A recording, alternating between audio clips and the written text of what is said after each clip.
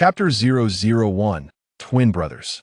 On the planet of poison insect Star, a military force was sweeping across the battlefield. A clear command resonated from the flying warship. This planet is no longer viable. Prepare to withdraw to the city. Suddenly, the detection wristbands of all personnel emitted a series of beeping sounds. The display revealed not the detection of poisonous insects or resources, but rather a female. How could there be a female here? Aren't they all just those stinking, repulsive insects? Indeed, there must be a malfunction with the instruments. Shock rippled through the crowd as Colonel Fred and Major Enzo were the first to leap from the warship, following the instrument's signal. To their astonishment, they discovered a female nestled within a large shell crater, 100 meters away. Her long hair cascaded like a waterfall, gently enveloping her form, while her tattered clothing barely concealed her body. From a distance, she appeared as delicate as an infant. As they drew closer, they realized she was an adult female. Her petite face, adorned with 2 layers of thick, dark eyelashes, featured a graceful nose and luscious lips reminiscent of rose petals, while her long limbs and alluring figure radiated an enchanting charm. She lay peacefully in the vast, desolate crater, like a vibrant flower blooming amidst the endless night. Fred and Enzo were immediately stirred, their blood racing. Especially upon seeing her tender skin partially exposed, they had never encountered a female of such exquisite beauty. Quickly, they removed their garments to wrap her gently, cradling her with utmost care as if she were a precious treasure. Return to the planet at once. The warship sped back with great haste, as the soldiers trailing behind could not help but be captivated by the sight of her flowing hair. It truly was a female, though they could not see her face. The mere glimpse of her soft tresses evoked images of her unparalleled beauty. Even the typically resolute twin star officers exhibited an unexpected tenderness in their actions, as if fearful that any exertion might shatter her. Before long, the warship arrived at the central military base on the planet, at the medical center. Fred walked down the green corridor, cautiously placing the girl into the examination machine. Enzo remained transfixed, his gaze filled with concern as he watched her unconscious form. "Do not fret, I shall conduct her examination immediately." The physician activated the machine, initiating a formal assessment of her condition. Minutes later, the report emerged. Gender, female, bone age, 18 years and 200 days height, 168 centimeters weight, 46 kilograms. All health indicators were satisfactory. Pheromones unknown. Seeing the health indicators in the clear, the 3 men let out a collective sigh of relief. Yet, upon noting the unknown status of her pheromones, their brows furrowed in concern.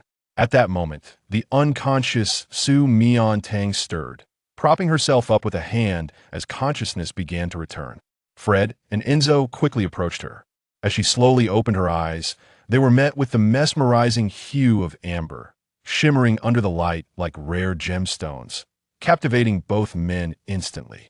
Miantang was taken aback upon seeing them. 2 remarkably similar, handsome faces loomed close, their deep features reminiscent of Hollywood stars portraying superheroes. Was she merely conducting an experiment when an explosion flung her abroad? Shaking her head, she confirmed it was not an illusion. Fred and Enzo, perceiving her shock, stepped back and offered an exceedingly gentlemanly gesture.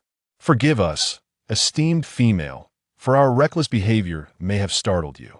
How do you feel? Would you prefer we vacate the medical vessel to allow you some peace and recovery?" Female? Medical vessel? Miantang regarded them with confusion. She noted that the 2 men not only bore striking resemblance, but were also clad in military combat uniforms, their imposing figures accentuated by the sharp lines of their attire. The sole distinction was that one bore the insignia of 2 stripes and a star, while the other sported 2 stripes and 3 stars. "Who are you?"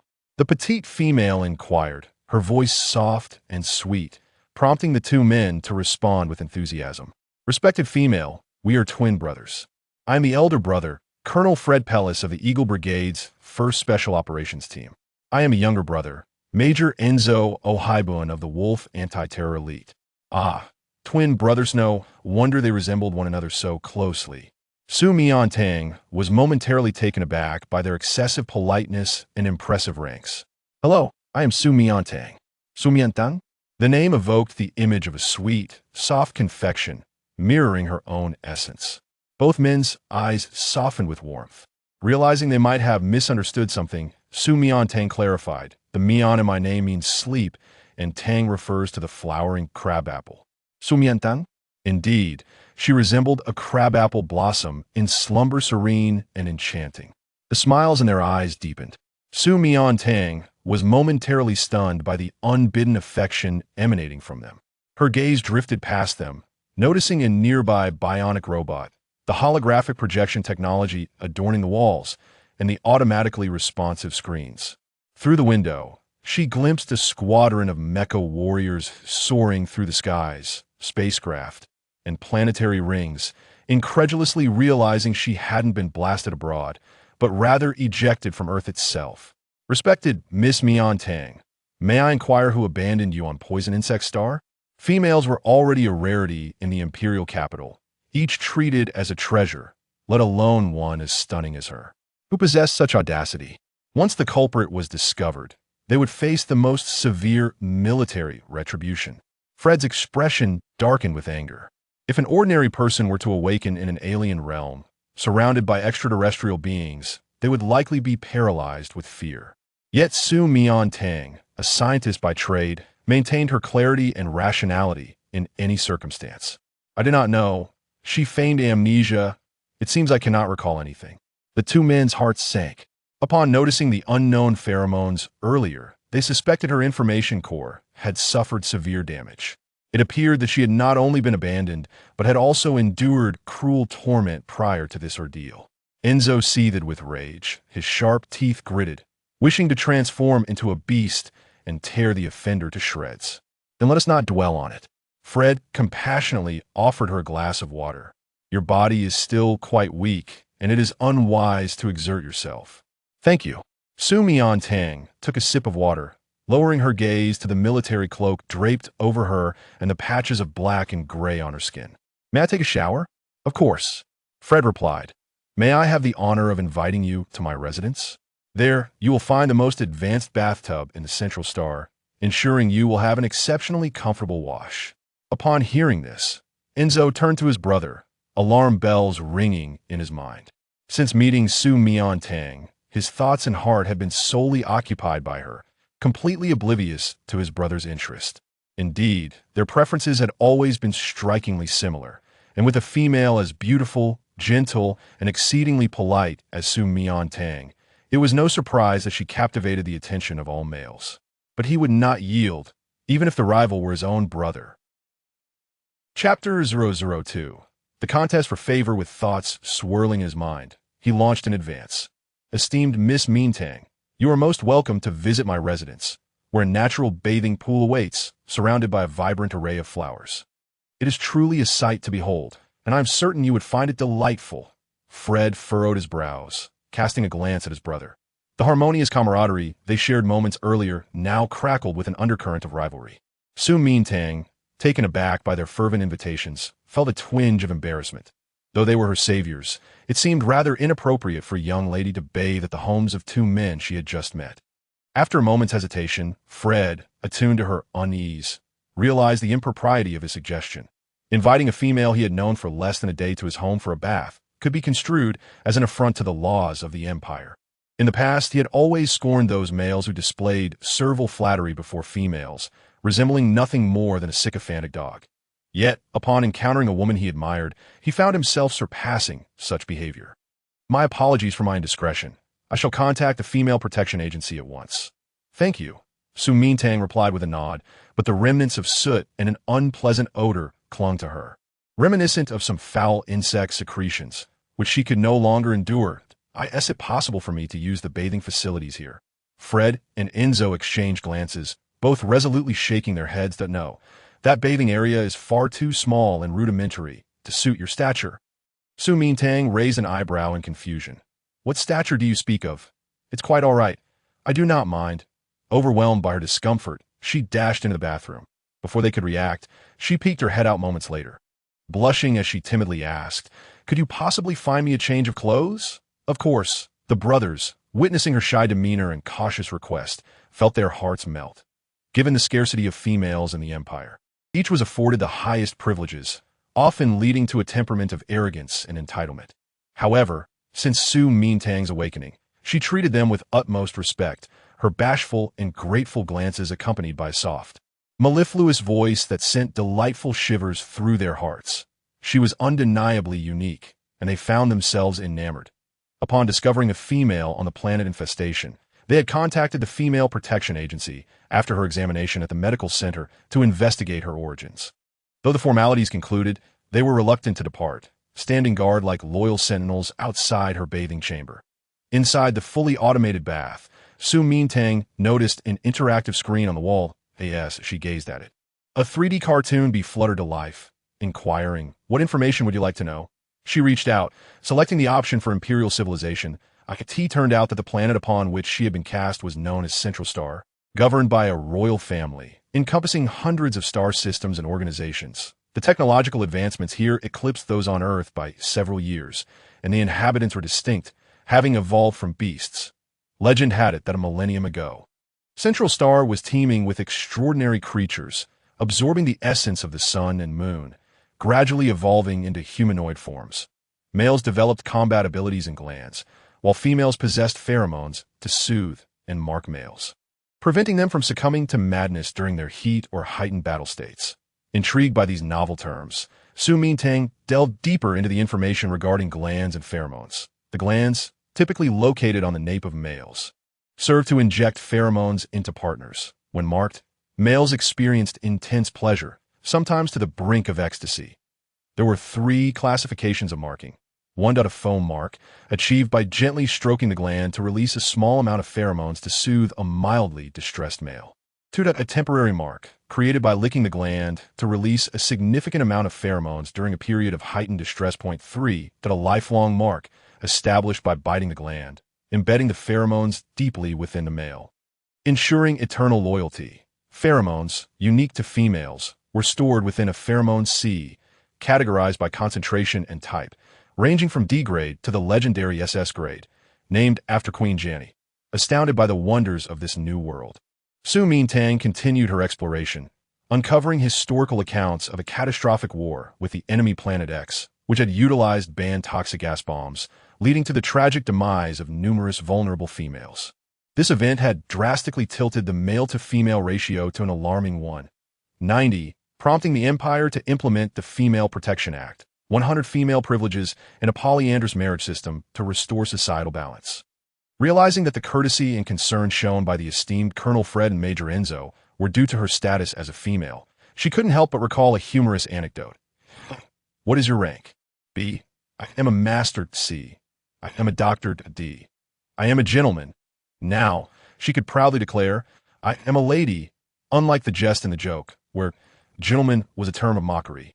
Here it reflected a genuine societal hierarchy of female superiority over males. Simply by being female, she commanded respect and privileges without any additional merits. The very thought filled her with delight. However, she soon jolted back to reality, realizing that this privilege did not extend to her. She was human and possessed no pheromones. After perusing the information, her curiosity piqued as she searched for the names Fred and Enzo.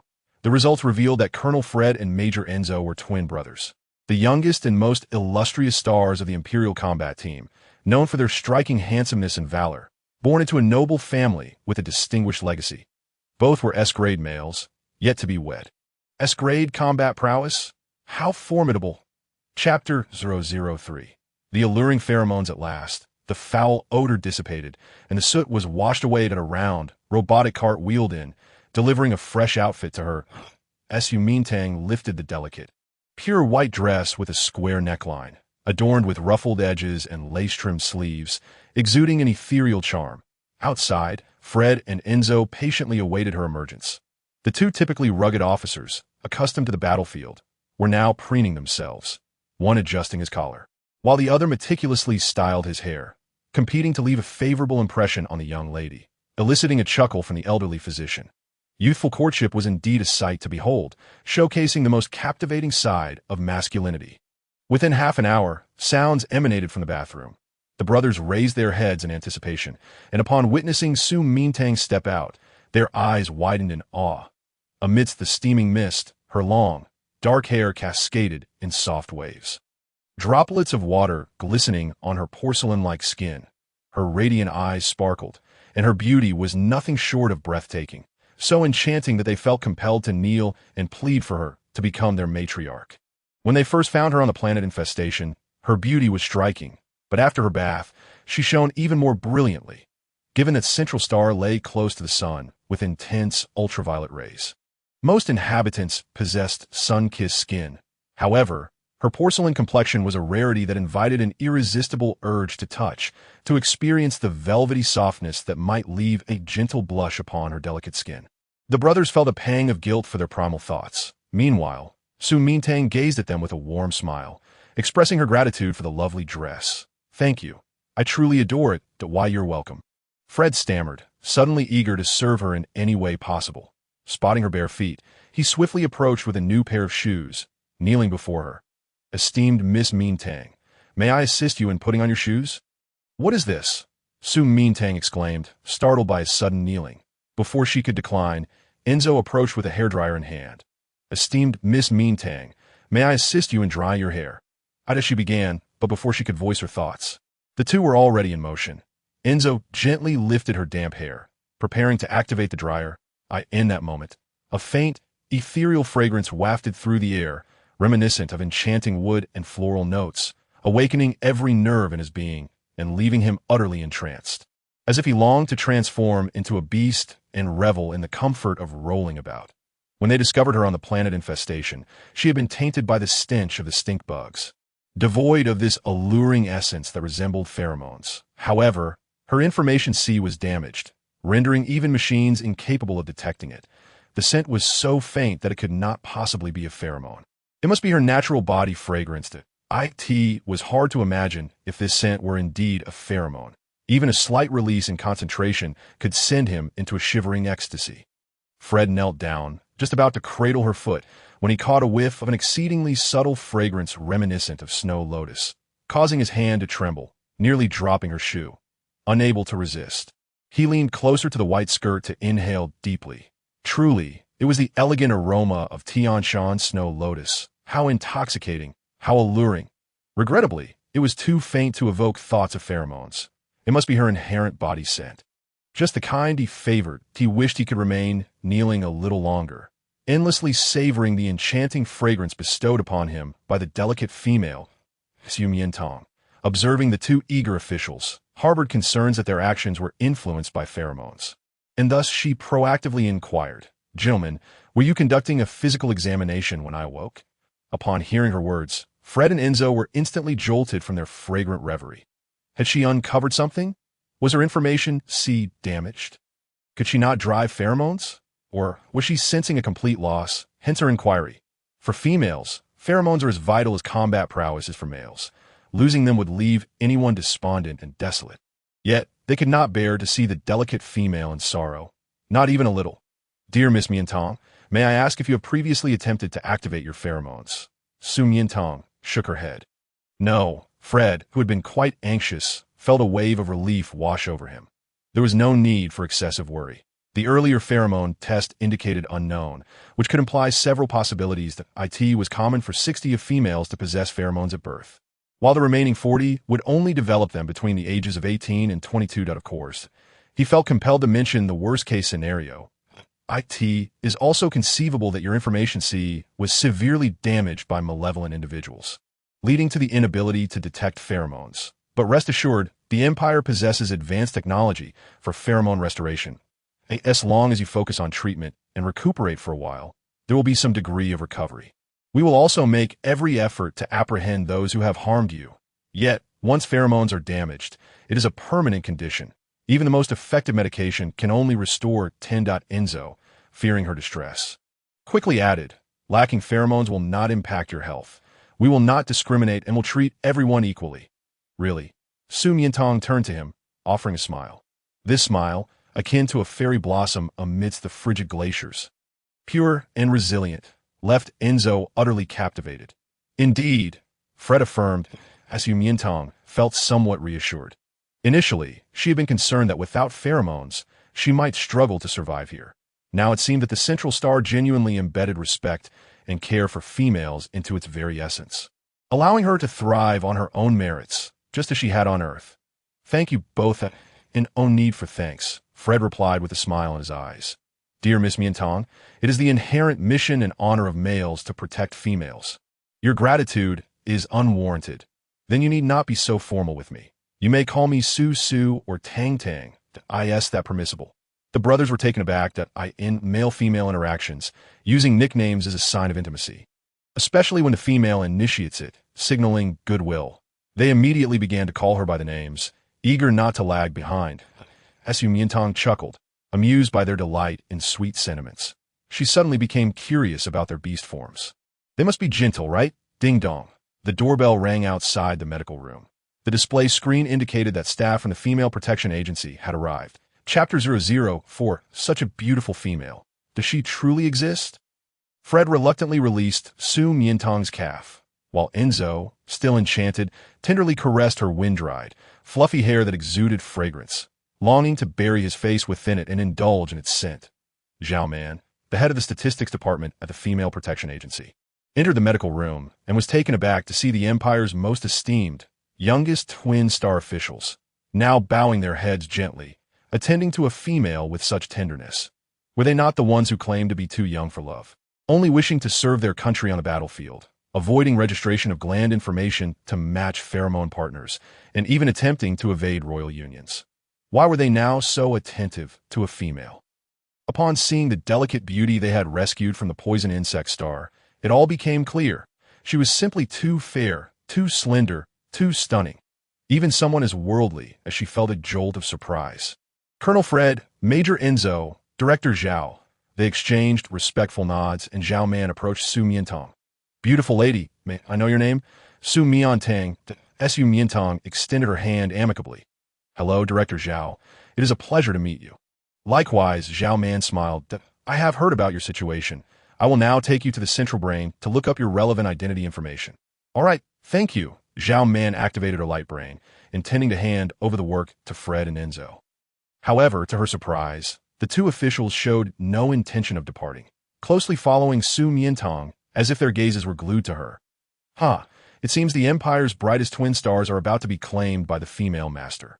Let us go together.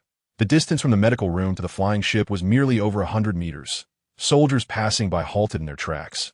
Awestruck by Su Miantang's beauty, it was rare for a female to appear in the military, let alone one so lovely.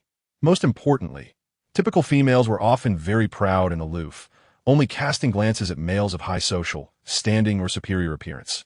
Yet she greeted every cautious gaze with a warm smile. Could such a polite, gentle, and beautiful female truly exist? Once aboard the flying ship, Zhao Man engaged Su Miantang in conversation. Fred and Enzo, unable to eavesdrop, stood by the window, admiring the stunning scenery. They had never realized the central star was so beautiful.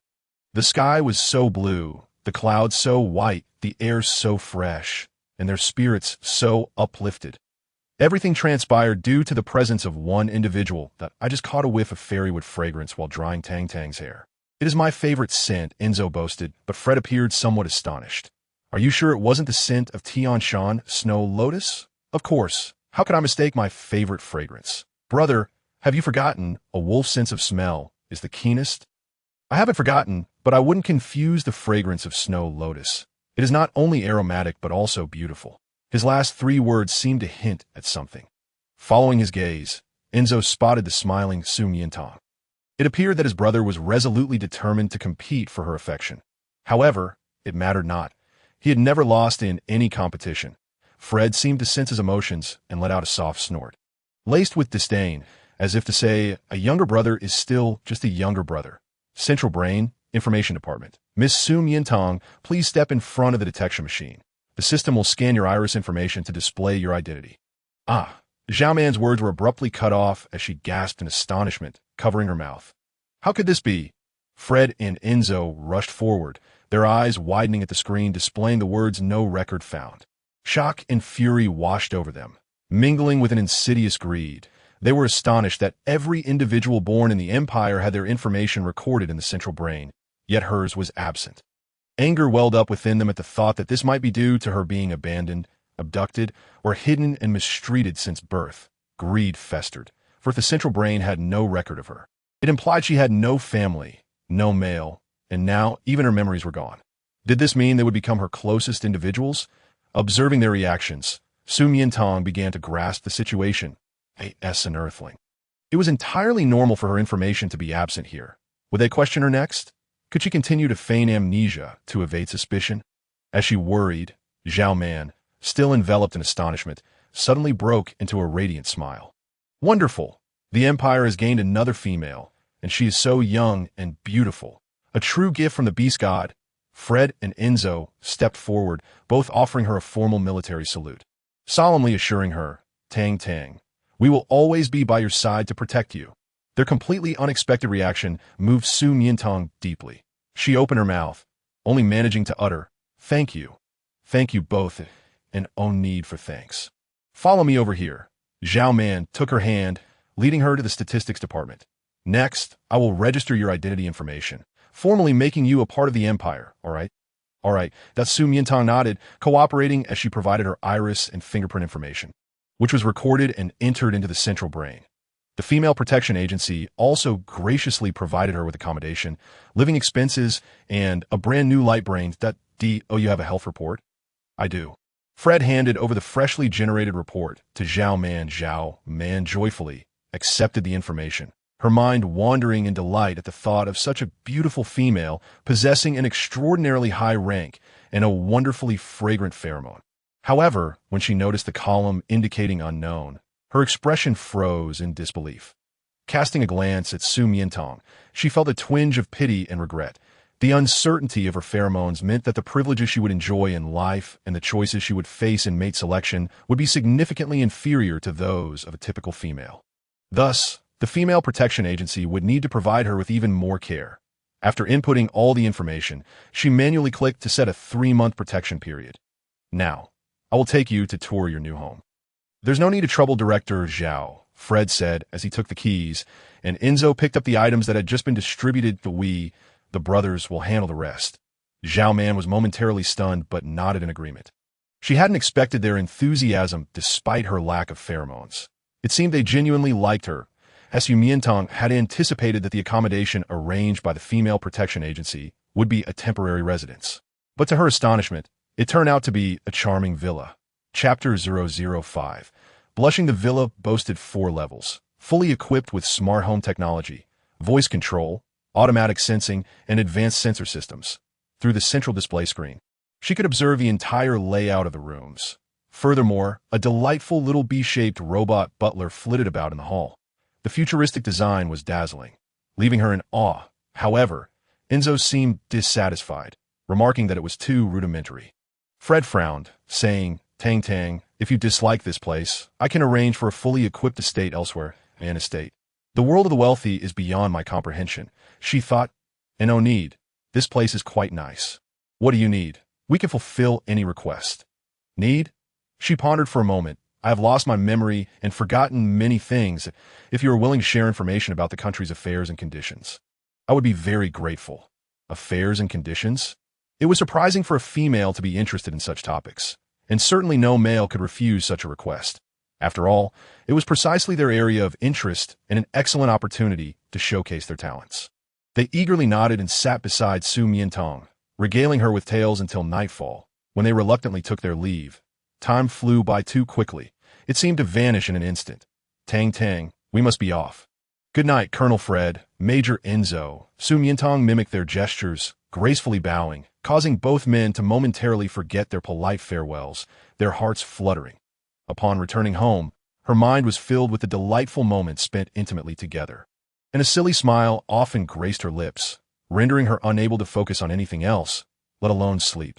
That night, as the patrol units passed near the Jiqing Villa area, they were astonished to detect 2 exceptionally potent S-rank male pheromones emanating from one of the villas, with the detection device indicating they possessed military-grade combat capabilities.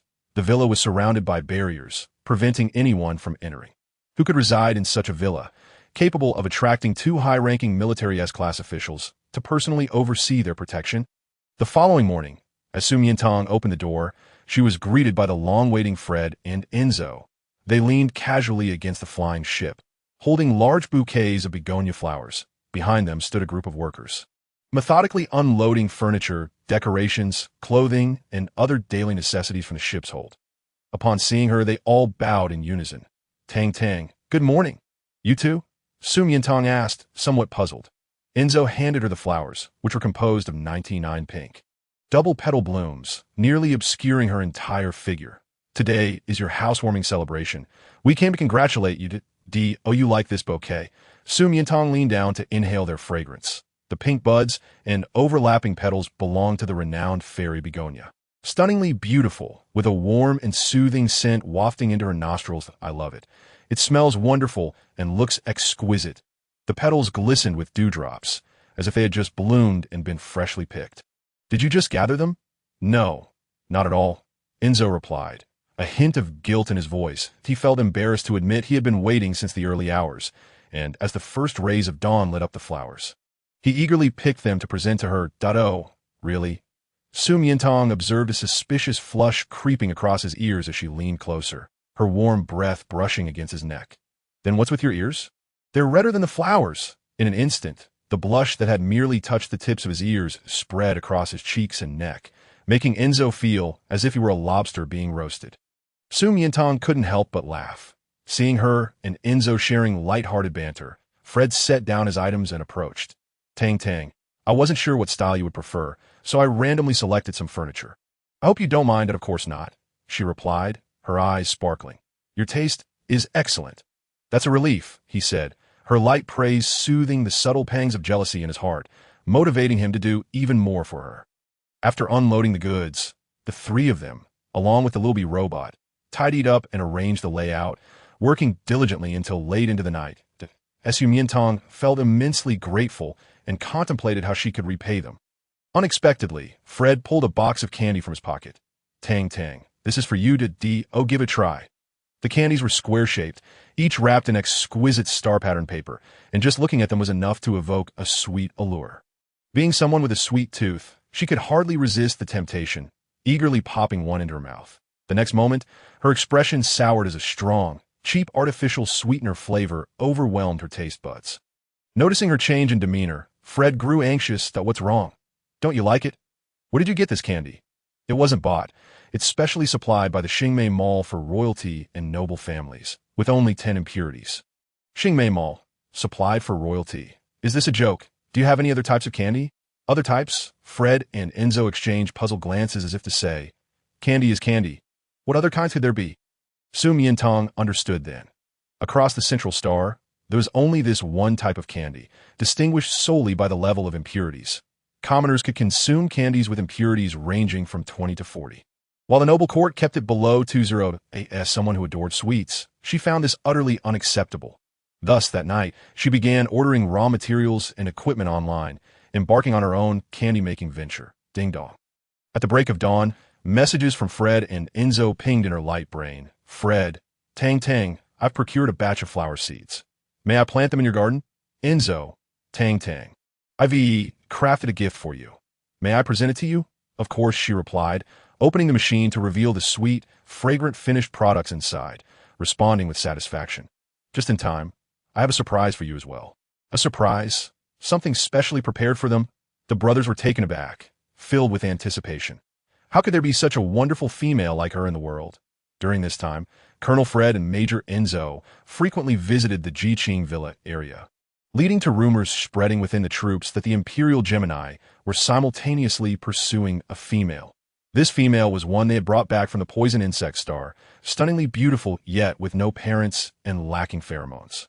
The gossip reached the Countess, who could hardly believe that the protagonists were her own sons, especially since they had even turned down the princess.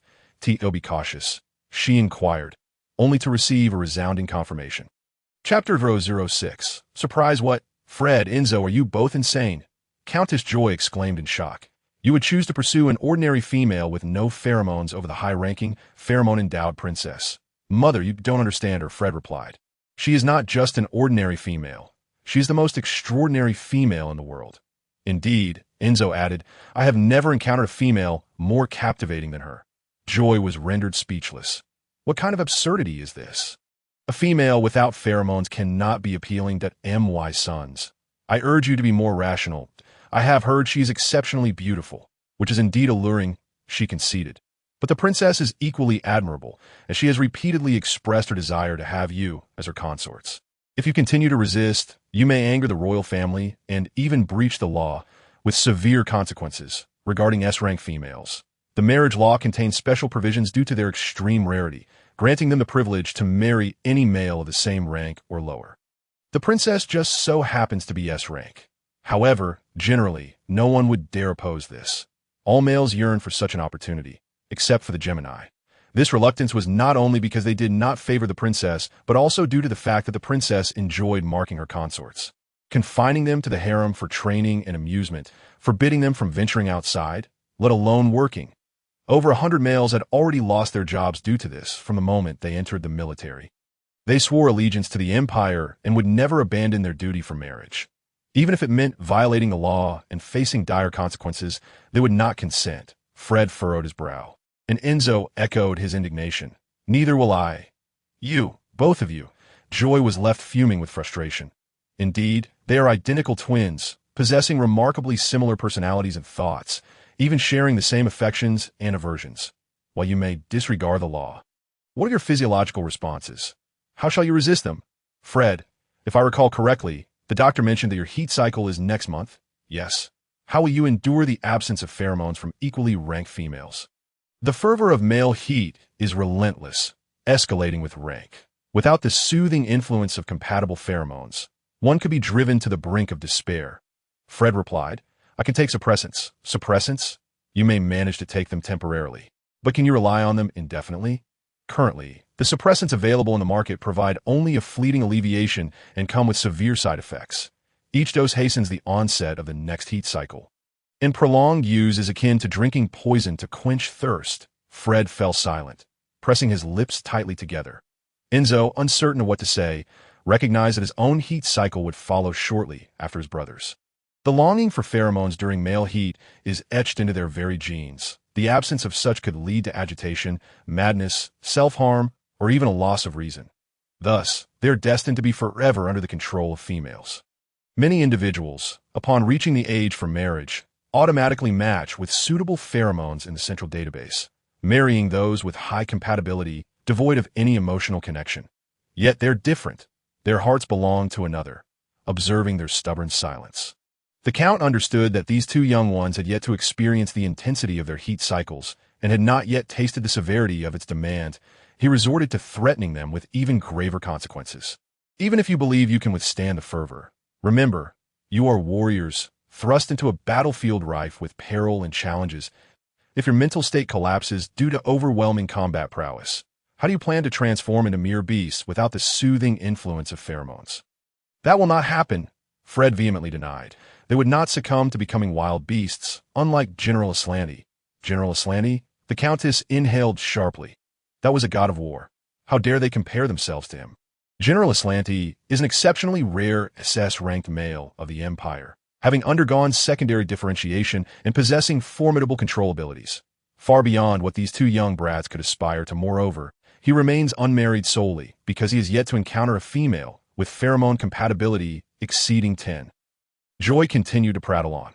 However, Fred and Enzo were unwilling to listen further. They understood her every word was an attempt to persuade them to abandon Tang Tang, which was absolutely out of the question.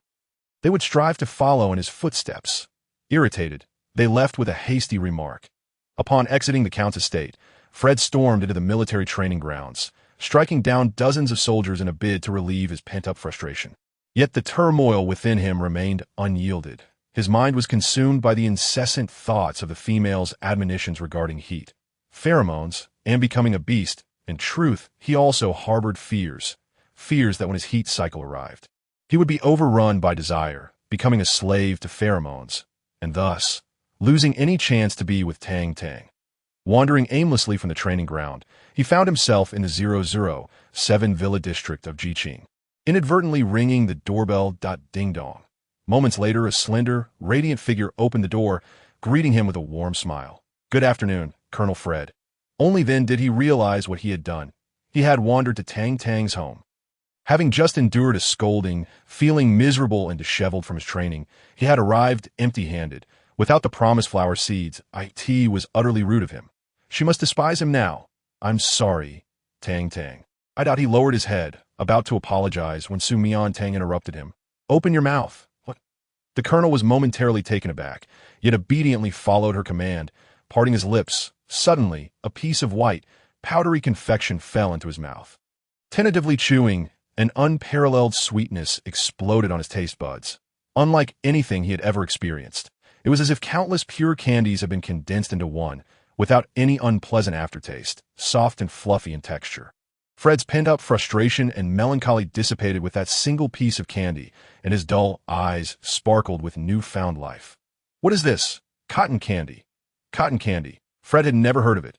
What is that? It's a candy with a texture like cotton. Come here. She pulled him into the kitchen, revealing the fruits of her evening experiments, and on a beautiful platter lay cotton candies in a riot of colors. Apple-flavored, banana-flavored, strawberry-flavored. These are the surprises I made for you. Do you like them? Yes, yes, yes. Fred nodded eagerly, akin to a chick pecking a grain. He adored it. He was utterly enamored. He had no idea Tang Tang could concoct such delightful candies, their flavor surpassing the purest sweets of the planet by countless measures. She was truly a treasure of a female. Tang Tang, you are amazing. Chapter 007. Transformation into beast form. What's the big deal? Miantang smirked slightly, having merely made some snacks and candies. For her, as a scientific researcher, it was but a trivial task. If you like, these are yours. If you want more, you can always come to me. She handed him a pre-packaged box of colorful cotton candy. Fred, receiving a gift from a female for the first time, felt it was both beautiful and precious. He cradled it as if it were a treasure, carefully placing it in the pocket closest to his heart, feeling both grateful and moved. These candies represented boundless courage, shattering the entanglements and cowardice that had surrounded him. He feared nothing now, as long as he could be with Tang Tang. He could overcome any obstacle. Tang Tang, do you like small animals? He was eager to demonstrate his loyalty. Small animals? Yes. Miantang was puzzled by a sudden question. That's good. And in the next moment, a powerful gust of wind swept through, forcing her to close her eyes as her long, curled hair danced in the breeze. When she opened her eyes, the handsome colonel who had stood before her had transformed into a massive golden-feathered eagle, one of the largest and fiercest raptors on the planet. It sported a striking golden crown atop its head, with alternating gold and white feathers that gleamed with a smooth luster. Its wingspan was an impressive 5 to 6 meters. Its legs robust like an adult's arm, with sharp, gleaming talons that hinted at a metallic sheen, capable of crushing bone with ease. Miantang, but though she was aware that the inhabitants of this planet possessed dual forms and could metamorphose into beasts, witnessing this transformation still startled her. Did he consider this a small animal? What then was she? A tiny ant. The aggressive golden eagle bent down gently before her, extending its wings, as if to express submission or perhaps invite her to climb aboard. She doubted her understanding. How could a commanding colonel allow her to ride atop him? Yet his demeanor suggested otherwise. Seeing her hesitation, he appeared somewhat hurt, as if questioning whether he was being rejected. She hurriedly asked, "Are you inviting me to ride?" He nodded his golden crown as Miantang incredulously lifted her foot, cautiously placing it on his wing. Tang Tang, hold on tight, feeling the feather-light presence of the little female.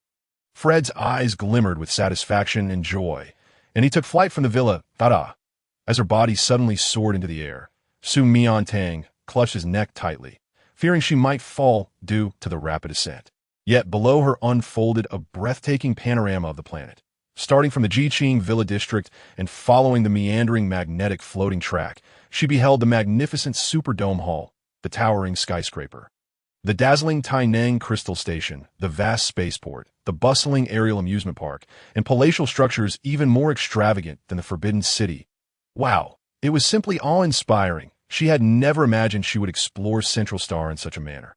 It felt like a dream, and she no longer feared falling from the Golden Eagle's back. Though his speed was swift, his flight was remarkably steady, and the velvety texture of his feathers made her feel as though she were riding on Harry Potter's magic carpet. Soaring through the cosmos. In that moment, she understood Fred's intentions. He wished to showcase the beauty of the Central Empire to her. Fred, thank you. You are wonderful. embraced by the soft arms of the little female. Surrounded by her clear laughter and praise, Fred felt as if he were the happiest person in the world, wishing to carry her and continue flying forever. Look, what is that in the sky? An extraordinarily rare golden eagle. With such a large physique, stunning wings, and remarkable speed, it could only belong to Colonel Fred. Oh my God! It seemed he was also carrying a small female, her dress billowing. Long hair flowing. She was so beautiful. Could that be the enchanting female without pheromones that the twin star officers were simultaneously pursuing? In the hunting grounds, Enzo was venting his frustration when he suddenly caught a whiff of a familiar scent. He looked up to see his brother soaring through the air with Tang Tang. A male revealing his beast form and abilities before a female signifies affection, a willingness to submit, and even courtship. Such an act typically occurs only after 6 months of acquaintance. Yet, it had only been a few days. His brother was cheating, since if the elder brother can do it, then the younger brother can too. With a swift motion, he transformed into his beast form and dashed out of the hunting grounds, his robust physique sending the surrounding small creatures into a frantic retreat, while the soldiers trembled in fear. Major, what has triggered this reaction? Enzo lay concealed in the lush underbrush of the mountainside, waiting for Fred to fly low before he sprang forth, wrapping his fluffy tail around Miantang and placing her on his back. Then, like a bolt of lightning, he sprinted down the mountain. Miantang initially failed to comprehend, thinking she had fallen from the golden-feathered eagle and landed amidst layers of clouds, as everything around her appeared to be a dazzling white. And beneath her was incredibly soft. Once she steadied herself, she realized she was atop a wolf, a creature capable of effortlessly tearing apart its prey and devouring its flesh, and judging by its massive and powerful build. It was none other than the Wolf King. Her expression shifted drastically, and just as she was about to cry for help, she caught a whiff of a familiar scent. Could it be? Enzo? Enzo? Is that you? She tentatively inquired, to which Enzo's pointed triangular ears twitched slightly, as if responding, "Yes, it's me, Tang Tang." Was it truly him?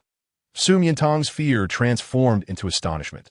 The snow wolf, renowned as the most beautiful species on the planet, boasted a coat that was thick and fluffy as pure white as snow, with upright triangular ears, acute hearing, and a keen sense of smell. Its limbs were long and well-proportioned, enabling it to run at incredible speeds. So swift that Fred scarcely caught sight of it before it vanished in a mountainside. Enzo, the golden-feathered eagle, emitted a thunderous roar that reverberated through the forest, startling countless birds into flight as it spread its wings and pursued rapidly. With the sharpest eyes in the avian realm, it could survey the planet from altitudes of 10,000 meters, observing every movement with clarity. However, within the dense foliage of the forest, Enzo's figure was obscured, and soon Fred lost sight of him. But on the ground, the A-grade males who witnessed this fierce competition for a mate were left utterly astonished. It seemed the rumors were indeed true. Chapter 008. The Eagle Soars High. The wolf howls at the moon. It was well known throughout the central planet that Her Highness the Princess had taken a liking to them, wishing to make them her consorts, even granting them time for consideration.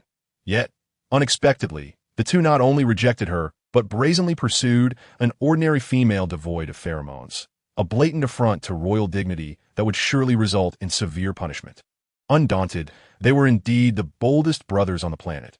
Miantang had just viewed the general landscape of the central star from above, only to be brought down to the ground by Enzo. Allowing her to see from a different perspective, his intent appeared clear. After racing down the mountainside, he headed southwest, bursting into a world vibrant with the sounds of birds and the fragrance of flowers. Was this the Star Trace Garden? It was astonishingly vast and beautiful. Upon entering the garden, the world around her seemed to shift from futuristic technology to a scene from a brother's grim fairy tale.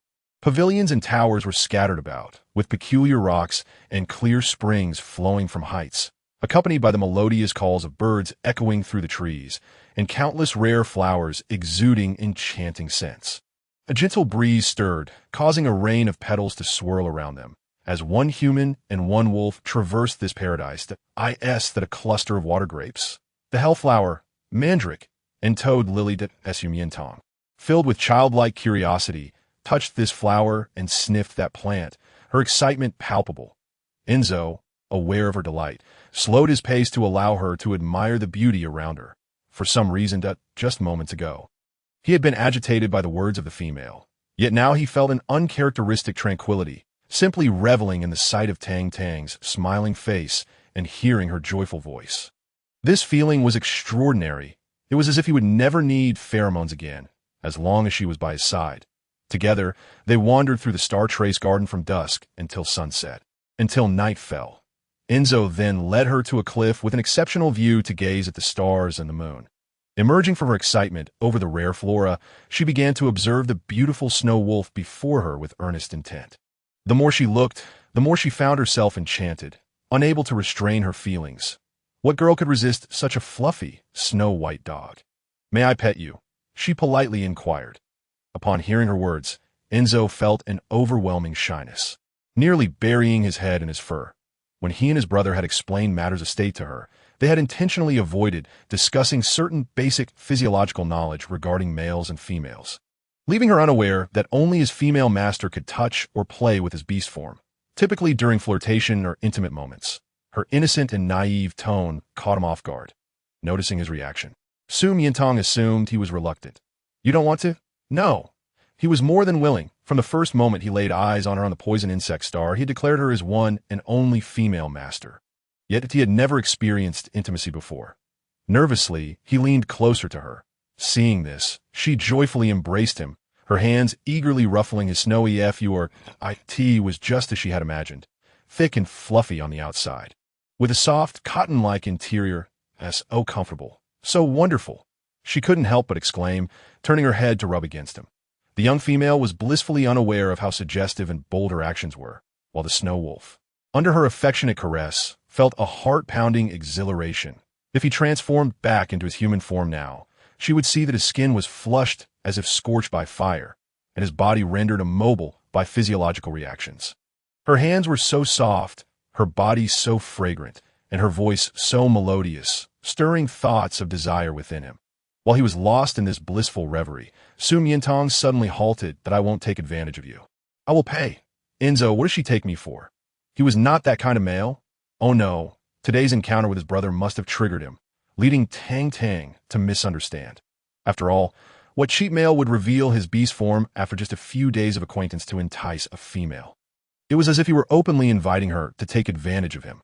He began to pace anxiously, his tail drooping, and just as he contemplated transforming back into human form to explain himself to Miantang, he saw her pull out a transparent box from her pocket, filled with colorful little cubes. What could that be? His ears twitched in curiosity. Cotton candy. Cotton candy. What is that? Try a piece and you'll know. Miantang took out a piece, tossed it into the air, and Enzo, agile as ever, caught it in his mouth, curiously biting down, only to have his eyes widen with astonishment. The delighted howl escaped his throat. Oh, whoa. It was simply too sweet, too fluffy, and utterly delectable. "Huh." Miantang was amused by his reaction, laughing so hard she nearly fell over. Realizing he had lost his composure, Enzo quickly covered his mouth with his paw. How embarrassing. This was not how a wolf was supposed to react. He resembled a dog rewarded by its master. Miantang, seeing through his thoughts, reached out to ruffle his head. "It's all right. This is a surprise I prepared just for you. I'm glad you like it. And I think your howl is incredibly cool. Really? You don't think it's childish? Really? Can you do as you do in the light brain, stand on the cliff and howl at the moon?" Previously, she had only seen such cool illustrations in books, and now she was fortunate enough to witness it firsthand, not wanting to miss a moment. Enzo nodded, moving to the edge of the towering cliff, lifting his beautiful head toward the immense moon above, and let out a long howl. The deep echo resonated throughout the forest valley, causing countless pairs of emerald green eyes to emerge from the shadows. Peering curiously, the pack of wolves stood on the rocks and in the crevices, all gazing up at their king.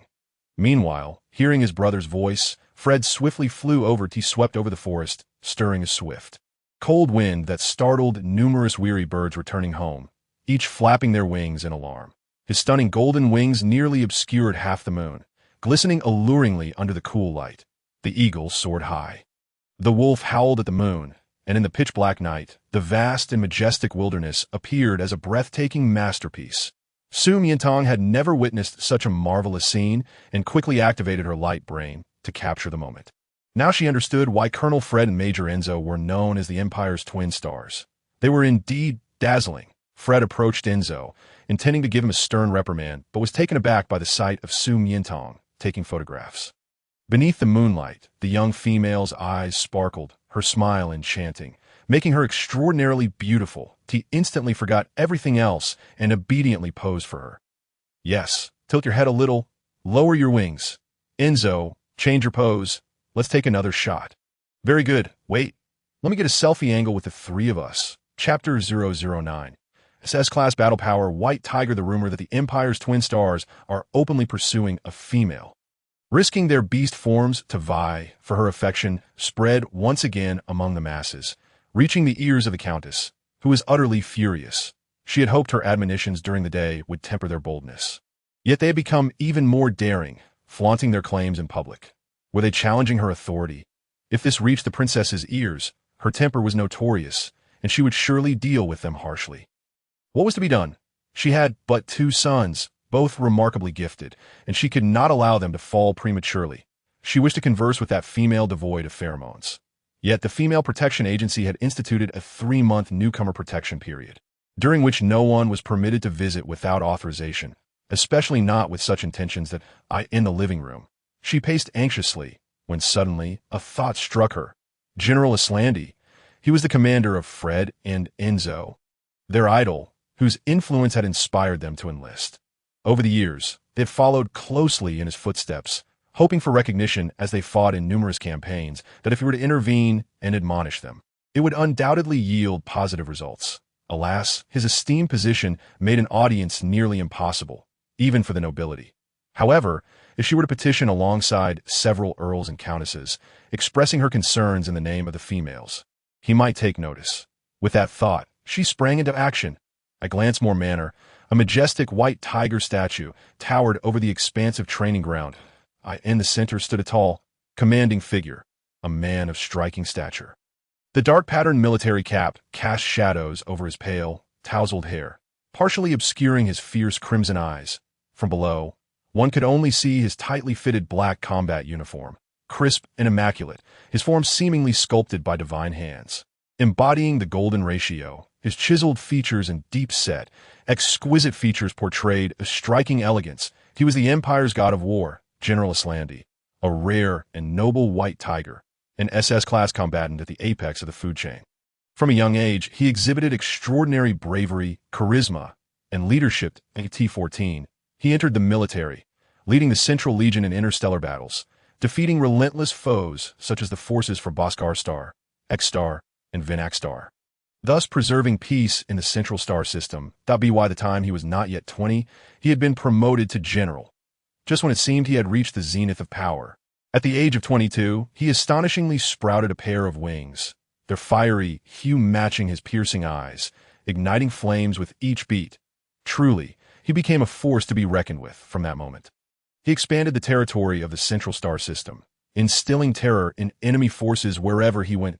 Merely 26, he became the youngest god of war in history, earning the title Crimson Flame Winged Tiger, renowned throughout the galaxy.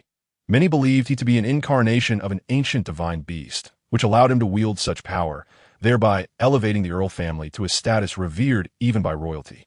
Remarkably, despite the norms dictating that even the most powerful males must rely on females during their estrus, General Islandi was an exception. He remained unperturbed by female company, having lived a chaste life for 26 years. If estrus could be managed with suppressants, his formidable will had allowed him to endure without faltering, suggesting he had yet to encounter a worthy adversary. Recently, a massive armed uprising occurred on Carlos Star, resulting in countless innocent casualties. General Islandi prepared to lead his troops to quell the disturbance. The 7th Division of the White Tiger Legion stood ready for orders. General, a servant approached from afar, delivering a missive. The Countess Joy and 5 other noble women had jointly petitioned for his assistance, emphasizing that the matter involved a high-ranking female and urging him to consider it. Islandi donned his leather gloves with deliberate calmness, his voice low and icy. Report. Yes. The servant opened the document, reading its contents aloud. Essentially, it requested that he counsel his 2 sons, who were pursuing a female lacking pheromones, to prevent future troubles. Fred and Enzo. Those two budding officers in the military, so young yet already infatuated with a female, their potential for greatness seemed compromised as a smirk of derision curled at the corners of Slandy's lips as he suggested. Perhaps they should retire and tend to their children. Laughter erupted from the warriors of the 7th Division. The general turned, his dark cloak billowing in the cold wind, issuing a calm yet authoritative command. March 4th. After 2 days of anxious waiting, the Countess Joy finally received a response. She eagerly tore open the letter, only to feel her heart plummet upon reading Slandy's refusal to assist, treating her plea as a jest. However, she understood the truth of his words. If her sons truly pursued that female devoid of pheromones, they risked becoming unhinged beasts on the battlefield. It would be wiser for them to retire early. Yet Fred and Enzo would never entertain such thoughts. Their commitment to serving their country was unwavering. Suddenly, a light bulb flickered in her mind. Although the general had dismissed her request, his mockery could serve as a catalyst. If her sons were to see it, they would undoubtedly feel humiliated and perhaps reconsider. After all, he was their most revered idol. With this thought, she joyfully set off toward the barracks, but before she could arrive, the Eagle Special Operations Team and the Wolf Anti-Terror Elite received urgent orders. Report, Colonel Fred, Major Enzo, emergency military intelligence from the front lines. X-Star has seized the opportunity during the Carlos Star uprising to take hostages, coercing General Slandy to the desolate star, intent on uniting the leaders of Bhaskar Star, Vinax Star, and others to eliminate the god of war. If necessary, they may deploy toxic gas bombs. What? Fred and Enzo sprang to their feet. Toxic gas bombs? A century ago, X-Star had unleashed these banned weapons, leading to the catastrophic downfall of the Central Army and the deaths of countless females. Now, they shamelessly resorted to the same tactics. Should they concentrate the bomb's power solely on the general, even he, a living legend, would struggle to survive. Chapter 10. Fixated on a female, the Ministry of Military Affairs urgently ordered the officers to lead the Eagle Special Operations Team and the Wolf Anti-Terror Elite to the battlefield, imploring them to persuade General Slandy to retreat, emphasizing that no mere city or its citizens was worth sacrificing his invaluable life. Yes, in previous times, Fred and Enzo would have embarked without hesitation. However, now they had someone to worry about. Ding dong. A message chimed in their light-brained. Miantang opened it to find a note from Fred and Enzo. Apologies, Tang Tang. We have received an urgent order from the front lines and must depart immediately to provide reinforcements. We cannot accompany you in gardening in urgent order. The girl furrowed her brow and sat up from the sofa. Was it dangerous? Sensing her concern, they feigned nonchalance. It's nothing. Just like usual, that we'll return as soon as the mission is complete. That's good. Miantang pressed down on the light brain, sending them a voice message, wishing them safe travels and expressing her anticipation for their return. The gentle and melodious voice of a young female warmed the hearts of the two officers standing on the cold deck of the warship, filling them with sweetness. The feeling of being cherished and awaited was delightful. With their plans for gardening postponed, Miantang closed her encyclopedia of gardening, feeling that she had sufficiently recovered and should venture outside to reacquaint herself with her surroundings. However, upon stepping out, she realized that the demographic reality of the Central Star, more males than females, was no exaggeration. Throughout her journey, she scarcely encountered any females. The streets were dominated by males. Upon seeing her, they regarded her as a rare species, stopping in their tracks to gawk, causing her social anxiety to escalate. Unbeknownst to her in the Central Star, it was illegal for unfamiliar males to gaze at a female so openly, and they could face harassment charges. Yet, the onlookers, fully aware of the law, could not suppress their astonishment. It was remarkable that, on such a sunny, sweltering day, a female would dare to venture outside. Or perhaps, she was so astonishingly beautiful that it defied belief. Surely, if she were to step out, she should be in the most luxurious spacecraft, flanked by a retinue of handsome, high-ranking males. What was she doing, so humbly walking alone? Had the law not been so strict, they would have rushed over to offer their assistance. After walking several kilometers, she'd arrive at a park gazebo.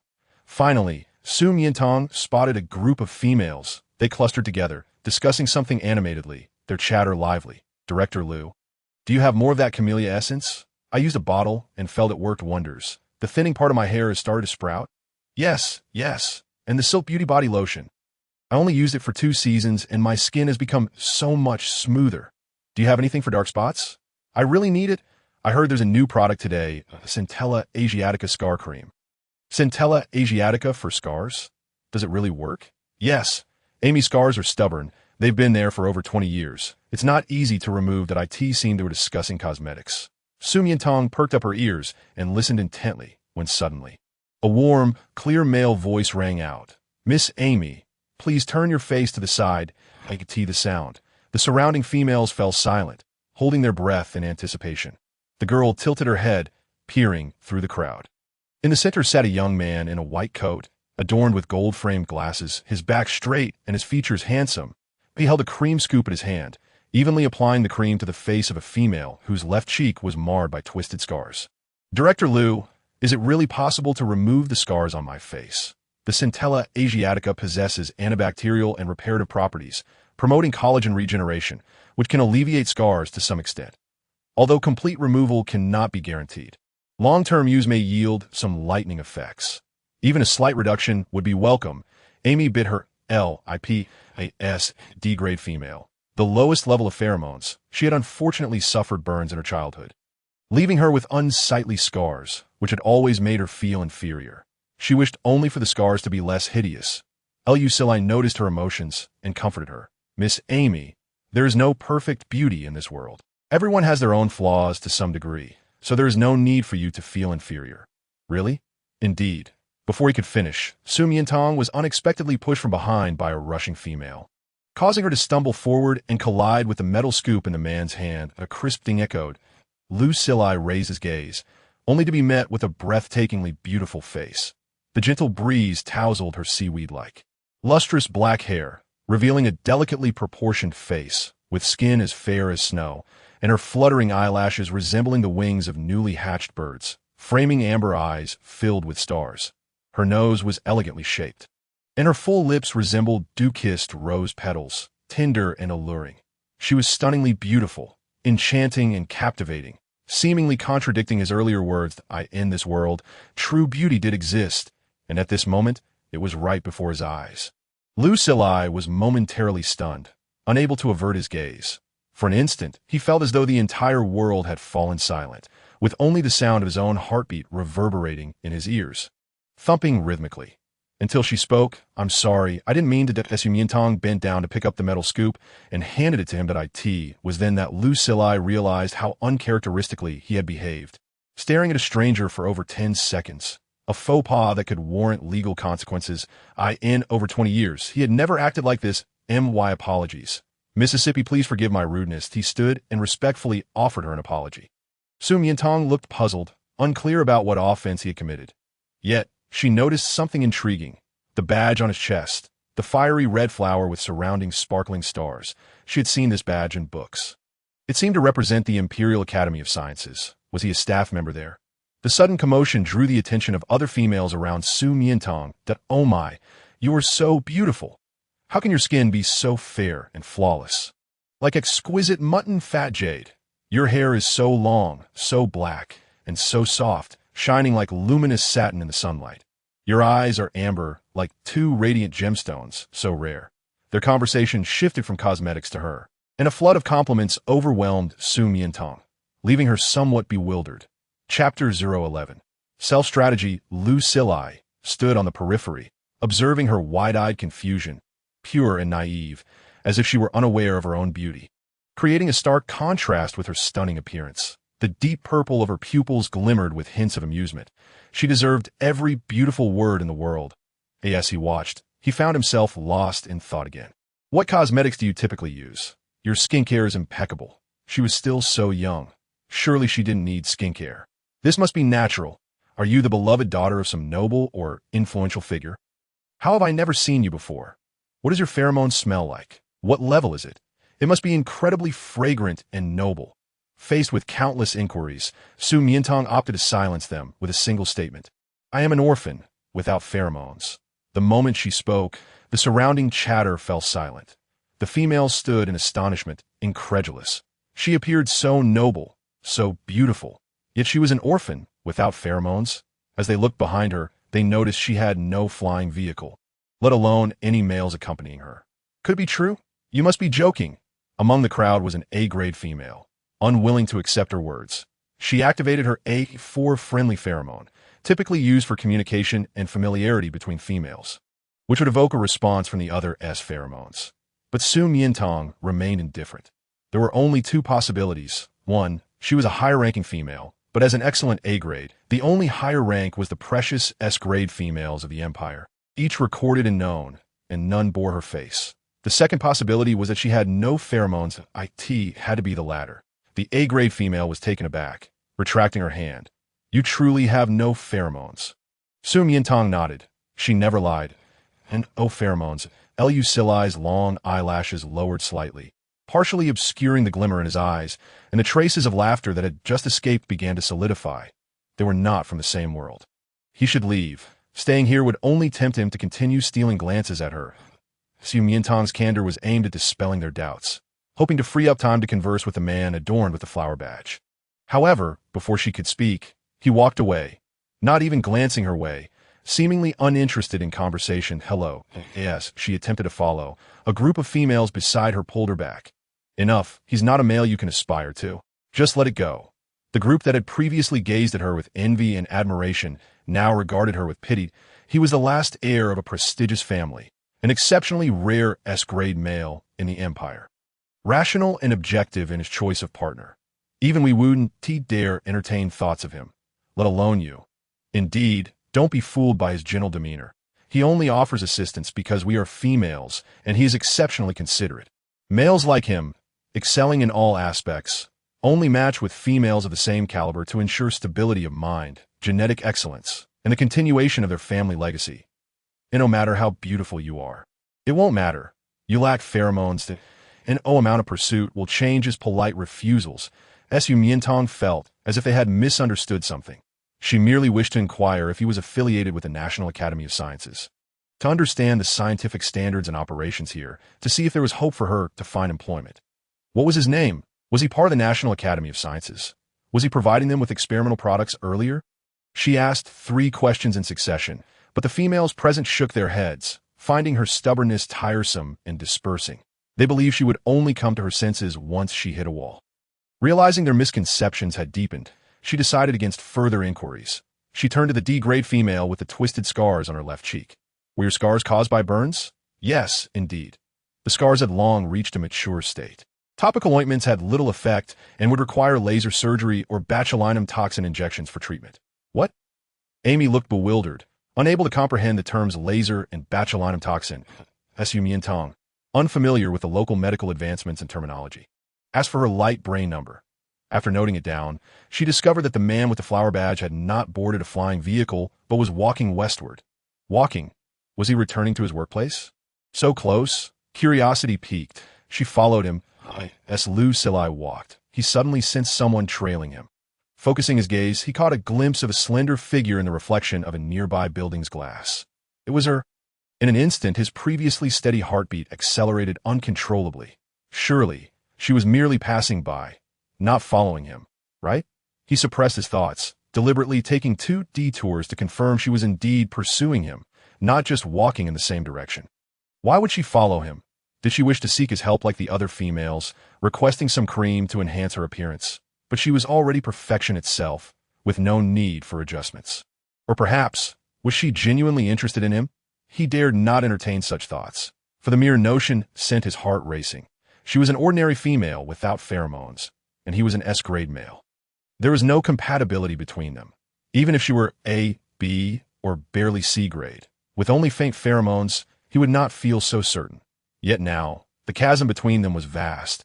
No entanglement should arise. He clenched his fists. Seemingly resolved and quickened his pace, he had never been so impolite, fully aware of a female's attempt to engage him, yet callously avoiding her. And this female, somehow, made him never mind. Surely, she would give up now, right? As he pondered. He heard her footsteps hasten behind him. His long strides made it difficult for an ordinary person to keep up, and he was even breaking into a light jog. Why was she so persistent?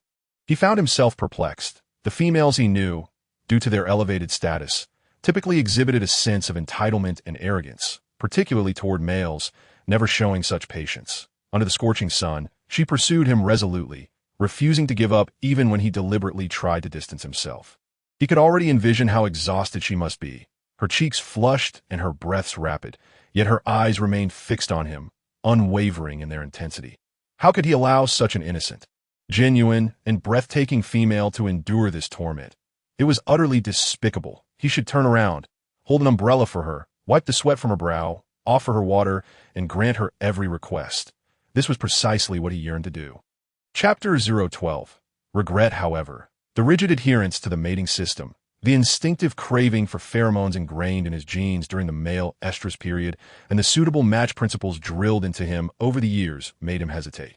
For the first time, he felt his emotions in disarray, akin to encountering a splendid and delicate fern blooming on a sheer cliff, aware that plucking it would be perilous. One misstep could lead to a plummet into the abyss. Yet, he could not resist the allure, longing to possess it at all costs. He should not be like this. He ought to be clear-headed, rational, and composed, just as he usually was upon arriving at his workplace. Miantang also paused, gazing up at the towering skyscraper, with a bold letters emblazoned, a smile of relief gracing her face. The Central Empire National Research Institute had indeed been correct. This was the place. She had run all the way, breathless and parched, seeking a place to quench her thirst when she spotted an ice cream vending machine nearby and dashed in. The Research Institute strictly prohibited all unauthorized personnel from entering. Once inside, she would be lost to him forever. This thought caused Lucille, who had been battling internally, to surrender completely, turning away only to find an empty space behind him, devoid of the charming female as presence. She was gone. Indeed, anyone would feel disheartened in the face of such a sudden cold shoulder, chasing under the blazing sun with no response. Moreover, she was a female, stunning to the point of awe, who must have had countless admirers. It was inconceivable for her to be neglected as he had. His clenched fists tightened to the point where his knuckles turned pale. She must detest him. This cold, snobbish, and unfeeling male, perhaps even more than he loathed himself for being shackled by the rigid system, that he despised the insatiable craving for pheromones embedded in his genes and abhorred his own tendency to overthink. Weighing pros and cons, he stood on the steps for an extended period, long enough for the sun to set, drawing curious glances from passing employees. What was wrong with the director? He looked utterly disheveled. His expression grimmed as Miantang entered the shop, purchased a hazelnut chocolate ice cream, and after a few bites, noticed that the shop was becoming increasingly crowded, enough to empty the vending machine. Were they all from the Research Institute? It was only 4:30. Had they finished work early?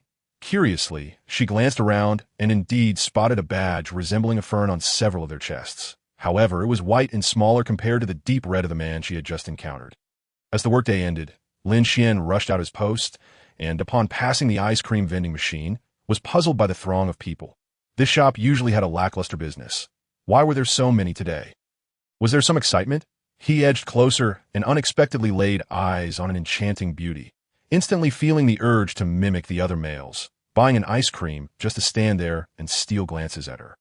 One glance, two glances, three, just as he was about to sneak another peek, their eyes met, and he felt a rush of embarrassment, ready to apologize to his astonishment. The beautiful female smiled at him, and not only that. She approached. Good heavens, he was so startled that the ice cream cone slipped from his grasp, his face burning with embarrassment. Hello, are you a staff member at the Research Institute? He stammered, struggling to articulate his words. Environmental Management Department, intern, Lin Xian. I'm Miantang, that I'm very interested in your research institute. May I visit? This if she had any other requests, he would have readily agreed. However, the institute's director had explicitly forbidden the entry of unauthorized personnel. Is it not possible? Miantang raised an eyebrow, her eyes sparkling with hope. Lin Xian, unable to bear disappointing her, gritted his teeth and nodded emphatically. Yes, of course. Who could refuse such a beautiful female as request? Certainly not him. He would do everything in his power to take her inside. However, it was after hours, and many departments had closed. How about I take you tomorrow instead? Sounds great. Then tomorrow, just as Lin Xian was about to discuss the time and place for their meeting, Miantang pulled out her light brain. Let us add each other's friends and contact each other then. Friends? Yes, yes. He was overjoyed. The surrounding males cast envious glances, filled with jealousy. Why had she chosen him among so many? Was it merely because he was a pretty boy? Thank you. See you tomorrow. Miantang smiled and waved goodbye, and Lin Xian raised his hand, dazedly staring at her while he waved back, after adding her on his light brain. He felt as though he were floating, giddy with joy, maintaining this euphoric state well into the night. He could not sleep, overwhelmed with happiness. Who would have thought that an ordinary B-class male like him would one day be approached by such a beautiful female? It was nothing short of a miracle. Meanwhile, in another corner of the city, within the dimly lit Pine Ridge Villa, someone else was also sleepless. The moment Lucille turned and saw no trace of the charming female, regret engulfed him, her image haunting his thoughts until the late hours. Leaving him restless, he wished to apologize to her, but realized he knew nothing about her. Her address, light brain number, age, not even her name. He awkwardly called a group of females he had seen in the park, yet they were all strangers to her. She was like a brilliant shooting star that illuminated his mundane existence for over 20 years, only to vanish in an instant due to his hesitation, leaving him grasping at air. He was filled with regret. The next day, at the National Research Institute, Materials and Manufacturing Department, a project required researchers to independently develop the structural design, modification, and degradation principles of biodegradable materials. Director, what do you think? Director. A group of researchers was reporting their work when they noticed the man in front of them was lost in thought. This was the third time today. They exchanged puzzled glances, bewildered. The director, an S-class male of great stature, typically exuded energy and calmness. Unlike now, with dark circles under his eyes and an air of agitation, as if he had not slept at all. Director, are you all right? Director, do you need to take a break? I'm fine. Lucille snapped back to reality, frowning slightly. He was just continue. Understood. What is this place? This is the Materials and Manufacturing Department, responsible for developing production plans, material reserves, and material reception. Suddenly, a familiar, melodious voice pierced through the Lucille instinctively looked up, and there she was, the enchanting female he had been yearning for, her amethyst-colored pupils widening slightly in recognition. Chapter 013. A love snatched away. It was her. Truly her. How could she be here? Had the beast god heard his prayers and brought her back before him? He set down his report, ready to rush over, only to spot the male accompanying her. It appeared to be a new intern from the piping department, handsome and well-liked by many females, currently animatedly introducing something to her, eliciting delighted smiles from her in response. Jealousy surged within him as he activated his competitive spirit. Swiftly approaching the pair, Miantang was startled by the sudden towering figure before her, and Lin Xian was equally taken aback. Director, Lin Xian. Lucille's gaze fell coldly on the name tag on his chest. Who permitted you to bring unauthorized personnel into the research institute? I just when he thought he had been cautious enough. He found himself face to face with the director. Miantang stared, realizing this was the man she had met in the park yesterday. He had seemed gentle then. Why was he so fierce now? Director, I'm sorry. A friend of mine is very interested in the research institute, so I brought her here, Director. He was the director of the research institute. Miantang was stunned, realizing why his fern badge was different from others. Its size and color were symbols of his status. Lin Xian from the Environmental Management Department, you have openly violated institute regulations during working hours and will now face disciplinary action from the supervisory inspection team. This was it for Lin Xian. He hung his head. He must be the first intern to be personally reprimanded by the director. Not only would he lose his job, but he would also have to send Miantang away.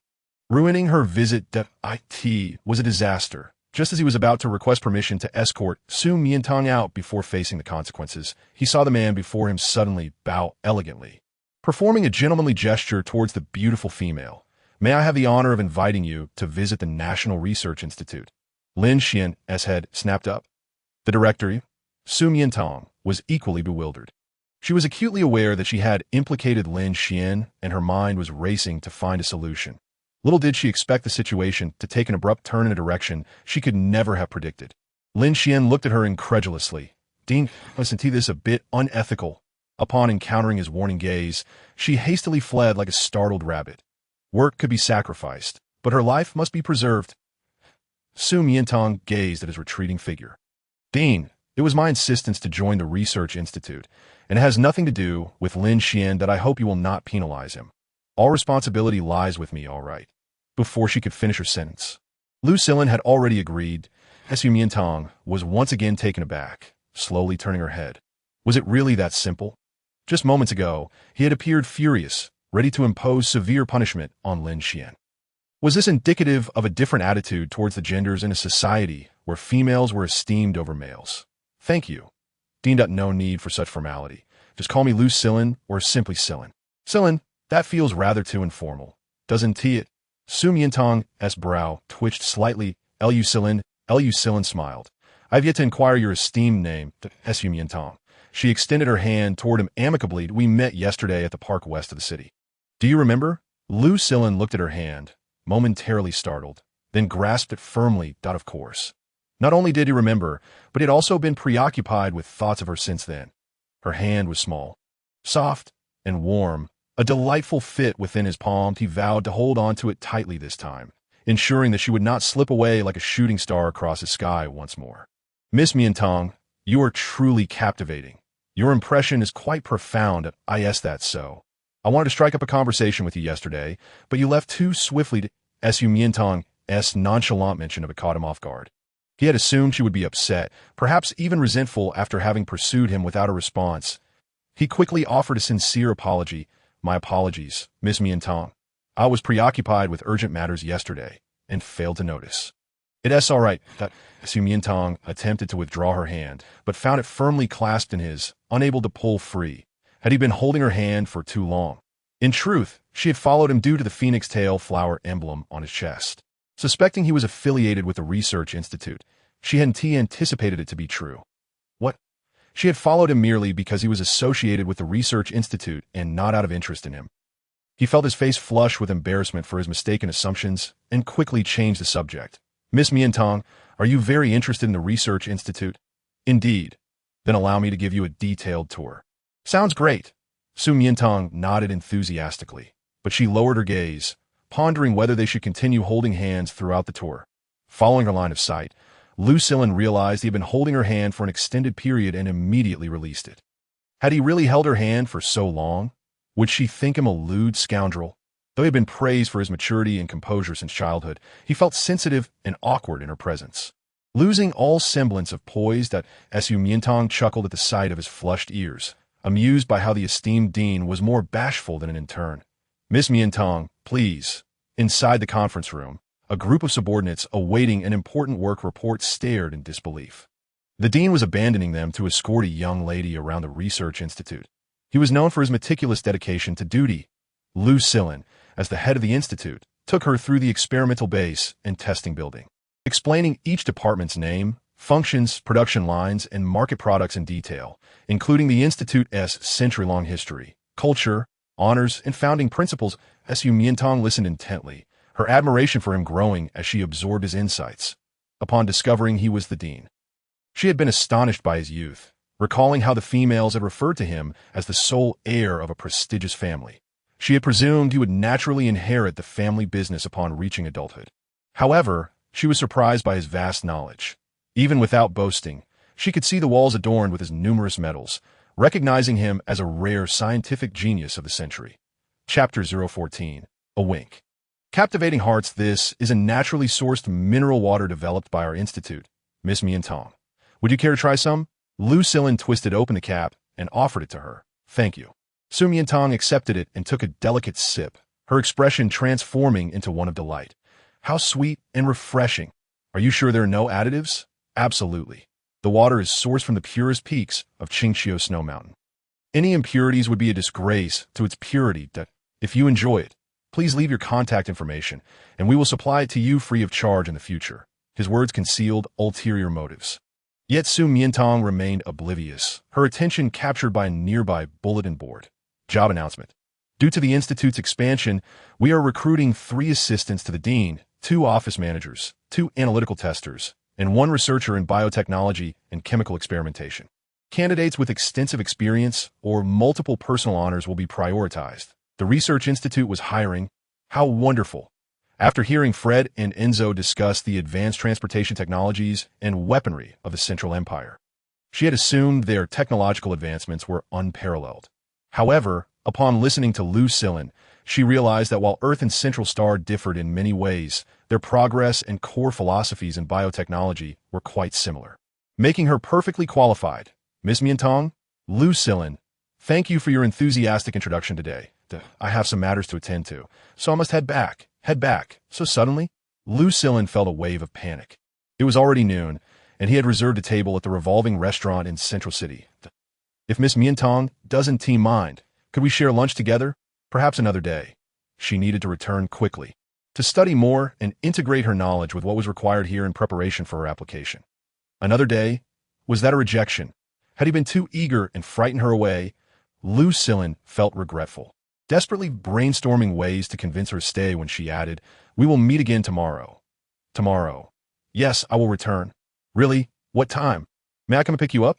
He asked eagerly, but Su Miantang smiled mysteriously. You'll know when the time comes. Fearing she might vanish like a shooting star again, Lucille promptly removed the phoenix tail flower emblem from his chest. This is for you. With it, you can enter the Research Institute without hindrance at any time. There is no need to seek that in turn anymore. Su Miantang was taken aback by his generosity. This was the Dean's emblem, symbolizing the highest authority and honor of the Research Institute. No, thank you. After a moment's contemplation, she declined that I will earn one through my own merit. Through her own merit? As she walked away, Lucille remained somewhat dazed, unsure of her meaning. But soon, elation washed over him as he realized she would return tomorrow, but he gently stroked the fingers that had just held her soft hand, bringing them to his nose. A smile gracing his lips as he savored the moment that it was as if he caught a whiff of the delicate fragrance of the phoenix tail flower, delightful beyond measure. The next day, Lucille deliberately chose a tailored white suit from his wardrobe, a bespoke double-breasted design that accentuated his tall, refined figure while exuding a mature charm of elegance. His employees, accustomed to seeing him in a lab coat, were momentarily stunned by his appearance. The dean exceptionally handsome today. I don't know about charming the ladies, but he certainly looks dashing. Is there a special event today? Why is he dressed so finely? Surely he isn't going on a date with that beautiful young lady from yesterday. It seems so.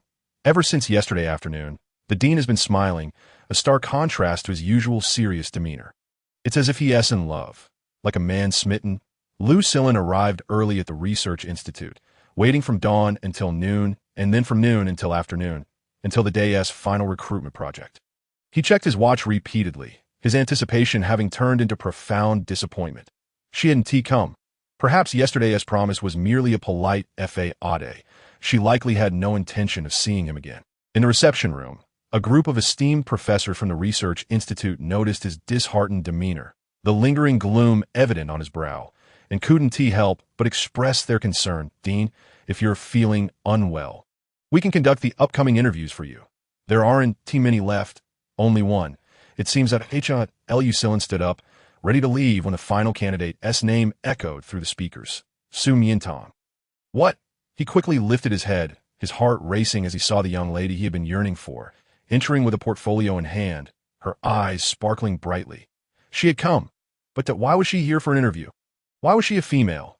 Indeed, she appeared quite young, barely out of her teenage years. Surely, she wasn't here just for fun, or perhaps to seek out the dean. A flurry of speculation arose among the old professors.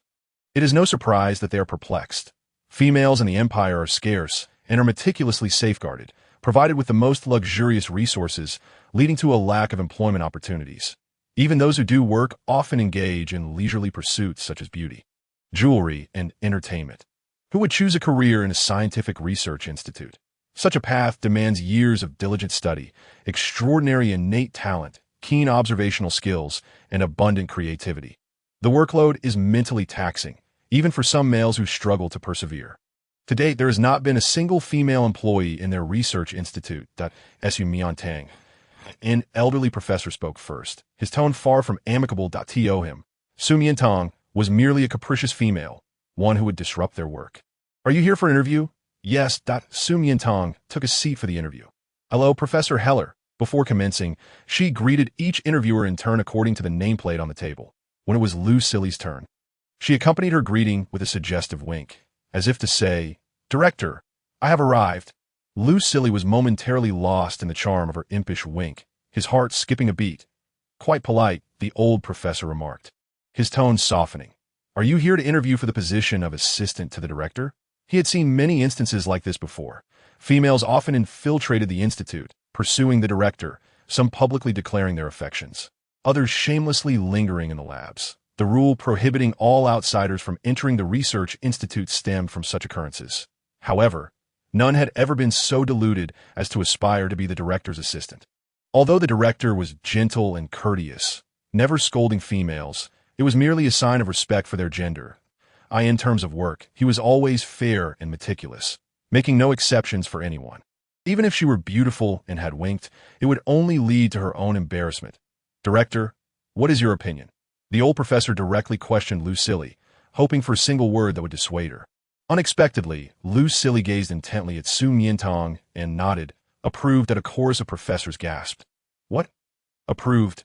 He didn't ask a single question or review any materials, and he approved her outright. It seems the one who has embarrassed themselves is not the young female across from them, but rather they themselves. Who would have thought that even the extremely calm and rational director would be captivated by feminine allure? It appears they have grown old and forgotten the potency of pheromones. Miantang could not suppress a chuckle and cleared her throat. "Thank you for your appreciation, director, but I am not here to apply for the assistant position. I wish to be a researcher."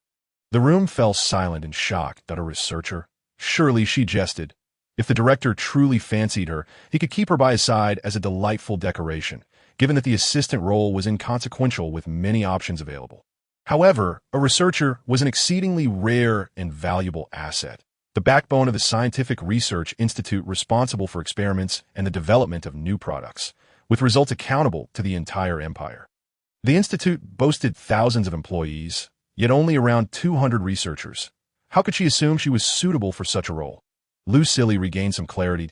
He could easily position her as an assistant. But a researcher? You wish to apply for a researcher position? One elderly professor, incensed, glared at her, determined to teach this willful female a lesson for belittling the nation's scientific workforce. On what grounds? Do you have any work experience? Have you received any personal honors? Or developed any new products? None, Miantang calmly replied, but please allow me to introduce myself. My name is Miantang, female, 18 years old. With zero educational background, zero work experience, zero honors, and zero research outcomes. But I possess a heart that fervently loves the work of scientific research. The professors were left speechless. Did she really have the audacity to introduce herself? After such an admission, her only valuable asset was her identity as a female. Did she truly believe she could leverage her feminine privilege to gain the title of researcher? It was utterly ridiculous. They were so incensed by her brazen demeanor that they nearly stormed out, only to see her pull several documents from her file. "Here are my achievements and passion."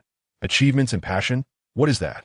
The old professors exchanged bewildered glances as they received the papers. Upon reading the title, they were collectively astonished. Central Empire National Scientific Research Institute Internal Testing Questions, Ultimate Edition. This was a test created in collaboration with the Institute's first director and the finest researchers from past years. Before answering, one must pass an IQ test with a score above 145, and the questions were known to be exceedingly challenging.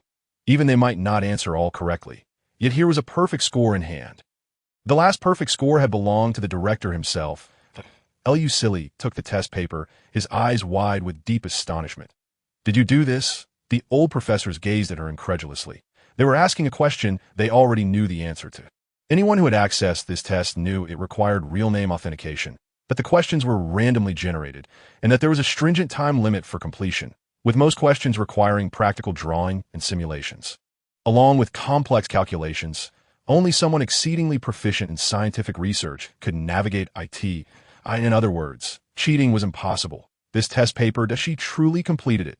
The old professors, taken aback, steadied themselves in their seats and re-evaluated this young, beautiful female before them. Regardless of how unbelievable it seemed, they had to concede that they had underestimated her. She was no mere capricious and foolish female. She was evidently a calm and collected genius in scientific research. A true prodigy. Their previous dismissals and inquiries now felt like folly. "May I ask, can we proceed with the interview now?" Of course, they stammered. Her talents were laid bare in that answer sheet, rendering any need for accolades or work experience irrelevant. They had no further evaluations to conduct. "Miss Miantang, which department of our research institute interests you the most?" "The Department of Biotechnology and Drug Development." She aimed straight for the institute's most vital and core department. "Why is that?" "I am particularly interested in certain specialized drugs and aspire to become a pharmacist." This was her area of expertise. However, other departments might allow direct entry, yet the drug department was the heart of the institute. Responsible for the health of every citizen in the Empire. One needed years of extensive experience or research outcomes to be granted a position. The professors still doubt my capabilities? Of course not. Professor Heller stared at the perfect score in his hands, something he could never achieve in his lifetime. Perhaps this was the distinction between a genius and an ordinary person, since she was not ordinary. She did not need to follow the conventional path. Let us proceed. Tell us your understanding of drugs, for example, inhibitors. The Empire desperately required new inhibitors. New inhibitors? What do you mean? The inhibitors currently circulating in the market are outdated products from 5 years ago. Composed of a combination of propofol, a sedative, and lidocaine, an anesthetic.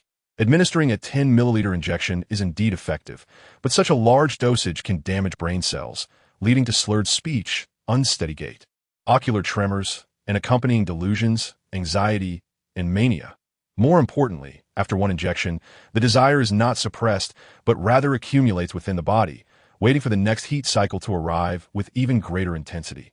With repeated injections, one either loses control or suffers from mental instability. These severe side effects have caused many to develop aversions to inhibitors, preferring to endure the torment of heat periods, and some even resort to violent means to obtain pheromones from females. This is no secret, is it? How could this female possess such profound insight into the physiological conditions of males? Professor Heller was astonished. However, if such measures were not taken, the male heat cycle could endanger innocent females. When did treating the symptoms equate to using drastic measures? Treating the symptoms, do you have new ideas? Is not yet complete, but I reviewed some materials yesterday and believe the production of inhibitors should be linked to pheromones. Individual preferences and tolerances vary. With the Empire's vast population, customization is not feasible. However, at the very least, we should categorize based on carnivores, herbivores, and omnivores, utilizing natural herbal materials to minimize bodily harm, matching them with suitable pheromones to extend their effectiveness. She spoke passionately, leaving the professors in astonishment, glancing at Lucille. Were these insights not part of the forthcoming paper the director was set to publish in SCI? The entire research staff had spent years on these findings. Yet she had merely flipped through a few books to uncover them? Truly a genius. Lucille fixed his gaze upon her, his deep purple eyes shimmering with an extraordinary brilliance. This radiance was no longer mere admiration for her appearance and character. It was a profound resonance, a collision of souls. He had not anticipated her excellence. Unbelievably, in the lofty and solitary realm of scientific research, there exists a resonance of thought with him. Indeed, it surpasses his own. I recall when we first met, he perceived her as an ordinary female devoid of pheromones, while he considered himself an S-rank male, utterly mismatched. Yet in retrospect, she is evidently a dazzling gem, while he appears vain and narrow-minded. If there is any mismatch, it is he who does not measure up to her Miantang. Please forgive my previous disdain and recklessness. Professor Heller stood up, visibly agitated, and offered her a bow of apology, which was soon echoed by others. I seem to glimpse the future of imperial science. As she stated, the advent of the new inhibitors will usher in monumental changes for the nation and its people, contributing significantly to social stability. This is a grand transformation, and it is astonishing that it will be spearheaded by a female. Indeed, females are the foundation and treasure of the Empire. It's all right. Su Miantang rose. She could hardly withstand the bows of so many esteemed elders. Lucille only now comprehended the meaning behind her words. I will earn a badge through my own merit. For she had indeed achieved that. He retrieved a phoenix tail flower badge, symbolizing her identity as a researcher, and gently adorned her with a tita. Su Miantang. Congratulations on passing the interview and officially becoming a part of the Imperial National Academy of Sciences. The first female researcher in a century. It is an honor. Su Miantang smiled, gazing at the pink phoenix tail flower badge on her chest, curious as to why it was pink. She had seen that official researchers wore blue ones. The female badge has always been pink, though it had never been unveiled before. You were the first to wear IT. IT is beautiful and suits you well. Thank you, Su Miantang replied, admiring his elegance in white. Captivating and charming, as well as noting the fragrance. Was it from Jean-Miss? Today, the director is particularly dapper. Is there an event? Lucille felt his ears flush slightly at her playful teasing. May I invite you to dinner? Fearing she would refuse him as she had the day before, he found a suitable excuse, celebrating your successful onboarding. The group of elderly professors had long since seen through his intentions and discreetly began to depart. Chuckling, "Certainly, what shall we eat? There's a delightful Seraphis cuisine in Central City. Shall I take you to try it?" "Sounds good." Miantang touched the badge, joyfully walking out with him. Just as they were about to board the flying vehicle, a resonant and prolonged bell toll echoed through the air. The sound was mournful and chilling, reverberating through the earth, relentless in its cadence, reminiscent of a death knell. Lou Silly's expression immediately turned grave. Within the academy, thousands of employees rushed out of the building, all craning their necks to listen to the bell, the atmosphere thick with tension and unrest. The bell seemed to emanate from the royal palace. "This is not good." Lu Silly furrowed his brow, as if foreseeing something ominous. Miantang asked, "What is it?" "The tolling of the bell signifies a state funeral. However, in recent months, no news of any royal family member being gravely ill had surfaced, which could only mean that it was the Duke of L's residence, whose General Aslan had just led his troops into battle. He activated his light brain and, indeed, received countless urgent messages. The latest was from the Central Department News. At 1631, the enemy leaders of X planet, in conjunction with Bhaskar and Vinayak planets, deployed poison gas bombs on the barren star. General Aslan sacrificed himself valiantly to protect hundreds of thousands of abducted citizens. Withstanding the bombardment alone, he heroically perished. All barons and above, S-rank males and royal relatives are summoned to the Yongning City Gate to receive the wreckage of the General's warship brought back by the White Tiger Legion. "I am sorry, Miantang, but I understand. Please go." Understood. Lu Silly boarded the flying vehicle, hastening toward Yongning Gate as Miantang observed the agitated academy and turned to exit. As she walked, she caught a pungent whiff of burning paper money. Looking up, she saw the sky filled with swirling white spirit banners and ghost money. Countless people had emerged from their homes, clad in mourning attire, kneeling towards Yongning City Gate, weeping and praying. General Aslan had fallen. The poison gas bomb could level mountains and seas, devastating entire planets. How much pain must he have endured? "Oh, beast god, please guide the spirit of the war god home. This place shall forever be his abode." The enormity of this spectacle struck Su Miantang. Never before had a single death stirred such a tumult on earth. General Aslan she had heard Fred and Enzo speak of him. He was their idol, possessing the exceedingly rare SS-level combat prowess. Before his rise, the Central Empire was embroiled in incessant warfare, plagued by external threats, often bullied by an alliance of malevolent planets.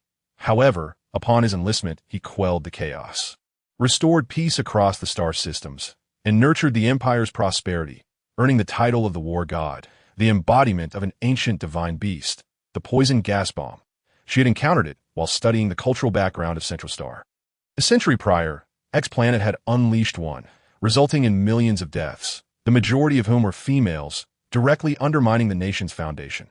Now, General Aslan stood alone against such a threat, truly deserving of the title War God, and worthy of the highest honors of national mourning. That I wonder, will Fred and Enzo be saddened by this news?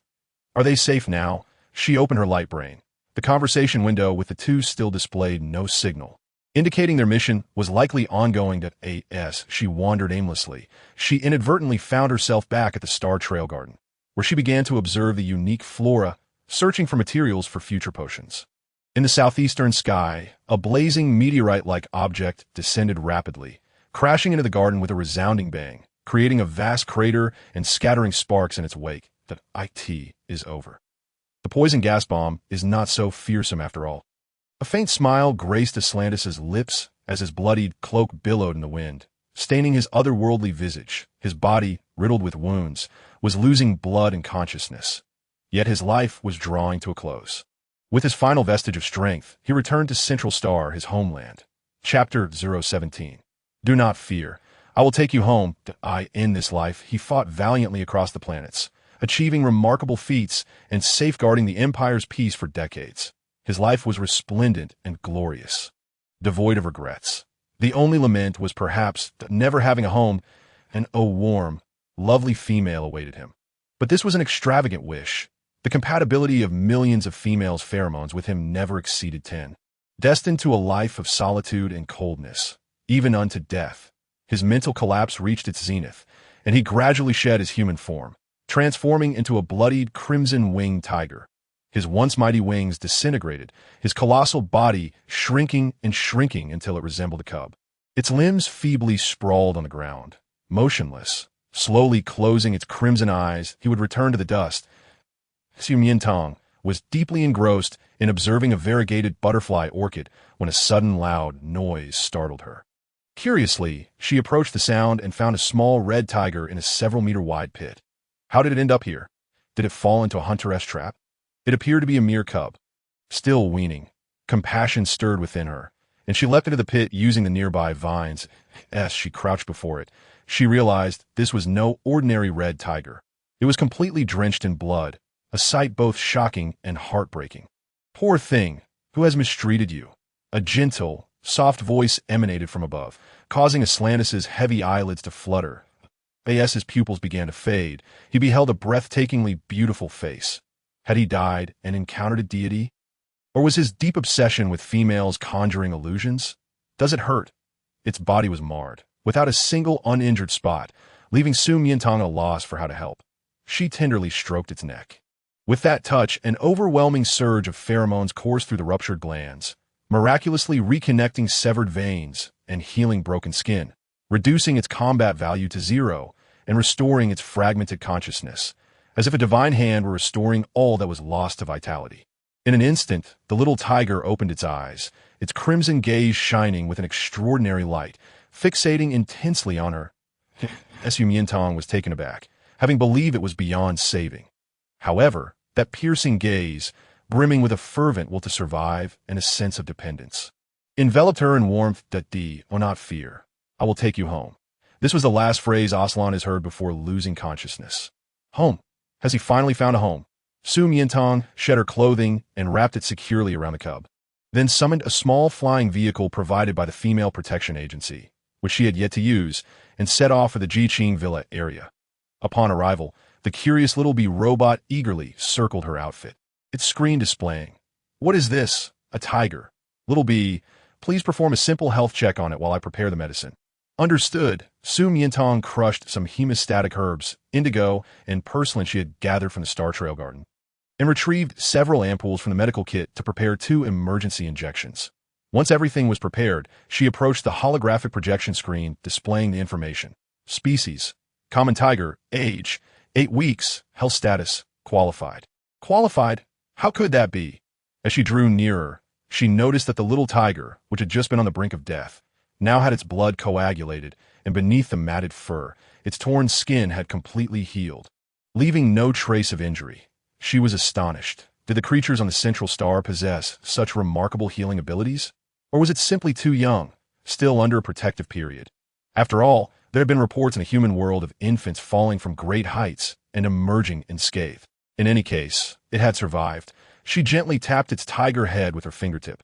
Wrapped in the warmth of her palm and the fragrant aroma of orchids, the little tiger seemed to bask in a warm current, purring contentedly and rolling over, exposing its soft belly to her, as if inviting her to touch it. Enchanted by its cuteness, Miantang thoroughly checked it over once more, ensuring there were no issues before placing it in a makeshift nest she had built. "I won't disturb you any longer. Sleep well. Little one, when you wake up, you'll be healthy," she mused, contemplating whether to take it to an animal protection agency the next day. Just then, she opened her light brain to find a notification. Imperial decree. In light of the fallen General Islandi, a nationwide holiday will commence tomorrow for 1 week, in mourning for the war god. Would that mean she couldn't go anywhere, and she would still have to care for this little tiger? She hurriedly logged onto a shopping app to stock up on supplies. Aside from basic necessities, she ordered a pet milk bottle, formula, fresh chicken and pork, animal cleaning supplies, toys, and a simulated ecological den. Finally, she added a copy of Guide to Raising Adorable Tigers. The next day, all these items arrived. After categorizing and organizing everything with her little bee, she realized the little tiger still hadn't woken up. Was it still asleep? Was it a tiger or a little pig? She approached and gently poked its head. The little tiger, immersed in sweet dreams, sensed the movement and slowly opened its eyes. To Miantang's surprise, she noticed that its eyes that were a vivid red, bright and translucent, resembling pure pigeon blood rubies, exceedingly beautiful that moment. It seemed as if it had just come into this world, its innocent and bewildered eyes blinking curiously at its surroundings until they finally settled on her. The little tiger, about to lift its paw, froze, its crimson gaze locking onto her. Who was she? So beautiful, like a deity. Was she its mother? Mama! Mama! Miantang couldn't help but laugh at its reaction. The tiny creature first froze, as if witnessing a breathtaking sight, then excitedly shook its head, wagging its tail and playfully pouncing on the ground like a spoiled child. That you're awake. Did you sleep well? Do you feel any discomfort? Yes. The little tiger let out a cry. Miantang had expected the soft mewls of a young cub, but instead, it sounded like a baby duckling. Was this the legendary roar of a fierce tiger? As the girl laughed heartily, she remained oblivious to the fact that the little tiger had stopped, staring intently at the prominent curve of her chest, swallowing hard. Mama! Hungry! Food! Seeing it no longer acting spoiled. She struggled to suppress her laughter. Had she laughed too loudly? Was it upset? Perhaps she should tone it down.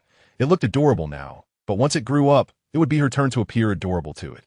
Just as she was pondering, the little tiger suddenly pounced towards her, opening its mouth to latch onto her chest. Miantang gasped in surprise, reflexively grabbing the nape of its neck and tossing it aside. Though the action was forceful, the little tiger landed gracefully on the ground, wearing an innocent and bewildered expression. What are you doing? Trying to bite me? At such a young age, it already possesses such aggression. Feeling scolded, the little tiger lowered its head, whimpering softly while rubbing its empty belly with its paw. It was merely hungry and wanted a nurse. Strangely, Miantang seemed to understand its intentions, and oh wonder it had acted like a family member earlier. Clinging to her and trying to latch on, it must have seen her as its mother. Indeed, it was said that young animals often identify the first person they see upon opening their eyes as their mother. She leaned down, gently stroking its head, and comforted, I'm sorry for misunderstanding you, but I am not your mother. Not Mama. The little tiger tilted its head curiously, gazing at her. Then what am I? I am, as Miantang pondered for a moment, your owner. Upon hearing the word owner, the little tiger felt a pleasant tingling in its heart, a sense of comfort and belonging to it liked its owner, its tail wagging like an airplane rotor. Overwhelmed with joy. All right, be good and wait here.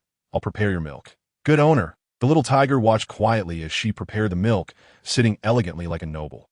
Once the milk was at the right temperature, it eagerly wrapped its limbs around the bottle, gulping down the milk while blissfully squinting its eyes at her.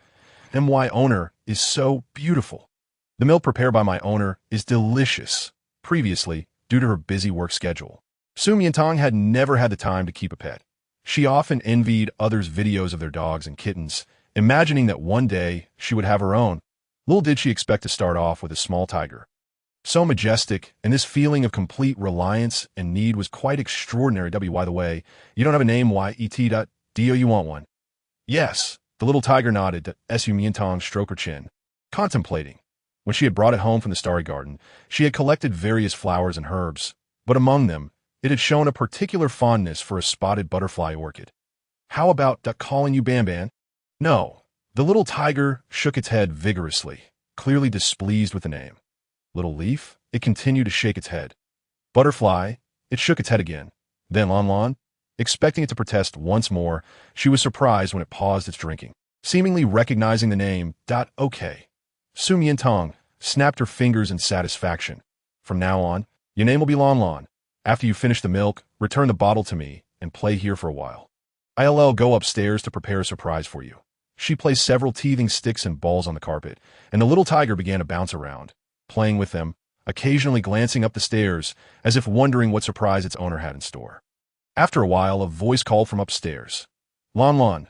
The little tiger immediately grabbed a ball and scampered over, only to find it a basin of clear water. Was it time for a bath?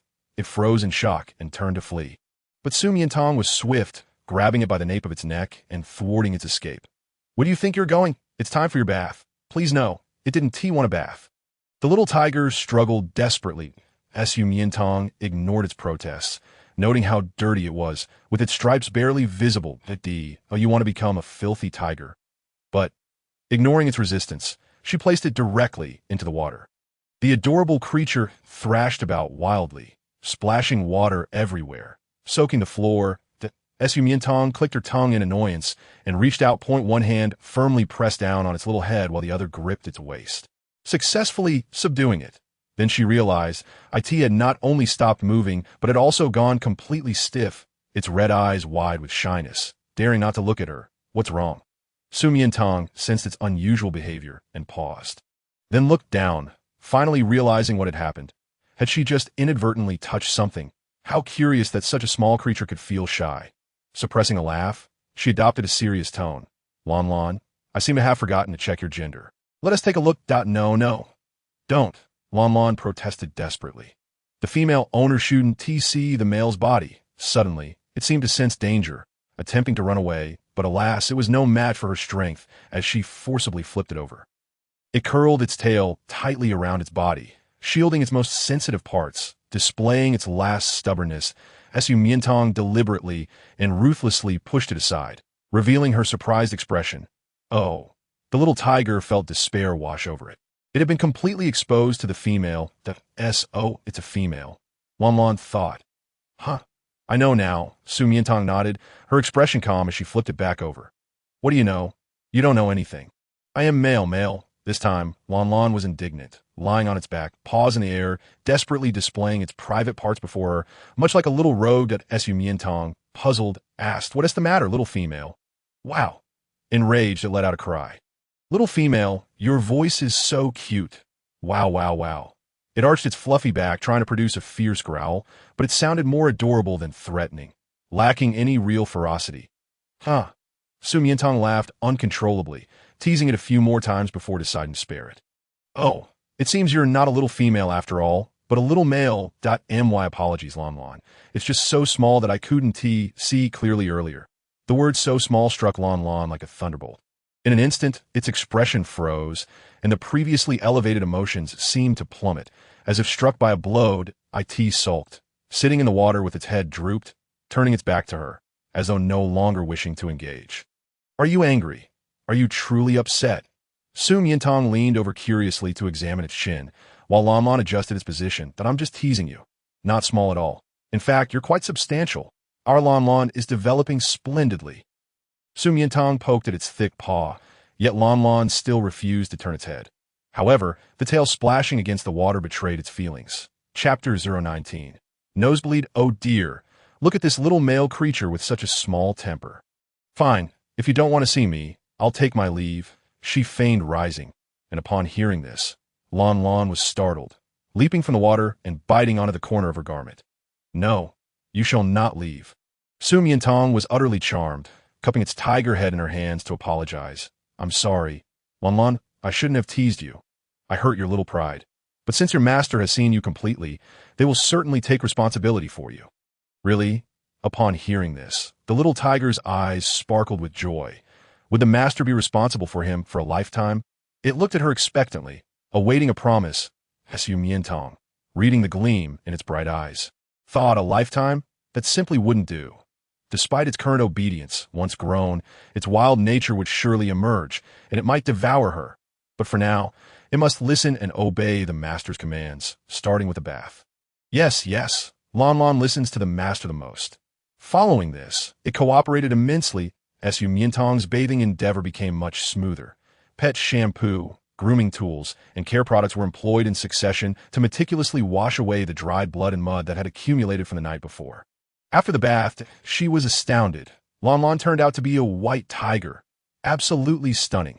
Especially after being dried, its snow-white fur was fluffy and dense, evenly adorned with black stripes, forming a clear king character on its forehead. Its head was round, muzzle slightly broad, eyes resembling red jewels, thick paw pads, a robust tail, and its ears, unlike Enzo's, were round and fluffy, akin to dandelion seeds, evoking an irresistible urge to blow on them. The little tiger truly exemplified the king of beasts, its form and appearance seemingly favored by the creator, not to mention the rarity of such a white tiger, a first-class protected species. Endangered and seldom seen on Earth, she had only heard of them in mythological tales. Left azure dragon, right white tiger, above vermilion bird, below black tortoise, one of the four celestial spirits, a divine beast of good fortune. Had she stumbled upon a treasure? Unable to contain her excitement, Miantang embraced it, fervently rubbing and scrunching it. Lon Lon was taken aback by this sudden royal treatment, momentarily stunned, before leaping onto her, clinging with all four limbs and wagging its tail while playfully demanding affection. In the midst of this delightful closeness, it was once again lifted. Lon Lon, what is it, master? Your claws are scratching me. I am not. I clearly retracted them. Your skin is just too tender. I will trim your nails tomorrow. Please, no. Without nails, I can't play on the scratching board. It hung its head. No means no. You shall not use your cuteness as a weapon. For reasons unbeknownst to her, its pitiful, tiger-like demeanor always stirred Su Miantang's mischievous tendencies. A guilty pleasure that led to repercussions that night. She placed the little tiger in a fully equipped simulated ecological den, and upon seeing it close its eyes, she felt secure enough to return to her room for sleep. However, in the middle of the night, something swiftly darted into her blanket, startling her awake. Lifting the covers, she found a little white tiger sprawled on its back, attempting to snuggle in. Master, I have come. Lon Lon, return to your own den. She gritted her teeth, warningly pulling it back. The little tiger, tail drooping, looked dissatisfied and, half an hour later, executed the same tactic. As Miantang found herself repeating this process multiple times, nearly driven mad by fatigue. Why wouldn't it rest in that beautiful, comfortable den? Why insist on crowding with her? The den, after all, could not compare to the beauty of its master, nor the comfort of her presence. Lon Lon longed to sleep alongside her. Observing it clutching the bedspread tightly, she realized it was determined to stay. Exhausted, she reluctantly embraced it to sleep together. In the stillness of the night, in the pitch-black room, the little tiger's pure, luminous ruby eyes fixated on the enchanting visage of the slumbering girl. The master was truly beautiful, fragrant, and soft. It couldn't help but reach out with its tongue, gently licking her cheek and neck. The next morning, Su Miantang awoke with a start, taking a deep breath, only to look down and see a tiger head nestled against her bosom, fabric torn apart, dark lines forming on her forehead. Lon Lon, I have told you, that is not a place for you. It knew, yet it smacked its lips. It liked it very much. Clearly, one should not sleep with a pet. After all, it was still a wild beast, lacking human emotions and understanding, unaware of how absurd its actions were. She clenched her fists, regulating her breath, and took her clothes into the bathroom. Was the master angry? She and T received any morning cuddles or been offered a bottle of milk upon waking. Lon Lon, somewhat perplexed, wagged its tail, listening to the water flowing in the bathroom, deciding to apologize. However, upon reaching the door, it beheld a steamy scene, where the master's snow-white skin shimmered, cascading black hair flowed like a waterfall, and her alluring figure resembled a magazine cover, droplets of water gliding down her curve. So beautiful, it was utterly mesmerizing, enough to make its eyes widen, feeling a surge of heat coursing through its body. Su Miantang was bathing when she suddenly heard the soft patter of paws. Turning, she found, indeed, it was Lon Lon. But why was it bleeding from its nose? What's wrong? She rushed over, alarmed, her unclothed form presenting a vivid display, causing the little tiger to faint from the rush of sensations. Su Miantang. She conducted an urgent physical examination, discovering it was merely overheated with no other issues. Upon its awakening, she scolded it thoroughly. Was it worth it to stay up late? Did you exhaust yourself to the point of health problems? Not at all. It was tea because of staying up. The little tiger, slightly embarrassed, turned its head away. Unwilling to meet her gaze, Su Miantang mistook its silence for defiance, vigorously ruffling its head. Did you hear me? If you dare to do this again, I shall throw you outside to sleep. Upon hearing the threat of being thrown out, the little tiger shook its head vehemently, clinging tightly to her leg like a koala. Please, do not throw me out. Master, I will behave, and I want to sneak a peek at you while you bathe. Seeing it so obedient, her attempt at scaring it had succeeded, and Su Miantang happily went to fetch milk. The following days were filled with warmth and sweetness between the two as Su Miantang trimmed the little tiger's nails. It disliked this, but had no choice but to comply, pretending to gnash its teeth at her hand. Yet, as it did so, it couldn't help but begin licking her, for the master was simply too fragrant and tender. Chapter 020. The one it cherishes most in the world, Su Miantang bought a scratching board for the little tiger. It adored it, often clawing away until it rolled onto her, belly up, snoring softly. Yet, as soon as she shifted away, it would immediately awaken, making her suspect it was merely pretending. Miantang also used a teasing stick to play with it, chasing a ball together in the backyard. It leaped about, full of energy, and when it paused to watch her, its eyes sparkled with affection. Master, I truly like you. Miantang's heart softened, but her energy paled in comparison to that of an animal. Especially not against the king of beasts. However, whenever she grew tired, she could lay down and enjoy the delightful kneading massage from her obedient tiger. Yet, often during these moments, it would end up with a nosebleed. Miantang could never determine the cause, and when she asked, it would bury its head deep in its fur, as if deeply embarrassed and unable to articulate its feelings. One day, Miantang discovered some flower seeds sent by Fred, which were about to sprout due to the humid weather. It seemed she couldn't wait for the two brothers to return and decided to plant them early. She spread out the seeds for the little tiger to choose from, and it excitedly dug up the butterfly orchid. Looks like you really like butterfly orchids? Yes, yes. It smells like the master. Then let us plant them. She equipped herself with gloves, a hoe, and a watering can, heading to the backyard, only to find it unnecessary. Lon rushed over, effortlessly digging a hole with its thick paw, placing the seeds inside, and fetching water with its mouth, completing the task without her intervention, leaving her to cheer on from the sidelines. Lon, you're amazing, so capable. Your strength is impressive and so handsome. Almost done, almost done. The more she praised it, the more energized it became. Within half an hour, Lon had scattered all the seeds, proudly strutting before Miantang, head held high, seeking a hug when a butterfly landed on its nose. How ticklish! Its eyes darted, and instinctively, it lifted its paw to swat it away. Lon, no. Miantang's warning came too late. The butterfly that had danced gracefully a moment ago now plummeted straight to the ground. You could have just blown it away. Why swat it? She approached, playfully flicking its head, carefully lifting the butterfly with her gloved hands. Do you know that most butterflies only live for a week? They are precious. Oh. The little tiger, realizing its mistakes, followed her into the room. Miantang opened the medicine cabinet, pondering what could be used to help it, and began to diligently rummage through the contents. Tea first, Lon watched patiently, but gradually grew agitated. Why was her owner so concerned about a mere butterfly? Why was she examining its body so closely, neglecting to pay attention to her own antics, merely because it possessed a pair of stunningly colorful wings? If only she had such wings, her owner would surely look at her the same way. Anxiously, she paced back and forth, feeling a fire burning within her, growing more intense, as if it would tear through her skin and burst forth. Suddenly, a flash of light illuminated the room.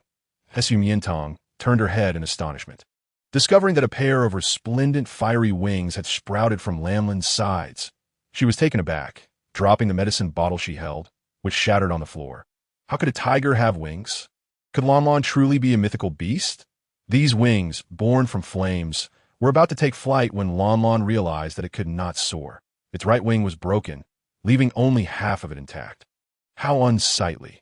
Just as it was about to hide its damaged wing in sorrow, Miantang joyfully rushed over, exclaiming how beautiful and magical they were. Her wings were not composed of soft feathers like Fred's, nor adorned with vibrant scales like a butterfly's. Instead, they were pure and translucent, light and beautiful, reflecting star-like sparkles under the light, an exquisite sight to behold. Yet, a gentle touch would unleash a ferocious flame capable of incinerating everything. Beautiful, yet fraught with peril. The little tiger slowly lifted its head to gaze at the delight sparkling in its owner's eyes, filled with confusion. Did she not find it ugly? It was only half a wing. Incomplete, as Miantang noticed its attempt to conceal its damaged wing. Instead of shying away, she leaned closer to inspect it. Owner, please. The little tiger stepped back, only to be pulled back again. So this wing is broken. I thought it was naturally this adorable. Don't worry. I will find a way to heal it and help it regrow. Soon, our Lon will be the most special and beautiful mythical beast in the world.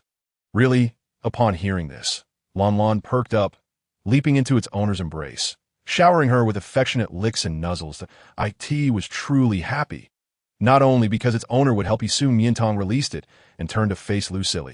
I would like to procure some potions containing ingredients that promote growth and aid in wound recovery. Could you kindly provide me with the relevant serial numbers? Of course, Lucille replied, listing for her the numbers 093. 172.175, 268. Miantang diligently entered the numbers into her smart assistant, awaiting the system's delivery. Meanwhile, the small tiger, which had been quietly lying on the table, bared its vicious teeth at its master upon return. It leisurely rose, nonchalantly swishing its long tail, causing the smart assistant to fall to the ground with a resounding crash, severing the signal. All done, Miantang approached with an array of potions. She noticed where was her smart assistant. On the experimental table, there was only a beautiful little tiger, squinting and wagging its tail at her, resembling a dog that had just committed a wrongdoing and felt guilty. It was then that she spotted her shattered smart assistant on the floor. Without a doubt, she knew who the culprit was. Lon. Her expression darkened as she walked towards it step by step. "What have you done?" The cold-toned lights of the laboratory elongated her figure, gradually overshadowing the small white tiger. She had thought that such an imposing presence would instill fear in it, prompting it to confess its misdeeds.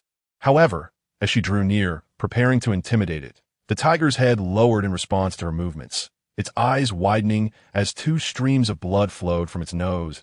Miantang was startled and followed its gaze, only to see the revealing neckline of her V-shaped collar. Exposed due to her considerable lean forward, it seemed she had unraveled the mystery of why Lon often had nosebleeds in her presence. That little rascal, Chapter 022. Coerced using several potions, Miantang concocted a variety of restorative liquids, which she tested on Lanlin's wings. After a day's labor, she finally discovered a suitable formula. However, this potion appeared to possess hypnotic properties. Gradually, Lanlin's sleep duration extended from 10 hours to 14, then 16, eventually reaching 20 hours, and sometimes an entire day. Yet upon awakening, its vigor surpassed previous levels, with not only its severed wings regrowing, but its body visibly expanding, suggesting accelerated growth during sleep. Miantang was quite pleased with this, utilizing its sleep time to delve into inhibitors, aiming to fulfill the new concept she proposed upon her employment. But who should be the target user? The first individuals that came to mind were Fred and Enzo. N01, after all, needed a pure, harm-free new type of inhibitor more than the soldiers on the battlefield, as their spirits were invaluable. Even a slight injury could affect their combat effectiveness. M81 Space Station. The Central Imperial Military Department summoned Colonel Fred and Major Enzo, requesting their immediate return from the desolate planet to attend the funeral of General Aslani. The Central Imperial Military Department made their final call to Colonel Fred and Major Enzo, urging their immediate return from the desolate planet, warning that failure to comply would result in military punishment. As the communication station repeated the order yet again, Fred picked up the receiver, his voice heavy with despair. Received. Enzo, we must return. No, I do not wish to go back. General Aslani has yet to be found. Even in the center of the blast zone, there should be remnants of his body, right? Brother, do you think he might not be dead at all? Fred understood his feelings, but that was a toxic gas bomb. Enzo fell silent. The toxic gas bomb could level mountains, shift planets. One single bomb had claimed the lives of millions within the Empire, let alone that of a general. Even if he were a deity, he would face obliteration. Yet, they were unwilling to accept this grim reality, for he was their idol, the very faith that drove them to enlist, upon receiving the order for support, en route to the desolate planet. They had received the news of the general's death, yet they still stubbornly searched the planet for 1 day, 2 days, 3 days, an entire week. All they encountered was devastation, with every sign indicating that the general had perished in the line of duty. They had not even had the opportunity to earn his recognition, to enter his sight, and now that chance was forever lost. If they did not return soon, they might truly miss the general's funeral. Enzo remained silent. Seeing his stubborn demeanor, Fred sensed an inclination towards defying military orders and resorted to his trump card. It has been a week since we left the planet. Do you not miss Tang? In truth, he missed her immensely. Her every smile, every gesture. He longed to know what she was doing now, how she was faring. Tang. Upon hearing Miantang's name, Enzo's attitude softened. He slowly opened his palm to reveal a pristine white cotton candy. For days, he had relied on these sugary treats to cope. Whenever he felt overwhelmed, he would eat one, and it brought him considerable relief. Now, only one remained. All right, let us return. According to military orders, Fred and Enzo were required to first head to the gates of Yongning City to participate in the funeral and mourning ceremonies. They arrived too late, but they managed to catch a glimpse of the general's warship wreckage. Just as they were about to depart, they were halted by a figure adorned in luxurious attire, her head crowned with a red hairpin. Princess Catherine, is it truly you? Upon seeing them, the princess beamed with delight. Earlier, while she was paying her respects, she had suddenly spotted two tall and handsome figures amidst the crowd, stirring her heart. Approaching them, she confirmed her suspicions. Indeed, it was the Empire's twin stars. You have returned from the desolate planet? Fred and Enzo bowed in unison. Yes, Your Highness. Then, Princess Catherine, initially prepared to engage them in light-hearted conversation, hesitated as recent rumors surfaced in her mind, causing her smile to gradually falter. I have heard that you two have been pursuing a pheromone-less solitary female, going so far as to transform into beast form in public to win her favor. Is that true? Fred and Enzo exchanged silent glances. Under normal circumstances, they would have brushed it off, but today was General Aslante's funeral. This was his resting place, and waves of mourners were grieving. Yet, she chose this moment to bring it up. They no longer wished to indulge her in pleasantries. Even if it meant breaking the law, they had to clarify things today.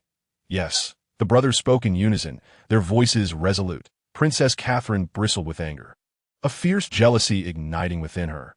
Why? I have repeatedly shown goodwill towards you too, yet you remained indifferent. Now, you have the audacity to pursue a worthless female, one without parents, power, or even pheromones. I am a princess, one who stands above all, an invaluable S-level female of the Empire. What makes her superior to me? Fred frowned. You need not compare yourself with her. Upon hearing the term worthless, Enzo struggled to suppress his rage. In our eyes, no one can compare to her. Princess Catherine's eyes turned red with fury. And no matter how exceptional they were still mere males, daring to publicly humiliate a royal princess. They were clearly unaware of their own insignificance. She must have spoiled them too much in the past. Now it was time to show them what true royalty meant, what female supremacy entailed, and the dominance of top-tier pheromones. You are indeed a tough nut to crack. Let us see how long you can remain so steadfast. With that, she began to unleash her pheromones. The crowd gasped in shock, and before anyone could react, the Empire's twin stars turned pale, cold sweat breaking out as they trembled uncontrollably. Princess Catherine's pheromone level was S, exuding a scent reminiscent of raging seas, now releasing S1-inducing pheromones. Any male with an S or below combat level could not resist in front of a gathered audience. She unleashed a powerful inducing pheromone, intent on humiliating the Empire's twin stars. And no wonder she had chosen them. They were incredibly resilient. If it were an average male, upon contact with her pheromones, he would have lost all rationality and lunged at her, pleading for mating. Yet they remained upright. Princess Catherine intensified the pheromone concentration. Ugh. Fred felt parched, as if fire were consuming him. He sensed a faint shimmer of platinum feathers on his arm. Chapter 023. Beg me, and I shall satisfy you. Know he could not transform into beast form. Doing so would lead to complete loss of control. He struggled to maintain his composure, his eyes burning with a fierce crimson. Enzo's sharp wolf fangs were nearly ground to dust. He was burning up so intensely that he wished to tear himself apart, to rip his heart out. An uncontrollable, feral howl escaped him, sending shockwaves of fear through the hearts of citizens and animals for miles around. Seeing this, Princess Catherine smiled triumphantly. She approached the two disheveled figures and lifted their chins with her hand. Officers, are you uncomfortable? Do you desire me? Kneel and beg me to be your female sovereign, and I shall grant your wishes. Fred and Enzo simultaneously raised their eyes, their expressions a terrifying crimson, as if branded with iron. Just as Princess Catherine believed they were about to relent, they spoke in unison once more. Absolutely, impossible. How could this be? The male's yearning for a female's pheromones was ingrained in their genes, and no matter how strong-willed one might be, resistance was futile. How could they? Princess Catherine stepped back. Fred and Enzo feared they might truly be unable to withstand the genetic pull, losing their senses and succumbing to their instincts, begging the princess for solace. Yet, as they exhibited signs of arousal, they discovered they had no need for Catherine's pheromones. Her salty sea scent felt more like gasoline, only intensifying the flames within them. What they craved was that familiar, cool aroma. What was it? What was it? Their heads throbbed painfully, and they struggled to remember. They held their heads, their souls trembling, completely unaware that they were repeatedly murmuring a name through their cracked lips. Tang Tang, Tang Tang, Tang Tang. The challenge to her dignity and the denial of her pheromones paled in comparison to the panic and fury that overwhelmed Catherine. She exerted all her strength to release her pheromones. Fred, in agony, tore off his own feathers, using the pain to maintain his sanity. Enzo had transformed into a half-beast form, curled up, his fighting capacity nearing its limit, as if he would collapse at any moment. Thousands of onlookers, including royal relatives, celebrities, and devoted subjects, watched helplessly as the beloved imperial twins were tormented, each heart aching for them, yet none dared to intervene. The Central Star operated under a system of imperial centralization.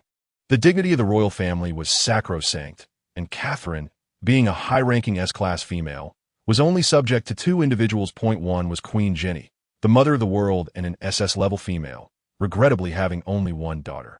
Catherine, whom she spoiled immensely.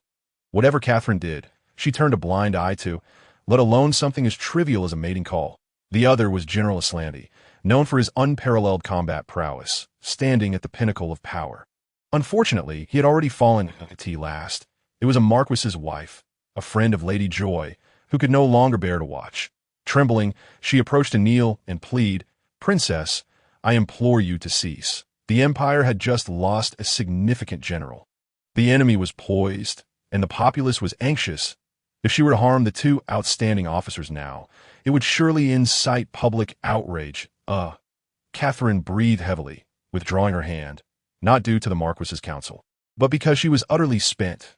Her fingertips trembled, and as she gazed at the imperial twins, the earlier pride had vanished, replaced by profound terror. They had somehow escaped the craving for pheromones. They were no longer human, nor beast. Go! They had entered heat. Without pheromones, they were destined for death or ruin. She left these harsh words behind, hastily departing with a throng of males in the Jiqing Villa area. Miantang exerted tremendous effort to repair the damaged light brain. Upon opening it, the first message she received was from Fred and Enzo. "Tang Tang, we are back." Back? She felt a surge of joy.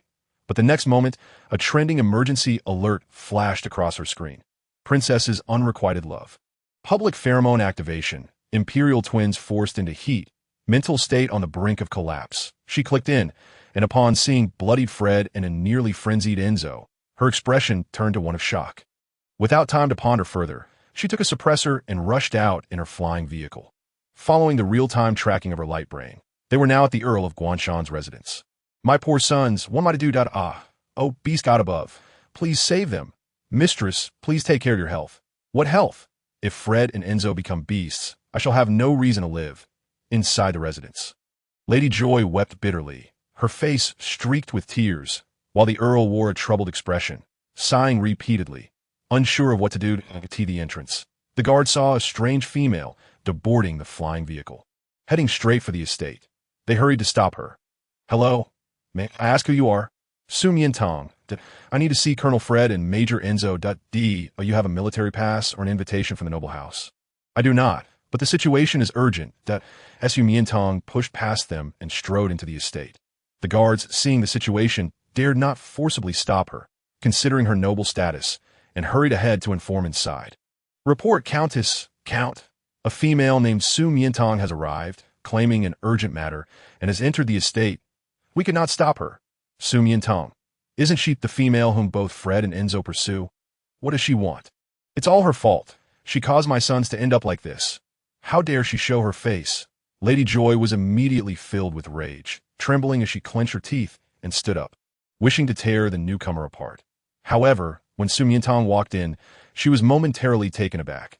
How could someone be so beautiful? Count Miantang entered, quickly greeting them before getting straight to the point. "May I inquire where Colonel Fred and Major Enzo are?" Mentioning her sons snapped Lady Joy back to reality. It was her enchanting beauty that had brought disaster. "Why do you ask about them? They have angered the princess because of you, induced by pheromones, forced into heat, and are now mentally deranged, resorting to self-harm. Her once proud and spirited sons were now reduced to mere shadows of themselves. What good are you here for now? Without pheromones, do you intend to comfort them with gentle words? How utterly ridiculous. I have a suppressor." Miantang opened her medical kit. Lady Joy's anger flared even more. Who doesn't he know that suppressors have severe side effects and can only be used a week before heat? Are you mocking me? If the suppressor were effective, I would have used it long ago. This is a new type suppressor, specifically developed for their physique, usable during heat, with all natural, non-toxic ingredients that a new type suppressor. Lady Joy was momentarily stunned. Where did this new suppressor come from? I was unaware of it. I just developed that Miantang was about to show her the badge on her chest, only to realize she had rushed out without wearing it. Donning only casual attire. Countess, I am a researcher at the Imperial Academy of Sciences. This is my latest research achievement, with safety certification. The situation is urgent. Every second counts. Please allow me to enter and try it. A researcher at the Imperial Academy of Sciences? Lady Joy laughed, her anger intensifying. Did she truly think I am a fool, oblivious to the world outside, such a prestigious institution? Where has a female ever emerged? A researcher, no less. Get lost. Do not disturb me here. She could no longer endure her, spreading her palm to release S3 warning pheromones to expel her SSS-Class female. Dealing with this lowest-tier female without pheromones was as simple as squashing an ant.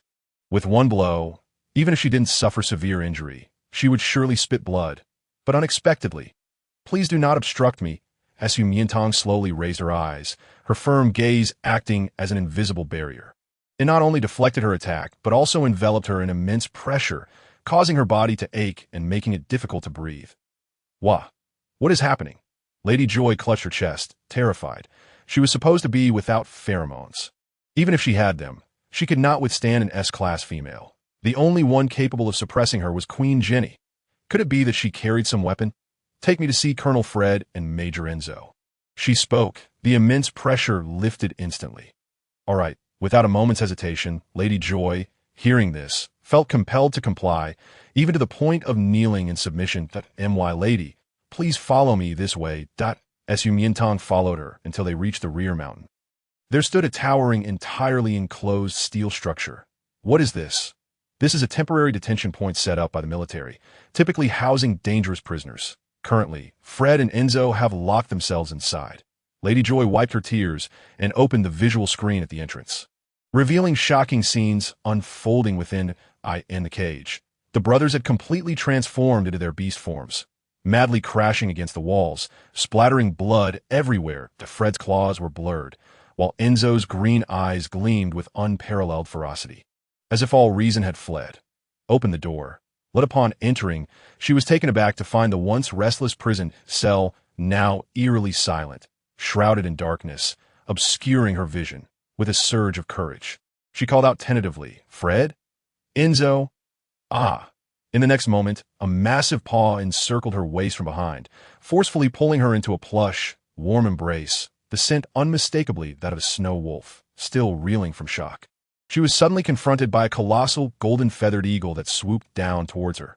The gust from its wings compelled her to turn her head aside, eyes squeezed shut, causing the suppressants in her hands to tumble to the ground. When she regained her senses, she found herself ensnared like a sandwich, tightly held by both a wolf and an eagle, one in front and one behind. The disparity in their vast sizes and strength rendered her powerless to escape, her legs trembling weakly beneath her. This can't be happening. They wouldn't truly lose control and become wild beasts.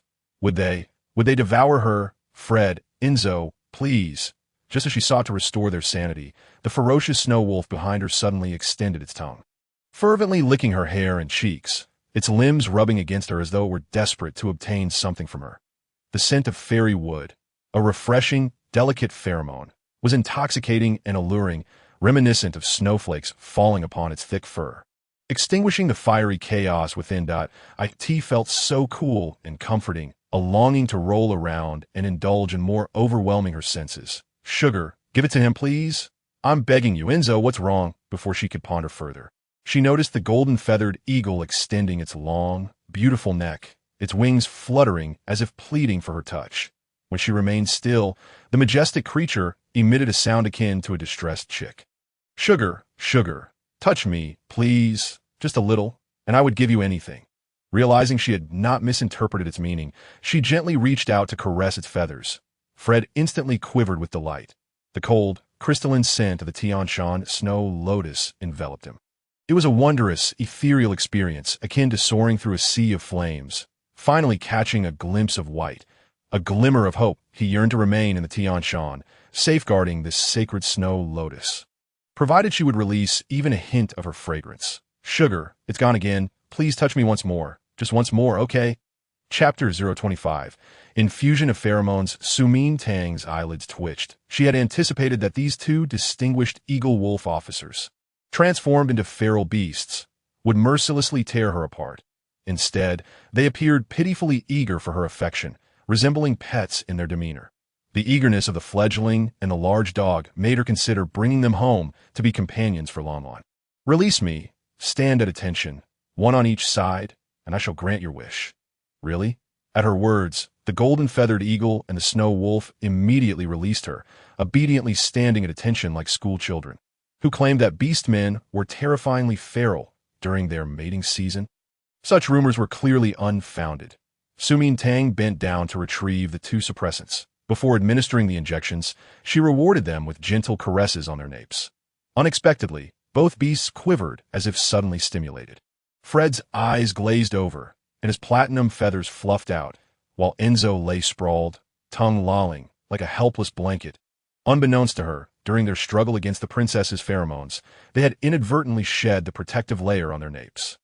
Infusing them with a large quantity of pheromones was akin to a false marking. Pure bliss. The eagle and wolf swayed freely in the air, unrestrained by form or thought, seeing they had lost all aggression. Miantang seized the syringe, administering the new suppressants to each of them. Oof! What just pricked them? Suddenly, a wave of drowsiness crashed over them in the hall. Madame Joy awakened as if freed from an enchantment. What had she just done? Had she truly led Miantang into the prison cell? Fred and Enzo had lost control and would have torn her apart. Earlier, blinded by fury, she had rashly attacked her with pheromones. Breaking the law if she were to cause her demise, their entire clan would suffer for losing such a precious female. Panicking, she rushed to the rear mountain, fearing the sight of blood and gore. However, upon arrival, she was stunned to find Fred and Enzo nestled closely beside Miantang, like affectionate pets, begging for her touch and snuggles, more so than when they were children. She rubbed her eyes vigorously, ensuring this was not a figment of her imagination. Bursting through the door, she exclaimed, "What on earth is happening here?" Madame Joy. Miantang put away the suppressants and produced two detection bracelets, placing them on Fred and Enzo. The displayed mental collapse values were 10 and 11.10 and 11. Those are the extraordinarily low values of infants. Madame Joy's jaw dropped in disbelief. How did you do this? I mentioned I am a researcher at the Imperial National Academy of Sciences. This is my latest developed suppressant, and it appears to be effective. She had genuinely saved Fred and Enzo's lives with the suppressants, rescuing her sons in an instant. Tears brimmed in Madame Joy's eyes. Joy, gratitude, and profound guilt mingled together. Just half an hour prior, she had insulted her in a fit of madness, attacking her with pheromones. Such disgrace. I am so sorry, Miss Miantang, for what I said earlier. I understand. You were merely acting out of maternal concern. She hurried to embrace her two sons, who had endured much torment, yet Fred pecked at her hands while Enzo kicked her away, as if to say, "You shall not separate me from sugar, Madame Joy." "Oh, my boys, have you forgotten your mother now that you have a wife?" Miantang chuckled. Their bodies had absorbed the suppressants and were in a state of confusion. "Madame Joy, please wait outside for a moment. I need to lull them to sleep before I join you." "All right. Thank you for your hard work." "It's nothing." Madame Joy quietly exited the prison cell. Watching the warm, harmonious scene through the surveillance screen, she finally understood why her sons were so enamored with Miantang. Beauty was but a superficial trait. Her true essence lay in her gentle, intelligent, calm, and loving nature, qualities that no one could resist. After 4 hours of coaxing them to sleep, Miantang emerged, slightly fatigued, to find that Madame Joy had prepared water and food for her. "Thank you. No need. Compared to what you did for Fred and Enzo, this is nothing at all. By the way, Miss Miantang, I mean no offense, but may I ask if you truly possess no pheromones?" "None at all." Miantang shook her head. "That's strange." Madame Joy murmured, puzzled. "Why would I have taken you to the prison cell?" At that moment, she felt as though she had been possessed, losing all autonomy in thought and action. Reflecting on it now seems surreal. Perhaps you were overly worried about them. In dire circumstances, individuals clutch at the last straw of hope, treating a dead horse as if it were alive. Perhaps that IT could have been her anxiety that led to a mental breakdown. Even if Miantang possessed pheromones, she could not have suppressed her unless her level were equal to that of Queen Janie, which was utterly ridiculous. Report. Outside the door, a guard rushed in, holding a letter. What's going on? We just received 2 court summons addressed to Colonel Fred Perez and Major Enzo Osborne. Court summons? Madame Joy rose. I haven't heard of Fred and Enzo having any disputes. Could it be? She swiftly tore open the letters, and upon reading them, her body went limp, the summons fluttering from her hand. Indeed, what one fears often comes to pass. Were her sons destined to suffer this calamity? What happened? Miantang picked up the 2 summons from the ground. Central City High People's Court summons Fred Perez and Enzo Osborne. Case: violation of Imperial 100 female privilege regulations. Brief situation: refusal to comply with marriage demands from female Catherine Angelina. Court date: the princess had filed a lawsuit against them. Madame Joy covered her face. Unable to contain her tears, it was Fred and Enzo who had violated the law first. They would undoubtedly lose in court. Their options were either to bow to the princess and obediently become consorts or face an interminable prison sentence. Chapter 026. Jealous little rascal Fred and Enzo would rather endure the agonizing throes of their instincts than submit to the princess. Let alone the law. They held it in utter contempt. For her, Miantang had heard those words from her lips for the second time. Madame Joy, I believe you have misunderstood. Colonel Fred and Major Enzo's refusal to marry the princess has nothing to do with me. Not because of you. Then what is the reason? Before I arrived, did the princess ever propose marriage to the officers? And did they agree? Madame Joy was left speechless. No, she did not. Miantang pressed further. Then do you know the reason? Madame Joy shook her head, utterly perplexed. How could Fred and Enzo possibly resist the allure of a female of equal rank, especially one as noble as a princess? I had perused several books on the imperial state and discovered that in many noble marriages, females often demanded that males abandon their careers to remain at home and tend a family. This was especially true within the royal family, where even stepping outside to show one's face was strictly prohibited to emphasize power and status. Thus, I surmised that the 2 officials opposed this marriage, not wishing to relinquish their dreams of soldiering. Madame Joy, becoming a soldier and fighting for one's country had indeed always been the dream of her sons. Yet, she believed the impact of pheromones on them outweighed these aspirations. Miantang discerned her thoughts. Madam, are you not aware that your sons are 2 men of great ambition and tenacious will? Otherwise, they would not be so exceptional, achieving so much at such a young age. Upon hearing this, Madame Joy felt a wave of shame wash over her, unable to lift her head. After years of raising her sons, she had not even managed to understand them as well as someone she had only recently met. How do you know this? Did they tell you? No, it is because I, like them, have dreams for which I am willing to sacrifice everything. Madame Joy glanced at the medical kit in her hand and recalled previous words. Was she truly a researcher at the Imperial Academy of Sciences? At such a young age and of female status, to have developed a miraculous new inhibitor. Indeed, she was no ordinary person. Then what should they do? With such stubbornness, are they truly going to end up in prison? Miantang fell silent. With only a few days until the hearing, she advised, you must first take care of them and ensure they safely navigate their estrus period. As for the rest, I will find a way. Find a way? What way could there be? Very well, night fell. Miantang returned to the Jiqing Villa district. Upon opening the door, she discovered that the little tiger had awakened. It sat at the entrance like a stone of longing, gazing mournfully, quietly awaiting her return. The moment it saw her, it leaped into her arms with excitement. Master, where have you been? Why weren't you by Lan's side? Why have you returned so late? Oh dear, she chuckled. Each time it woke, it seemed to have grown larger, now nearly the size of small human, as Miantang found it somewhat burdensome to hold. Especially today, having been exhausted by Fred and Enzo's antics. You're awake. Did I not tell you that the milk is in the thermos? If I am out or have urgent matters, you should fetch it yourself. She ruffled its head, but just as she was about to set it down, Lan, sensing some potential threat, crouched on her, sniffing vigorously. This is the scent of other males, not just one, but 2. An eagle and a wolf. Ah, there are indeed foolish creatures coveting my master. It wished it could devour them whole. Wow! Wow, wow, wow. Seeing it suddenly shake its head and shout in a frenzy, it seemed to demand, Master, where have you been frolicking? You must explain yourself. All right, little rascal, calm down. I am very tired today. No. The little tiger would not relent. Miantang, feeling her patience wane, cradled its head and planted a kiss on the king character on its forehead. Lon Lon trembled at the touch. Master, are you kissing it? A surge of immense joy enveloped it unexpectedly. It lifted its head, unable to resist closing its eyes, its lashes trembling, mirroring its racing heart. That enough. My little jealous one, they are my saviors oh. After such an affectionate display, the little tiger felt bashful, busily pretending to occupy itself. Once she lay down on the sofa to sleep, it leapt over, draping a blanket over her. Saviors? Just as my master saved me.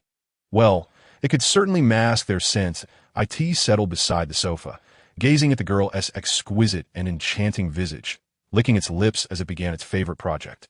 The next day, Miantang, having regained her energy, pondered how to assist Fred and Enzo through their predicament. Although she lacked legal knowledge, her expertise lay in experimentation. In the lab, she knew that no matter how potent a reagent, there always existed components that could counteract it.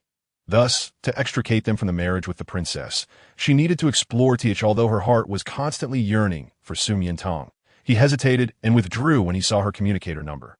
They were about to become prisoners and should not have any further contact with her. After several unsuccessful attempts to reach her, he was just about to try again, contemplating going directly to the Earl's residence if there was still no answer. When the call connected, it was Fred. Hello. Just that single word conveyed his despondency and a hint of feigned indifference. Are you awake? Yes, is there something you need? No, listening to his deliberately aloof tone, Miantang couldn't help but chuckle. Colonel, if your acting skills are lacking, it's best not to overreach. I heard you received a court summons and are facing life imprisonment. Since we are acquaintances, would you like to meet one last time?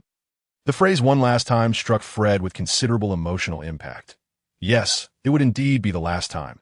After being imprisoned, he would never see Tang Tang again. Unable to hold on any longer, he hoarsely agreed. All right, perhaps this final meeting would be sufficient to support him through the long days of incarceration ahead. What about Enzo? Although he often felt jealous of his brother, this final meeting was significant for both of them. Enzo? Miantang replied nonchalantly.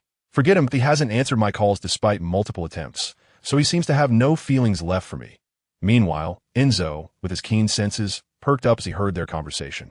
Instantly leaping to his feet that he loved Tang Tang, adored her, without a moment's hesitation, he dialed Miantang's number. Tang Tang, I want to see you too. Miantang covered her mouth and smiled. Great. Let us arrange a place. I'll send you the location. After ending the call, Fred and Enzo immediately sprang into action, showering, shaving, fixing their hair, and changing clothes in a seamless flurry. In the hall, Mrs. Joy, who had been anxiously pacing, suddenly noticed her two sons, who had been sulking in their rooms, emerging, dressed sharply and looking exceptionally handsome, but she lamented, having spent days trying to counsel them, only for them to heed Miantang's call and rush out. How could she have given birth to two such lovesick fools? Fred and Enzo followed the coordinates to the west of the city and spotted Miantang descending from a flying vehicle. She held a light-colored sunshade, wore high heels, and was dressed in a velvet gown that accentuated her graceful curves. Exuding an air of mystery and allure, the lace choker adorned her neck, and her hair was elegantly styled, with a few strands cascading down, making her look ethereal, as if she had descended from the heavens. Leaving them breathless, even having seen her many times before, the brothers were spellbound, captivated by her beauty. They thought they would never forget her, even in the confines of a prison, growing old and dying. Come here, Miantang waved at them from a distance, but when she saw their lack of response, she approached. What's wrong? Have you both turned stupid for being cooped up at home? Tang Tang. They regained their senses. Feeling a bit embarrassed, unable to admit they were simply mesmerized by her. Don't just stand there. Come inside. Chapter 028. In the public eye, embraces and affection inside. Where to? They raised their heads to find themselves standing beneath a tall building marked Central Imperial Civil Affairs Bureau. Tang Tang, why have you brought us here? It can't be for marriage. Panic surged through them, a whirlwind of excitement, shock, and sorrow. Tang Tang, note we are about to become prisoners. We are unworthy of you. Yet just having her in their hearts was already a blessing in this life. Miantang observed their astonishment excitement, and conflicted expressions before leaning slightly closer, her delicate brows arching playfully. "What are you thinking? You don't believe I brought you here to register for marriage, do you?" "ISNT that so." With a click, all their romantic notions and painful entanglements shattered, leaving them in an awkward state. Had they overstepped? Of course not. Miantang laughed. "Let us hurry inside. We have important matters to attend to." The brothers' faces turned crimson with embarrassment as they followed her, feeling like two ostriches wishing to bury their heads in their clothes. This was truly mortifying, though they had enjoyed their time with her. It was far from a point where marriage would be requested, especially under these circumstances. Their minds were clearly muddled. "Hello, this is my appointment." Upon entering the hall, Miantang presented the application form to the receptionist. After a thorough examination, the staff noticed the absence of guardian signatures and inquired, "Miss, are the two gentlemen behind you your chosen guardians?" "Yes." "Then please have them sign here." "All right." Miantang turned to gesture for Fred and Enzo, only to find them both frozen in place. Guardians? What did that mean? It referred to a single female under the age of 25 who could apply for two male guardians from the state to ensure her basic living needs. During the period of guardianship, these guardians could not marry, lest they violate the Constitution. In other words, they could refuse the princess's marriage. Miantang smiled, anticipating their delighted reactions, but 1 second turned into 2.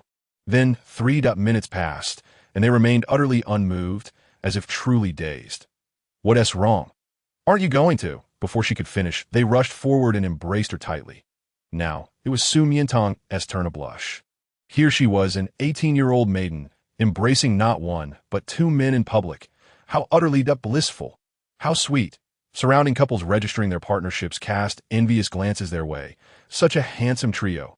The 2 males held their beloved female with such strength, as if they wished to merge their very beings with hers, radiating love in stark contrast to their own dull males who resembled lifeless wooden blocks. Fred and Enzo acted purely on instinct. Overwhelmed by joy, oblivious to any decorum, they could refuse the princess's marriage and continue to be with Tang Tang. Was this not a dream? Surely it wasn't a dream. Had Tang Tang been devising a way to save them all along? How could she be so wonderful, so perfect, the most beautiful existence in the world? They were about to fall madly in love with her. Fred and Enzo tightly closed their eyes, embracing their little female for what felt like an eternity. Long enough to nearly suffocate her. She reached out her fingers and poked their solid chests, reminding them, "Ahem, do you need a sign?" She couldn't bear to look at the staff's gaze. Would they believe she was merely expressing gratitude? Next came signing, photographing, stamping, and receiving the guardianship certificate. Fred and Enzo grinned from ear to ear, as if they had taken a dose of excitement. Miantang was also infected by their joy. She summoned them to the flying vehicle, mysteriously closed the door, and asked, "Can you transform into your beast forms?" "Transform into beast forms." The brothers exchanged glances, feeling their faces flush again at such an intimate request in the confined space with the charming female. Would it be too cramped? What if their noises attracted attention from outside? Despite their apprehensions, they eagerly anticipated transforming, assuming the most elegant and striking poses, ready for her whims, to their surprise. However, Miantang revealed 2 gift boxes from behind her. "Tada! This is my gift to you, to thank you for becoming my guardian starting today, that I'll be counting on you two to take care of me in the future." Gifts, so that was it. A flicker of disappointment crossed their eyes, and they were about to refuse. After all, she had saved them. If anyone should be giving gifts, it should be them. "Don't move." Miantang took a bracelet from the first gift box and placed it on Fred's wrist. Originally meant as a bracelet, it now appeared more like an ankle chain. Fred looked down at the white chain adorning his sharp claws, which was designed in the shape of 5 petals of a Tianshan snow lotus. Exuding her faint and alluring fragrance, his heart felt as if it were ensnared.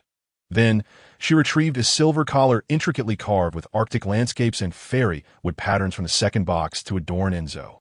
Enzo grinned with squinted eyes, his tail wagging furiously, as though proclaiming, "Wearing Tong Tong's collar, I shall be her loyal dog, very handsome."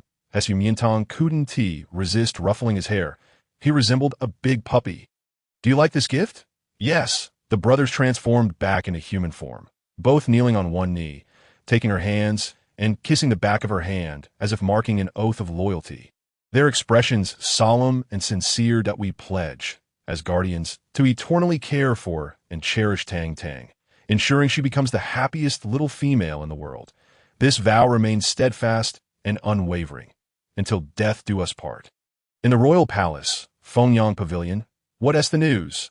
Princess Catherine languidly reclined atop a massive black panther, extending her exquisitely adorned fingers to pluck the peeled crystal grapes from a nearby servant, popping them into her mouth. Has the court summons arrived at the Earl's residence? What was the reaction of the Gemini twins? Chapter 029. Sweetness isn't the fear of pheromones enough? Surely, they must fear death. In the Central Stars prison, a collection of torturous instruments awaits, each more harrowing than the last. Few emerge alive, especially those who have received special attention. IT has been delivered. The servant stammered, IT arrived 3 days ago. But what? If you cannot speak, perhaps you should sever your tongue. Please spare me. Your Highness. A servant fell to his knees, tears streaming down his face, fearful of being implicated. The summons was indeed received, yet it had been retracted. The court's reasoning. The Gemini twins had become a solitary guardian, possessing the right to refuse marriage. What? Princess Catherine seethed, kicking several serving males to the ground, causing everyone to tremble, too frightened to lift their heads. Calm down, Your Highness. Please do not be angry. How can I calm down? Lucillin carefully accepted the gift, lifting the lid to reveal a layer of shimmering aluminum foil delicately wrapping around candy. A testament to the host's thoughtfulness. However, upon unwrapping it, he was surprised to find the candy was a deep brown color, with a hard texture, in stark contrast to the soft, fluffy white candies distributed to others earlier. What is this? This is a new flavor I've developed. Would you like to try it? Sure. Without any hesitation, Lucillin took a bite, only to immediately furrow his brow at the bitter taste, just as he suspected it was a prank by the girl. He caught sight of her eager gaze. Perhaps it was merely an experimental failure. What do you think? How does it taste? It's very sweet. Just as he was about to feign praise, a rich, aromatic flavor enveloped him. The silky texture and subtle sweetness exploding on his palate, filling his eyes with astonishment. What kind of candy is this? How could it be so extraordinary? It starts bitter and ends sweet, without needing to say a word. Miantang could tell from his expression that he liked it. This is called chocolate, made from cocoa paste and cocoa butter. The IT blends bitterness, saltiness, fragrance, and sweetness into such a unique delicacy, something that only someone as remarkable as her could achieve. After consuming just one piece, Lucillin carefully tucked the rest away. What's wrong? Don't you like it? Not at all. Let us continue with the experiment. This was something she had personally made for him. He wanted to preserve it and savor it slowly. All right. Next, Miantang shared her treatment philosophy for Amy's scars and the process of preparing the necessary medications, since she was not very familiar with the experimental tools. She verbally guided Lucillin through the entire process. The next step was purification to obtain crystalline botulinum toxin.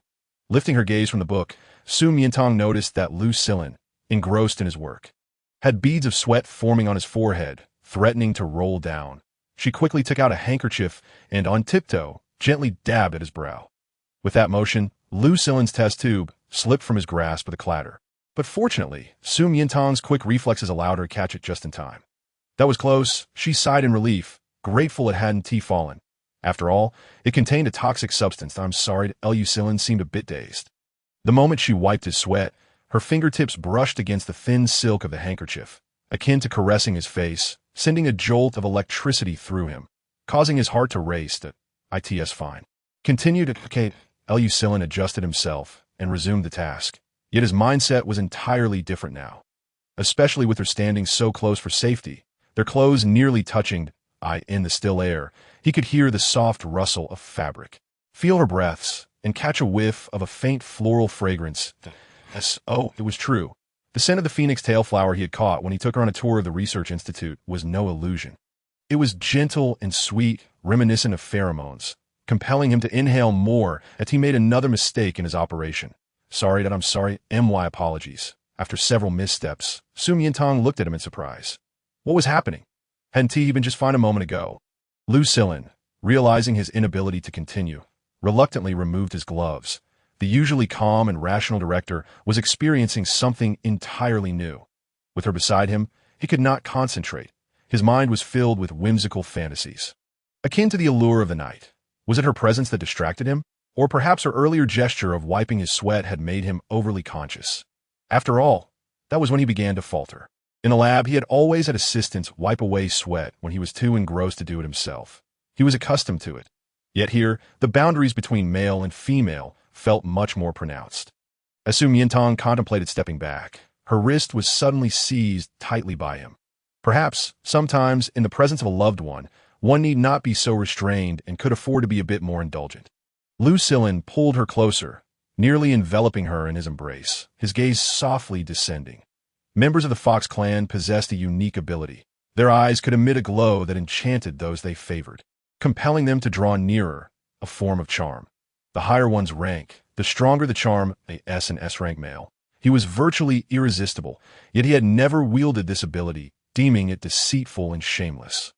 However, upon meeting Miantang, he found himself unable to resist, longing for her to come closer, just as she had when wiping his sweat, perhaps even more so. Chapter 31. Toppling them deep within the enigmatic, dark purple depths of his eyes, a mysterious light flickered, refracting through the golden-rimmed glasses like fireflies in the night, captivating and enchanting. As Miantang found herself entranced, instinctively rising on her toes, inching closer, so close that Lucillin could clearly discern the delicate arch of her dark brows, the translucent amber of her eyes, and the graceful curve of her nose. His gaze finally settled on her soft, full, pink lips, his throat tightening as thirst engulfed him. The charm was in effect he yearned to act. To transcend the boundaries of superior and subordinate, he gently cradled the back of her head, leaning down, unable to resist kissing her. Yet, just as he was about to, Miantang suddenly blinked, her face betraying a hint of concern. Lucillin, your eyes, they're not prosthetic, are they? Why do they glow? Her tone was cautious, as if she feared she might bruise his pride as a disabled person. In an instant, the atmosphere, thick with anticipation and ambiguity, dissipated. Lucillin hurriedly released her, feeling as though he had been caught in a clandestine act, guilt washing over him. Had the charm failed? Or perhaps it had never taken effect. The fleeting moment felt too brief. How could this be? The charm of the Fox clan should work on those of equal or lower rank. The greater the difference, the longer the effect. Logically, her previous state should have lasted a day. Could it be merely a rumor? Isn't it? Miantang reached out, waving her hand in front of his eyes, as if testing the waters. It's not it. Lucillin turned his head away, loosening his tie and gulping down water, as if trying to extinguish a fire. I am just a bit unstable in my combat abilities. Miantang. Indeed, she had affected him so much that he was on the verge of losing his cool, which was why he had pulled her over to warn her. Then I'll step out for a moment. No. Lucillin quickly grabbed her, just to stand a little further away. Without her presence, his focus drifted even more. Miantang took 2 steps back, standing at attention, blinking at him while signaling with her hand. Lucillin couldn't help but smile at the sight. How obedient. As noon approached, a message popped up on the laboratory-esque communication system. Director, there are 2 high-ranking military officers at the entrance, requesting to see researcher Miantang. Should we allow them entry? High-ranking military officers? He furrowed his brow, pulling up the surveillance footage. Was it that Colonel Fred and Major Enzo, leaders of the Eagle Special Forces and Wolf Anti-Terror Elite? What could they possibly want with Miantang? Miantang, who was busy categorizing the medications, suddenly caught sight of the figures on the monitor and rushed over in delight. Fred and Enzo, they're here. Last night, they had messaged her, stating that the Countess wanted to express her gratitude by hosting a banquet at her residence, celebrating her successful employment. She had agreed, planning to fly to Guanshanyu after work. But they had come directly to pick her up? Miantang, do you know them? Yes, they are my guardians. Guardians? In the Empire's legal definition, that equates to elders or relatives, yet they were not much older than Miantang. It's getting late. Glancing at the clock, Miantang turned to Lucillin. Director, I'll be leaving now. All right. Lucillin nodded, silently following her as she gathered her things and headed out. Sweetie. Here, at the entrance of the Research Institute. Fred and Enzo stood, one holding a sunshade and the other an ice cream cone, waving enthusiastically at Miantang from a distance. As she approached, they quickly shielded her, as if fearing the harsh sun might scorch her delicate skin. Your Institute's security is stricter than the military. Otherwise, we could have entered to escort you ourselves. Strawberry flavor, for you. Thank you. Miantang accepted the ice cream, biting into it and giggling, of course. Otherwise, how could you protect me? Your little beauty? She was joking, yet the two brothers took her words to heart, gazing at her with adoration. She's a big beauty. Huh? Fred gently tucked a stray hair behind her ear, asking, has work been tough? Your hair is all messy. Sweetie, eat slowly. You're getting it everywhere. Enzo offered, using his fingertip to wipe away a bit of pink cream from her soft lips, and, when she wasn't paying attention, popped it into his mouth. So fragrant, so sweet that he fixated on her lips, yearning to taste her directly. Meanwhile, on the 5th floor of the experimental building, Lucillin stood behind the railing, observing the scene with a darkened expression. His suspicions had been confirmed. The way the two military officers gazed at Miantang was far from that of guardians. They were clearly suitors, although he was wholly absorbed in his research, oblivious to other matters. He had heard of the twin stars of the Empire, the youngest and most illustrious officers in the military, both possessing S-rank combat capabilities and having fought in real battles, significantly stronger than the average male of the same rank. He had imagined that someone as beautiful as Miantang would attract numerous exceptional admirers. However, I never expected the rival to possess such formidable competitiveness. The profound sense of crisis surged within me. Initially, I was concerned that the rapid progress might intimidate Miantang, but it appears that if we do not take action soon, we may not even secure a place in line. Tang. Shall we depart? All right, replied Su Miantang, boarding the flying vessel, only to find Enzo directly inputting the navigation for Guanshanyu. Wait, I need to return home first. Why? For my pet. She calculated that Lon had been asleep for 3 days. It was high time for it to awaken. The little creature must be starving after such a long slumber. If it missed its feeding of beast milk, it would undoubtedly throw a tantrum and wreak havoc at home. Pet? Fred and Enzo inquired with curiosity. Tang, you have a pet? What is it? It's a tiger. They could hardly fathom this revelation. Su Miantang deliberately kept them in suspense, for it was an adorable little creature. Once you arrive, you will see for yourselves. Adorable. Fred and Enzo envisioned small animals like kittens, bunnies, and puppies, never anticipating that as the door opened, a massive white figure accompanied by a ferocious roar would pounce towards them.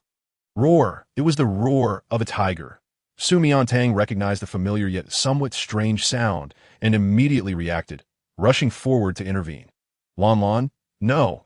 Its territorial instincts and possessiveness were exceedingly strong. Even the scent of another male could provoke jealousy. Bringing it home would surely incite its wrath. She should have anticipated this and negotiated first rather than confronting them in this manner. After all, Fred and Enzo were S-class combatants. Even facing an adult tiger, they could easily subdue it with a mere swipe. A sudden attack from Lon would assuredly result in injury. Wait, Lon had managed to knock them both down? Chapter 032. My sweetheart. Not only was Su Miantang astonished, caught off guard and unable to resist, but even the twin stars, who had no opportunity to fight back, widened their eyes in disbelief. Their souls trembling, in unison, they exclaimed, Su Miantang. Lon pinned them down, baring its teeth in a fierce display, but upon catching their scent, it lost interest and released them, as if merely asserting its familial status without any intent to cause harm. Rising to its feet, it transformed back into a harmless, affectionate tiger. Fred and Enzo, having become your guardians, now we are a family. Upon hearing the term family, Fred and Enzo felt a slight flush in their ears, while Mrs. Joy laughed and arranged for her to sit between the two brothers. Throughout the banquet, Su Miantang hardly touched her chopsticks. With just a glance, Fred and Enzo eagerly served her dishes, ladled soup, and wiped her mouth. Mrs. Joy stared in amazement. She knew her sons were fond of Miantang, but she had no idea their affection ran so deep, as if there were no outsiders present, eager to feed her themselves. Having trained in martial arts since childhood, like most soldiers, they were rough around the edges and rarely displayed such tenderness and attentiveness towards anyone. Yet, it seemed they were overly courteous, bordering on excessive politeness. Sometimes a female may not entirely appreciate a male's excessive decorum. Thinking this, she raised a glass and said, Miantang, since you are attending the banquet today, I have 3 toasts to offer you. 3. Fred immediately tried to intervene, but was silenced by a glance from Joy. Enzo was puzzled. What was their mother up to? Most males would struggle with such a small cup, and Miantang would surely become inebriated.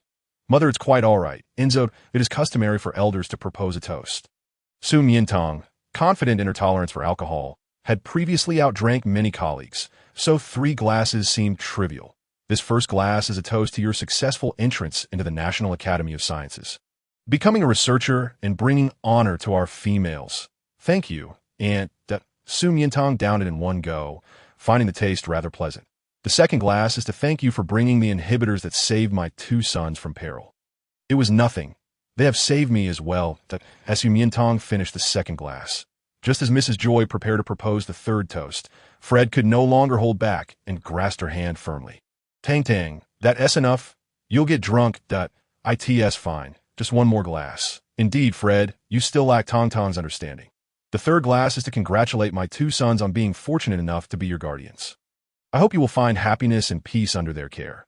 Since it is a toast to us, let us drink on her behalf. Fred snatched the glass, and Enzo poured another, both drinking for her. Miantang found it amusing and shook her head, thinking they underestimated her. 2 glasses were nothing. However, something felt off about this drink. Why was it so strong? Suddenly, a wave of dizziness washed over her, and the glass slipped from her hand as she swayed unsteadily. Tang, what's wrong? Enzo quickly caught her. Fred rushed over to check, confirming her intoxication. Mother. What do you mean by mother? Can't you see Miantang is drunk? Hurry and take her upstairs to attend to her. Take her upstairs to attend to her. What does mother mean? Fred and Enzo froze momentarily. No, they were still pursuing Tang. They hadn't confessed or courted her yet and needed to maintain a certain distance. Especially at this moment, taking advantage of her vulnerability, Tang would surely resent them upon waking. Why are you still standing there? Can't you see Tang is uncomfortable? These 2 foolish boys truly intended to be her guardians for life.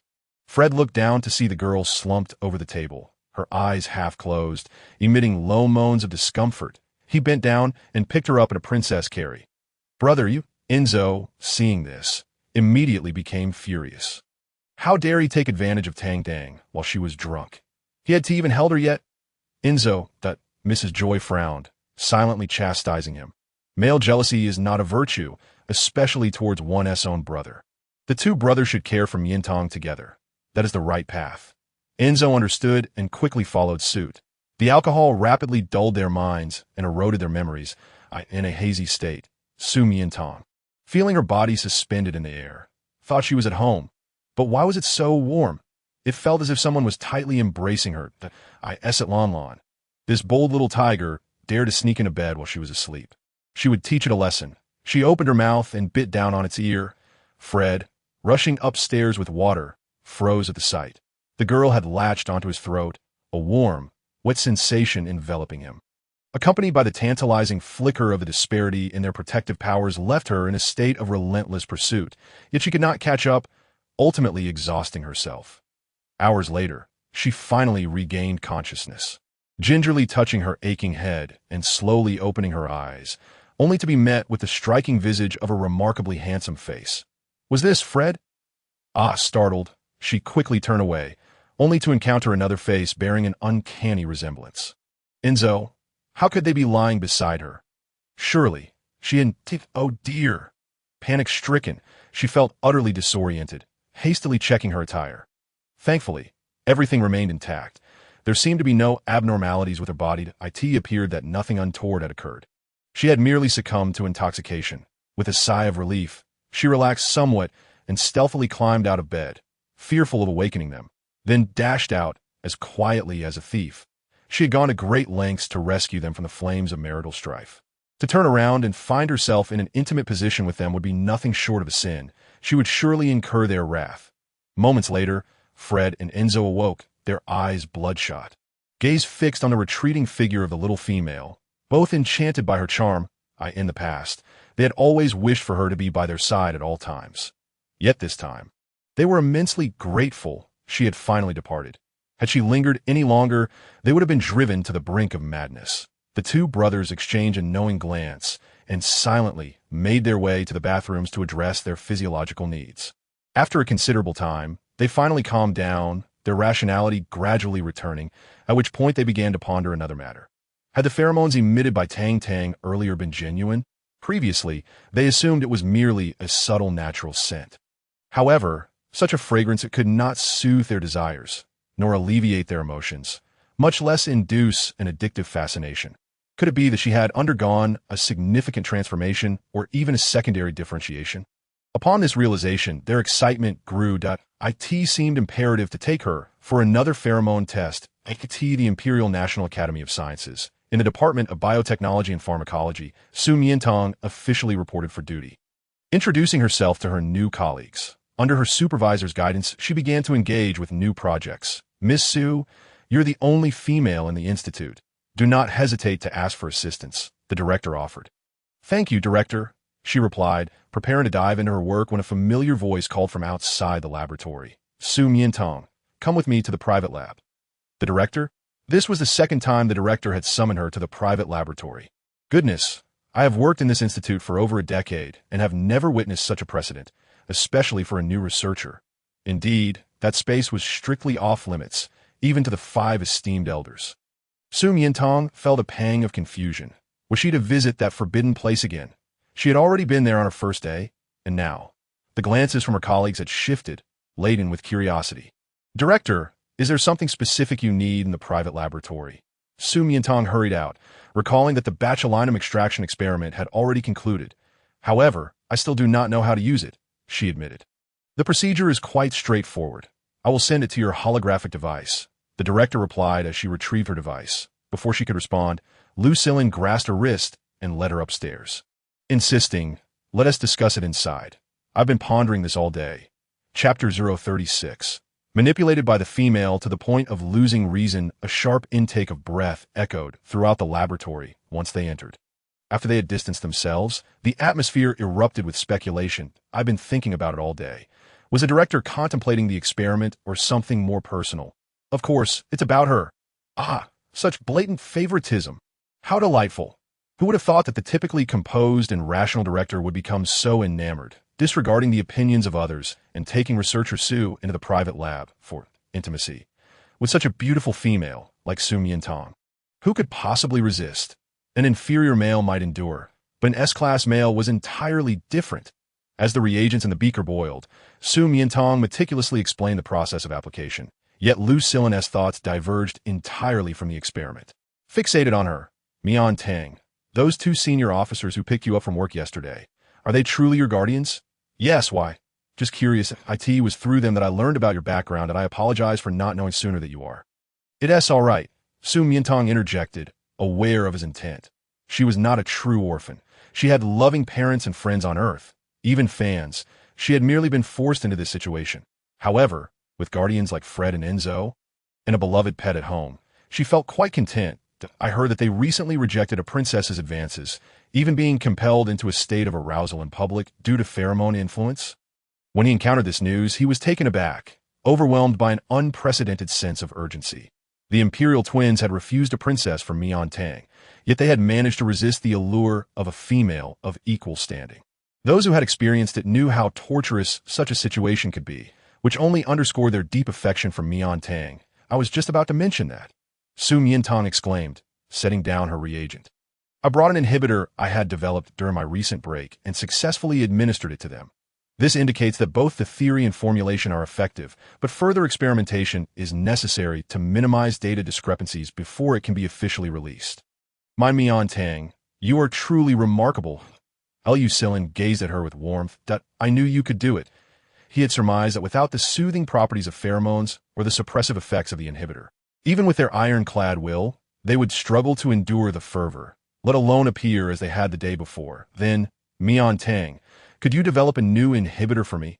He inquired, lowering his gaze to her. He thought he would likely need it often in the future. That, of course, she readily agreed. But may I ask what your beast form is? Would you like to see? Lucillin asked cautiously, his eyes glimmering with anticipation. Emotions more intense than ever, he feared her refusal, yet he hoped she would agree. I asked that even aloud. Miantang's eyes lit up, nodding eagerly. Yes, yes, yes. She had been curious for so long. She had accepted so readily. Did she not realize that a male revealing his beast form before a female was a courting gesture? Regardless, he could hardly contain his excitement and transformed right there. Miantang had often pondered what his beast form might be, but she never expected it to be such a magnificent red fox, as if it had stepped out from an ethereal realm. Its coat was sleek and glossy, adorned with 2 colors, a brilliant crimson above its pointed snout and tail, and a pristine white below, its tail tip also white, creating a striking contrast reminiscent of a resplendent sunset against pure snow. Its eyes were elongated and alluring, with deep violet pupils radiating an enchanting cosmic allure. Most astonishingly, a fiery red flower mark adorned its forehead, blooming with an alluring beauty. She found herself utterly captivated, akin to a king mesmerized upon encountering a nine-tailed fox, overwhelmed by the desire to touch and embrace it. But wait, he was her superior, the most important figure in the scientific institute. How could she, a mere employee, dare to intrude? Unless she wished to resign. She stared at him for a moment, then two, then three. Yet remained motionless. The red fox's ears twitched slightly, turning away in apparent embarrassment. Miantang, why do you not react? Do you not find my beast form appealing? Indeed, the imperial twins were famed for their extraordinary beast forms, so it was understandable if she found his lacking. Seeing him turn away, Miantang inexplicably felt a pang of sadness. Had she inadvertently hurt the beautiful fox's feelings? Unsure if her guess was correct, she tentatively asked Lucillin, your beast form is so beautiful. May I not touch it? Touch! The red fox trembled slightly. She had not anticipated that her first request would be such that a female would only pet her partner's beast form. Signifying affection, possession, and a pledge of loyalty, it seemed her earlier curiosity about his beast form was not mere ignorance. He nodded vigorously, unable to contain his excitement. Miantang, you can do anything you wish with me. Really? Miantang exclaimed joyfully, removing her gloves. The first thing she did was reach out to touch the fiery flower mark on its forehead, curious to see if it was real and whether it would glow. Then she gently stroked its cheek, her fingers grazing its soft, pointed ears before running through its brilliantly colored fur, which felt as smooth and soft as the finest silk, leaving her utterly enamored. Longing for more, the little female's delicate hands caressed its face, and the red fox closed its eyes in contentment, its long lashes fluttering as it savored her gentle touch. Would Miantang like its face? Its ears were a bit sensitive. Miantang, please let go. Had she truly released him? Why did she still want to continue? I'm sorry, but I can't assist with that. Both individuals were blushing intensely, ensnared in a shared moment of awkwardness. When suddenly a frantic voice echoed from outside the door, Dean, open the door, quickly. Forcing a female is a grave offense. Even considering the future of the academy, you must think twice. Startled, Miantang realized it was the alarm that had just been triggered. You stay here. I will go out and handle this. She pressed down on Lucilli and dashed outside to her surprise. The 5 elders, expecting to see Lucilli, were taken aback to find Miantang instead. Urinata Su. Researcher Su. Are you all right? I'm perfectly fine, Miantang replied nonchalantly, feigning that nothing had happened. Fine? How could that be? The elders exchanged puzzled glances, having just reviewed the surveillance footage where she was clearly in distress. Unbeknownst to Miantang, the laboratory was under surveillance, and the quality of the video only added to the tension, as it appeared to depict a rather tumultuous scene. Then why was the alarm sounding? Oh, I accidentally triggered it. Upon hearing this, the elders were utterly astonished, having initially thought they were witnessing a crime, only to realize they might have stumbled upon a young couple's private moment. It was scandalous. After all, Miantang was draped in the dean's coat, and the flush on her face had yet to fade. However, they couldn't help but wonder if the laboratory was too perilous for such activities, as even a moment's carelessness could lead to an explosive situation. Young people really dare to indulge. Several elders coughed awkwardly. Completely oblivious to their wild speculations, Miantang only stared at their suddenly awkward demeanor, perplexed by their behavior. All right, everyone disperse, Professor Hyler suggested, taking it upon himself to clear the crowd. He turned back for a moment, adopting the tone of a concerned elder. Researcher Su, it's admirable for the youth to be passionate, and it's normal to sometimes struggle with self-control, but one must always be mindful of the circumstances, be cautious of danger. What? Miantang was utterly bewildered. It felt as though Professor Hyler knew everything and yet nothing at all. Upon returning to the laboratory, she found Lucilli still kneeling. Dean, why haven't you gotten up? I've already forgiven you. He remained on his knees. As her forgiveness only deepened his discomfort, he replayed her words in his mind. Feeling increasingly uneasy, his jealousy of the Gemini had indeed tempted him to take on a beastly form today to captivate her gaze. Yet he had never anticipated things would escalate to this level.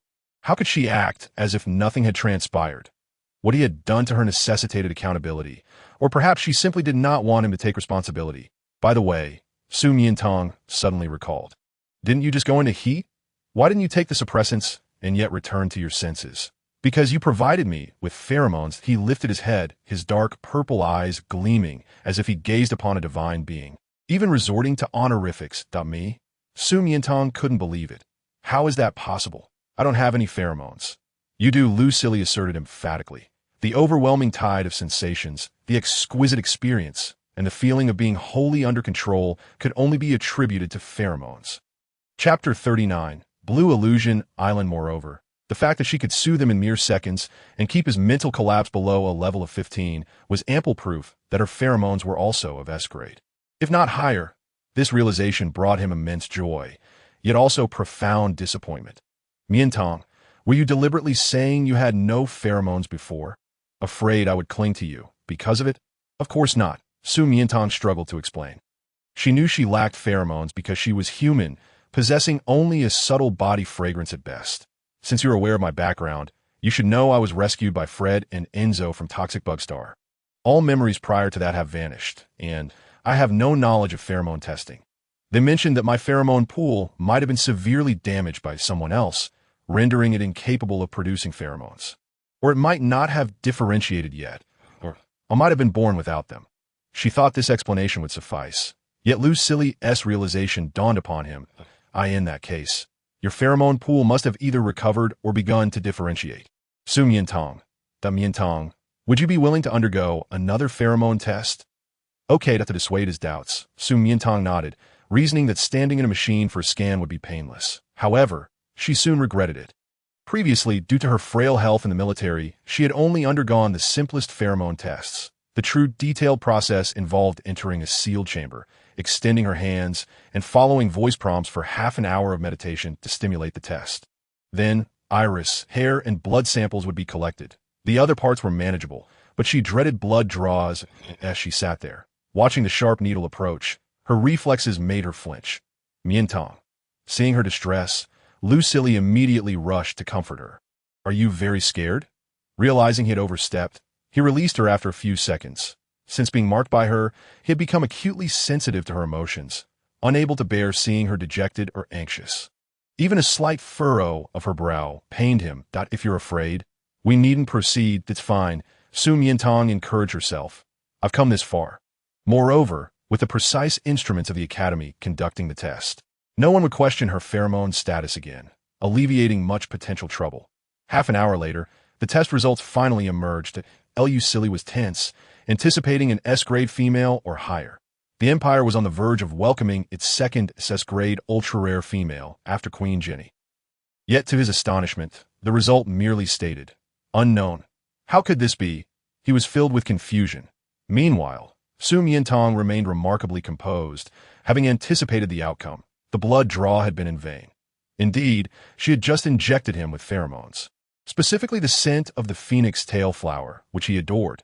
Though she had not previously experienced it, the reactions and sensations matched the descriptions in books perfectly.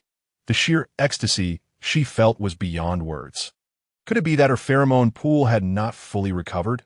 Lucille's turmoil was entirely understandable. After all, his heat had abruptly ceased, and as a scientist, once he formed a hypothesis, it was hard to refute. However, she did not foresee that after work, Fred and Enzo would also suggest she undergo another pheromone test. Why? Because Enzo recalled the day he had stolen a kiss and embraced her, feeling somewhat embarrassed. I think I caught a whiff of pheromones from you that I liked. Fred added, yes, Tang, I suspect that on the day the princess induced your heat, it was not the suppressants that truly saved us. But your pheromones. Are you questioning my research findings? Not all. Here, Miantang promptly produced the pheromone test report. See, this is the result from the Empire's National Academy of Sciences. There's still any doubt? Is it still labeled as unknown? The brothers exchanged astonished glances. How could this be? Despite the irrefutable evidence before them, they remained convinced that she possessed pheromones. Otherwise, on the day of the family banquet, given the way she had flirted and tormented them in bed without releasing any pheromones to soothe them, they would have long succumbed to their primal instincts, It may be that your pheromone pool hasn't fully recovered, which is why I didn't register, Fred suggested. Yes, I just thought of a place that might help accelerate the recovery of your pheromone pool. Enzo suddenly had a brilliant idea. Blue Illusion Island. What is that place? It is a minuscule asteroid orbiting the central star. Named for its blue glow when observed from afar, it is abundant with flora. It has been discovered that it remarkably nourishes female pheromone pools. Enhancing their pheromone concentration, a spiritual hall has been established there, attracting females from various planets for healing or to train their pheromone pools. Initially, I thought you lacked pheromones, so I didn't consider it. But it seems ideal for you now. Indeed, it is a wonderful place. Tang, we shall escort you there. Miantang felt exasperated by their disbelief in her lack of pheromones, but she nodded in agreement. All right, you are my guardians. I will follow your lead. She considered a means to reassure them that, in truth, she understood they only had her best interests at heart.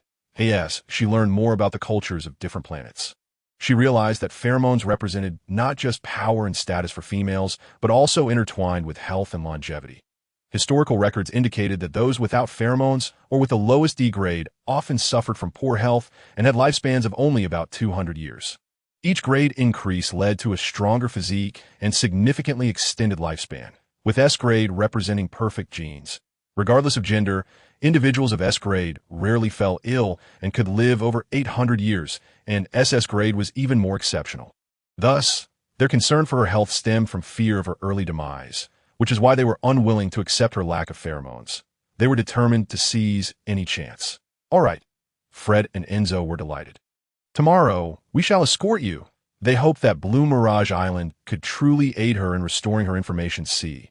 This way, they could remain by her side for a long time. Before departing, Miantang sent an email to her institute requesting leave. Upon learning this, Lucily promptly initiated a communication through his holographic device, his eyes brimming with enthusiasm before he even spoke. Miantang, are you heading to Blue Mirage Island?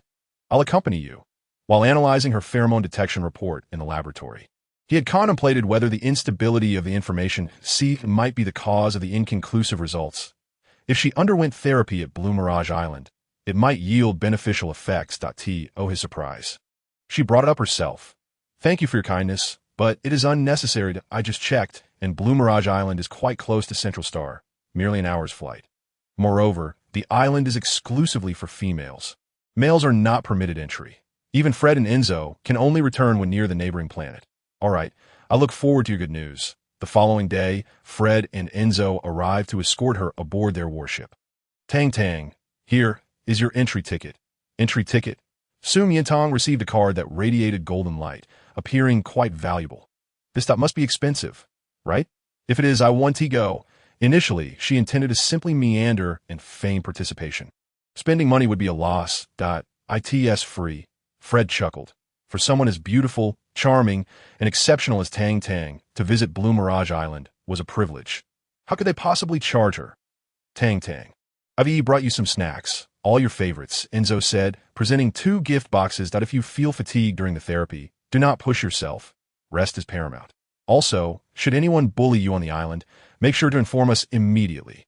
He produced a glowing wristband and fastened it onto her wrist. This is a communicator used by the military.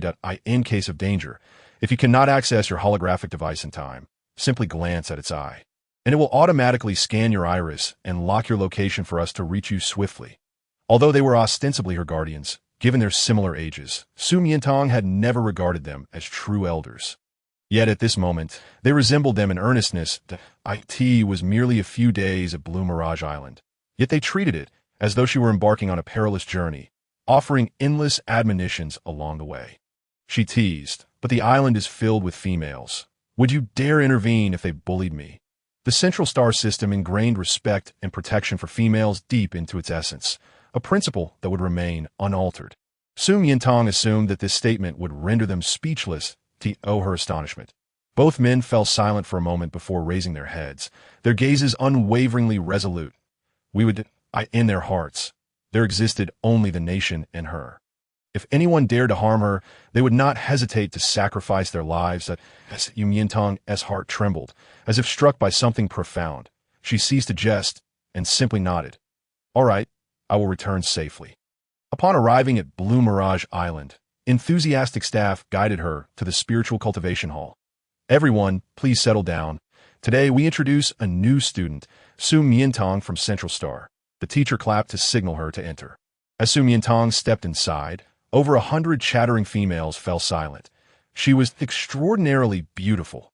They were all from various planets, daughters of nobility, each possessing their own pride and refinement, refraining from overt expressions of astonishment. Yet from their incredulous gazes, one could discern admiration, envy, and appreciation. After a brief introduction, the teacher allowed her to choose a seat.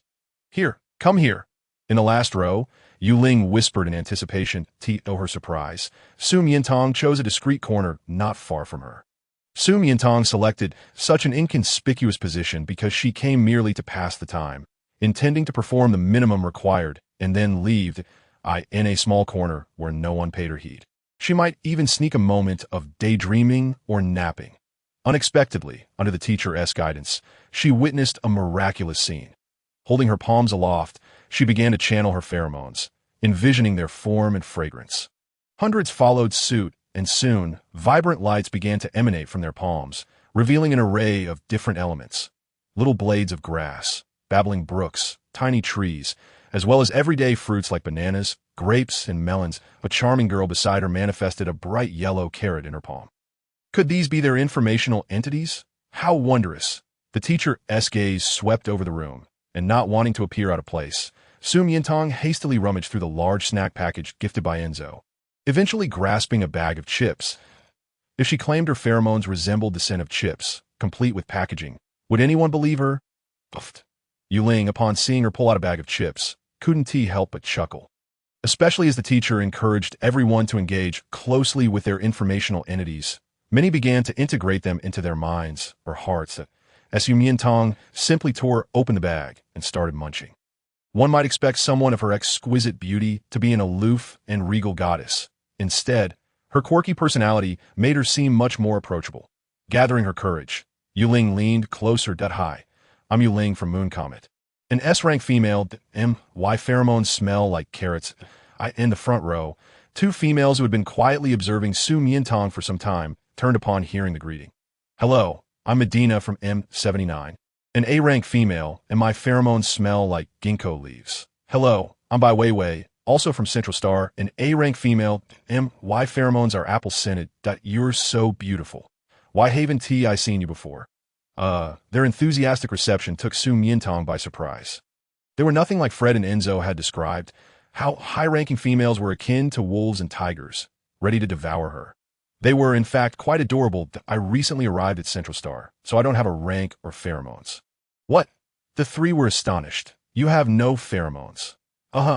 Heavens, you're so beautiful. What a waste. Why are you at the spiritual cultivation hall without pheromones?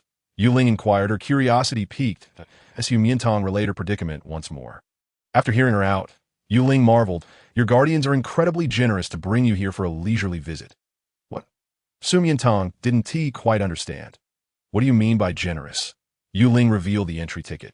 The identical golden card. It cost a staggering 10 million star coins. Su Miantang's mind went blank. 10 million star coins could sustain her for a lifetime. Fred and Enzo had deceived her, claiming it was free, leading her to spend an exorbitant amount merely to dawdle.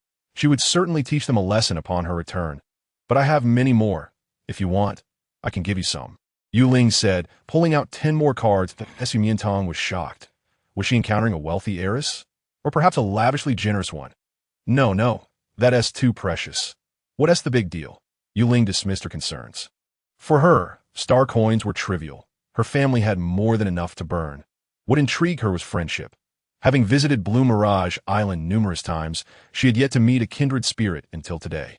And Su Miantang was incredibly appealing. I'm delighted to meet you all. As Su Miantang retrieved 2 large bags of snacks to share. Shall we eat together? Feeling somewhat guilty about taking without offering anything in return. Medina and Bai Weiwei agreed. Let us give you a gift as well. Medina chimed in, my family is in the medicinal herb business, and I happen to have a vial of void essence with me.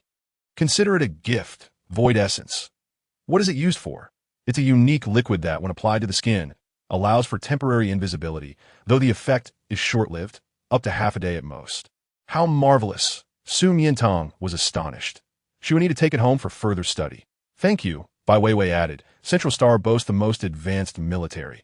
As you might know, my family dabbles in weaponry. I happen to have a laser gun for self-defense, powered by a miniature reactor, employing focused laser beams as its means of attack that IT can fire indefinitely. I'll give it to you. Self-defense. Su Miantang thought of how Enzo would surely be furious upon seeing the gun. Thank you. Yuling, who had rushed out without bringing anything, finally recalled a treasured item. I'll give you my brother, Su Miantang. No, I'm in an introduction. My brother is quite remarkable. Before she could finish, the teacher approached. You four, focus your attention that we will now commence the most crucial exercise on the information C. All right. The four returned to their respective spots. Yuling continued to pass notes to her. After class, let us go to the prairie. I have so much to share with you. You're truly stunning, even more so than my idol. Su Miantang, your idol is... Later, I will speak to you on the grassland. And I shall particularly discuss my brother. Her brother has remained single for so many years, always holding his standards exceedingly high, having rejected many affluent young ladies and prominent celebrities. Even his idol fails to captivate him. Yet, she is confident that upon merely catching a glimpse of Su Miantang, he will undoubtedly be enamored. The thought of such a beautiful little fairy potentially becoming her sister-in-law fills Yuling with excitement, making her want to perk up her rabbit ears. By the way, my beast form is that of a rabbit. What about you? The Su Miantang hesitated. While the pheromone could be absent if she lacked a beast form as well, they might consider her a pariah. She hastily concocted a response. Little meow. Ah, so adorable. With your beauty, you must surely be a celestial tortoise in the royal palace at Fengyang Pavilion. Report. 2 cloaked guards rushed hurriedly into the grand hall. Within the crimson silk drapery, Princess Catherine was engaged in a rather unrestrained dalliance with several male lords. Disturbed in her revelry, she angrily hurled 2 pillows. Get lost. Can't you see I am enjoying myself? Who dares to interrupt me? Your Highness, it concerns that Su Miantang. The mention of Su Miantang instantly roused Catherine from her stupor, and when she next commanded them to get lost, it was directed at the lords upon the bed. She donned but a thin red veil and stepped out barefoot. Elaborate. Your Highness, news has just arrived from the port that Su Miantang has traveled to Blue Illusion Island, personally escorted by the Imperial Twin Stars. Blue Illusion Island? What could she possibly seek there? It is a sanctuary for healing pheromones, a place to train and enhance pheromone concentration. They expect this pheromone-less waste to somehow produce pheromones there. Ha ha, what a delusional thought. Catherine laughed mockingly, her laughter eventually turning into gritted teeth. The entrance ticket to Blue Illusion Island costs a fortune. Those who frequent it are either royal kin or affluent young ladies. The Twin Stars must be truly extravagant to spend such a hefty price to send this waste there. However, it is just as well. Finding what one seeks without effort is indeed fortuitous. She had been troubled by the fact that she was so well guarded by the Female Protection Agency, unable to find an opening, yet here the opportunity presented itself. Once beyond the Central Star, the laws no longer held sway. Let us go. This princess shall personally confront her. She tossed aside the thin veil, a glimmer of malice flashing in her brown eyes. Twin Stars, since you cherish her so dearly, I shall take it upon myself to ruin her. The spiritual cultivation hall. Su Miantang and Yuling were engaged in a game of passing notes. Suddenly, a group of mechanical soldiers armed with pulse guns burst in. Clear the way! Clear the way! Who are you? Do you not know that Blue Illusion Island prohibits any military weapons from entering? Seeking death. Raise your hands. The soulless mechanical soldiers, devoid of emotion, had no understanding of the preciousness of femininity. They raised their guns to shoot, sending teachers and students alike into a panic, raising their hands and screaming in terror. Amidst the chaos, a luxuriously dressed woman appeared, idly playing with her nails, and languidly inquired, "Where is Su Miantang? Get her out here." She raised her gaze, and, in the spacious hall that could accommodate hundreds, spotted the petite female in the last row corner, with a face like a painting. Bright eyes and pearly teeth, skin as white as snow. A gentle breeze stirred the air, causing a few strands of hair to shimmer like satin, exuding an ethereal beauty as if she had strayed into the mortal realm. Suddenly, a sense of foreboding gripped her heart. This person must be Su Miantang. Only such unparalleled beauty could effortlessly overshadow her identity, status, and rank, captivating even the proud and steadfast Twin Stars, compelling them to willingly submit. As she pondered, the petite female truly stood up. Are you looking for me? Indeed. Her casual play with her nails gradually tightened, digging in her palm like tea that moment. Her hatred was not solely for having her favored lord stolen away, but also stemmed from jealousy of a beauty that paled in comparison to her own. Seize her! On what grounds do you presume to capture someone? Medina, and by Weiwei, immediately stood in front of Su Miantang. That on what grounds? On the grounds that I am the eldest princess of the Central Imperial Star. Have you lost your minds to dare obstruct me? The guns of the two mechanical soldiers were promptly aimed at them. Medina and by Weiwei fell silent. The eldest princess. They were all subjects of the Central Star System and understood well the exalted status of the royal family. The inviolable nature of their dignity. Oh, who do we have here? Yueling crossed her arms and stood up from her seat, realizing it was none other than the renowned eldest princess of the Central Star. Impressive, impressive. Even the nation's most cherished female dares to hold a gun against her. How imposing. Chapter 042. To bully her is to bully me. However, I have heard that the royal family has not produced a capable individual in recent years, relying solely on the prestige of General Aslani to barely survive to this day. Now that the war god has fallen and turmoil reigns at the borders, with enemy morale soaring, the princess ought to return to safeguard her imperial territory lest her home be infiltrated. Yet she dares to prance about here. Impudent, Princess Catherine had never been so provoked, furious enough to unleash her pheromones. However, the female opposite her was also of S rank, rendering her attack ineffective. Who are you? Yueling smirked. I am Yueling, from the Moon Comet. Yueling? At this, Catherine felt a tremor within.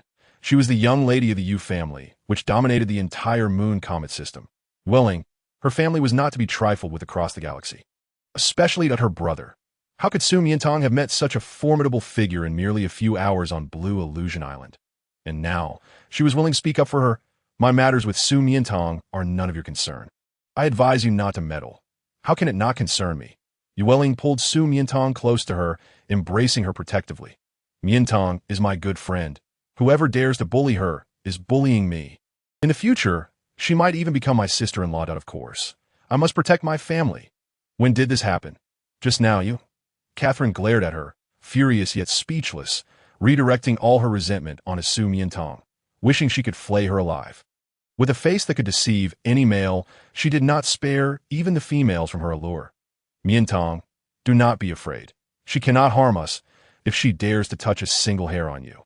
I shall have my brother raise her entire royal city. Yueling leaned in to comfort her, but unexpectedly caught a faint fragrance in the air. Miantang, you smell delightful, like floral essence, far more pleasant than the scent of carrots. Miantang lowered her gaze, her long lashes casting a shadow. She was the imperial princess, the one who had forced Fred and Enzo to mate in public, making them suffer greatly. They had only just met. They had no idea how vile, lascivious, and arrogant she was, using her enchanting looks to seduce her favored lord. Was she overly concerned with her appearance? Since entering the room, she had been fixated, and now her verbal jabs seemed pointed. I'm not, as Miantang spoke. Catherine retorted, stop your excuses. Just when everyone thought she was about to clarify, she unexpectedly blurted, I am not as beautiful as you. How could I possibly attract your male? With those words, the spiritual cultivation hall fell into a stunned silence. All eyes turned to her with skepticism, especially Yueling. Miantang, what are you saying? You are 1,000 times, 10,000 times more beautiful than her. She does not even come close to a single strand of your hair. Are celestial beings always so beautiful, yet unaware of it? Catherine was momentarily taken aback. It felt as if she had slapped someone, only to be rewarded with a piece of candy. She hailed from nobility, her beauty praised so often that she had grown immune to it, yet that this was her first time being complimented by a female more beautiful than herself. And it felt entirely different. But soon, she regained her composure. Su Miantang was not complimenting her. She was clearly insulting her, as laughter began to ripple through the crowd. You say, I'm more beautiful than you? Indeed, your monolid is quite special. When lifted, it is sharp, and when lowered, it is icy, exuding an innate model-like aura. Of course. Catherine proudly raised her brow. Her hooked nose was perfectly proportioned. Those with less prominent features could never pull it off. Yet she had no such worries. This was a gift inherited from her mother, the queen. But what I admire most is your skin, a light brown that radiates a healthy, wild beauty. Haha. At this statement, laughter erupted around them, and Catherine instantly became enraged. She was indeed being insulted. Su Miantang, you wretched girl, how dare you insult me for being brown-skinned? From childhood, she had loathed her brown skin, seeking treasures far and wide, struggling to lighten it even a little, let alone attain skin as fair as hers, akin to jade. The very thought was beyond her wildest dreams. How dare she publicly expose her scar, humiliating her? She would not let this transgression go unpunished. She opened her hand, ready to unleash her pheromones. Yet Su Miantang merely exclaimed, "Oh, so that was her Achilles heel." After all that flattery, the one thing she genuinely admired was her skin tone. Little did she know, this was her greatest source of disdain. Human aesthetics are indeed a highly subjective matter. Do you prefer fair skin? Of course, who does not prefer fair skin? The celestial beings depicted in paintings all possess skin as white as hers. It is something I have dreamed of possessing. May I assist you? What? Catherine halted abruptly, as if doubting her own ears. You'd help me. Indeed, Su Miantang produced a peacock flower badge from her pocket. I am a researcher at the Imperial Academy of Sciences, currently investigating products related to female beauty enhancement. Point one of them, known as the whitening essence, has shown remarkable results. Convince her. She splashed some dirt on herself. The reason my skin is so fair is due to my consistent use of it. Would you like to try? Is that true? Catherine asked incredulously. She took the peacock flower badge from Su Miantang and swiped it on the mechanical soldier screen, which immediately displayed all the information regarding Su Miantang at the academy. Su Miantang, researcher in the Department of Pharmacology, the only female in the institution holding a pink badge. Could it really be true? Wow! Yuling exclaimed, astonished. Miantang, you're actually a scientist. That's impressive. She instantly transformed into a devoted fan. You and my brother are a perfect match, this sister-in-law. I must secure her.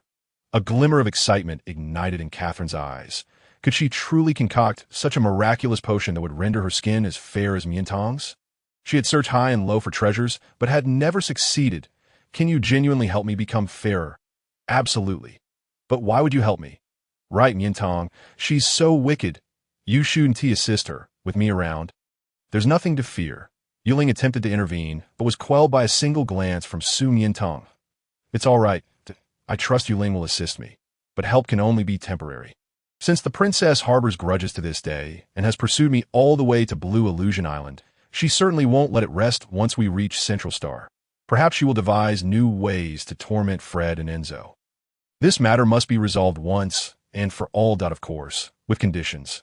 After I help you become fairer, you must cease your pursuit of Fred and Enzo, and you must also allow me to leave. Letting bygones be bygones. Catherine smirked. What do you think you are? You dare negotiate with me? Then forget it. Su Miantang retracted her badge, smiling slightly at her brown-skinned princess. The emphasis on brown-skinned incensed Catherine, who felt an urge to transform in her beast form and devour her. Chapter 043. She is mine. You. Laughter erupted in the spiritual hall, with Yuling's laughter ringing the loudest. She wrapped her arms around Su Miantang, ready to leave.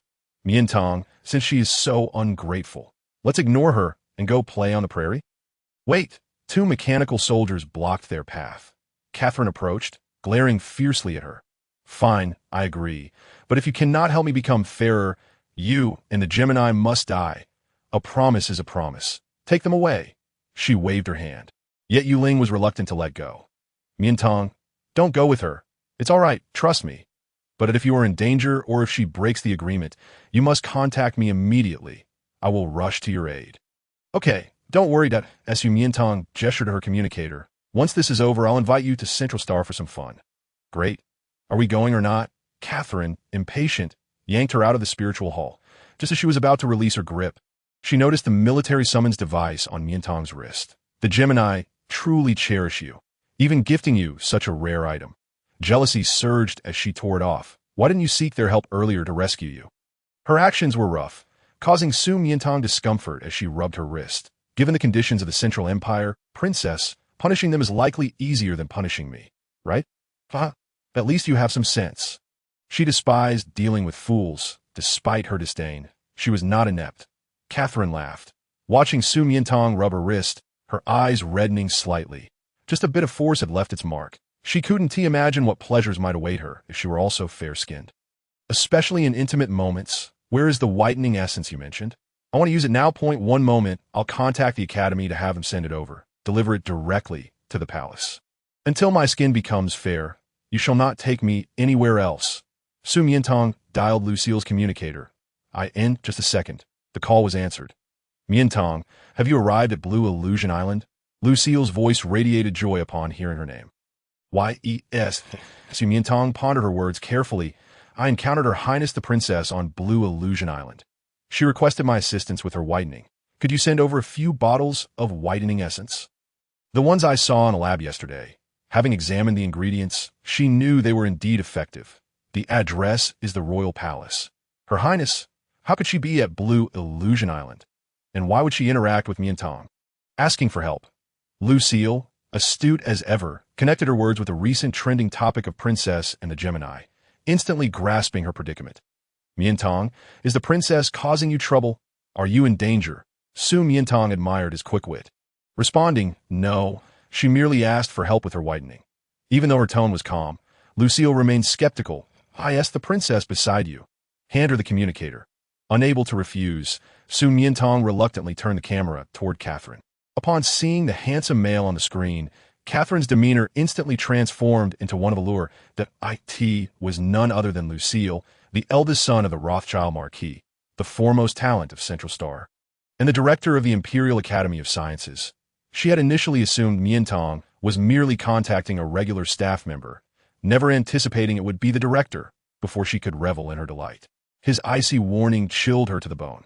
Your Highness, Miantang is a member of our academy, which makes her my responsibility. Not if you dare to harm her, I will hold the royal family accountable at all costs. All right. Catherine gritted her teeth in frustration, feeling humiliated as the esteemed eldest princess. She had faced repeated provocations lately, from the Gemini to Miss You, and now Lucille. All because of Miantang. Each of them had grown audacious, daring to defy the royal family without fear. She wanted to explode, but Lucille held sway over the Empire's technological lifeline, and the Rothschild family wielded real power. She had to tread carefully. Director Lucille. What do you take me for? As long as Miantang assists me obediently, I will not trouble her. That's good. Lucille was unwilling to exchange another word with her, turning his attention back to Miantang. Miantang, besides the whitening essence, do you require anything else? Hearing his cold tone, Catherine immediately adopted an excessively gentle demeanor. So furious, she felt like smashing the communicator. I also need... Miantang glanced at the irate Catherine and listed several chemical terms that Catherine could not comprehend. Lucille was momentarily taken aback. What does she need these highly reactive acidic substances for? But upon reflection, a smile crept onto his face. Even the kind-hearted angel had her mischievous moments. All right, I will send everything over. Once Miantang hung up, Catherine had already assumed a mocking posture. She scoffed lightly and clapped her hands. Impressive. A pheromone deficient, useless female not only managed to captivate the Empire's Gemini, but also ensnared the renowned highbrow of the Academy. Truly remarkable skill. The Fox clan values the distinction between legitimate and illegitimate offspring. Legitimate descendants often boast superior looks, while illegitimate ones fall significantly short. Lucille, being the sole heir of the family's century-old lineage, possessed both exceptional genes and appearance. She had long coveted his illustrious reputation, wishing to include him in her harem. However, his aloof nature and sharp intellect made him the director at a young age, far beyond her reach, leading her to settle for a side branch, a gray fox, as a substitute. That sultry, alluring figure was quite tempting. If even a side branch possessed such prowess, she could only imagine what the true Lucille would be like. It seemed her earlier comments about her being a seductress had underestimated her. She could even draw in a seductress. Suddenly intrigued, Catherine mused. Miantang, you joined the Imperial Academy of Sciences for him. Didn't you? You hang around him, try to win his favor, hoping he will take pity on you. Miantang shot her a disdainful glance. Congratulations, you succeeded. So, have you tasted his charm? Is his prowess in bed remarkable? Can you handle it? Miantang replied. He is my superior. Catherine scoffed. Stop pretending to be innocent. You're throwing around terms like superior and guardian. You really know how to play. Honestly, have you ever tried being with the Gemini? Was it exhilarating? Do you dare to try? Can your little body handle it? Chapter 044. The Panda Catherine's words suddenly reminded Su Miantang of the absurd scene she had witnessed at the Earl's banquet after waking up from her drunken stupor. While she was certain that nothing had occurred, she had found herself drenched in the familiar scent of eagle wolf during her shower. Intensely, so it was as if they had shared an intimate moment during her heat. "Are you reminiscing?" Catherine suddenly leaned in, startling Su Miantang. She had long imagined the strength of a military alpha and the exquisite sensations that accompanied it. As Su Miantang promptly donned her headphones, closed her eyes, and reclined in the massage chair, refusing to listen to Catherine's crude remarks. The royal aircraft was indeed luxurious, far more comfortable than her ordinary model. "Stop playing dead and get up. I've consumed all the good meat. And you won't even let me complain a little. What kind of deal was this?" Just as Catherine was about to drag her up, Su Miantang calmly remarked, "I'm tired, but if I don't rest well, it could impair my brain, and I might forget the whitening formula." Threatening her, Catherine felt the urge to claw at that beguiling face, but restrained herself for the sake of her own complexion. Upon awakening, they had arrived at the palace. Su Miantang descended the aircraft alongside the mechanical soldiers, her eyes widening at the majestic royal palace with its undulating silhouette, grand domes, marble columns, beastly totems, and lion-headed towers, all whispering tales of opulence. Even the cobblestones beneath her feet seemed to glimmer like gold. Previously, she had gazed at such grandeur from Fred's side, but being immersed in it now felt utterly different. Catherine noticed the awe sparkling in her eyes, and her own bruised pride found a sense of satisfaction. "You, an orphan without power or influence, have never seen such a scene, have you? Just a bumpkin." Su Miantang retorted, "I've seen the White House. Just a glance sufficed. She would never have a chance to reside there unless that she caught the eye of a certain prince. Alas, even the lowest-ranked prince would never fancy a female without pheromones. Dante harbored illusions.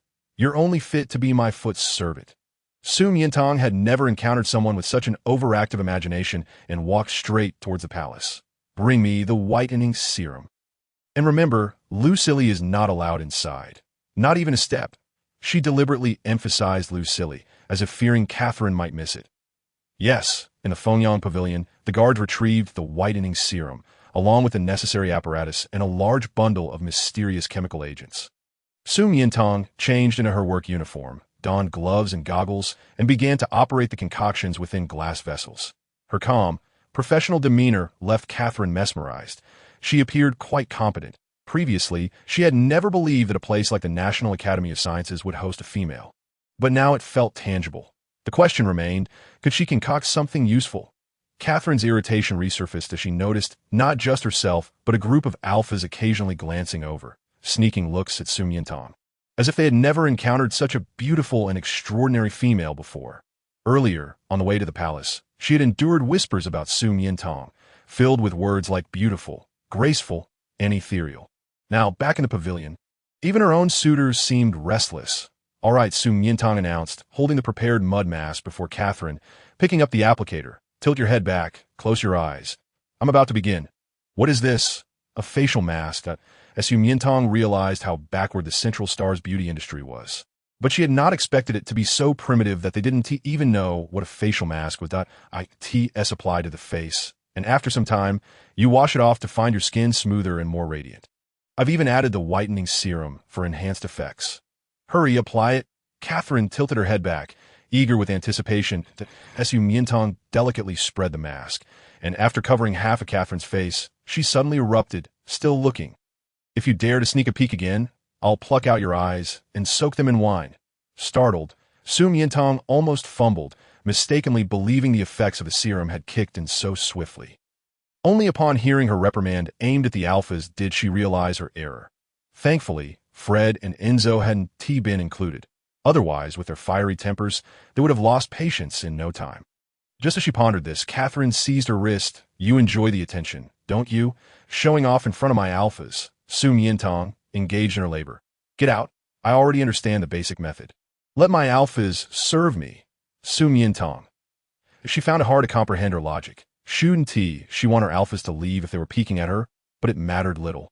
She was content to enjoy some leisure, removing her gloves before stepping out of the Fengyang pavilion. Since she had the rare opportunity to visit the palace, she intended to appreciate the beauty surrounding her. Catherine cursed her retreating figure, calling her a vixen, then pointed to a nearby gray fox. Come here, apply the mask for me. Miantang strolled from the opulent palace into the vibrant garden, eventually arriving at a serene, elegant bamboo grove. She spread her arms wide, inhaling the fresh air, and as she walked, she caught a glimpse of a black and white figure. Could it be a panda? She halted, excitement coursing through her. Pandas were her favorite. During her time on Earth, she frequently visited zoos, memorizing each panda's name, traits, and habits to her astonishment. Such a rare creature existed here, and she couldn't fathom the royalty being extravagant enough to keep national treasures as pets. Suppressing her excitement, she cautiously approached to confirm her sighting. Indeed, its ears twitched, it faced away from her. Its fluffy ears, round body, and clean, lustrous black and white fur evoked images of a soft rice ball or a black sesame-filled dumpling. It was irresistibly adorable, prompting her to want to hug it and see if it was as soft as it appeared. While lost in thought, she scanned her surroundings, feeling mischievous. On Earth, no matter how much she adored pandas, she could only admire them from behind glass, never daring to touch. But here, in the depths of the bamboo forest, with no one around and no barriers to confine her, it appeared so small. Like a cub, if she secretly embraced it for a moment, surely no one would notice, right? Thus she tiptoed stealthily, her heart racing with excitement, inching closer to the panda, and suddenly, she swooped down and scooped it up. Huarong, quietly honing his combat skills atop the bamboo peak, was abruptly lifted off the ground. Who? He opened his eyes, prepared to struggle, only to hear a melodious voice from above. Wow, this feels so nice. So soft. It was a female. Turning around, his gaze froze. Not only was she a female, but she was also breathtakingly beautiful, resembling an otherworldly fairy. He had never seen anyone like her before. Yet, was she not too audacious? To embrace a strange male beast in the bamboo grove, casually caressing and playing with him while uttering flirty words was akin to a lecherous act. But he had never encountered such a stunning lecher. Was she not drunk? He detected no trace of alcohol, only a faint scent of bamboo leaves, reminiscent of freshly sprouted green buds in spring, making his mouth water.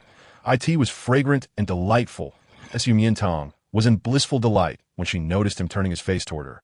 His dark, round eyes fixated on her, clear yet bashful, seemingly shy.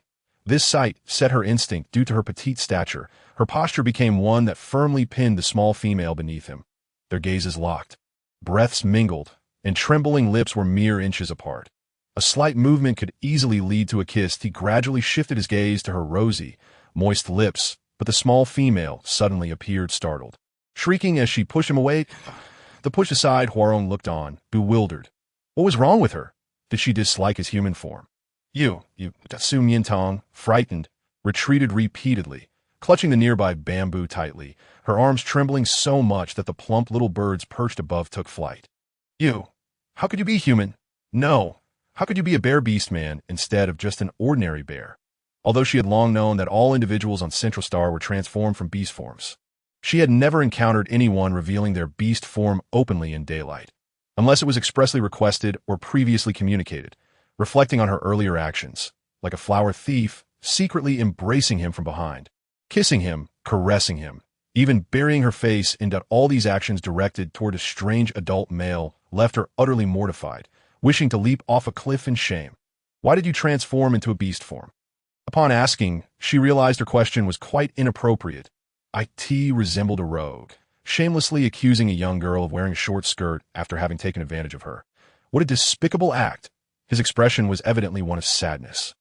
Seemingly at a loss for words, I'm sorry. Miantang suddenly launched into a flurry of apologies. In a show of sincerity, she approached him, bowing in a 90-degree angle. I didn't know you were human. I thought you were just an ordinary bear, which is why I acted that way. But I still offended you. You can hit me, scold me, or even call the authorities to arrest me. Huarong was taken aback by her words. How could she fail to distinguish between a beast man and an ordinary animal?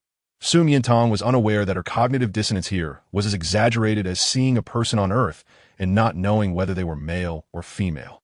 However, Huarong realized she was not a lecherous person, that a fairy could never be that. Instead, he found her hands-up surrendering demeanor quite endearing.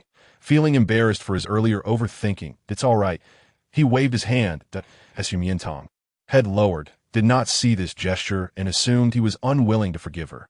She turned to leave, thinking to herself, perhaps it would be better to confess directly. No. Huron wanted to grab her, but hesitated. In his urgency, he resorted to sign language. Don't go. I've already forgiven you. Miantang was stunned by the sight. T turned out he had not known how to explain, not that he didn't want to, but that he couldn't. He was mute. A wave of compassion surged within her. How could such a clean and handsome young man, a beautiful and adorable bear, be unable to speak? Truly, the heavens were jealous of talent. Fortunately, she had volunteered at a special school before and understood some sign language. Really? You've forgiven me? She looked at him with joy, returning a sign of gratitude. You're really kind. She actually understood sign language? Warren's eyes lit up. In that moment, it felt as if a long-sealed door in his heart was slowly pushed open, allowing a ray of bright sunlight to fill the space. Chapter 046. He turned out to be the king Miantang. By the way, I still don't know your name. Huron picked up a dried bamboo branch and slowly wrote 2 characters on the ground. The handwriting was awkward yet youthful, with a touch of charm that resembled him. Huron. Hua. Coincidentally sharing a name with her favorite bear on Earth, the big star of the bear world, albeit that was a female. He was male. Can I call you Rong? It sounds so soft and cuddly. Rong. It sounded like a pet name, but he had never had one, nor had anyone ever called him so affectionately. Huron felt a bit shy, slightly tilting his head, as if he were open to any name she chose. And you? I am Miantang, with sleep as in rest and tang as in begonia. The begonia flower never sleeps. What a beautiful name. Huron silently committed it to memory that if she called him Rong, could he also call her Tang Nang? Unfortunately, he could not articulate it. Rong, what position do you hold in the palace? Miantang inquired, having only seen the princess and her consorts since entering the palace. But he appeared so innocent, looking quite young and not the type Catherine would fancy. The rest were merely guards and servants. His combat skills were not high. He hadn't even dodge or sneak attack from behind. Surely, the palace wouldn't enslave or bully a disabled person, especially one as rare as a great bear. I am. Huron hesitated, as if finding it difficult to speak. Miantang realized something and understood. Could it be? Was he truly a servant? A small mute with such a gentle nature. It was unbearable to think of how he might be bullied and mistreated in this cold palace. Spare him discomfort. She quickly changed the subject. You know why I'm in the palace? Huron shook his head. Fairy, you must be here to bless the people of Central Star, right? I doubt as Miantang spoke, her voice suddenly trembled, raising her sleeve to wipe away tears. I accidentally angered the Grand Princess, and she dragged me into the palace to torment me, beating me day after day, 3 times a day, whenever she had the chance. How could she treat a fairy this way? Upon hearing this, Huron immediately rushed to her side, tugging at her clothes, quickly signing that, don't be afraid, I will help you. Please stop crying. Seeing the fairy in tears made him feel incredibly distressed. Miantang then heard his murmurs. Different from before, he seemed exceedingly anxious and upset. Realizing she had gone too far, she quickly released her grip and made a funny face at him, laughing. Haha, just kidding. She merely wanted to exaggerate her misfortune to make him feel better in comparison. To her surprise, after a moment of shock, his face flushed instantly, and he looked angry. Are you mad? I'm sorry, I didn't mean to. She had meant to tease him. Actually, I'm here to provide beauty treatments for the princess. Beauty treatment? What is that? Miantang found him irresistibly adorable. Was he all right now? His anger didn't last even 3 seconds. He didn't even need comforting. You want to know? Come sit over here. I'll tell you. She sat beside a patch of sunflowers, beckoning him over. Warren's blush still hadn't faded as he obediently sat beside her, listening intently, while also noticing how their clothes brushed against each other in the gentle breeze. Miantang spoke of beauty treatments, her background, interests, and amusing anecdotes from Central Star. The more they talked, the more she felt his character was pure and kind, easily trusting others, as if he would instantly agree if she asked him to transform into a bear for her to play with. National treasures are simply adorable, even in human form. They remained charming. As they conversed and enjoyed the tranquility of time, the Fengyang Pavilion was thrown into chaos, with a group of male lords sprawled on the ground, kneeling together. Get lost! Get lost! Each of them clumsy and foolish, failing even at this simple task, causing her immense pain. Catherine's face bore uneven patches, red and irritated from the harsh treatment, which only intensified her anger. After scolding the male lords, She began to apply cream to her face, only to find it even more painful, making her eyes water. How could this happen? Miantang had applied it earlier without any discomfort. Was her technique special? Go! Bring Miantang to me! Quickly! Yes, Your Highness. The guards, upon receiving the command, immediately set out to find Miantang, but 5 minutes, 15 minutes, and half an hour later, they still had not located her. Catherine grew impatient. You useless bunch. You can't even find a female without pheromones. What good are you? She activated her pheromones, discovering 2 figures in the bamboo grove on the back mountain. What could they be doing there? Did she prefer fresh bamboo leaves or just sprouted bamboo shoots? Miantang held bamboo leaves in one hand and bamboo shoots in the other, asking Huaran.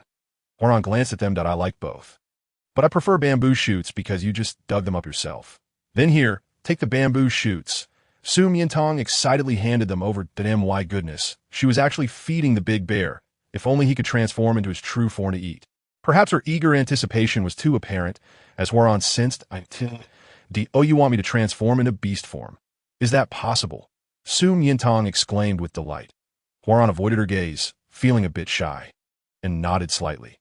Just as he was about to transform, Miantang's hand was suddenly yanked from behind.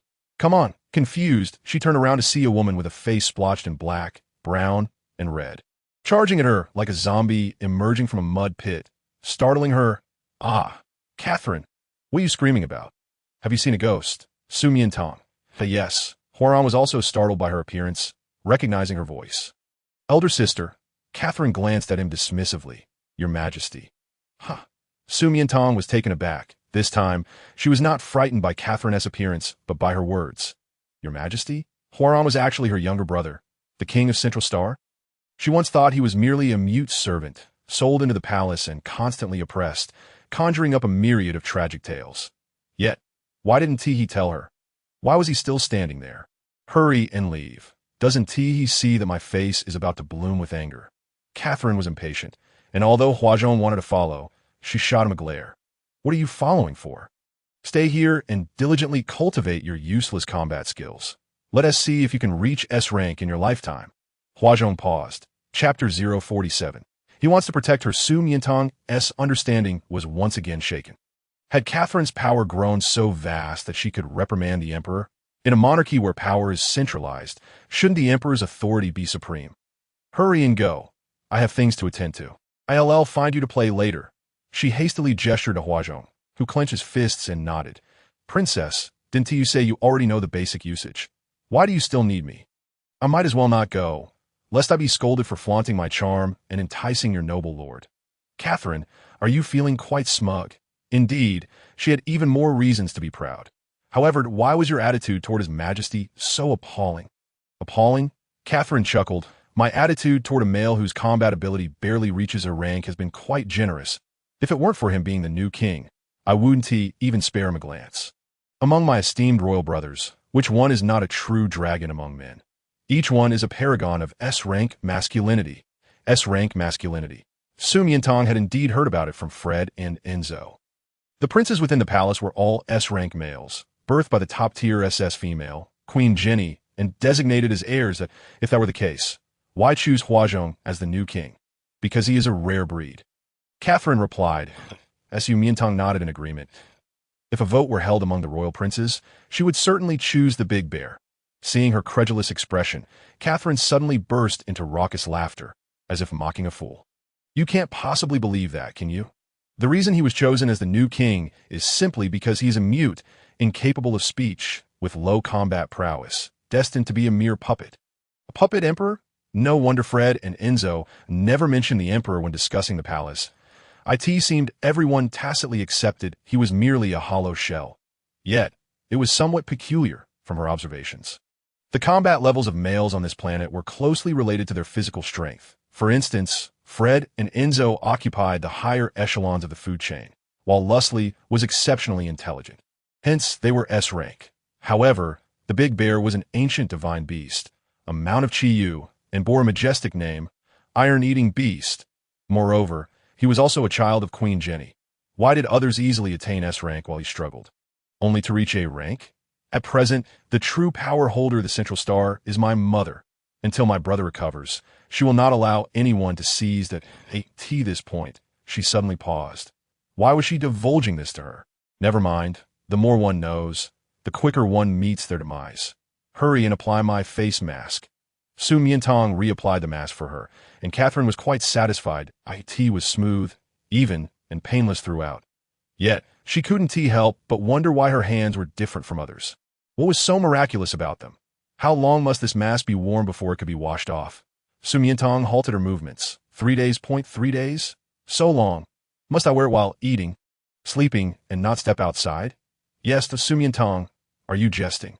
No, your highness, your complexion has been as it is since birth for over 20 years. You expect to change in mere minutes. This is science, not magic. Catherine was speechless.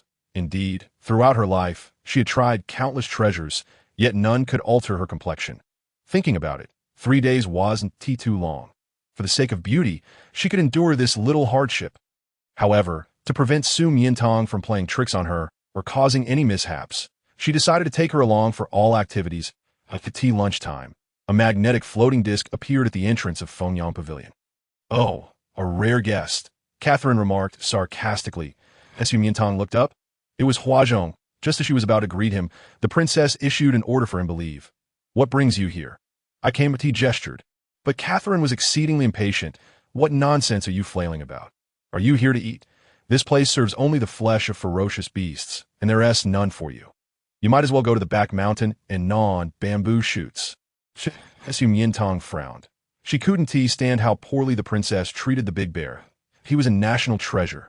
Catherine, don't be harsh on him. Direct your ire at me. Tang dang. Huazhong's eyes flickered with surprise as he gazed at her. It was the first time someone dared to oppose the eldest princess, and it was all for him. Catherine hadn't anticipated that this little waste, who had been respectful and uncomplaining despite her ridicule and command from Blue Fantasy Island to the palace, would now dare to confront her for a puppet emperor, even boldly calling her by name. Suddenly, she recalled the bamboo forest encounter she had overlooked in the afternoon, initially assuming it was mere coincidence. But now, Huazhong had unexpectedly come to her palace. Was their connection merely a mutual recognition of two worthless beings, or something more? It was hard to discern. Su Miantang, your taste seems rather eclectic. Su Miantang, I thought you had a grand appetite. Only choosing quality S-rank males. I didn't expect you to be so indiscriminate, accepting whatever comes your way. Su Miantang. What on earth was going on in her mind? How she wished to excavate it and conduct research. Eldest sister, don't speak of her. I'll take my leave now. Huazhong hastily finished his gestures and turned to leave. He couldn't bear to see Tang Tang insulted. Not even a little. This feeling was akin to being pricked by countless needles in the heart, a pain far more excruciating than being mocked for his low rank or being a mute. It was all his fault for being too weak. If only he could be as powerful as his royal brothers. He could protect her. Su Miantang watched his retreating figure before looking at Catherine. What are you staring at? I get to punish you for your earlier insolence. As Catherine spoke, a sudden wave of intense pain surged across her face, as if set ablaze, scorching and maddeningly itchy. My face hurts so much, so painful. It seemed the effects of the medicine were kicking in. Su Miantang calmly sat down to eat. What is happening? Su Miantang, what is going on? Is this your doing? The whitening essence was taking effect. I advise you not to scratch or wash it off. Otherwise, all your efforts will be in vain. With such pain and itchiness, how could she possibly refrain from scratching? Was she to endure this torment indefinitely? In her agony, she overturned the dining table. Chapter 048. The Lion King HMM. Su Miantang had anticipated this, holding her bowl and chopsticks firmly. Beauty always comes at a cost. Does it hurt? She only added a tiny bit of something, and it hurts this much. When Fred and Enzo were compelled to mate in public due to my pheromones, that sensation was 1,000 times worse. Catherine continued to lose her mind, overturning the dining table, smashing vases, tearing curtains, kicking a few nobles, and finally seizing Su Miantang by the collar. If I find out you're the culprit, I'll annihilate your entire family and eradicate your 9 clans. Su Miantang replied nonchalantly. She actually wanted to say that her entire family and 9 clans consisted of just her. Catherine's face was contorted with pain, akin to being devoured by ants, unable to sit still for a moment. And soon she screamed and dashed out. Seeing this, Miantang also set down her bowl and went to find Huazhong. She wandered around the palace but found no trace of him, heading towards the bamboo peak in the back mountain. And indeed, she spotted him. He sat cross-legged deep within the bamboo grove, seemingly in meditation. Huazhong, she called out from a distance. He did not respond initially, but after a while, his body suddenly convulsed, wiping his mouth with his sleeve. Miantang rushed over, only to discover he was spitting blood. Huazhong, what's wrong? Why are you spitting blood? Seeing her, Huazhong was filled with It's nothing, just training. It's entirely normal. Eldest sister, she didn't make things difficult for you. Did she? It's my fault. I shouldn't have come to find you. She had no time to discuss this with him, frowning as she gently wiped the blood from the corner of his mouth with a handkerchief. What is normal about this? Did he think she was a fool? Normal training should lead to greater strength, not blood spitting. That I think you've been practicing too hard. Haven you, why push yourself to such extremes? As far as she knew, the ranks of males and females on Central Star were predetermined at birth, except for a small fraction who might undergo secondary differentiation between the ages of 18 to 22, or those like General Aslani with extraordinary talent who might manifest miracles. Otherwise, there would be no changes. Even with relentless training, one could only enhance their physique. Was it because he felt weak after being scolded by Catherine that he was so driven? Huazhong, some people's disdain for themselves is baseless. You needn't care about them, for there are others worth your concern. Who are the ones truly worthy of our care? Those who harbor affection for you, and those whom you cherish in return. The object of one's affection? Huazhong suddenly averted her gaze, flustered and unsure of where to place her eyes, her cheeks faintly flushed.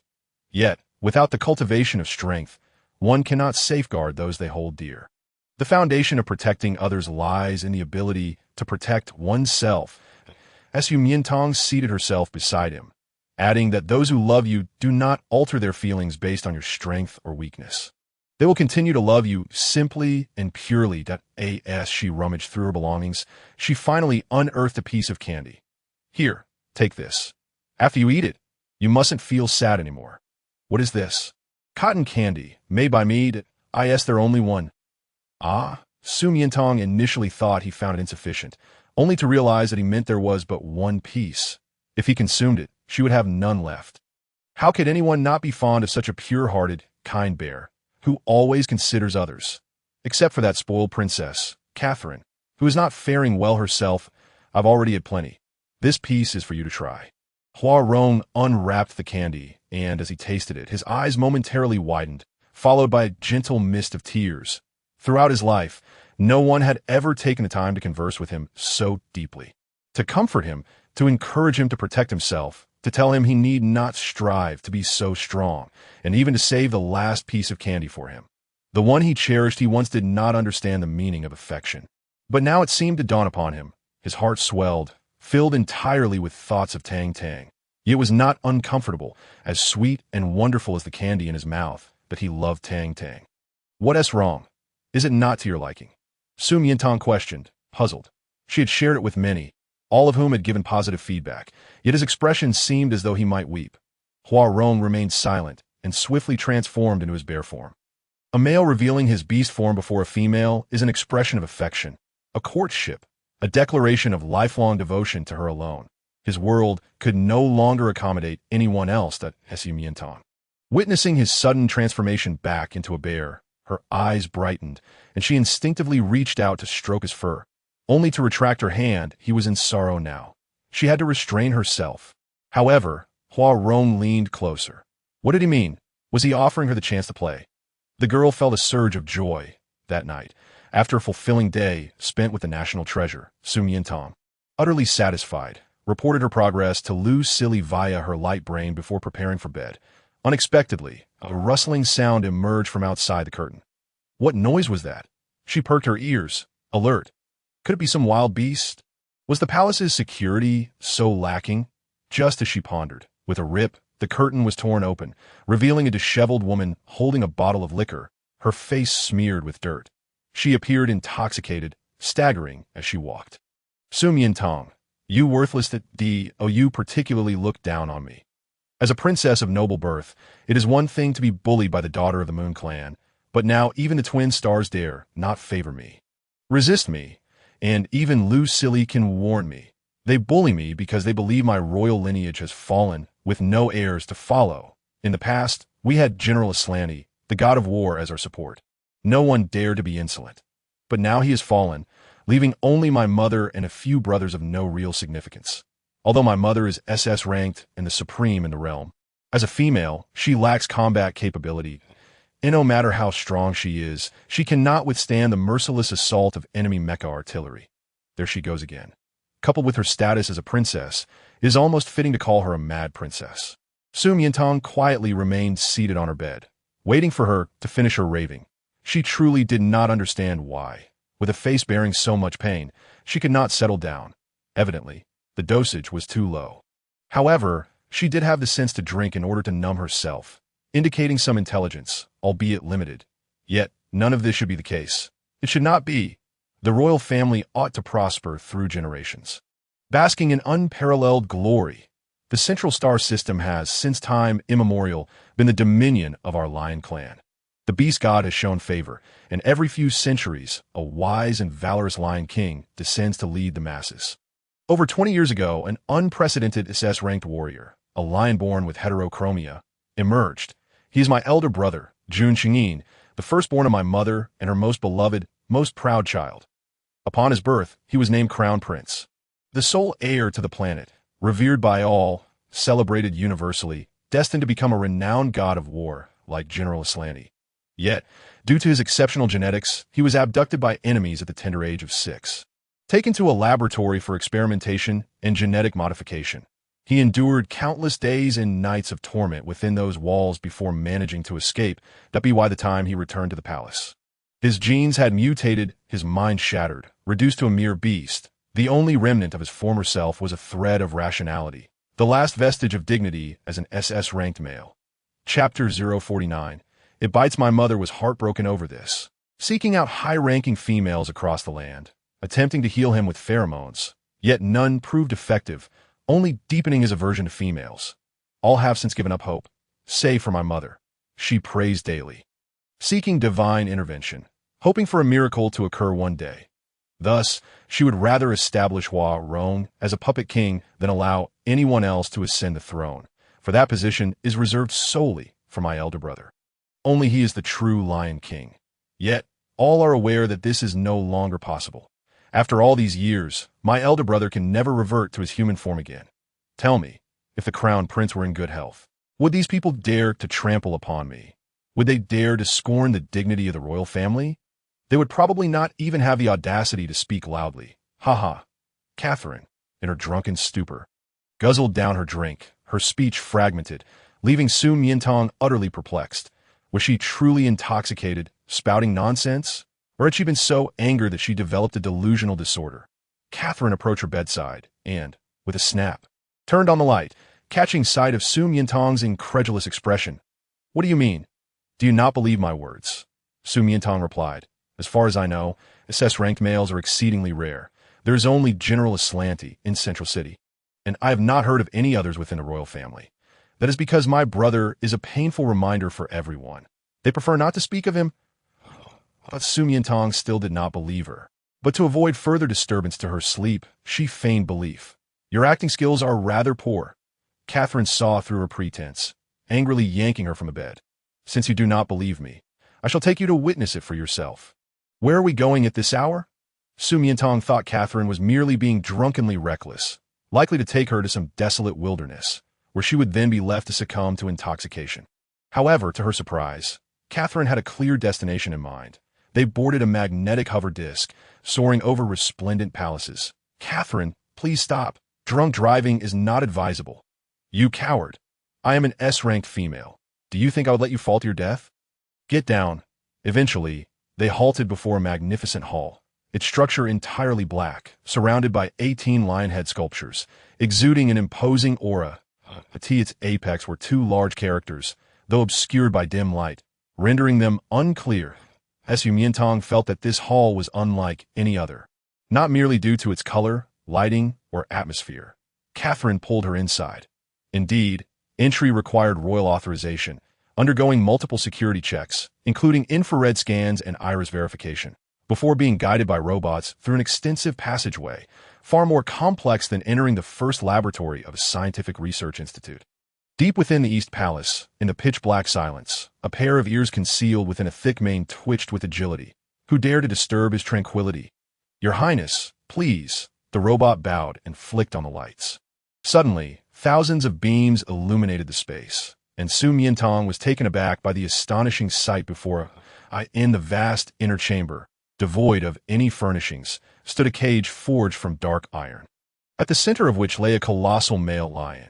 Its eyes were half closed, with a broad snout and a regal head crowned by a mane resembling golden flames, exuding handsomeness and majesty. Its body stretched 4 to 5 meters in length, with a thick, elongated tail and claws that gleamed sharper than the tips of weapons. She had never encountered such a grand lion, its mane so resplendent. It could only be described as magnificent. Had it not been imprisoned, she would have fled in terror. How dare they disturb his peace, and even gaze at him so boldly? Suddenly, the lion opened its eyes. They were a pair of extraordinarily clear and luminous blue orbs, akin to the heart of the ocean, yet laced with an icy glint more frigid than snow, as its dual pupils began to unleash their power. They froze in surprise. IT had guessed correctly. Another female, yet it had not anticipated such beauty. In its brief encounters with the world, it had never beheld a female so enchanting, a fleeting moment of emptiness amidst its turbulent and fierce gaze. Ugh! Catherine burped, dazedly pointing at the lion within the cage. "Douc. Do you believe now? This is my elder brother, the Crown Prince of the Central Empire, an SS-ranked warrior, even reduced to a beast. His grace remains unparalleled. If you have any discernment, you should now believe my words. I believe," as Miantang nodded, this time genuinely convinced. Such a large lion was clearly abnormal, and it felt as though it could swallow a person whole. "Your Highness, who is she?" The majestic lion slowly rose, shaking its golden mane.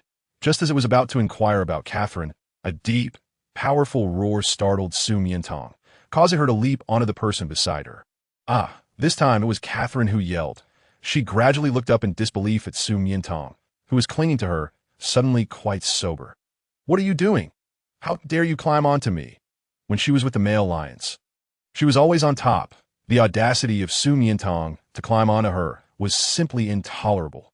Miantang, feeling somewhat embarrassed, explained while pointing at the cage, "I was afraid it might bite me."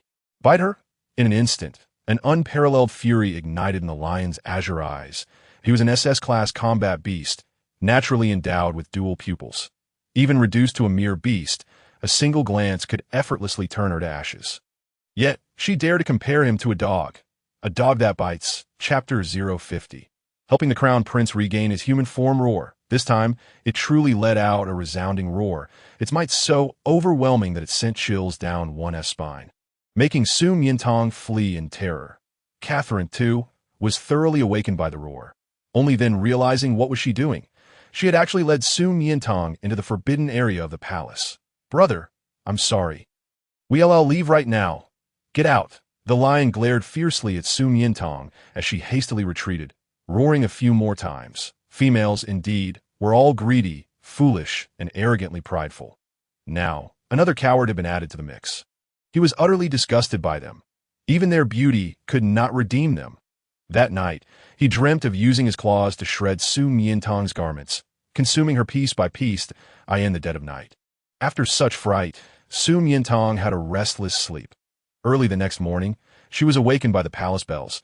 She had intended to catch up on sleep, but unexpectedly, that maniac Catherine came again. "Miantang, are you toying with me? This pitch-black face mask is almost dry on my face, clinging to me like a wretched toad." Utterly revolting, she was simply too loud, unable to bear it any longer. Miantang reached out to forcefully remove a corner of the mud mask from her chin. "What are you doing? Go look in the mirror." A mirror. Catherine hesitantly approached the bronze mirror, lifted her chin, and was astonished to see her skin had lightened. It was truly lighter. The fair complexion she had yearned for all her life had actually materialized, although it was still far from Miantang's snow-white radiance. It was a significant improvement from her previous brown skin. All the hardship of the past few days had not been in vain. Miantang glanced at her. She genuinely felt that a lighter brown skin suited Catherine's bold and wild appearance much better. Now, she had lost her unique charm. Miantang. Catherine, overjoyed, turned around, only to find Miantang had fallen asleep. Rarely did she refrain from rushing over to yank her awake. Instead, she quietly stood by the bedside, contemplating another scheme. Unexpectedly, this little waste had some skills. She suddenly no longer desired the Imperial twin stars. She wanted her. Throughout her life, her appearance was her utmost concern. A mere male was insignificant in comparison. Miantang possessed the extraordinary power to transform one's appearance. If she could help her brown skin turn white, surely she could adjust other facial flaws as well. If only she could keep Miantang confined in the palace. Serving as her personal beautician, it would be perfect. Although the Central Star strictly prohibited female slaves, she believed that with sufficient temptation, Miantang would willingly stay. As Miantang slept until noon, her stomach growling with hunger. As she prepared to rise in search of food, she suddenly caught a whiff of an enticing aroma that made her mouth water. Following the scent, she found Catherine sitting in the grand hall, surrounded by an array of colorful dishes, gently beckoning her. Miantang, you've awakened. After sleeping so long, you must be starving. Come, let us eat. The lioness, who typically fed on meat, had prepared a feast with both food and vegetables. And her tone was so gentle. It was simply too abnormal that a proverb flashed through Miantang's mind. A weasel paying a New Year's visit to a chicken. What was she up to? All of this is prepared for you. To thank you for whitening my skin? And no need, as long as you keep your promise that of course. Catherine smiled lightly. From now on, I will no longer pester the twin stars. But let us set that aside for now. You have helped me, and I must reward you. Speak. What do you desire? Gold, silver, jewels. Miantang shook her head. She received more than enough living expenses from the Empire's Female Protection Agency each month. She had no need for money. Rare herbs? She shook her head again. Initially, she had been quite interested. However, upon entering the Scientific Research Institute, she found that the collection of rare herbs and miraculous potions stored there could last her a lifetime of research. Then, seeing that these material possessions did not move her, Catherine glanced at the male lions nearby, gritted her teeth, and made a bold offer. Among my male lions, pick anyone you like. I will gift him to you. Puffed. Miantang nearly spat out her drink. No. Was one not enough? Catherine gritted her teeth again. Then choose several. I will send them all to your room tonight to serve you. Don't say I'm not generous. They've all been meticulously trained by me, and each is exceptional in bed. You are guaranteed to be utterly enchanted. She was not being generous. She was being extravagantly excessive. As Miantang waved her hand. No, I don't have such heavy tastes. Heavy tastes?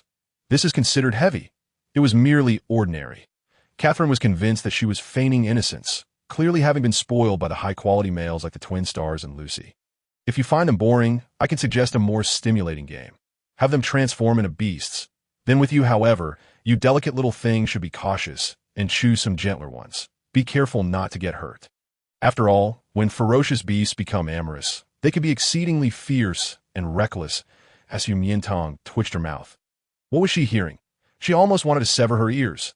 I often feel out of place for not being perverse enough. Catherine was somewhat exasperated. Here was someone who was impervious to gold and silver, treasures and male lions. Did she really think she could force her with pheromones? She did not wish to harm her brain, which she still needed for her beauty regimen. What do you truly want? If possible, after finishing her meal, Miantang elegantly wiped her hands with a napkin. Let me go now. I have to get to work. Leave? Not a chance. Catherine was determined. She would not believe there was nothing that could bind her. Report. Suddenly, a guard rushed in, whispering a few words into her ear. Upon hearing, Catherine burst into triumphant laughter. Ha ha ha. Truly, the heavens are aiding me. All right, Miantang, you may leave. However, if you go, the twin stars must stay. What do you mean? Miantang's expression hardened. Catherine, you promised me that after the matter was settled, you would not trouble them again. Are you going back on your word? Do not wrongfully accuse me. See for yourself. She activated the holographic device and tossed it to her. There, displayed was a royal edict. Fred Pellis and Enzo Oshiborn had forcibly broken into the palace, injuring hundreds of the royal guards, and an emergency arrest warrant had been issued. Forcefully breaking into the palace. How could this happen? They know I was taken by the princess. She immediately pulled out her holographic device and indeed sought dozens of missed calls, all because she had overslept. She had not informed them of her abduction by the princess, fearing they might act impulsively and do something irreparable. She had maintained active contact through her device these past few days.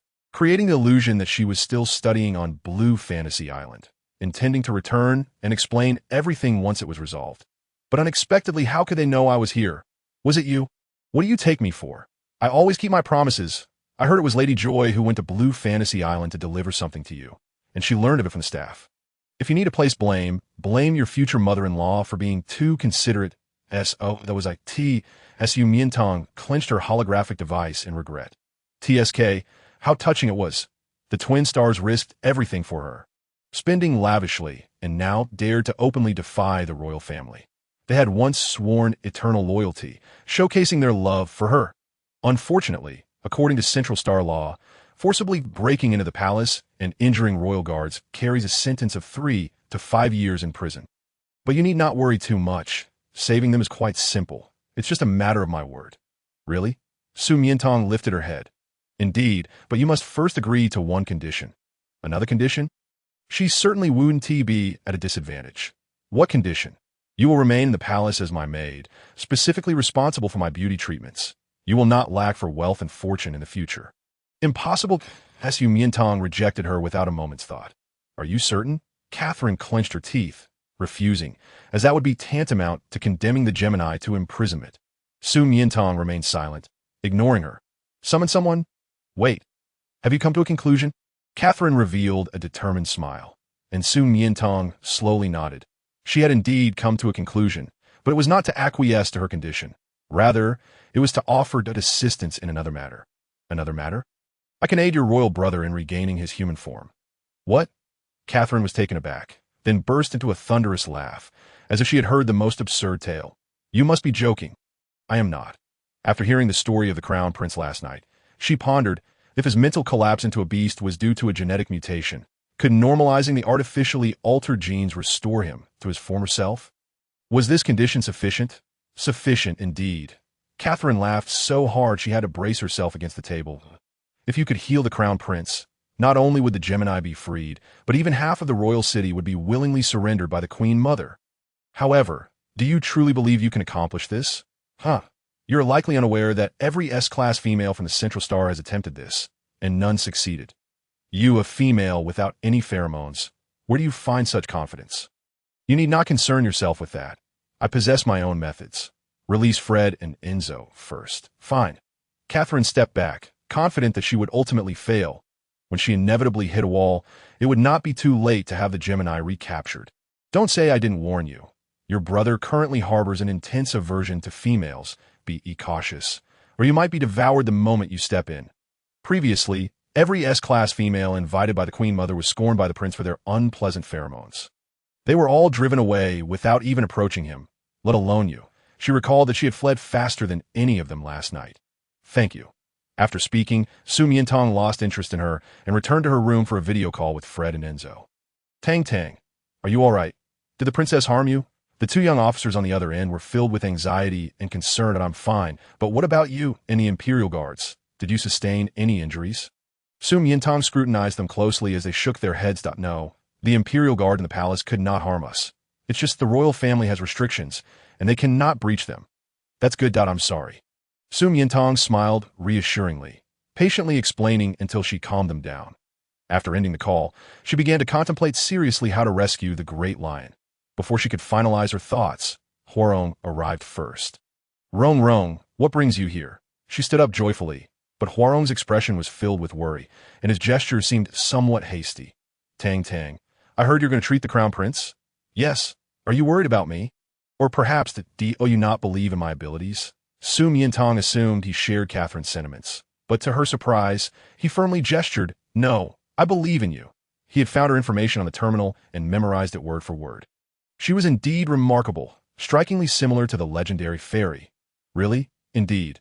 However, your brother has been taken by villains to the laboratory since childhood. He despises researchers the most. I fear he may harm you. This was indeed a point she had not considered. Almost all animals that escape from experiments would never wish to return. Even if recaptured, they would exhibit a series of stress responses. She could manage smaller creatures like mice and rabbits, but a lion of his size would only pose a threat. I understand, prior to treatment, it is necessary to tame him, to earn his complete trust and reliance. Huarong was astonished. Was she suggesting taming the Crown Prince? The prince was an SS-Class male, the strongest fighter in the palace. And his temper had become so volatile that even the Queen Mother struggled to control him. Rong, could you help me gather some information about the crown prince within the palace?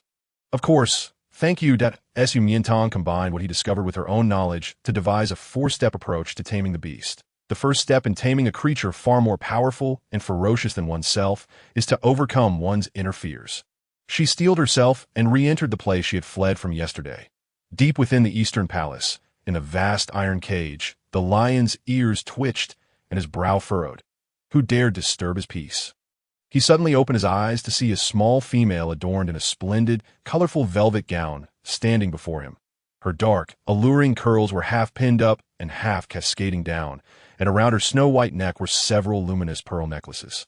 The lace-trimmed hem of her dress only accentuated her already curvaceous figure, a sight of unparalleled beauty. So beautiful, so familiar, he recalled that in his childhood, a renowned painter had presented several paintings to the palace. And the Queen Mother had summoned him and his brothers to choose. Everyone had coveted one particular painting, the fairy, but the Queen Mother had bestowed it upon him alone. The fairy depicted in the painting bore a striking resemblance to the enchanting female before him. Yet her figure and beauty surpassed even that of the fairy. Chapter 051. Do not be afraid. I am here to save you. But was she not the timid female who had insulted him yesterday? How dare she return, believing that a change of attire would render him unrecognizable? Audaciously masquerading as his beloved fairy. Roar! In his fury, he let out a deafening roar. Miantang trembled slightly at the thunderous sound. Yet she continually encouraged herself internally. She must not falter. She must not falter. Failure would ensue if she did. Although he appeared as a massive, ferocious lion, remnants of human rationality lingered in his mind, preventing him from attacking recklessly. The second step of taming is to help him recognize and familiarize himself with her presence, starting with sight and scent. Visually, she adorned herself as the woman from his most cherished painting. And judging by his reaction, it seemed a few memories had been successfully stirred AS for the scent. She cautiously approached the iron cage, extending her hand inside, akin to testing the waters with a fierce stray dog. Hi, come closer. Do not be afraid. I am not here to harm you. I am here to save you. The lion initially believed that a single roar would send her fleeing, as had happened the day before. To his astonishment, not only did she not run away, but she boldly approached, reaching her hand into the cage. Did she intend to feed herself to him? He slowly rose, his gaze fierce as he approached, preparing to tear her arm off in a bloody frenzy, when a sudden waft of peony fragrance invaded his nostrils. The scent was delicate, soothing, and intoxicating, possessing a remarkable ability to calm emotions. He momentarily lost his focus. Ensnared in memories, during his confinement in the dark laboratory, where he faced cold syringes, instruments, and cruel foes daily, his only solace was the beautiful peony bushes he had planted in the royal garden. Each summer, they bloomed vibrantly, their fragrance captivating. The mere thought of them ignited a flicker of hope within him. Yet upon returning, he found the flowers wilted, just as he had transformed into a beast. Everything had become irretrievable. Was this truly effective? Miantang noticed him pause, showing no signs of aggression, and her heart leaped with joy as she opened the cage. When the lion regained his senses, he discovered that this audacious little female had actually stepped into his cage. Seeking death, did she truly believe he was unaware that she wore his favorite fairy attire, reeking of his preferred perfume, intending to seduce him? In truth, concealed beneath her dress was a laser gun designed for subduing ferocious beasts, aiming to lower his guard before striking him down. She was no different from those cruel enemies. His previously calmed emotions surged once more, and he lunged at her with ferocity. Miantang understood the extreme danger of intruding into a lion's territory. However, she had not anticipated such a violent reaction, as he charged at her without a moment's hesitation. She barely had time to retrieve her laser gun, instinctively pushing him away as he knocked her down. Suddenly, a jolt of electric sensation coursed through her, causing the lion to shudder, releasing her and retreating several meters, a rare hint of embarrassment flickering in his fiery gaze. She was simply an unashamed little female, daring to caress the back of a male. What? Miantang thought she was about to meet her demise. Yet, unexpectedly, he revealed his sharp teeth only to quickly retract them, retreating to a corner, his gaze directed at her hand filled with anger and confusion. before remembering that the napes of the beastmen from the central star were exceedingly sensitive, comparable to that of humans. Feeling a bit awkward, she scratched her head. Did you not apply a protective layer? Realizing her slip of the tongue, she quickly added, roar. As expected, the lion roared at her once more, his aggrieved tones seemingly asking, what do you mean? Am I the one seducing you? Do not misunderstand. Miantang quickly scrambled to her feet, sincerely apologizing. I mean you no harm. I only wish to befriend you. Truly, as her words faded, a sound echoed, thud. As the laser gun slipped from her grasp, the lion glanced down, and she followed suit. The air suddenly fell into a profound silence. After a long moment, a stammered, awkward laugh escaped her lips. If that I say this is meant to protect you, would you believe me? Roar, as the saying goes. Things do not happen more than 3 times. This marks the 3rd time it has roared at her, its brows furrowed and its visage contorted with rage, its patience fraying at the edges. Should she remain, she might truly find herself devoured. Yet, Miantang clung to a sliver of hope, yearning to attempt once more. She steadied her emotions, fixating on its pair of crystalline azure eyes, a glimmer of envy illuminating her face. Wow, your eyes are stunning, resembling sapphires, and they seem rather unique compared to others. Gradually, she leaned closer, noticing that each eye held 2 pupils. The lion, initially poised to swat her away with a paw, found itself momentarily captivated as its 4 pupils enlarged to encompass her face. With elegantly arched brows, glistening amber eyes, a gracefully contoured nose, and lips as lush and crimson as rose petals, she surpassed even the most enchanting of painted fairies. In astonishment, Miantang extended her hand, waving it before its eyes. The lion snapped back to reality, startled to find her standing directly before it, its gaze betraying a hint of confusion. Was this what Catherine referred to as heterochromia? An ignorant little female, ensnared by his extraordinary and formidable gaze. Upon hearing her admiration, the lion lifted its head slightly, a flicker of pride washing over its expression. In an unexpected turn, Miantang furrowed her brow, concern washing over her. This appears to be a sign of early cataracts in modern medicine. Intervention is necessary at the earliest possible moment. Roar. Get lost. Unsurprisingly, she was met with another roar, this one powerful enough to send her staggering backward. The lion, endowed with the innate strength of its gaze, could shatter mountains and stir oceans, yet she dared to liken it to early cataracts. This foolish female truly deserved to be punished. Outside the East Palace, Miantang stumbled, unable to regain her footing, and fell directly into Huarong's embrace. Tang, are you all right? I was so worried about you. I'm fine. Miantang adjusted her attire, gently wiping the sweat from her brow. Aside from a slight fright, she was unscathed. I feel like the second step might have been a success.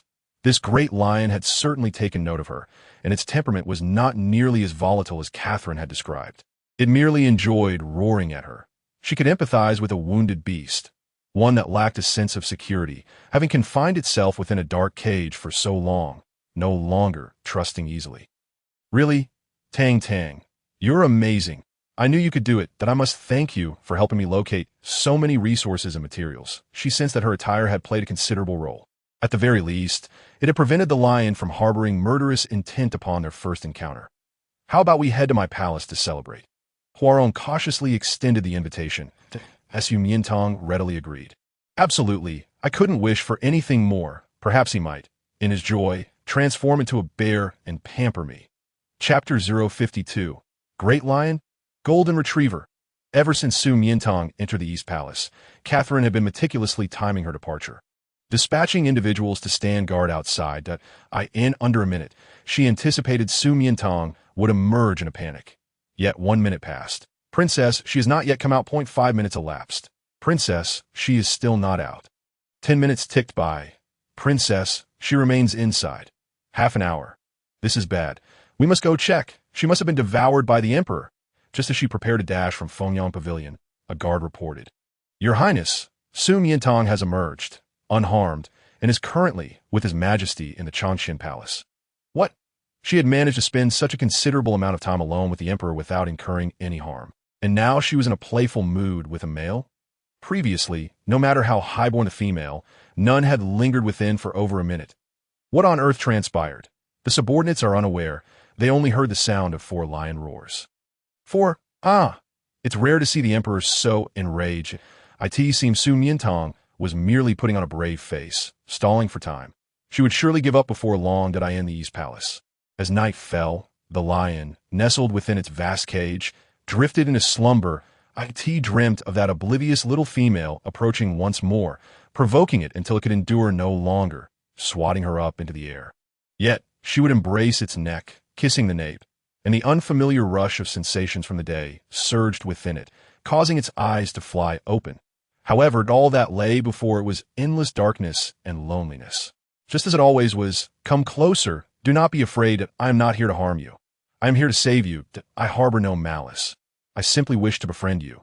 Her voice echoed in its mind. Save him? A friend? It shook its head violently. Liar! No one wishes to befriend a beast. Tomorrow, she would not return. The following day, Miantang did return. The slumbering lion caught a whiff of a familiar, ethereal peony fragrance and instantly opened its eyes. Hi, good morning. Miantang greeted him with vibrant energy. How could she return again? Did she aim to overpower him?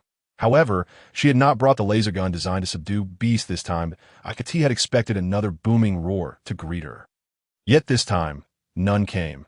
A promising sign, as Miantang boldly opened the cage and stepped inside. Her knack for unlocking it was growing increasingly proficient, as if she had claimed his domain as her own. The third step of taming. Part 1. Beasts shall never be slaves, unless their needs for food and shelter are met. To truly subdue a beast, one must first provide sustenance. Food?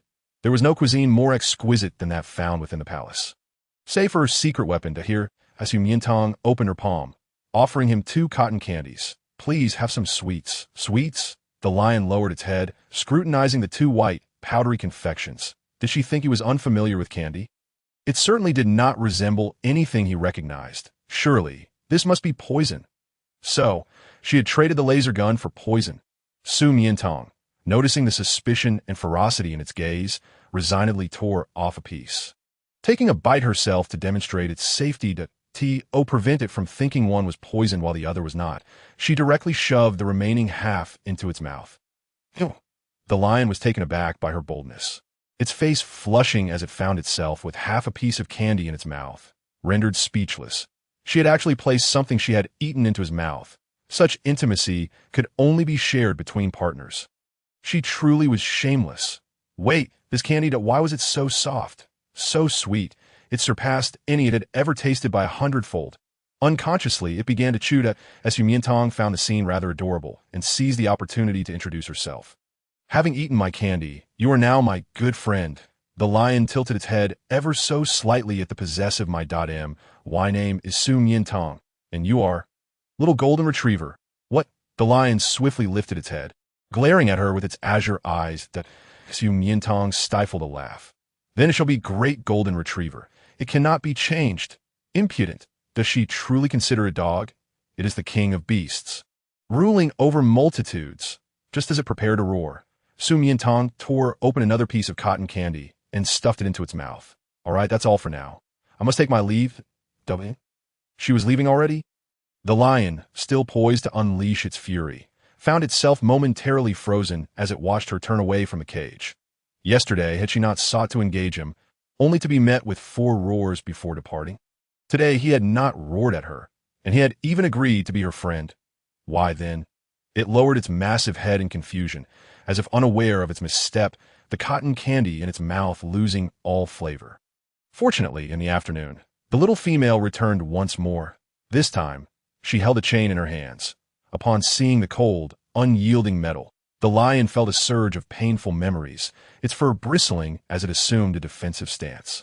Do not fear. This is not meant to restrain you, at least. Not yet. I am here to take you out. Out? Impossible. He could never leave. Once he had been a most esteemed prince of the royal family. Now, he was merely a beast on the brink of madness. He loathed the outside, despised the light, detested all humans, and more than abhorred himself, he would remain in this dark prison until death claimed him. Miantang understood well that persuading him to step outside would not be a simple task. Thus, she resorted to provocation. Weren't you displeased by my calling you great golden retriever earlier? Here's your chance for revenge. Let us have a competition outside, that if you win, you can use this chain to bind me. and I shall bark like a dog for you, to bind her with the chain. The lion couldn't help but imagine such a scenario, its ears aflame, hidden within its fluffy maned eye and central star. Females held dominion over males. Only females toyed with males. Was she engaging in some peculiar game? If you lose, you must obediently return inside and bark for me. Indeed, but humph, how could he possibly lose to such a weak female? Seeing his disdain, Miantang leaned in closer. Then let us step outside and compete. Unwilling to fall into her trap, the lion turned its head to the left, as Miantang followed suit. What? Are you afraid? It turned to the right, and she mirrored it again. Are you ashamed to bark like a dog if you lose? Such cowardice. You are the Lion King, yet you seem more like a timid golden retriever. Hey, are you even capable of this? Thus, the lion and the girl engaged in this back and forth several times. Suddenly, Miantang tightly embraced its fluffy head, her gaze resolute and sincere. Jun Xingyin, trust me that I will take you away from here, and you will never be harmed by anyone again. Chapter 53. In the entire world, only she loves him. In that instant, Jun Xingyin's heart trembled fiercely. Trust me that I will take you away. You will never be harmed by anyone again. No one had ever spoken such words to him.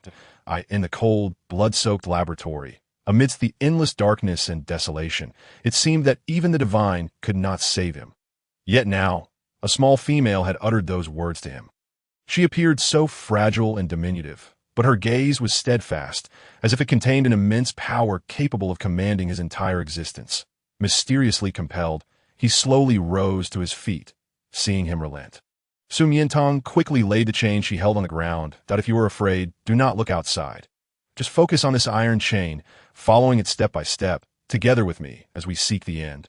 Come here, the small female said, using the very chains that once bound him to pave a path from darkness to light, with her at the forefront, smiling warmly and radiantly, beckoning him. It seemed that everyone in the world would betray and harm him, except for her. Tentatively, he stretched out his broad paw, stepping onto the long iron chain. With each step, it felt as though he was crushing all the pain he had endured beneath his feet. One step after another, his mind was singularly focused solely on the gentle and melodious encouragement of the small female. Great job, big golden retriever. Keep going. I believe you can do it. We're almost there, finally, after many years. He stepped out of the East Palace for the very first time. Outside, a group of guards stood in shock. Whoa, what? His Highness the Crown Prince has actually come out. How is this possible? Could it be an illusion? However, suddenly confronted with the intense and blinding sunlight, the majestic lion instinctively turned to retreat back into captivity. At that moment, the small female rose on her tiptoes, shielding him from the glaring light. He was utterly stunned, turning his face to gaze at her intently. Miantang, Tang, Huajun, witnessing this scene, rushed over in excitement. Tang did it. She really did it. In just 2 short days, she brought my brother, who wouldn't step out of the East Palace for years, out. She must truly be a fairy, possessing the ability to redeem every soul, as depicted in paintings. Just as General Islandi had fallen, the enemy forces were eager to invade the planet, with conflicts and disturbances brewing. As if war could erupt at any moment, threatening to engulf the central star. But if her brother returned to normal, the planet would once again have an SS-level male combatant, ensuring the continuation of peace. She was not only saving her brother, but also the countless trillions of citizens on the central star. Brother Huajun performed a salute toward Jun Xingyin, yet the latter remained unresponsive, fixated solely on the small female beside him. His eyes and heart filled with her. Don't worry. Miantang winked at him. Stick to the plan.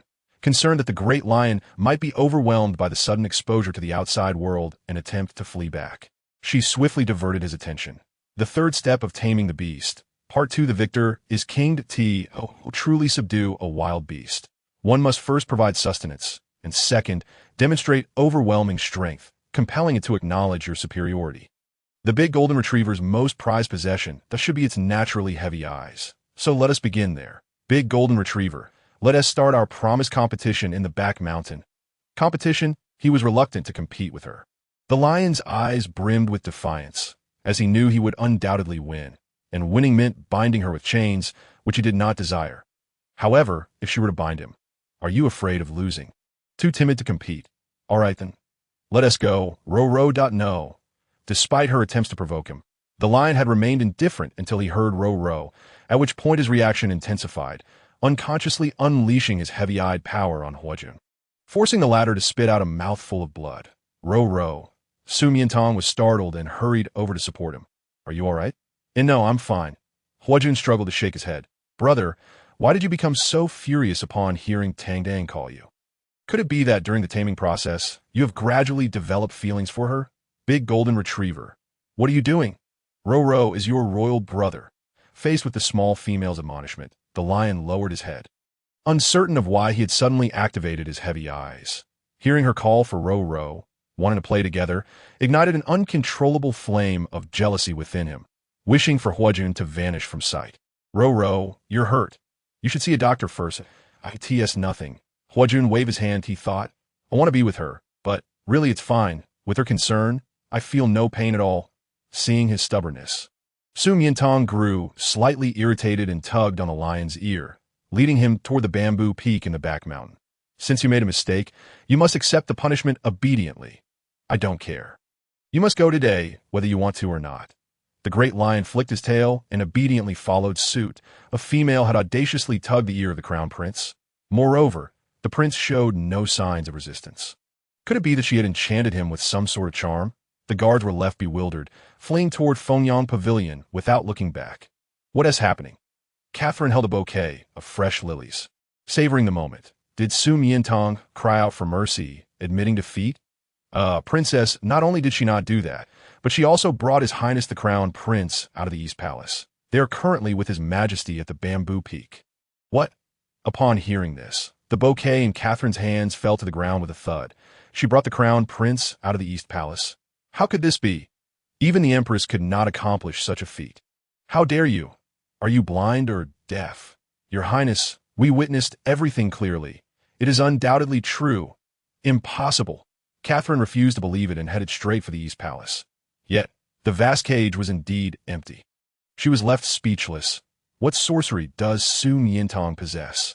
Not only has she enchanted so many noble males, but even the Crown Prince, reduced to a beast, willingly obeys her every command. She turned toward the bamboo peak, but was abruptly repelled by a powerful barrier. Is this that Huojun's barrier technique? Strangely enough, as an unremarkable A-level male, Huojun's sole advantage was his ability to use barrier techniques. Though the range was limited, it was more than sufficient to protect a royal city. This was also the reason their mother had chosen him as a puppet king among his many brothers. However, records indicated that only males of immensely powerful combat levels and exceedingly rare types could utilize barrier techniques, such as the previous user, General Aslani, whose barrier could safeguard the entire Central Star.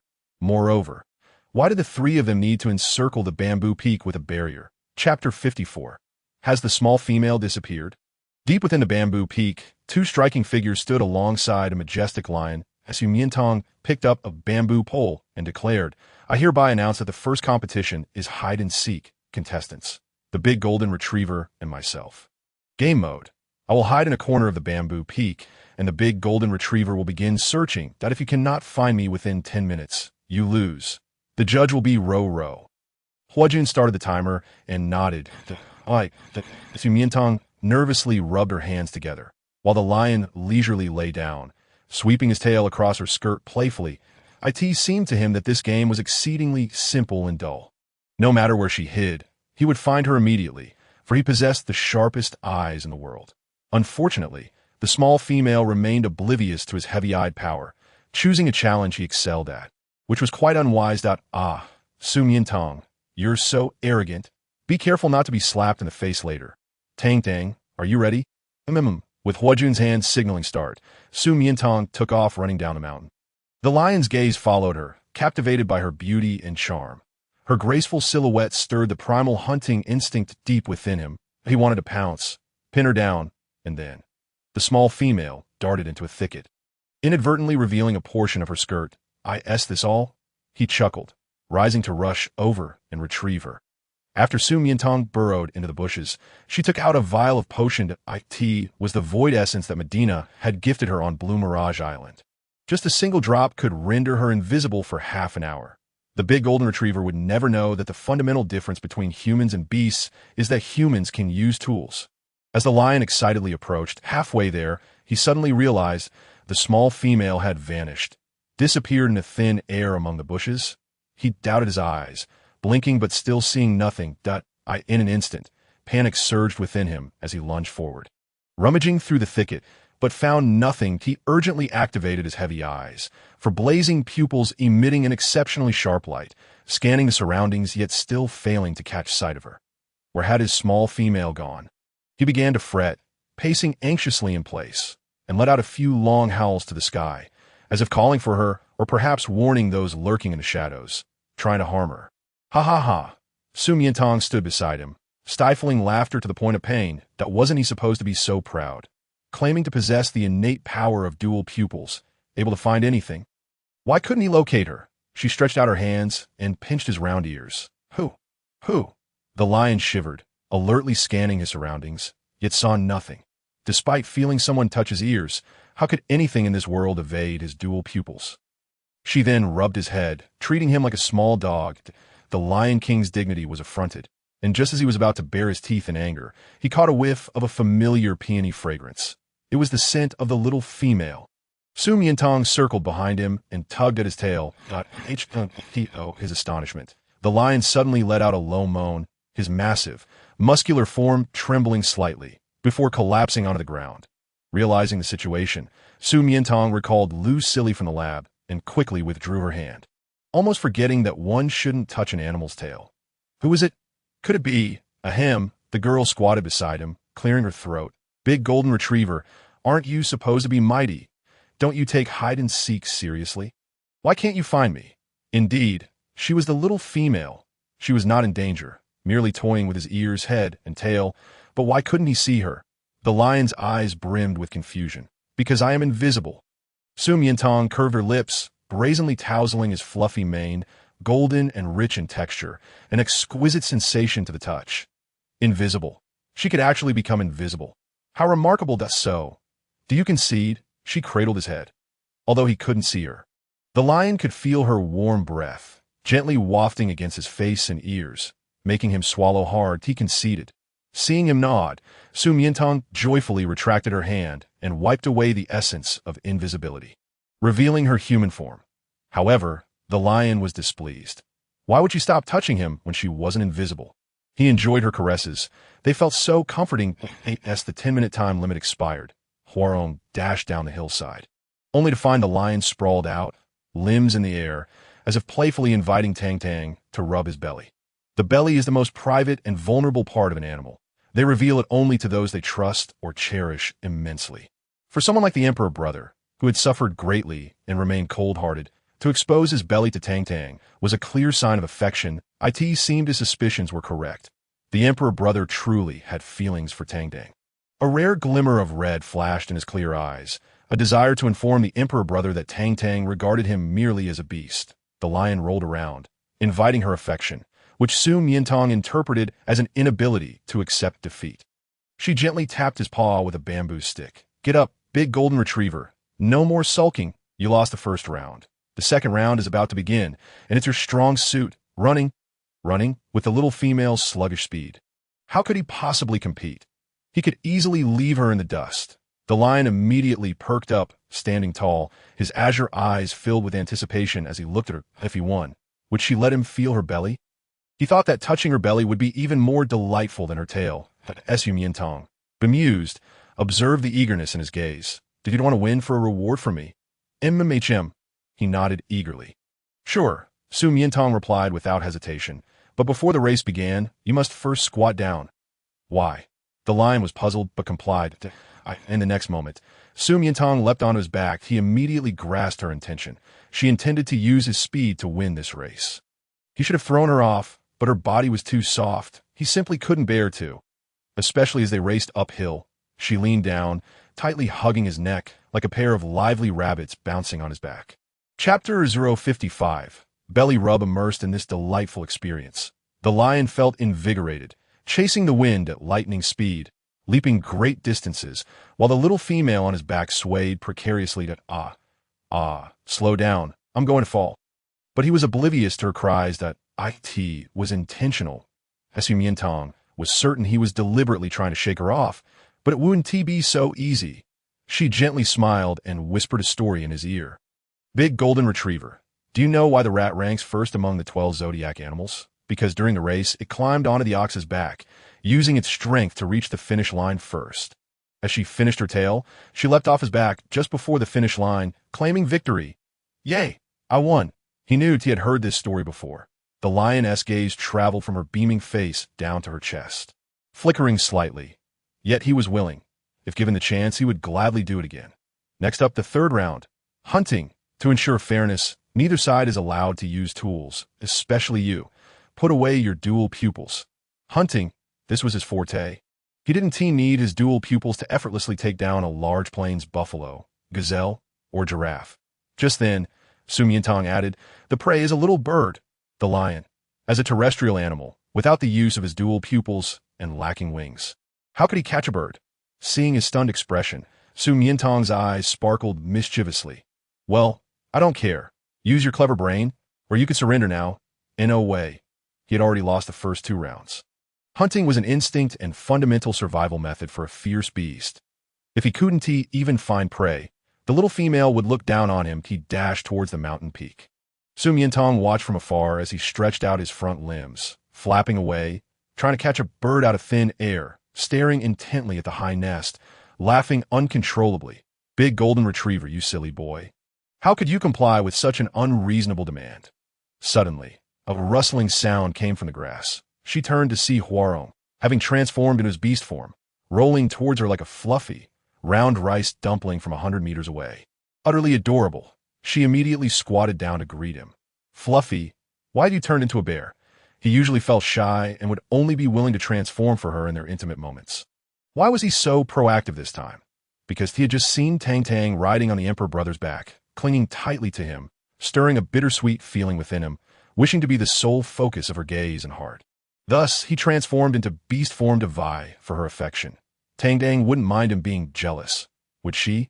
He was overthinking as Miantang embraced him, playfully squishing and rubbing him, her words rendering him bashful. Burying his face in her embrace. Fluffy, you are so cute, so lovable. He adored her so much. Meanwhile, the lion, having spent half the day catching nothing, returned dejectedly, only to see the little female surrounded by a blushing Huarong and a flock of fluttering little birds. How did she manage to catch the birds? And why did they obediently stay by her side without flying away?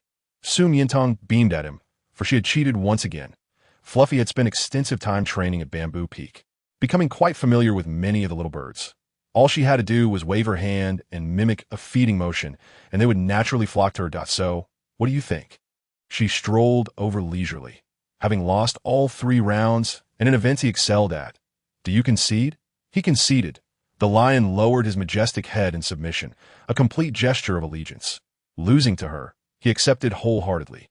Then from now on, you must do as I say and cannot resist. As Miantang retrieved a metal chain from the side. The lion nodded, hearing the familiar clinking of metal, an ingrained memory of pain causing him to tremble in fear, wanting to snap it and flee. Yet he could not. He must obediently listen to her. As Miantang leaned in close to his ear, her tone wickedly playful. So, can I tie you up now, like a dog? A dog? Her dog. Well, yes, ha ha. Seeing his stiff form and trembling paws, it was clear that his dignity was being trampled upon, and he was terrified inside. Yet he stubbornly held on. Big golden retriever. You re so silly, so adorably foolish. As Miantang raised her hand. The lion thought she was going to ensnare him with the chain, but to his surprise, she tossed it aside, gently stroking his mane. I could never do that. The words I could never struck his heart heavily, like a landslide, leaving him breathless. Tang Tang, he gazed at her, utterly entranced. Unbeknownst to him, an inexplicable emotion had taken root in his heart, causing restlessness and disquiet, leaving him unable to find peace. Only now did he realize what it was. He liked her so much that he felt he might overflow. Miantang asked, do you want to rub your belly? Belly? The lion leapt up in excitement. His dual pupils, usually a source of harm, now sparkled with joy, brimming with an exuberance akin to a dog spotting a bone. He immediately lay back, all 4s in the air, exposing his plush belly before her. The expression on his face radiated complete trust and anticipation, as if the fortifications built over the years had crumbled for her, even if she held a sharp knife in her hand. Poised to strike at his most vulnerable spot, he would not flinch in that moment. He truly surrendered, unbound by chains, and would never leave her side. Beneath the bamboo peak, Catherine frequently glanced at her watch. Her agitation palpable. They had been inside for an hour. Why had they not emerged? 2 hours had passed. Was it intentional to leave her waiting here? Damn it, no one had ever made her wait for 3 hours. When Miantang finally appeared, she would tear her apart. As darkness fell, the barrier was finally lifted, and a figure descended from the mountaintop. Catherine stood up, momentarily dazed, whether from the weight or her anger. She was taken aback to see Huarong, a mighty lion, with a girl riding atop him. Miantang was actually mounted on the emperor's brother, the most prestigious crown prince, with an SS-level combat prowess in beast form, had become her personal steed, trampling the dignity of the royal family beneath her feet. Chapter 056. So beautiful, she could not resist. Catherine was furious, charging towards her in an attempt to pull her down. But before she could get close, she saw the lion's glowing eyes flash with dominance and warning. Suddenly, she felt slightly breathless. Her brother had actually used his powers against her. For Miantang, it was as if she were invisible to him, eclipsed by that little vixen. The trio made their way towards the East Palace. At the entrance, the lion lowered his body slightly, allowing the girl to dismount. She affectionately patted his head like one would a dog, devoid of any dignity. Beside them, Huarong looked on with a hint of jealousy, nudging his head towards her, seeking her affection as well. Catherine was utterly dumbfounded. What spell had Miantang cast upon them? She suddenly recalled the derisive words spoken before entering the palace. How even the lowest-ranking prince would not look favorably upon a female without pheromones. Yet now, the emperor, the crown prince, and the highest-ranking individuals in the palace all bowed to her whims. It was infuriating. After a prolonged display of affection, the trio finally parted ways. Miantang unwrapped a piece of candy and placed it in her mouth. Turning to see Catherine rushing towards her, teeth gritted in fury, neck outstretched as if she wanted to touch her too. You! Catherine intended to release her pheromones, forcing her to kneel in submission, but feared her brother would hold her accountable. What had she done to him to earn such obedience? And after spending so long in the bamboo peak, would she not be tempted like the Gemini, indulging with her brother and Huarong in debauchery atop the mountain? The moment she opened her mouth, Miantang anticipated her words and swiftly blocked them with a piece of candy. Rinse your mouth. That wasn't it agreed that she would help her brother regain his human form? She was currently in the first stage of taming him, and in a couple of days, she should be able to lead him into the laboratory. She sensed that the golden retriever had begun to trust her. Next, she just needed to solidify that trust before beginning the treatment. Catherine began, chewing on the cotton candy, her words trailing off. What was this candy? How could it be so delicious? Miantang stretched. I'm tired. I'm going back to rest. By the way, try not to get too angry. It will accelerate skin aging. What? Catherine gasped, immediately cradling her face in her hands. Was it true? Surely she was not deceiving her. She turned to look at the retreating figure of the girl, her anger gradually subsiding. Upon reflection, the imperial Gemini, the pale-skinned, aloof crown prince that all had been captivated by her. The promises she had made were being fulfilled one by one. This time, could it truly be real? She dared not imagine how delighted their mother would be if her brother regained his human form, how prosperous the future of the royal family would become. Princess, nearby, a guard knelt, concerned, pondering whether to report the crown prince's departure from the East Palace to the queen, and no need. After a moment's consideration, she shook her head. They would observe a little longer. What if it were all an illusion? Leaving their mother heartbroken. The final step in taming a beast, once it has submitted to you, is not to rush to assert authority, but to play with it, to amuse it, ensuring it becomes wholly dependent on you. Willing to face fear and danger for you, that a loyal beast servant would soon be cultivated. Miantang closed her book and began to devise various ways to amuse the golden retriever in the coming days. She crafted candies and toys for him, took him to the bamboo peak to fly kites, hunt, and play games. The lion was invigorated, his spirits soaring, his joyous figure and pounding footsteps scattered across the mountain. He had never felt this happy before. The joy of these few days spent with the little female far surpassed the sum of his 20-something years of life. By day, as he practiced his powers, he discovered a new ability, X-ray vision. The first experimental subject was the little female. Casually, he glanced at her and was met with the sight of her perfectly formed, ample bosom, CA, it possesses the ability to track your location in real time, along with a punitive function that if you do not return within 2 hours or leave the central city, a surge of over 1,000 volts will be unleashed, leaving you utterly terrified and reduced to ashes. 1,000 volts? Su Miantang chuckled. Thank you for your concern, but such drastic measures are unnecessary. Who made you so cunning? To deal with someone like you, the most brutal methods must be employed. Su Miantang was too weary to engage in further banter. She longed to return home, to embrace her little sweetheart, whom she had not seen in nearly 10 days.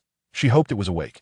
She boarded the aircraft and swiftly arrived at the Jiqing Villa area.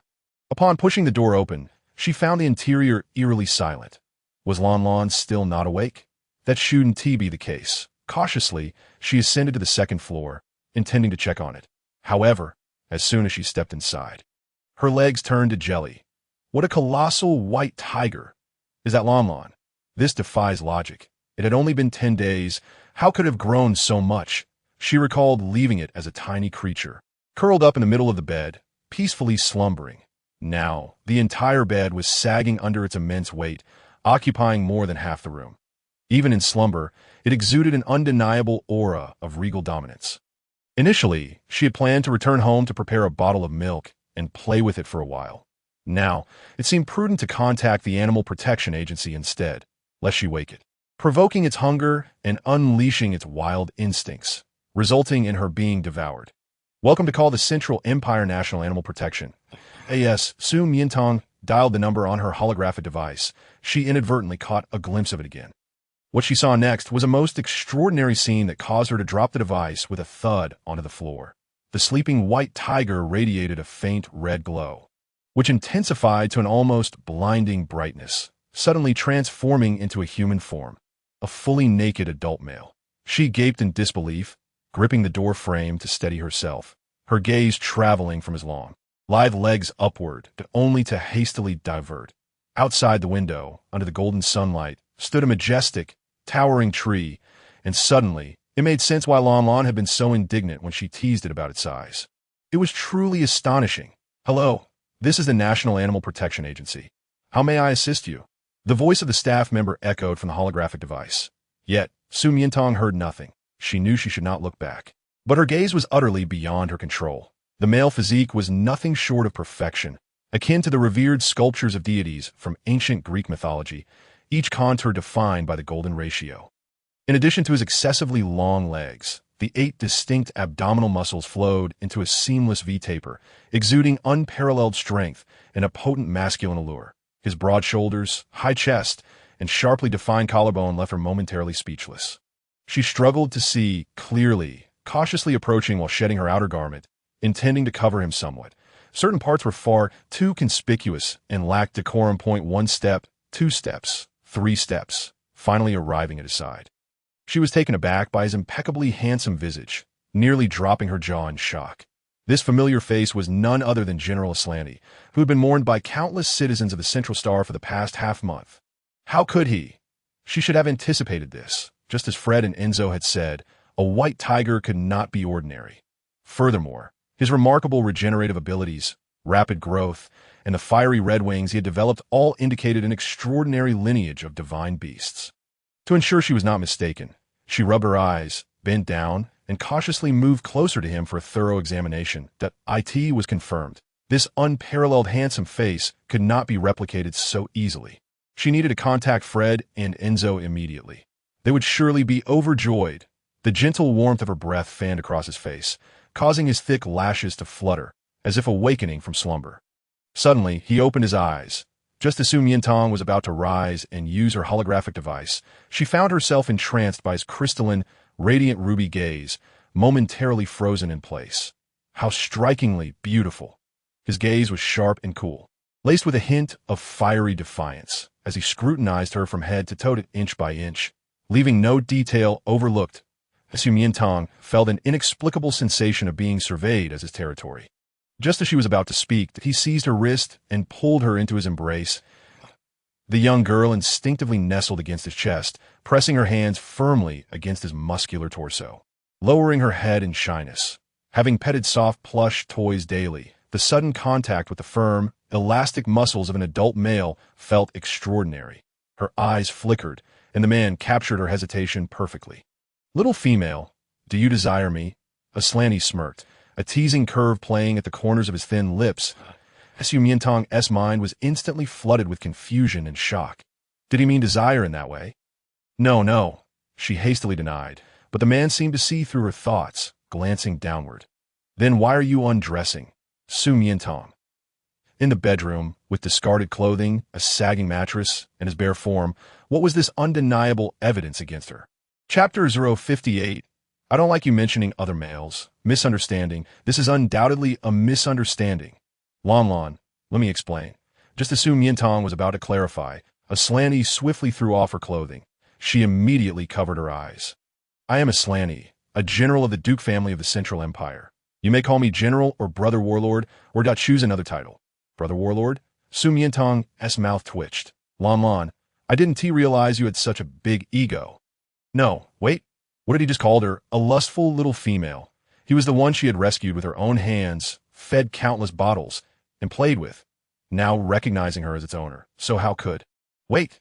She peeked through her fingers, looking skeptically at the man. Lon, no. General, have you lost your memory? Of course not. Well then, Miantang exhaled in relief. Otherwise, she would bear the brunt of this blame. What do you remember? I was ambushed while slaying the leader of Planet X, struck by a toxic bomb, fell into the Star Trace Garden, and you, this lustful little female, retrieved me and hid me here, where we engaged in copulation for 20 days. Upon finishing, he cast a glance at the sagging bed, as if recalling some delightful and intoxicating scene, a flicker of pride sparking in his fiery gaze. Indeed, that's my fighting prowess. Next time, I'll use a sturdier bed. Miantang felt a rush of black lines across her forehead. What? Did he say 20 days of what? He certainly hadn't lost his memory. It was as if his recollections had been directly altered. She stealthily reached for her holographic device to call Fred and Enzo, only to see it snatched away by the man and thrown downstairs. With a crash, she could almost hear its shattering sound. Her heart aching unbearably as she gritted her teeth and muttered, Lon, this is the second time you've broken my holographic device. The man seemed oblivious to her plight, striding toward her. Who are you going to call? No one under his piercing gaze, she confessed. Fine, it was your two little admirers. If they knew you were alive, they would be ecstatic. In truth, she wanted to alert them. As it appeared, she had been set up. Upon hearing admirers, Aslanti's narrowed eyes darkened, cornering her step by step. No, wait, what are you doing? Before you speak, at least put on some clothing. As Miantang noticed him advancing, she turned to flee to Ian the next instant. He firmly grasped her wrist, pinning her against the wall, their legs entwined. Unable to move, being cornered by naked beauty was an exhilarating scene that made her face flush with embarrassment, admiring his calm demeanor. Lustful little female, I do not like you mentioning other males in my presence. All right, but I do not go by lustful little female. My name is Miantang, with sleep as the first character and begonia as the second. Su. Upon her introduction, he echoed her surname, leaving Miantang astonished. Usually, people would call her Tang Dang after hearing her name. I also dislike you calling me General. Didn't you just give me two options? But you chose the one I dislike the most. Dislike? Do you mean should I call you Brother Warlord instead? Miantang's brows twitched. That felt a bit too cheesy. I prefer you to choose the third option. Miantang was puzzled. But you only gave two options? There's another one. Aslanti suddenly leaned down, his voice rich and magnetic, akin to a warm whisper against her ear. Alpha. Miantang's eyes widened in disbelief. That seemed inappropriate. Alpha appeared to be a term of endearment. Su has been mating with me for so long and has marked me. Do you not wish to take responsibility? Aslanti's dark lashes fluttered as he slightly revealed his fangs, gently biting her ear. Miantang trembled from the warm, damp sensation, especially as he leisurely grazed with his sharp fangs. It seemed both flirtatious and akin to savoring prey.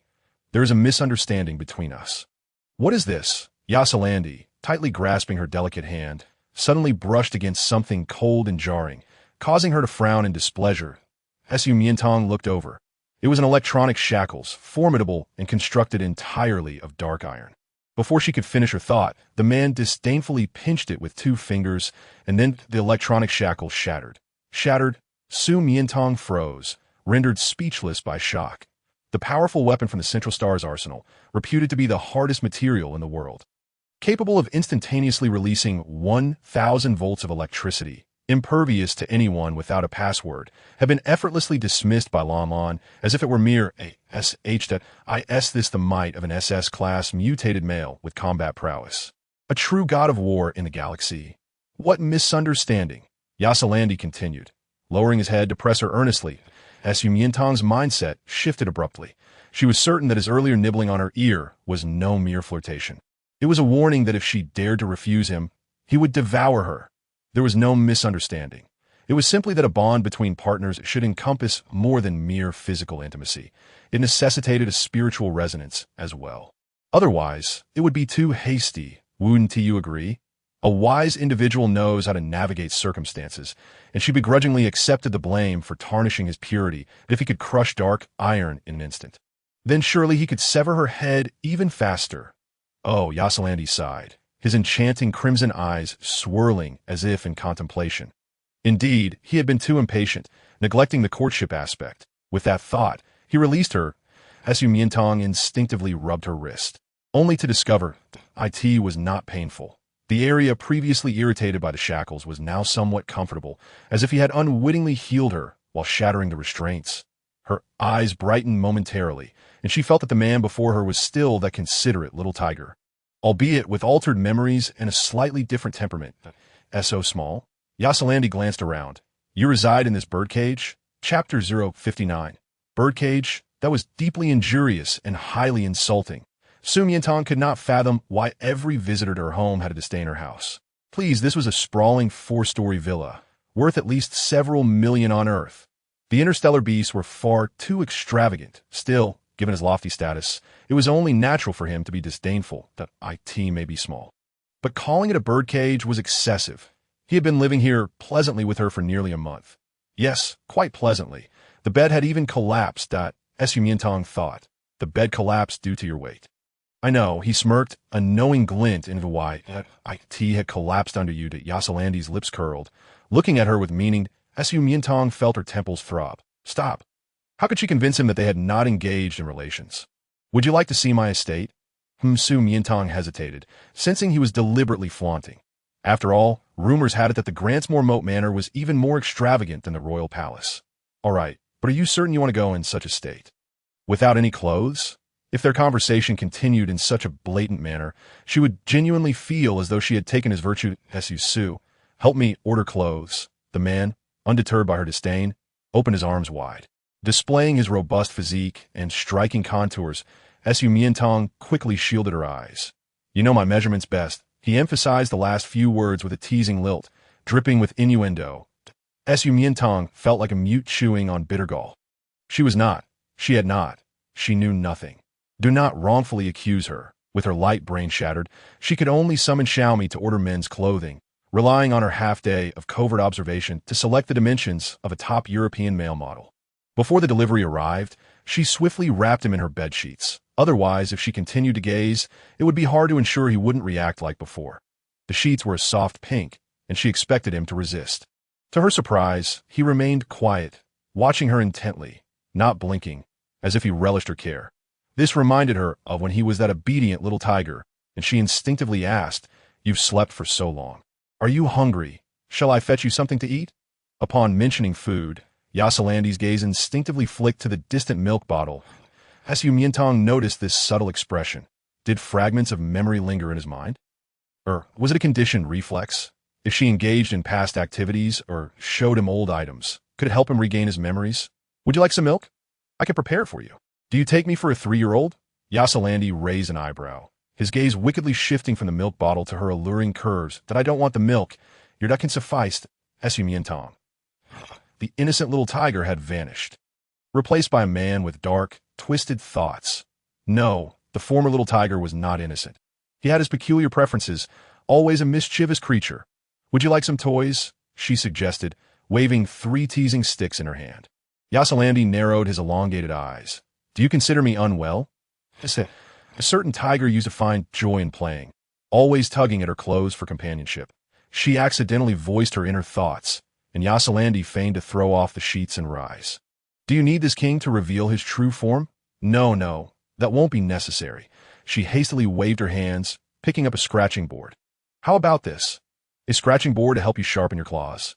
In the past, he had adored this activity. A scratching board? Yasalandi stared at the heart-shaped board, seemingly lost in some memory, his long fingers unconsciously tightening around the sheets. Oh, you want it. Su Miantang detected a flicker of softness in his expression, igniting her hopes. If you want it, I shall provide it. Her voice was irresistibly tempting, coaxing the man to pierce the sheets with his fingers. Indeed, he was fond of it. Memories and forms may change, but one's nature remains unchanged. Oh, you recall anything through this scratching board? Su Miantang smirked, ready to approach him, only to see him slowly release the sheets. His tone languid yet wicked. Su has purchased so many infant supplies. Are you preparing to raise our child? Su Miantang froze. She should not have taken that extra step. You think too much. She retracted her smile, placing the scratching board back in the storage cabinet, grasping a red item within. Clearly, this was unnecessary as well. Just as she was about to close the door, Yasalandi swiftly appeared, keenly seizing the vibrant red bow tie. What is this? It was a gift I prepared for you. Since you adore orchids, I crafted a bow tie in the shape of the flower myself. But it seems it won't be needed now. The esteemed general, who commanded the winds and rain, surely would not regard a simple bow tie made by her hand as anything of value, but merely a beautiful memory buried away. Just as she was about to reclaim it, Yasalandi suddenly lifted it high. Quite special. Really? He liked it. Indeed. What is special about it? She looked at him expectantly, and after a moment's contemplation, Yasalandi replied, specially ugly. Ew. Su Miantang could not help but tickle him, scratching him fiercely. This was her heartfelt creation, painstakingly sewn together amidst her busy schedule, having ruined several attempts and pricked her fingers, ultimately presenting this perfect piece. How could he call it specially ugly? If her little sweetheart received it, she would surely roll with delight. Turning away, she decided to ignore him. After a while, she belatedly realized she had just scratched the imperial god of war.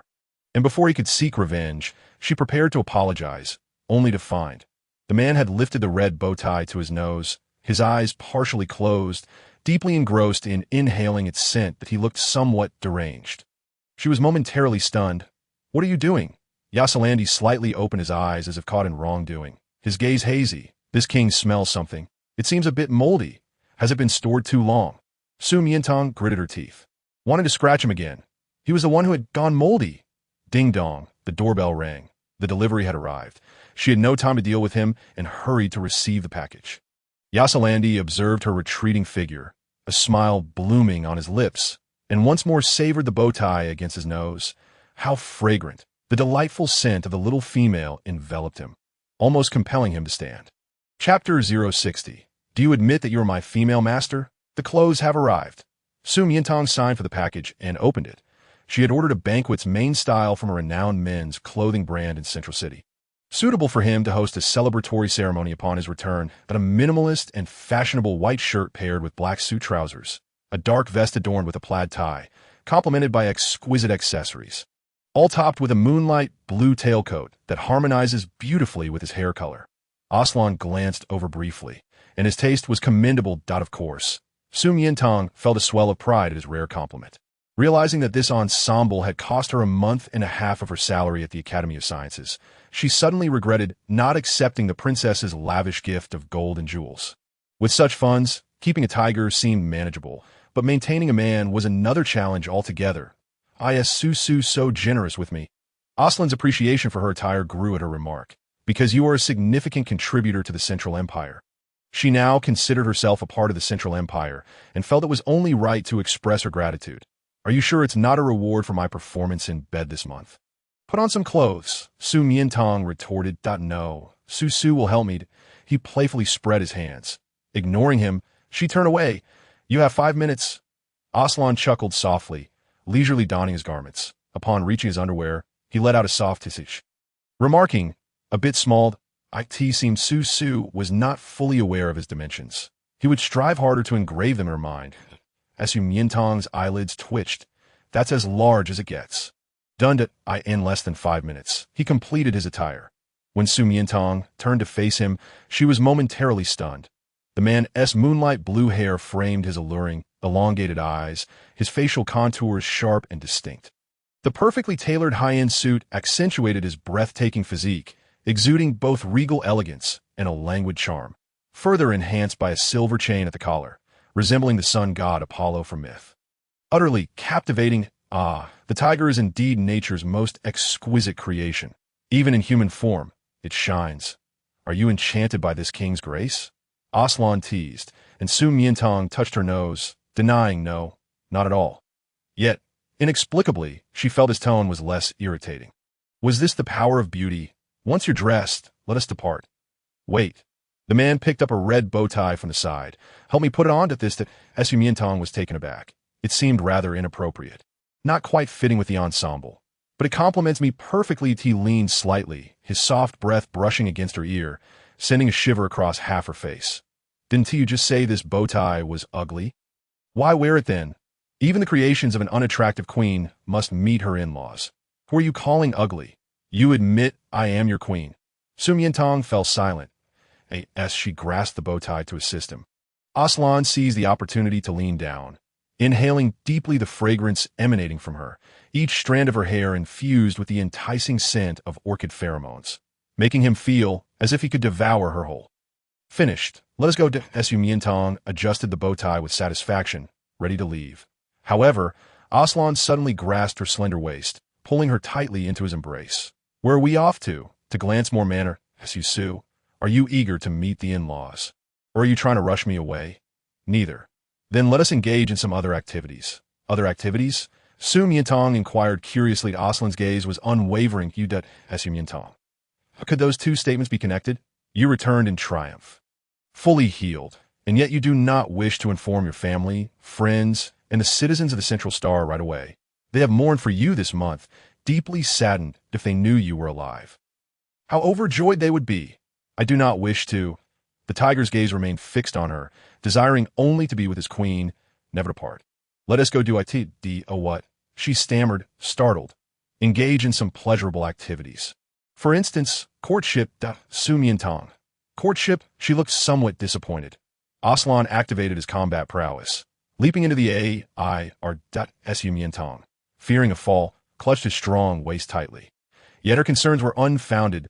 In an instant, splendid, radiant wings ablaze with vibrant flames erupted from his shoulder blades. Miantang was entranced. Lan, your wings that have fully healed? Yes, that Aslan's gaze was warmer than the spring sun melting the snow. How beautiful! Miantang couldn't help but reach out, her fingers brushing against them. She had known he possessed wings. But they appeared like a dazzling toy on a small tiger.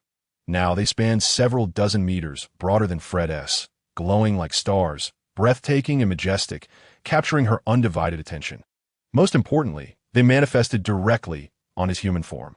Having been on the Central Star for so long, she had never witnessed such a remarkable fusion. Truly exquisite. The girl clung tightly to the man, her alluring figure delighting him immensely. Aslan longed to fly with her endlessly. Yet, exposed to the air, he worried about her comfort at such speed, summoning a warship instead. Let me take you to see the stars. See the stars? What stars can one see during the day? But I have something important to do. Are you certain that anything is more important than me? Aslan's finger playfully pinched her cheek, and the girl quickly recalled the tragic fate of the electronic shackles. Falling silent. Let us see the stars. Miantang initially believed the stars he mentioned to be a romantic metaphor. However, upon entering the lavish military warship equipped with cutting-edge technology and witnessing the expansive holographic display, she realized they were indeed stars. It displayed a complete distribution map of the 9D Central Star System, marked with various symbols, with red indicating the achievements of the White Tiger Legion led by Aslan. Encompassing over 100 planets, covering approximately 60 of the Central Star System. She gasped. Half of the Central Star System must have been conquered by him. No wonder everyone said the Duke of L family held a status higher than royalty. During the years of the royal family's decline and silence, he had truly been the reigning king of the galaxy. Yes. Aslan enveloped her petite frame in his arms from behind, turning slightly to brush against her ear. Do you like it, Sue?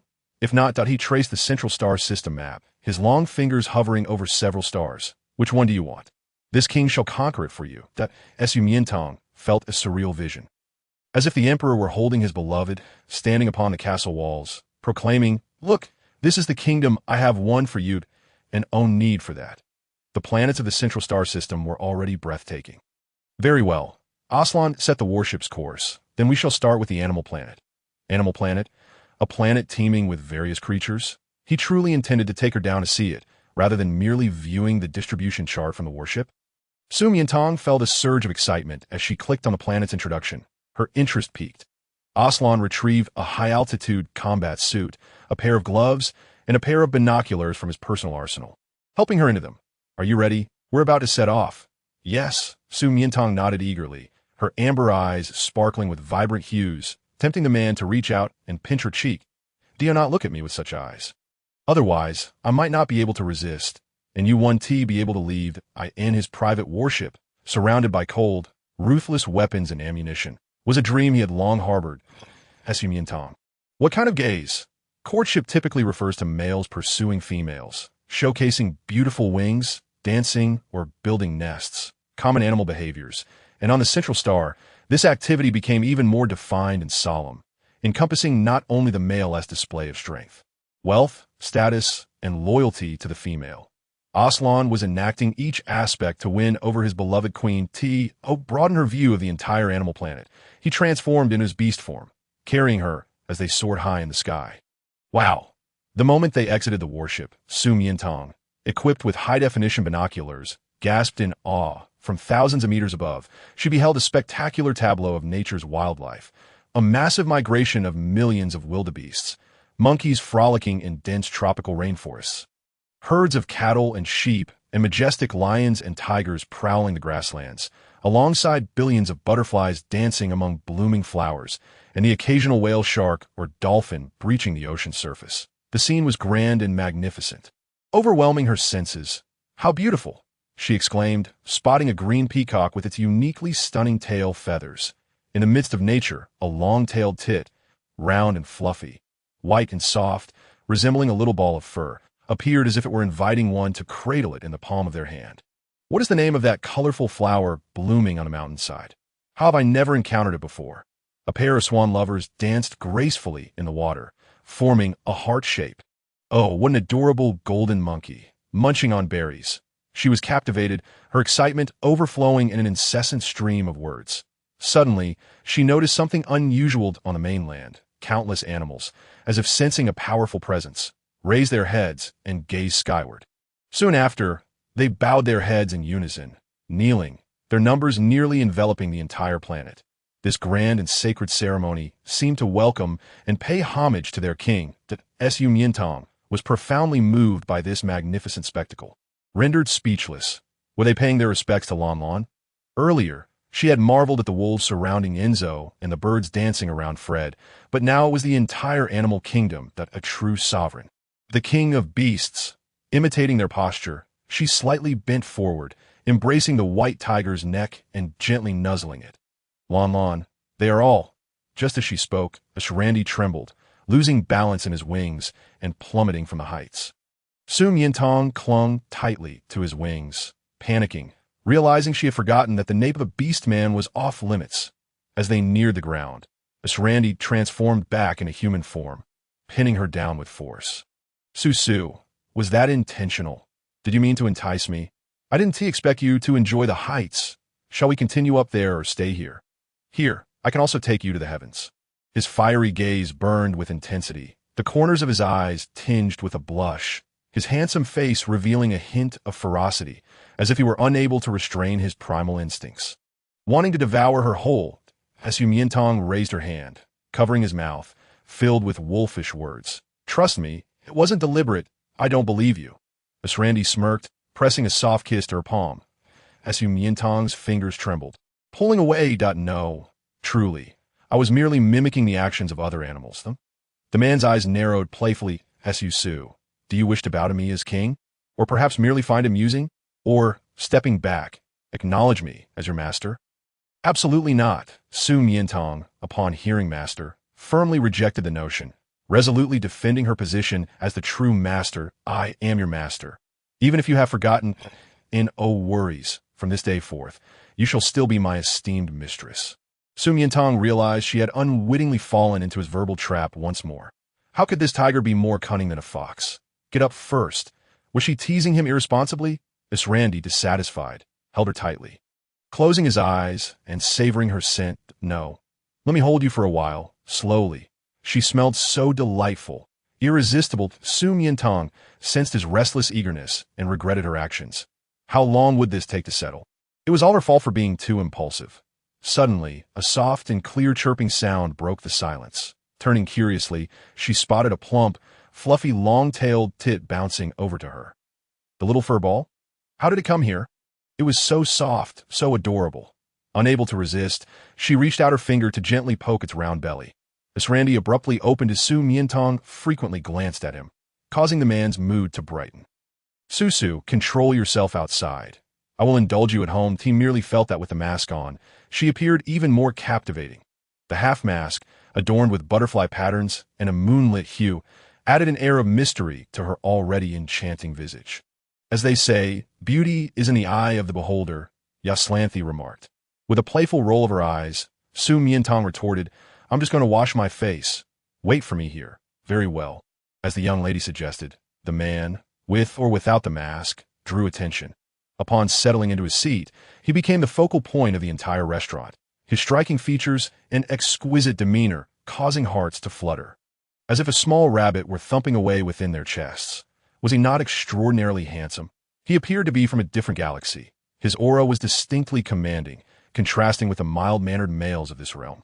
In no time, all the women in the restaurant were captivated, their gazes drawn to him, disregarding even the male companion at their table. After a brief moment, a stunning woman in a red dress boldly approached him with a glass of wine.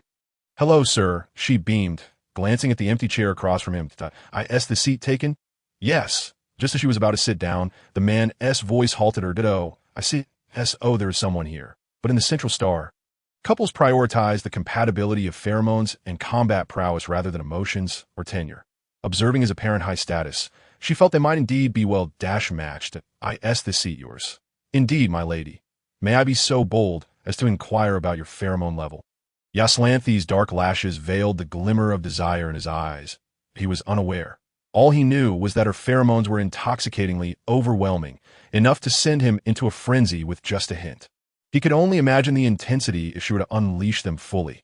It would be explosive. The woman in red, misinterpreting his silence as a sign of lower pheromone levels, smirked with pride. My pheromone level is an excellent A grade. Now, may I take a seat? Emerging from the restroom, Miantang was greeted by the sight of her charming companion, who had clearly grown adept at attracting attention. Yaslanthi, losing patience, was about to dismiss the woman when he suddenly spotted the girl behind her. Rather than displaying any sense of danger, she was curiously peering at the unfolding scene, inciting a prickling sensation in his tiger-like demeanor. I am afraid not, he stated, why a lady has a rather small heart. If she discovers someone else occupying her space, I would be in for quite a beating, he continued, weaving through the crowd to gaze at Miantang, causing everyone to follow his line of sight. The suddenly spotlighted girl pointed at herself, bewildered. Me. I can't believe this absurdity. The woman in red, aware of the high status of females in the Central Star, recognized the arrogance bred by their privileged upbringing. Yet, the sheer malice directed towards such a handsome male was indeed rare. She vowed to teach Miantang a lesson, hoping to sway the males around her with her actions. Just as she resolved to act, the man unexpectedly stood and walked directly toward the girl. Because that I love her, deeply and profoundly, he grasped her hand, pressing a tender kiss in her palm, a declaration that left the onlookers in awe. The woman in red, her face pale with humiliation, quickly retreated. Indeed, the males of the Central Star were loyal. Such devotion was remarkable. He appeared extraordinarily dashing, exuding an undeniable charm, as if he could easily belong to royalty. What could possibly compel him to endure hardship under the whims of such a young lady? Perhaps it was her beauty that ensnared him. Watching the man, who had just cast a shadow on her reputation while simultaneously embodying a devoted lover, Miantang gritted her teeth. You are quite the actor. The fierce tiger, renowned for its ferocity, was audaciously accusing her of mistreatment, and shockingly, some believed him. Are you upset, Susu? Yaslanthi asked, a glimmer of mischief in his eyes. If you are, you may punish me as you see fit, Miantang replied. It appears your expression suggests rewards rather than punishment. And no worries. He affirmed, I will indulge you. She playfully ruffled his hair, fully aware he was using her as a shield to deter other females. Of course, I must maintain absolute loyalty to my lady. As he endured her playful gestures, Yaslanthi yearned to express his affection but restrained himself. If Miantang found herself harassed by other males, this tactic might serve her well. Miantang mused, suddenly feeling guilty as she retracted her hand. How did you know someone requested my contact information right after I came out of the restroom? What? In an instant, the previously charming man's demeanor shifted, a glimmer of menace in his eyes. Who is it?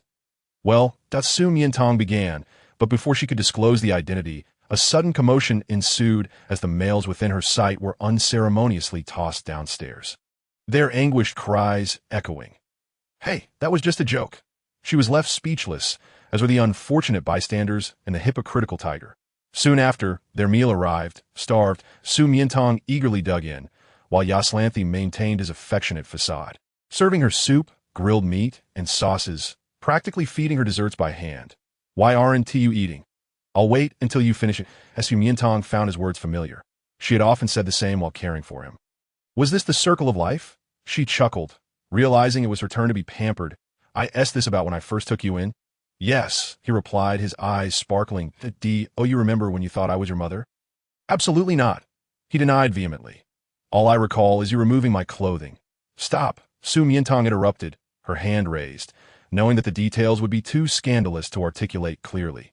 Yaslanthi plucked a cherry from her cake and offered it to her. As she opened her mouth to accept, he withdrew his hand.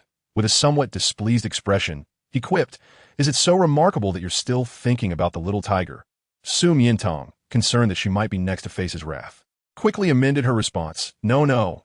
You are even better. Ah, how fickle you are, forgetting so swiftly, he teased. Both are wonderful, she insisted, such a heartbreaker. After their meal, they set off for their next destination, the ice and snow planet. The vast expanse of pristine glaciers and snowflakes perpetually blankets this immense continent and ocean, creating countless extraordinary landscapes. Here, groups of adorable penguins, clumsy seals, sea lions, and various hardy birds thrive, hunting for krill. Miantang found herself utterly captivated by this unique scenery. She had long desired to accompany a research team to Antarctica to experience its remarkable natural wonders. Yet opportunities had eluded her. To her surprise, Lanlan had brought her here, to a planet much larger than Antarctica. She rushed towards the fantastical azure ice caves, eagerly stroking the smooth black and white fur of the emperor penguins, scooping up krill to feed the snow petrels flying nearby, and marveling at delicate flowers with pure white petals and pale yellow centers.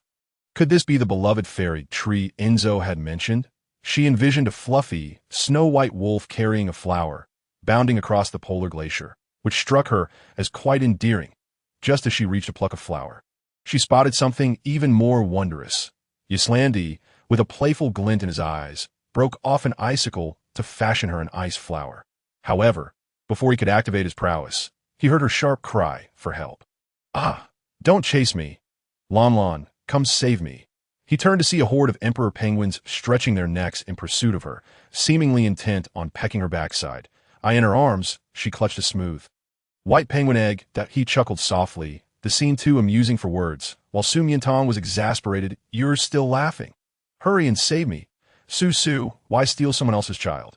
If you like it, I can get you one. I did not. She merely touched the egg, finding it intriguing. Unbeknownst to her, the penguins mistook her for an egg thief and charged after her. The worst part was that she couldn't drop the egg now. Otherwise, it would shatter. You must spread your wings and fly me away. But Yaslanthi hesitated. I'm tired and lack strength. Miantang, the man who faced countless foes on the battlefield, claimed to be fatigued. Stop joking. They're going to peck my backside.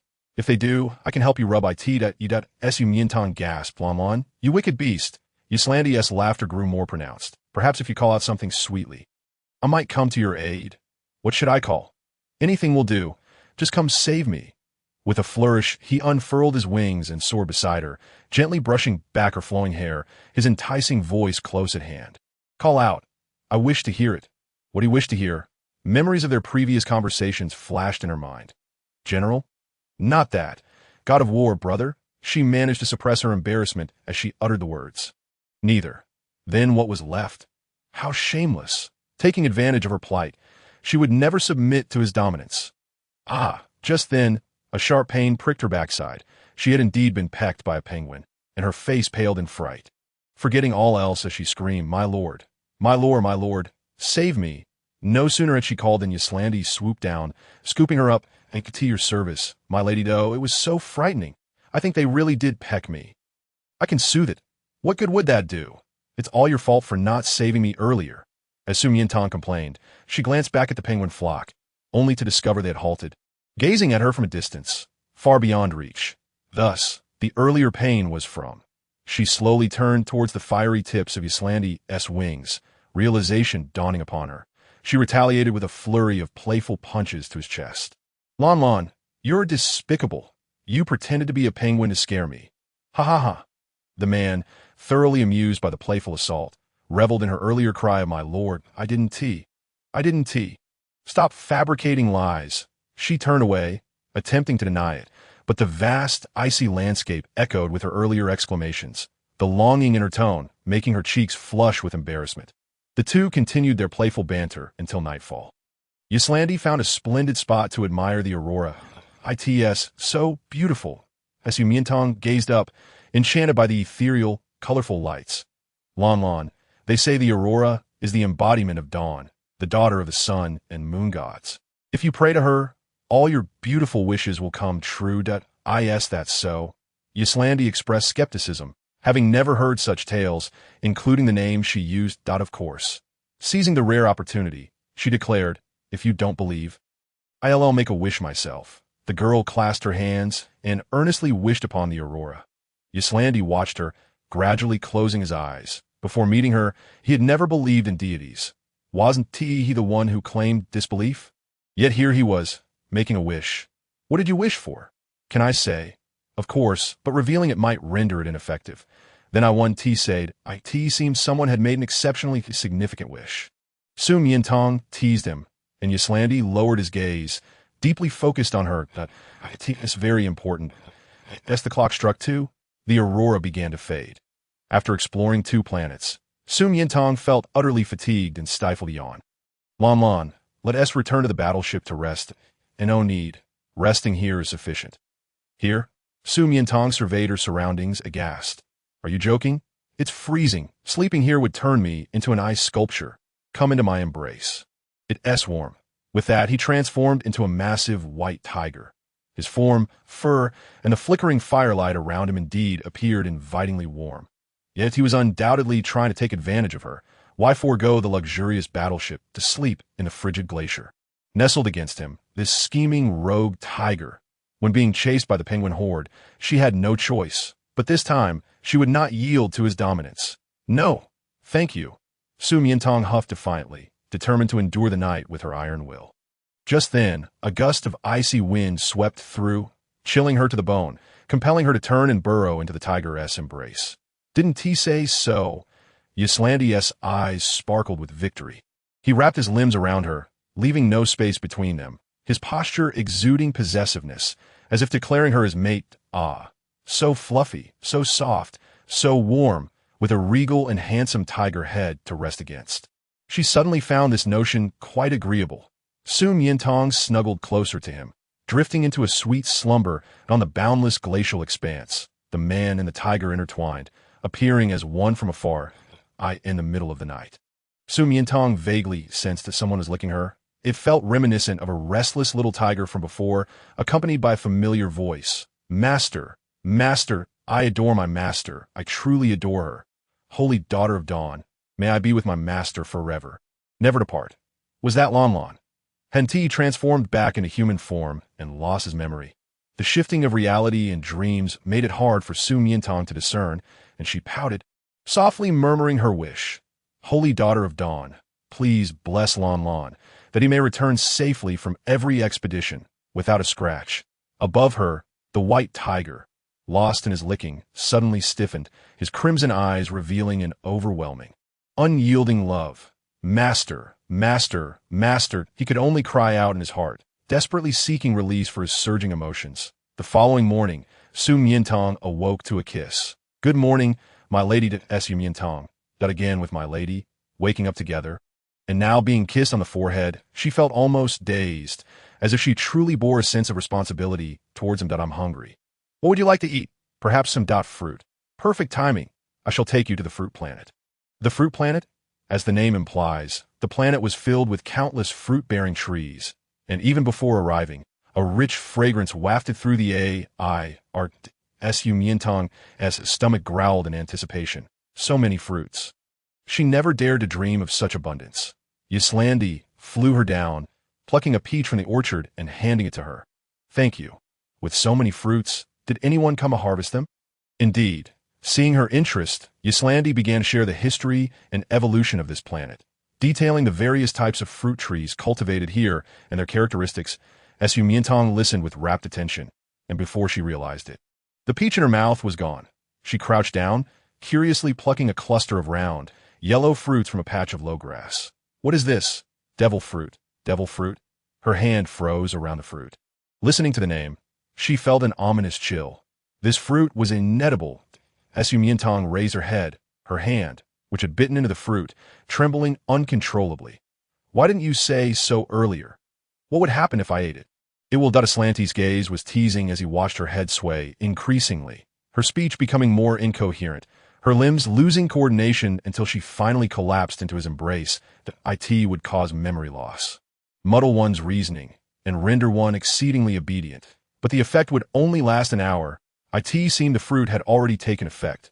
He lowered his gaze, gently cradling the young girl's exquisite face. His address to her unconsciously shifting to, Master, are you all right? Miantang vigorously shook her head, and when she raised her face again, she appeared to be an entirely different person. Her amber eyes, once filled with wisdom, now sparkled with an innocent clarity akin to that of a newborn, curiously surveying everything around her, especially him. After a moment, she cupped her hands over her heart, her pearly teeth gently biting her lower lip. Her gaze shy yet adoring. Brother, you are so handsome that I really like you. The words pierced Slanty's heart like a venomous stinger, causing him to feel a rush of emotions as he couldn't help but pull her tightly into his embrace. Really T had thought that after consuming the devil fruit, she would no longer recognize him and would fear him. But he never expected her affections would torment him instead, especially now as she gazed at him with admiration. Her eyes sparkling, her cheeks flushed, her tender lips still glistening with peach juice, rendering him utterly defenseless. How lovely, how enchanting. Call me Xiong-jun. Oh, before the girl could finish her words, the ravenous male descended upon her, capturing her lips with a fervent kiss, invading her sweetness with insatiable dominance. When a beast becomes ferocious, a mere lamb cannot withstand it. Moreover, he was the apex predator of the food chain, the king of beasts. Soon Miantang panicked, first letting out muffled cries, then raining soft punches against his chest, her body growing weak and limp, ultimately collapsing into his arms, just as her mind began to fade from lack of oxygen. He finally released her, ha-da-ha. Yet less than a minute later, the tiger pounced once more that he seemed to have tasted blood for the first time, instantly becoming addicted, losing control as he kissed her again and again. Not knowing how many times, until, just as the effects of the devil fruit were about to wear off, he frantically fed her another. Master, you smell so sweet, so soft, so intoxicating. He longed to continue kissing her endlessly. In the end, Miantang cried out, her soft lips swollen, her eyes reddened as she looked at him with a mix of resentment and fear. Only then did he finally cease, breathing heavily and erratically as he held her tightly, attempting to quell his rampant desires. Master, I'm sorry. It was all her fault for being so sweet that he could not restrain his nature, his blood boiling, as if he wanted to tear her apart. Naughty Xiong-jun, wicked Xiong-jun, the great demon Xiong-jun. The girl angrily pounded on his chest, and suddenly a jolt of realization struck her. What am I doing? Her tone was disgustingly saccharine, and, ouch, her mouth hurt terribly. What happened? Did a dog bite me? The dog averted its gaze, feeling guilty. It was the effect of the devil fruit. Huh. Is that true? Miantang pushed him away and rushed to a clear riverbank, looking into a mirror. It really is. Her lips were so swollen. It was even worse than when she had an allergic reaction to medication. Not only her mouth, but her eyes were red as well. This cursed devil fruit was truly terrifying. As she grumbled, the man behind her swallowed hard. IT was his first time, lacking experience and self-control. After practicing more, he should be able to refrain from being so reckless and causing her such discomfort. Miantang picked some berries from the side that could reduce swelling and improve eyesight, ate a few, and offered them to him. Here, they taste pretty good. Deal, you want some? No, he pressed his tongue against his jaw. Coldly refusing, the sweetness in his mouth was delightful, and he wanted to savor it without dilution. Dear master, rest for a while. Later, I will take you to a planet you will surely love. We're going again. Miantang turned her head. No. If I keep looking, I'm afraid he will bring down the earth. Royal Palace, Fengyang Pavilion. Report, just an hour after Miantang left the palace, the royal guards rushed in urgently. Your Highness, we were instructed to follow Miss Su, but she disappeared as soon as she entered the Jiqing Villa area. Disappeared? Catherine lay on the sofa on the planet's surface, bored, playing with the hyena lord she had just received. Impossible. She has the black iron electronic shackles. Once the time is up, it will release over 1,000 volts of electricity. Where could she possibly go? Unless she no longer wishes to live. It's true. Her residence is protected. We cannot enter, but the villa management confirmed that she is indeed no longer inside. Impossible. Catherine frowned, waving away the holographic projection before checking the tracking locator in the electronic shackles. Only to see 4 red words. No signal. How could this happen?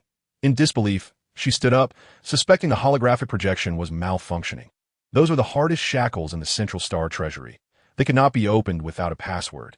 Not even the S-Class military might of the Gemini Star, unless that it was SS-level combat power. But that was simply impossible. Go, follow me to investigate.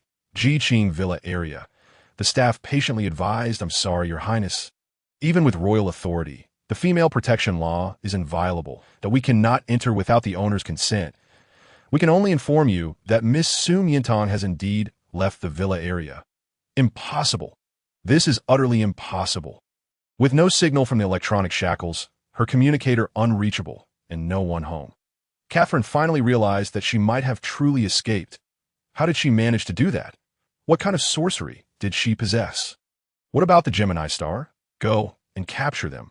Punish them severely. I refuse to believe she won't return. Your Highness, the Gemini Star team just left the planet on a mission yesterday. They are currently out of signal range and cannot be contacted. What? Catherine's expression shifted, and she went into a frenzy, convinced this was her scheme, premeditated to escape together. Ah, that wretched girl dared to deceive me. Search. Find her. Dig through the Central Star System if you must. But bring her to me. East Palace. Dawn broke. The mighty lion in the large prison awakened. IT shook its majestic, fluffy mane, its bright blue eyes fixated on the door, waiting eagerly for the appearance of the little female. However, today at 6, 8, 10 it waited until noon, but her figure never appeared. Where did she go? Why hasn't she come? It shifted from lying down to sitting, and finally stood up, growing increasingly anxious as it paced back and forth in the cage. Just as it was about to step out, the words of the little female echoed in its ears. Big golden hair, you must be good, eat good and eat. Be good and listen. Wait for me in the cage. Tomorrow, I will come again, she promised to return. She would never break her word. IT slowly retracted its paw, but today she had broken her promise. Until nightfall, she still hadn't come. She must have been delayed by something. Surely, she would come tomorrow. The lion reassured itself, but the meat it usually loved lay untouched, and it kept its eyes wide open all night, clutching the golden-haired toy, gazing longingly at the entrance. Each minute, each second, it hoped she would arrive. Yet the next day, she still did not come. The lion's once bright eyes dimmed with doubt, solitude, and silence. Why hadn't she come? Did she find him dull, uninteresting, no longer liking him? But she had said he was adorable, that being with him was joyful, and that she would come to take him away. IT looked toward the long corridor at the door, suddenly feeling engulfed in darkness. A chilling atmosphere filled with bloodshed, violence, and cruelty, reminiscent of the laboratory, where it was once imprisoned. A place of infinite suffering. The path it once walked so easily with the little female now seemed like a hellish nightmare, filling it with dread as it recoiled. Tang, Tang, Tang, where are you? I miss you so much. IT was the first time it loathed itself for succumbing to despair, devolving into a beast, unable to even call out the name of its beloved. In the following days, time passed like a torturous instrument, slicing away at its skin, second by second. Chapter 067. Once it destroyed homes, now it destroys her. The lion refused to sleep, afraid of missing the moment the little female might enter. It refused to eat, the overwhelming longing, tension, anxiety, and fear causing it to feel sick, wanting to vomit at the sight of food and water. Sometimes, overwhelming fatigue renders him physically exhausted, plunging him into brief slumber where his dreams are filled with the words spoken and actions taken by the petite female. The competitions they engaged in, and the playful chases and tender embraces up in the bamboo peaks behind the mountain. All these cherished memories. Yet upon waking, he finds himself in an empty, pitch-black void, as if he had fallen from paradise into hell time and again, nearly shattering his will. This sensation is 100-fold more agonizing than the torment he endured while imprisoned in the laboratory. Back then, it was merely physical pain. He still harbored thoughts of escape and a yearning to see the light of day again. But now, the psychological torment feels as though he is sinking deeper into a swamp. He misses her dearly, desperately.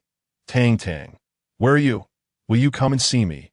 The raw stone planet, where magnificent, towering boulders crisscrossed the vast mountains and fields, when Aslanti descended from the sky, cradling the girl in his arms. She was somewhat perplexed. Is this truly the place you claimed I would adore? It is barren, merely mountains and rocks. What is there to admire? These are raw stones. Raw stones. Miantang gasped, realizing that these were indeed the kind from which emeralds and gems could be carved. Indeed, that it was all true. A whole planet brimming with raw stones. What treasures must lie within?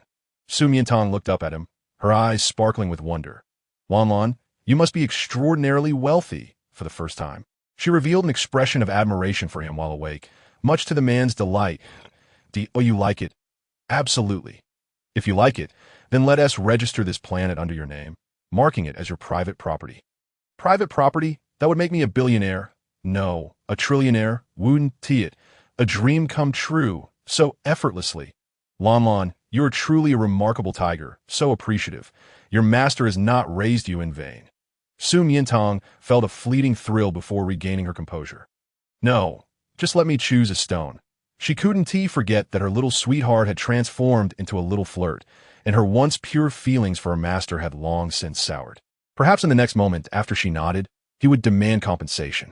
Given his understanding that mating could last for dozens of days, she feared for her very life in his hands.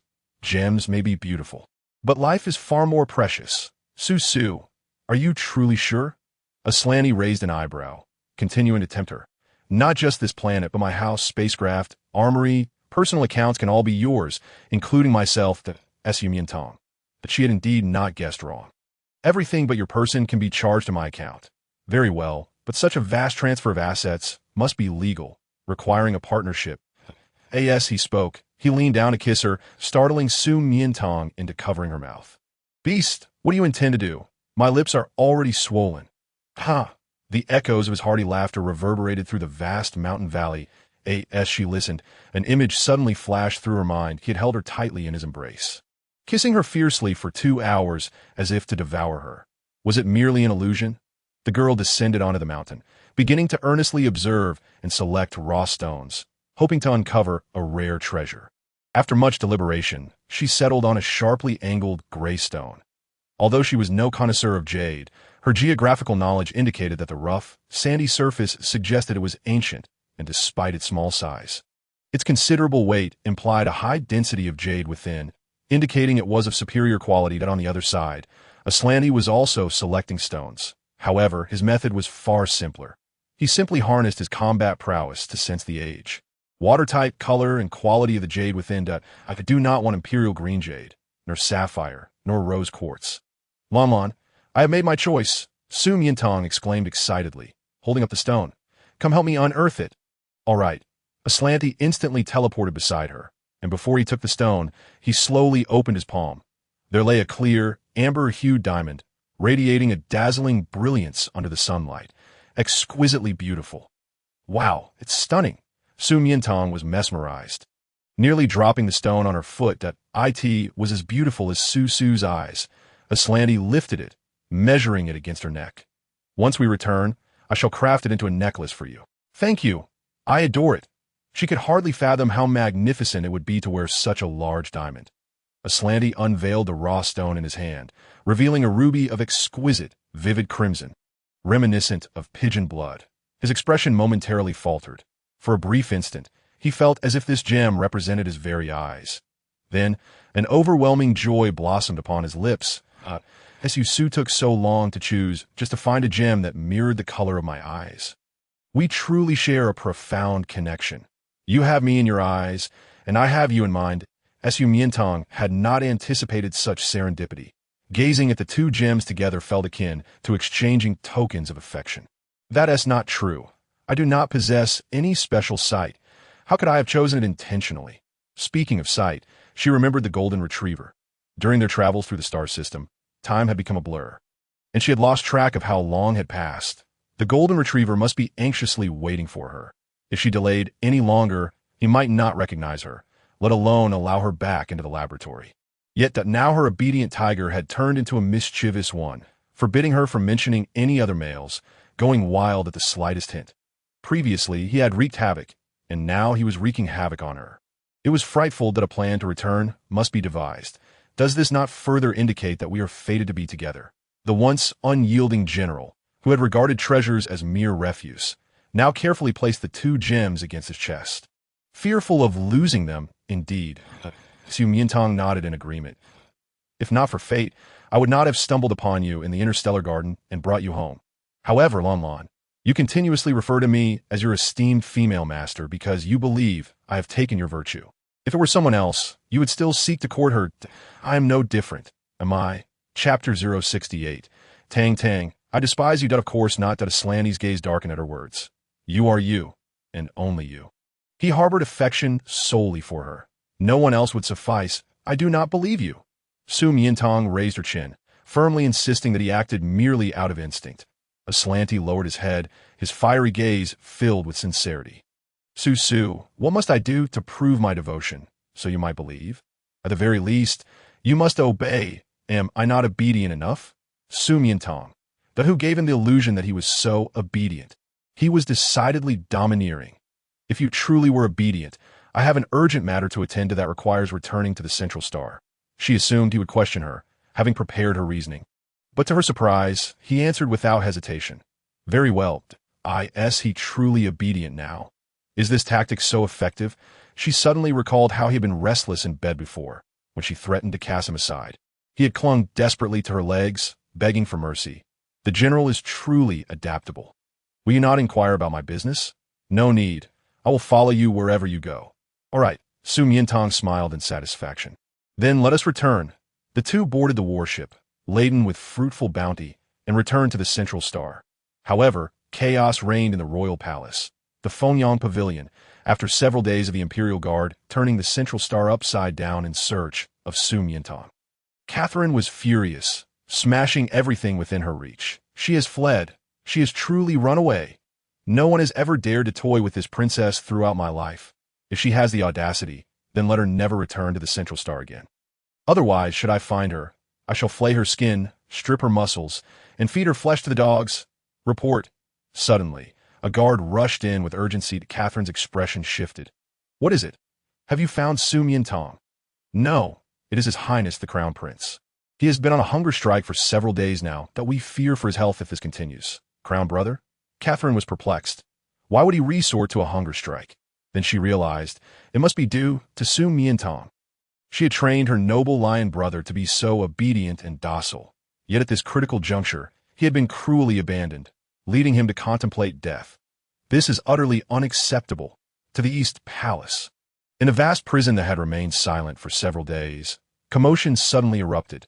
The lion opened his eyes almost immediately, filled with anticipation as he gazed toward the entrance. Upon seeing Catherine, the hope that had once shone brightly in his azure eyes gradually dimmed and turned gray. It was not her.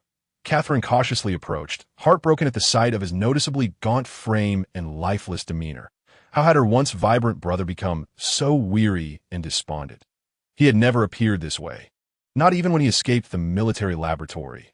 All of this was Miantang's fault. That vixen, she regretted her wager with her. She would rather her brother retain his cold, irritable temperament than witness him in such a state. Crown brother. She approached the cage, her hands tightly gripping the obsidian ice pillar. What is the matter? Are you still waiting for Su Miantang? Upon hearing the name of the young female, the lion immediately reacted. Slowly rising, Sister, do you know where she has gone? Why does she not come see him? Brother, stop waiting for her. She has escaped, long gone, and will never return. Escaped. The lion's expression turned to one of shock. Seemingly unable to comprehend her words, I am so sorry. Brother, it is all my fault. Catherine lamented. I captured the two males she cared for the most and threatened her to remain in the palace. To save them, she promised to assist you in regaining your human form. And in a moment of weakness, I agreed. But I did not realize this was merely her ruse to buy time, seeking an opportunity to flee. Now, she has vanished with those two males, leaving the central star behind. I searched the continent, yet found no trace of her. You must stop thinking of her, please. In those days, her approach, her companionship, her assistance were all lies. She never treated you sincerely, merely seeing you as a beast to be exploited. Each word she spoke pierced the lion's heart like a venomous weapon, causing a momentary suffocation. Denote, it cannot be. It cannot. He retreated slowly, his limbs trembling, his luxurious mane standing on end, as if his insides were being torn apart, his blood coursing backward. Tang Dang would never deceive him. She promised she would return. She promised to take him away from here, that no one would ever harm him again. She said, but why had she not yet appeared? The lies and betrayal of the beloved shattered the last vestiges of his sanity as a beast man. In excruciating pain, his dual pupils dilated and quivered, eventually spilling blood tears as he raised his head high. Why? Tang Tang, why did you deceive me? You are as cold and cruel as those in the laboratory. I hate you. I hate you all. I despise this world. Having spoken, Catherine could not bear to look at him any longer and turned to leave. Yet, just as she exited the Eastern Palace, the guards hurriedly approached. Reporting, Your Highness, Su Miantang has returned. What? Catherine, momentarily doubting her own ears, asked. She has returned. After disappearing for so many days, not a trace could be found. And now she had come back on her own. Where? Take me to her. At the gates of Yongning City, as Su Miantang stepped off the warship, she spotted Catherine swiftly approaching on a magnetic hoverboard. A demeanor aggressive, not as if to welcome her, but rather as if to attack her. Sure enough, upon landing, Catherine reached out to grasp her neck.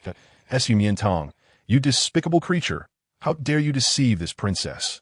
However, before she could lay a finger on her, a powerful red light repelled her, causing her limbs to tingle, her head to spin, and her entire being to suffer as if engulfed in flames, uncontrollably emitting a scream. Ah, what is this? What a formidable force, terrifying enough to render an S-class female immobile. Something she had never witnessed before. She incredulously lifted her head to see a tall, striking man with fiery red wings descending from the sky. The war god? He is alive. He has not perished. How wonderful! How wonderful! In that moment, her heart raced with excitement. Her speech faltering. Chapter 069.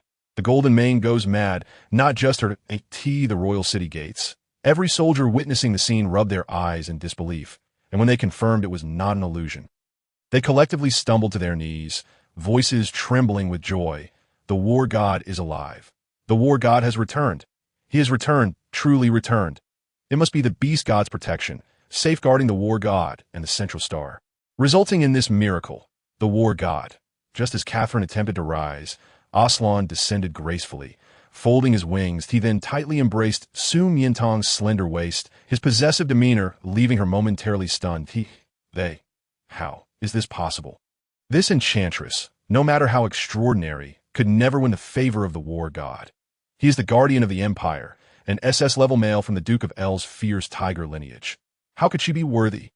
She immediately felt crushed by the sight. Your Highness? Aslan slowly parted his lips, his icy tone laced with a hint of wickedness, causing Catherine to shudder involuntarily, chilled to the bone. Just moments ago, she had insulted Su Miantang and attempted to strike her. Had he witnessed it all? Given their close relationship, then in a panic, she scrambled forward, her voice trembling as she corrected herself. War god, you may call me Xiao Lin Lin. Su Miantang raised an eyebrow. I apologize. But alas, she had no chance to elaborate. Aslan, lacking the patience for an explanation, waved his hand dismissively, and she vanished like a shooting star. Su Miantang. She finally understood why Lan Lan had previously questioned her if she was not obedient enough. It seemed she indeed was rather compliant in the Central Star, where royal authority reigns supreme and the dignity of the royal family is inviolable. Catherine, as the eldest princess, was notoriously arrogant, believing herself above all. Anyone who dared to upset her would face swift punishment. Yet upon seeing him, she had knelt in fear and now had flown away. Such behavior was beyond mere arrogance. Where had she gone? As for Aslan, he could be in the Valley of Serpents, the ant nest, or the marshlands, the serpent's cave, the ant hole, the pit. Miantang shivered, momentarily unsure which to choose for her, but witnessing Catherine, once so domineering, trembling in fear, like a firework suddenly launched into the sky, brought her a sense of satisfaction. "Thank you, Lan Lan," she smiled, tiptoeing to ruffle his moonlight-colored hair. Aslan was taken aback by such an unexpected reward, not to mention her visible delight, which likely indicated she had endured torment in the palace. The electronic shackles she had worn were indeed hers. What has the royal family done to you?" The man's deep-set eyes narrowed, a barely perceptible murderous intent lurking beneath. Just as Miantang began to speak, she noticed a fierce flame gathering in the palm of his left hand, as if he intended to incinerate the place. "Lan Lan, what are you planning to do?" "They dared to harm you. I will wash the palace in blood." "Wash in blood?" Indeed, there was nothing he could not accomplish. No. No one has harmed me. Catherine merely enjoys sparring with me verbally. The shackles were willingly worn. Due to a bet. Really? Miantang nodded earnestly, fearful that any hint of insincerity would provoke him to incinerate the place. "Yes, that's so." Aslan withdrew his hand, his gaze on her thoughtful, realizing that Su enjoyed playing with tools. "What about weapons?" Miantang's lips twitched. "What are you thinking?" He chuckled, his thoughts wandering to forbidden realms. "Besides, if you truly act here, you would surely be branded a rebel." "Rebel?" Aslan scoffed. "The incompetent royal family has languished for so many years. They are but a hollow shell. The throne is merely within my grasp, and my reluctance to seize it stems from sheer boredom. That is not rebellion.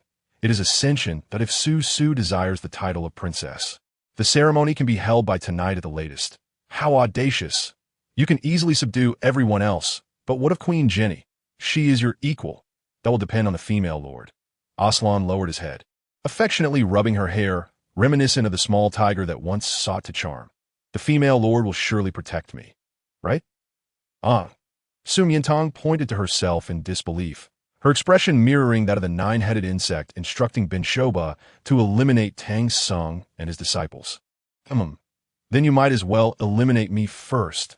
The two shared laughter as they strolled toward the royal city. Before reaching their destination, a thunderous roar suddenly erupted from the eastern palace. The sound was hysterical, desolate, and filled with despair, laden with a palpable sense of danger that sent shivers down the spines of lower-tier beastmen. That it was the roar of a lion. The roar echoed into the beast god's hall, startling Queen Jenny, who was deep in prayer, causing her to clutch her chest in discomfort. "It is Iner. What has happened?" The bond of blood was strong. She sensed this profound suffering that in the Longqian Palace. As Huarong handled state affairs, the powerful lion's roar compelled him to stand. "Elder brother? Golden Mane?" Miantang recognized the voice and paused involuntarily. Was it his voice? It sounded remarkably similar, yet she had never heard him emit such a heart-wrenching cry. As if he were on the brink of despair. Had he encountered a grave danger? Aslan, too, sensed an unusual aura, an SSS-Class beastman lion. The palace concealed yet another prince. How intriguing in the depths of the Eastern Palace. Within a vast prison cell, stained with blood, a once magnificent lion found itself engulfed in darkness. Its once clear azure eyes were now clouded with a sinister murk, devoid of the last vestiges of its human rationality. Having fully devolved into a feral beast, that moment, its sole desire was to annihilate the world. With ease, it twisted the seemingly indestructible iron bars of its cage, rendering the elaborate palace defenses before it utterly futile. The hundreds of guards stationed outside were caught off guard, trampled beneath its mighty paws, their cries of despair echoing in the air. "Brother!" The princes, alerted by the commotion, rushed in to see the lion's bloodshot eyes and raw, untamed ferocity, clearly indicating a complete mental collapse, rendering it unrecognizable to them. They hastily attempted to intervene, yet even as formidable S-rank males, they crumbled under the weight of its power. Chapter 070. Do not harm him. A golden eagle was pierced through its wing, but a cheetah had its hind leg broken, a golden-ringed snake lost its scales. Even a fellow lion, overwhelmed by the prince's innate bloodline suppression and regal demeanor, cowered in fear, unable to muster the courage to fight back. In mere minutes, the lion had concluded its rampage, charging towards the central city, its target, a radiant crystal that housed quantum energy cannons. Once ignited, the planet would shatter into ashes in an instant. Brother, Hua Rong arrived, aware of her own limitations against him. Unable to halt his rampage, she reached to activate the restraining spell to prevent his escape and further harm. But her efforts yielded no response. The usual spell she could easily cast seemed ineffective today, as if overshadowed by a far greater force. The restraining magic, potent within 100 miles, could only be maintained by one. How could this be? On Central Star, aside from the fallen General Yslandi, no one else possessed such power to suppress him. She quickly dispatched a battle order, urgently broadcasting news across Central, warning of an SS-class male whose mental state had collapsed and transformed into a beast. Wreaking havoc in the city, all citizens were to stay indoors, securing their doors and windows. The White Line Corps and the Wolf Anti-Terror Elite were to track him down, remaining on standby with tranquilizers, ensuring he was subdued and brought back to the palace. Importantly, no lethal weapons were to be used against him. Understood. The Imperial decree sent shockwaves throughout Central City and the Star Network. A SSS-class male? Aside from the deceased General Yslandi, where could such a being be found? Could it be the legendary prince, abducted as a child by enemy forces, who had returned mentally shattered and imprisoned within the Eastern Palace? Heavens! That was the firstborn of the Lion King lineage, endowed with innate dual-eye power. In a frenzy, he posed an immeasurable threat. What should I do? Am I safe hiding outside? Hiding would be futile. An SS-class male could raise mountains. Central City was doomed. With the loss of the war god, no one could stand against him. Desperate measures would have to be employed, but the collateral damage would be immense. This is terrible. The prince's sanity has completely shattered. Having escaped the Eastern Palace and already harmed several princes while rampaging through Central City, within the royal city, guards relayed urgent messages. What? Su Miantang's heart sank. How could the Golden Lion? Just before his departure, he had been in such good condition, robust, and emotionally stable, almost ready for treatment in a laboratory. How could he have collapsed so suddenly? According to historical records, beastmen who fully descended into madness and became beasts never returned to normal. Susu, wait for me here. Yslandi enveloped her in a protective shield and soared towards Central City. In an instant, he vanished without a trace, as Miantang desperately attempted to summon a flying device, but lacking a light brain. She had to board the magnetic levitation disc recently used by Catherine, following his trajectory. Help! Help! A lion! A great lion in Central City. Terrified screams filled the air, accompanied by a chaotic throng of people desperately fleeing, creating an atmosphere of utter disarray. When General Yslandi's figure emerged in the sky, an eerie silence fell over the crowd, first stunned into silence, then erupting into joyous tears that he was alive. The guardian of Central Star had returned. It was the beast god manifesting, resurrecting the general. A terrifying aura suddenly enveloped the area, as the intruder set up barriers over a vast expanse, rendering escape impossible. The lion raised its head, its eyes glinting with menace as it regarded him. How dare he impede him? It unleashed its dual-eye power.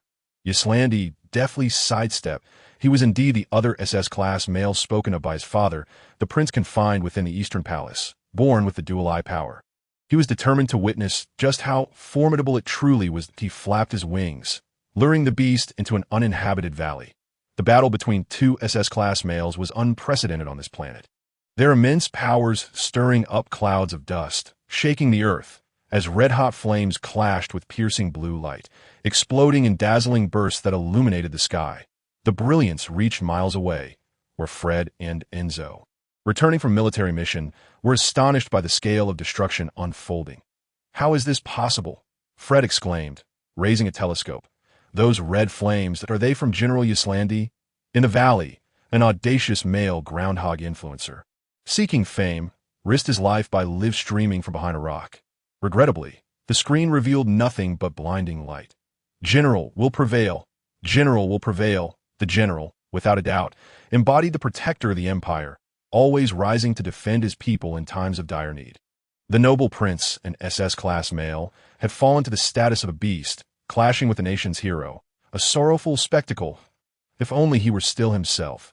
How much better it would be. This was a contest of equals. And I worry for their mutual destruction. May the beast god protect the war god. We cannot bear to lose him again. You are mistaken. Even as equals, their combat experience is vastly different. Moreover, the prince has devolved into a beast. General Yslandi, trained from a young age under the nation's military leaders, had engaged in countless battles since he was 14, emerging victorious time and again. In contrast, the prince, despite his noble lineage and extraordinary talent, had endured decades of torment in a laboratory cage, devoid of combat experience, and soon found himself at a disadvantage this was the famed Lion King. The embodiment of dual eye power. Yslandi smirked, the derision evident in his expression. Easily vanquished. General, please do not harm my son. Queen Janie rushed to the scene, her heart aching at the sight of her battered child, nearly collapsing from the pain. Your Majesty, he has devolved into a beast. To continue living would only pose a threat to the planet. Yslandi's palm began to gather a blazing inferno, intent on delivering a fatal blow. No. Inner. Lon, do not harm the golden lion. At that moment, a melodious voice resonated through the mountains and forests. Chapter 071. The golden lion transforms into human form. Yslandi momentarily lost focus. The lion, fully engulfed in madness, halted its assault upon hearing that familiar voice. Its crimson, murky gaze reflected the stunning figure of the petite female, causing it to tremble and its fur to bristle, as if overwhelmed by an intense emotional stimulus. With a low growl, it rushed towards her, breaking through the protective barrier and seizing her in its jaws, fleeing into the forest. Death wish! How dare you touch my master? Yslandi's instincts kicked in, his eyes blazing with murderous intent as he unleashed his full combat power. Pursuing after them. Golden lion! Golden lion! Are you awake? Do you still recognize me? Golden lion. Under Su Miantang's continuous calls, the lion finally paused, placing her within a narrow cave, just as she believed he had regained consciousness. He suddenly roared with rage, his face contorted in fury. She could sense from that deep, anguished roar that he harbored hatred towards her. Why? Why deceive me? Why abandon me? Why be like those others? Why so cruel? I hate you to death. He bared his sharp teeth, opening his maw wide as if to swallow her whole. If he consumed her, they would never be separated again, but as he drew near. The moment he brushed against her skin, he hesitated. Raising his head high, he let out a mournful cry, contemplating the notion of ending it all to conclude this life filled with ennui in a fleeting moment. A rich and sweet pheromone surged through the sharp fangs of a lion, flooding its body and causing its 4 eyes to tremble wildly, expanding limitlessly, as if it had lost all focus and brilliance. Overwhelmed by an indescribable ecstasy, devoid of any aggression. Meanwhile, throughout the mountains, the imperial city, and even the entirety of Central City, peonies bloomed in abundance, their vibrant colors filling the air, creating an astonishingly beautiful spectacle that left one in awe yet unafraid. The flowers radiated a golden light, shimmering with a divine allure that enchanted all males and inspired a sense of submission in all females. On board the flying battleship, Fred and Enzo gazed through the cabin window at the countless flowers, their hearts racing, murmuring unintelligibly. Sugar, in the scientific laboratory, Lucy was engrossed in mixing chemicals when suddenly his thoughts were completely occupied by his beloved female. Within the imperial city, Flower Roan curiously picked up a white peony, only to unexpectedly catch a whiff of the refreshing and elegant scent of bamboo leaves, the aroma of his favorite pheromone, to the foot of the mountain. A slant, filled with the aura of slaughter, suddenly seemed soothed his restless mind, inexplicably calming. 5 individuals, in disparate locations and scenarios, were guided by the same powerful and mysterious force towards the source of the intoxicating fragrance. The lion, feeling the unending warmth flowing into its body, watched as its once murky crimson eyes gradually transformed into a clear azure, its distorted consciousness slowly returning. the shattered spirit beginning to mend, even the genetically altered sequences reassembling according to their original structure. Eventually, he transformed into a human form. Only then did Miantang regain her senses, slowly releasing her grip.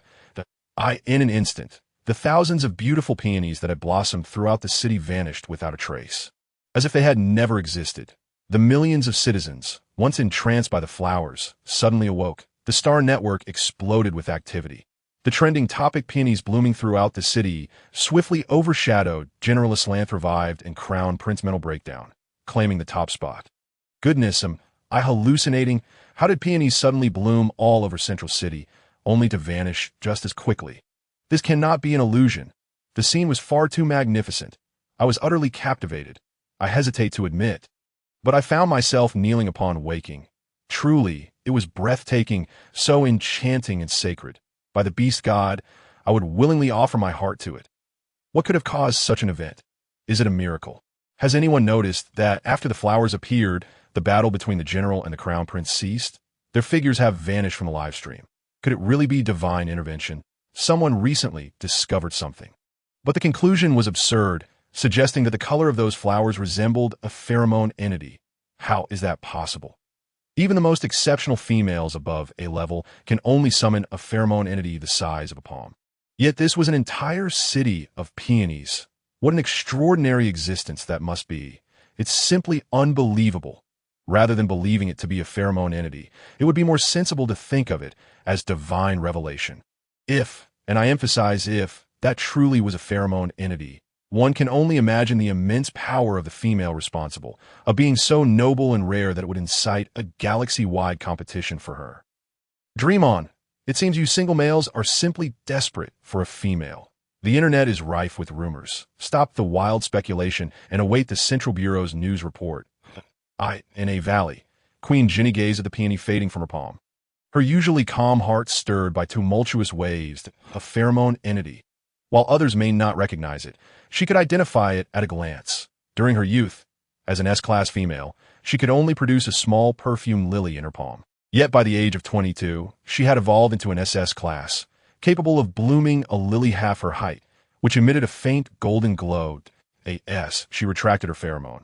It vanished instantaneously, identical to the peonies that had just appeared. The only difference was that she had only one.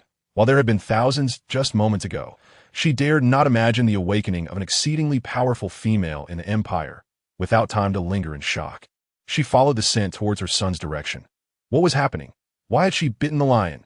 Miantang shook her head and opened her eyes, only to find she was no longer biting a lion, but rather a man, a grown golden-haired male. Chapter 072. Awakening of the pheromone, he possessed tousled, golden hair that shimmered softly in the sunlight, with long brows and deep-set eyes that sparkled like a clear ocean. His facial features were chiseled and striking, exuding a regal aura. Yet his demeanor was exceedingly elegant and gentle, especially as he knelt before her, his eyes reflecting the brilliance of countless stars, gazing at her with an ardent reverence. Tang he had not spoken in many years, and now his voice came out somewhat clumsily. How had he suddenly transformed in a human form? Wasn't he, it said, that once one's mind completely shattered, they could never return to human shape? Miantang was astonished. Golden fur. Is that you? Yes. How could you have suddenly become human? You saved me, did I? As she pondered this, a slant appeared before them.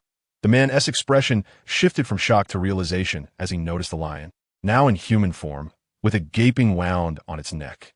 Understanding dawned upon him, igniting a surge of jealousy and fury, and he reached out, ready to end the lioness' life. Lan. Miantang cried out in an attempt to intervene, but she felt the tumultuous energy surging within her, causing her insides to ache painfully, and she emitted a pained groan. Tang. Master! Jun Qingyin and Aslanth rushed to embrace her, but the pain overwhelmed her senses, causing her to pay no heed to Aslanth's address. What is wrong with you? Are you all right? At that moment, Queen Jenny also arrived, staring in disbelief at the familiar yet unfamiliar golden-haired man. Although her memories were rooted in his childhood, she recognized him immediately, for he was her most cherished eldest son who had regained both his reason and human form. Ener! She exclaimed, rushing forward, tears streaming down her face. Why, Ener? Aslanth urgently activated his combat abilities. attempting to alleviate the girl's suffering, but to no avail. Once, twice, thrice he grew frantic, his hands trembling, and even with Jun Qingyi's assistance, they were powerless to help. Mother, look at Tang Tang. What has happened to her? Tang Tang? Queen Jinny lifted her gaze, and upon seeing the ethereal beauty of the young girl, gasped in shock. She had never encountered a female so breathtakingly beautiful. Doubts flickered in her mind, but there was no time to ponder. She immediately activated her SS-3 healing pheromone, only to find it utterly ineffective. How could this be? Stunned, she gazed at the girl, her suspicions confirmed. Only low-ranking females' pheromones would have no effect on high-ranking females. Yet there was no female in the world untouched by her influence. Could it be that the peonies that had just bloomed across the sky were pheromone entities? Ener had also been saved by her. As the tumultuous energy struck her heart, a sharp pain coursed through Miantang, prompting her to clutch the man in her embrace tightly. Master, Tang Tang. The two males were frantic yet helpless. They could not fathom where to turn for help if even the queen could not heal her. To the palace where I'm fine. Suddenly, the young female spoke. Aslanth and Jun Qingyi looked down with skepticism. Really? Just moments ago, she had been in agony, her complexion pale, truly, as Miantang nodded. Just before, she had felt as if she might faint from the pain. However, when the searing energy surged into her heart, it felt as if it fused with her blood, spreading through her veins and into her limbs, bringing not a hint of discomfort, but an extraordinary lightness, as if she were floating. Seeing her reaction, Queen Jinny wondered if it resembled the awakening of pheromone powers. When she was still an S-class female, she could effortlessly wield her innate pheromones, but upon evolving to SS-class, the power of each pheromone type required extensive practice to awaken, and once awakened, it would be immensely powerful, crushing lower-ranked females by hundreds of times. This process had taken her decades, yet Miantang had done it in mere seconds. Surely, she must be mistaken, even as Miantang insisted she was fine, spinning around to demonstrate. Once it was confirmed that she bore no injuries, Aslanth and Jun Qingyi breathed a sigh of relief. Then, as their gazes met, hostility ignited once more, and the flames of battle blazed fiercely anew. Damn it! Aslanth exclaimed, unfurling his wings. During Tang Tang's absence, she must have been abducted by him. Otherwise, she would never have abandoned him. Jun Qingyi also fiercely summoned his power, a tiger and a lion, poised for action. Upon witnessing their impending clash, Miantang hurriedly intervened, exclaiming, "Hey, don't fight." She had initially thought her verbal pleas would be in vain. However, as soon as she reached out, the formidable war god descended from the heavens with a swift swoop, resembling a little tiger being reprimanded by its handler, his expression one of astonishment and a hint of grievance as he looked at her. "Master, are you defending him?" The princely Jun Qingyi, with his imposing presence, had yet to unleash his power before it was abruptly rebounded, as if someone had struck his fluffy lioness head, his gaze innocent yet bewildered as he turned to her. "Tang Tang, is he more important than I am?" Miantang was dumbfounded, staring at her own hand in confusion. Had she just done something? Queen Jinny opened her eyes wide once more. Aslanth and Jun Qingyi were the Empire's only two SS-class male warriors, with the former being a rare mutated breed and the latter endowed with innate power. Even she, an SS-class female, could not simultaneously subdue both of them, let alone in such an effortless manner, as if she were unaware that she had activated her pheromones. Chapter 073. How should she punish them? The lion and tiger remained in fierce confrontation, tension crackling in the air, as if battle were imminent. Queen Jinny stepped forward. "General Aslanth, your resurrection is a fortune for the royal family, the populace, and the Central Star System, that I am exceedingly pleased, and I believe all citizens feel the same, celebrating your return with joyous songs and dances. On this auspicious day, may I implore you for a favor? Please refrain from engaging in a grand conflict, especially with Jun Qingyi. Should he have erred, I shall bring him back to the palace for punishment." Turning to Jun Qingyi, she had yet to speak when tears began to stream down her face. "My son, I have waited 19 long years for this day." "Mother," Jun Qingyi replied, equally moved as he embraced her. "Thank you for never giving up on your son. I am well now." "Mother," Miantang was taken aback. This beautiful woman was the legendary queen of the Central Star System, the only and highest SS-class female of the Empire. The longevity of beastmen was remarkable. She bore no trace of age. Yes, Yes, that she nodded repeatedly to as well. Years of dreams have materialized. The savior stands before her. Queen Jinny wiped her tears and turned to perform a courtly bow before Su Miantang. I did not know your name, but I must pay my respects. No. Su Miantang hurriedly assisted her, unable to accept the bow of a queen. I am Su Miantang, a newly registered citizen of the Empire. Newly registered? No wonder she had never felt such a powerful female presence on the planet. It turned out she was a newcomer. May I be so bold as to inquire about your pheromone level? Pheromone level. I do not possess pheromones. Su Miantang scratched her head, to which Queen Jinny laughed, thinking she was joking. How can that be? Without pheromones, how could you be so beautiful? How could you save Jun Qingyin? Stop his fight with the general and release such an expansive pheromone field. Aslanth and Jun Qingyin were equally perplexed. She clearly had pheromones, abundant enough to nearly overflow. Why claim she did not? Could it be that she did not wish to take responsibility? Aslanth quickly interjected. Su, you possess pheromones and have temporarily marked me. Have you forgotten? Jun Qingyin chimed in. Tang, you just fully marked me, pulling me back from the brink of death. He emphasized the word fully, igniting a spark of fury in Aslanth's eyes. Were it not for their Master S intervention, he would have been reduced to ashes in an instant. Now, he merely exchanged scornful glances. While Jun Qingyin retorted, Thief! Hearing this, Su Miantang was struck dumb. Previously, when the golden fur ball had sought to end it all, a powerful and unfamiliar hormone had surged within her, compelling her to bite into his nape. Then he had reverted to human form. Just now, with a mere flick of her hand, both Lon Lon and the golden fur ball had ceased their hostilities. Could it be that she truly had pheromones? She gazed at her hands in bewilderment. But she was human, wasn't she? Moreover, she had tested her pheromones twice, both times yielding unknown. Unknown? Queen Jinny paused, then quickly grasped the situation. I see. She smiled gently, reassuring her, unknown may not signify absence, but rather a lack of authority. Lack of authority? Indeed, the current detection machines for female pheromones in the Empire are calibrated to the highest recorded female level, which is mine. However, her tone grew excited that I can sense that your level is even higher. You may very well be the sole SSS-class female in existence, one capable of shattering all records. SSS-class female. Jun Qingyin was astounded to unprecedented, and no wonder. Despite his genetic sequences being irreparably damaged, his spirit and consciousness completely shattered. Tang had managed to save him. The one he cherished was indeed the best in the world.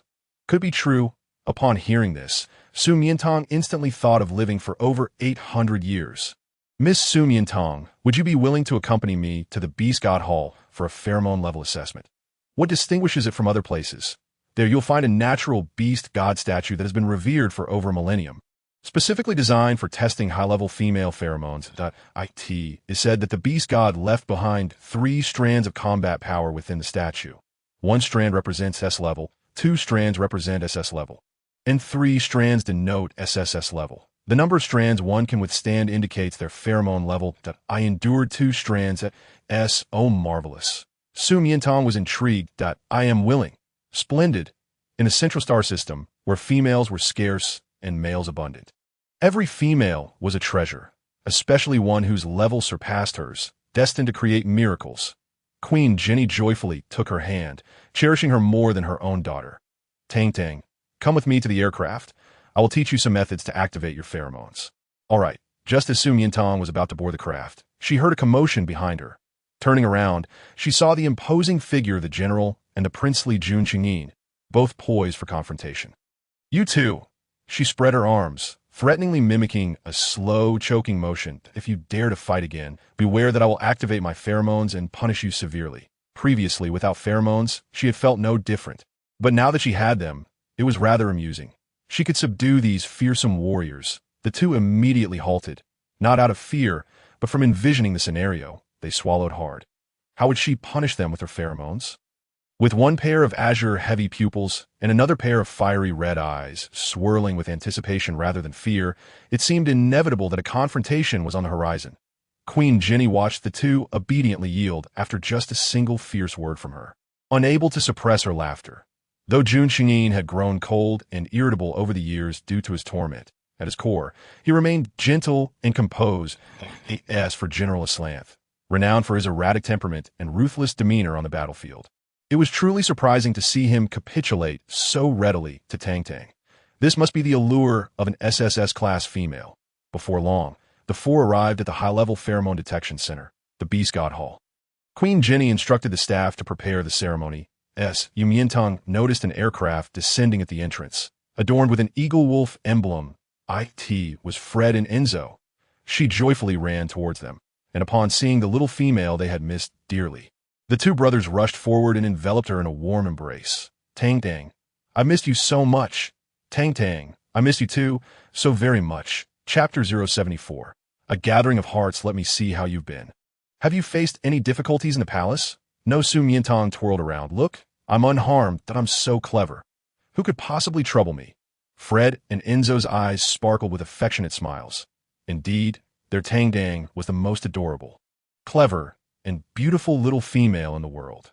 The trio, having been apart for days, had much to share, but in the grand hall, Jun Xingyin observed the scene and suddenly remembered his sister's words. I captured the two males she cherishes most to coerce her into staying in the palace. She agreed to help you regain your human form to save them. Were they the ones? Seeing Tang Tang so joyfully smile at them filled him with a bittersweet sensation. The two brothers entered the great hall with the young girl. They beheld the man seated in a baroque chair, unable to contain their excitement. The general is truly alive. They immediately stepped forward and saluted. Colonel Fred Perez of the Eagle Special Forces. Reporting to the general. Major Enzo O'Hiburn of the Wolf Anti-Terror Elite. Reporting to the general. However, the man's complexion appeared quite poor. If it were an ordinary person who embraced the masters so intimately, he would undoubtedly have torn them apart with a single claw. Yet they were the master's life saviors. To act against them would surely incite the master's wrath, and not just anger. Beside them, the smiling little female excitedly curved her eyes at him. Lon, they're the two little admirers I mentioned to you, Lon. Fred and Enzo were taken aback at her address. General, is she truly the little white tiger raised by Tang Tang? How can their personalities be so drastically different? Furthermore, when it was initially detected, wasn't she just an ordinary tiger? Did Tang Tang save her? The little female spoke, and Yaslanthi could barely emit a nasal sound, a brief, faint monosyllable, cold. She certainly bore a heavy, idle burden. Nevertheless, Fred and Enzo appeared rather pleased as Miantang approached Jun Xingyin, introducing him as His Highness the Crown Prince. Upon her self-introduction, much of the bitterness in Jun Xingyin's heart dissipated. He still held a place in Tang Tang's heart. Didn't he, His Highness the Crown Prince? Fred and Enzo were once again astonished. Wasn't the Crown Prince supposed to have suffered a mental breakdown and devolved into a beast for many years? How could he suddenly have transformed back? What had transpired during their days away from the central planet? By the way, how did you know I was here? Just as Miantang finished speaking, Huarong entered. Rong.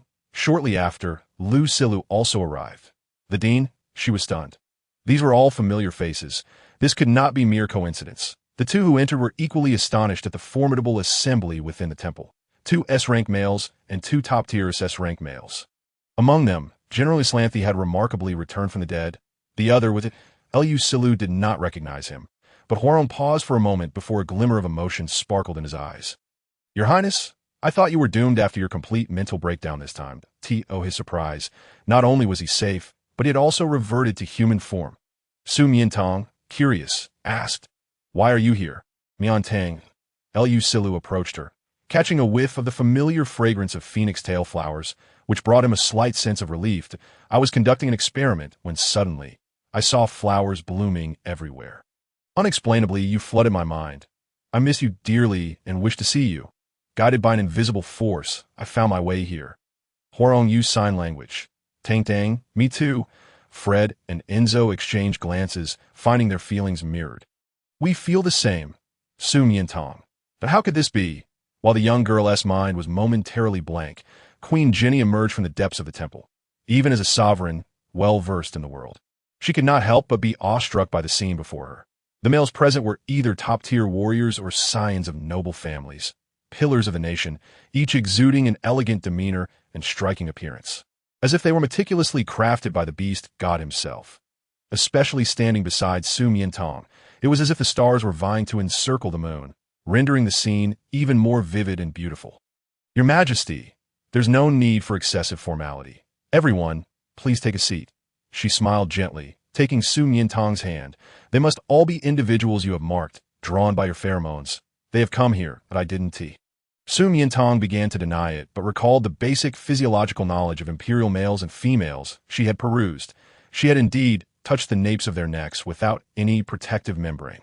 What a calamity, unknowingly accumulating such a debt of affection.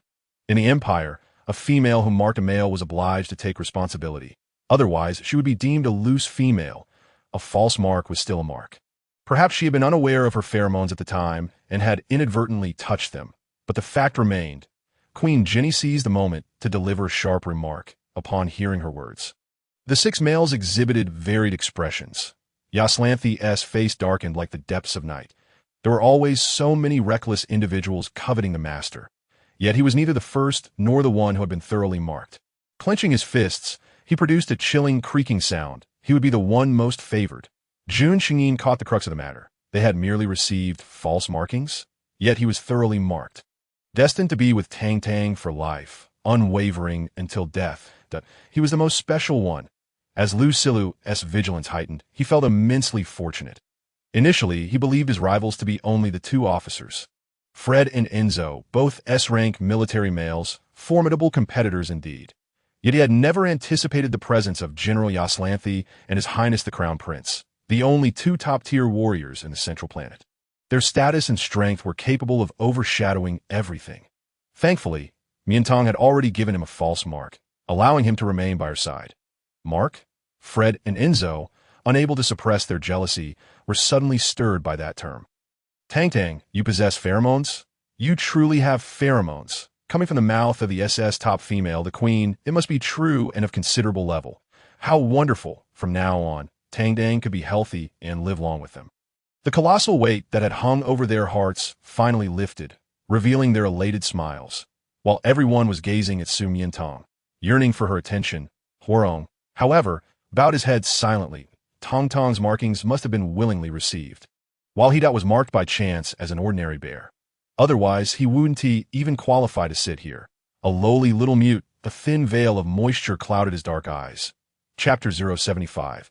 She is a rare treasure, Queen Jenny observed Su Miantang's richly expressive face and couldn't help but chuckle softly. Fearing to frighten her, she hesitated to say, "What are 6 males?"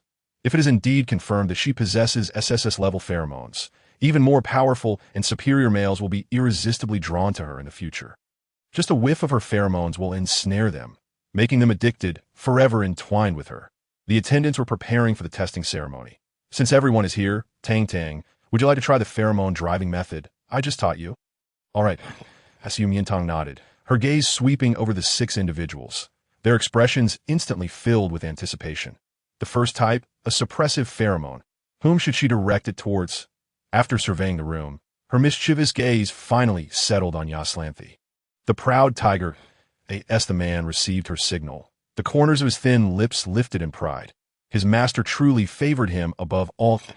In the next moment, a potent wave of pheromones surged forth, accompanied by the rapid blooming of butterfly orchids. Wrapping around him, it was no longer the usual fragrant sweetness, but contained a powerful and oppressive aura, akin to iron chains binding him tightly, constricting more and more until he found himself utterly immobilized. Everyone present was stunned. Tang Tang's pheromones were astonishingly powerful, capable of easily subduing General Yaslanthi. What an extraordinary level! SS? Or even SSS? It was simply incomprehensible. Queen Jenny had long been aware of her high level, but had not realized that her pheromones, her essence, could vary by individual, far exceeding her understanding. Could it be that SSS level was so much more advanced than SS level? Su. Yaslanthi furrowed his brow, beads of sweat forming, disbelievingly staring at her, as if he couldn't fathom that she had actually utilized a suppressive pheromone against him. Apologies, Su Miantang offered a cheeky smile. Hastily switching to the 4th type, a soothing pheromone. She feared that besides him, no one else could withstand the suppressive type. However, she hadn't anticipated that even a slight release would overwhelm him. The terrifying pressure dissipated in an instant, replaced by an incredibly soothing, delightful fragrance that slowly flowed through his body. Yaslanthi closed his eyes in comfort, quietly savoring the moment, reminiscing about the beautiful memories of their dates across various planets. A slap followed by a sweet date. He understood now.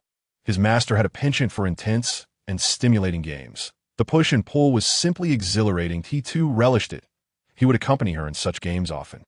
The golden retriever had been captured by villains and imprisoned in a laboratory since childhood, tortured to the brink of mental collapse. After finally escaping, he had endured many years of dark, tragic life in the Eastern Palace. And now that he had just regained his human form, he should certainly be a little kinder to him. With this thought, Miantang also released a soothing pheromone, accompanied by the blooming of peonies. Jun Xingyin instantly felt Yaslanthi's joy. Memories of knowing Tang, getting close to her, playing with her, and being completely healed by her flowed through his mind, bringing feelings of joy and beauty that were enough to heal all the pain suffered over the past 2 decades. He couldn't help but close his eyes, revealing a blissful smile, utterly devoid of the usual restraint of a crown prince. Queen Jenny observed this and felt tears welling up. She was profoundly grateful to Miantang, not only for healing her son, but also for being so gentle with him. She was the most beautiful and wonderful female she had ever seen. Fred and Enzo had just returned from the battlefield, their combat power plummeting more than usual, their bodies bearing subtle wounds and scars. Without hesitation, Miantang directed her third type, a healing pheromone, towards them. The pure and flawless Tianshan, Snow Lotus, and the fresh and sacred fairy would bloom together, releasing a sweet fragrance that permeates the in just a few fleeting seconds. The mental collapse value of the Gemini twins plummets below 10, leaving them feeling refreshed and invigorated. Not only do they feel no fatigue, but even their minor scars seem to have healed completely, as if they had never existed. The brothers gaze in astonishment at the transformation of their bodies, marveling at the sheer magic of it all. Tang, this is truly a rare treasure. The high-level female pheromones possess numerous capabilities, yet Queen Jenny has only taught her some fundamental, commonly used ones. Apart from those just released, there's another category that piques her interest, one she wishes to experiment with. The second type, the inducement pheromone, is only surpassed in strength by the suppression type, but who could withstand it? The boisterous tiger? Absolutely not. Even without inducement, he would pounce on her. How could she dare to unleash something even more potent in public? The golden retriever, he is quite gentle in human form, yet she remains unaccustomed to his current appearance. Releasing such intimate pheromones feels somewhat inappropriate. Fred? Enzo? Or Lusli? Perhaps not. She has witnessed their terrifying sides during their heat. That leaves only Huaran. With a pure heart and a lovely demeanor, he should be able to control his desires, given that he is an A-class male. Lower in rank than the others, she gently and tenderly releases just a hint of pheromone. Yet, even that slight release proves sufficient. A lush bamboo grove suddenly sprouts around Huaran, swaying in the wind, creating a soothing rustle and fragrant aroma that brings immense comfort. As Huaran wonders about the type of pheromone Tang has released, he is suddenly bombarded by vivid, blush-inducing, forbidden scenes, images of him and Tang, both unclothed. How could this happen? Why would he conjure such shameless thoughts at this moment? Panic washes over him, and he breaks into a sweat, his skin turning crimson as his eyes also begin to redden. Sensing the situation, Miantang quickly retracts her pheromones. I'm sorry, Huaran, are you all right? He stiffly nods, though in truth, he feels anything but that's good, as Miantang exhales, directing a warning pheromone towards Lusli. Wow, the peacock flower is so beautiful. Miantang, Lusli replies, lips pressed together, his expression a mixture of frustration and helplessness. The beauty of the peacock flower the reason for your warning? Apologies, Dean, but I fear you might struggle with the rest.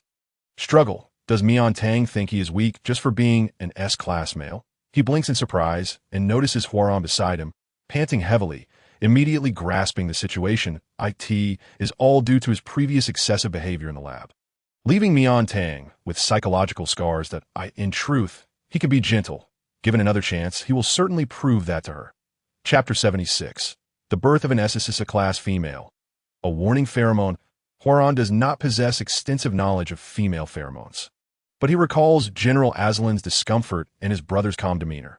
Could it be that Tang's pheromones differ from theirs? Their functions are merely conventional. While his butt can induce heat, his heart races, pounding as if it might leap from his chest. Does this mean that Tang also harbors feelings for him? The king's eyelids droop, hiding his flushed gaze. His earlier shyness, panic, and guilt were mere facades, for deep down, he longs for her. Reporting to the queen. The testing ceremony is ready. Good. Queen Jinny takes the girl's hand. Tang Tang, let us proceed. Miantang nods, but as she turns, she is simultaneously called by 6 voices. What is it? When you receive the beast goddess power, do not push yourself. If you feel any discomfort, stop immediately. I understand, don't worry.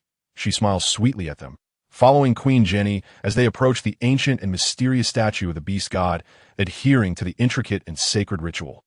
The 6 males rise and follow at a distance, their expressions solemn and focus. 3 resonant and distant bells from the beast god's temple echo across the central star, heralding the imminent awakening of a high-level female. A moment of great fortune and glory for the entire nation.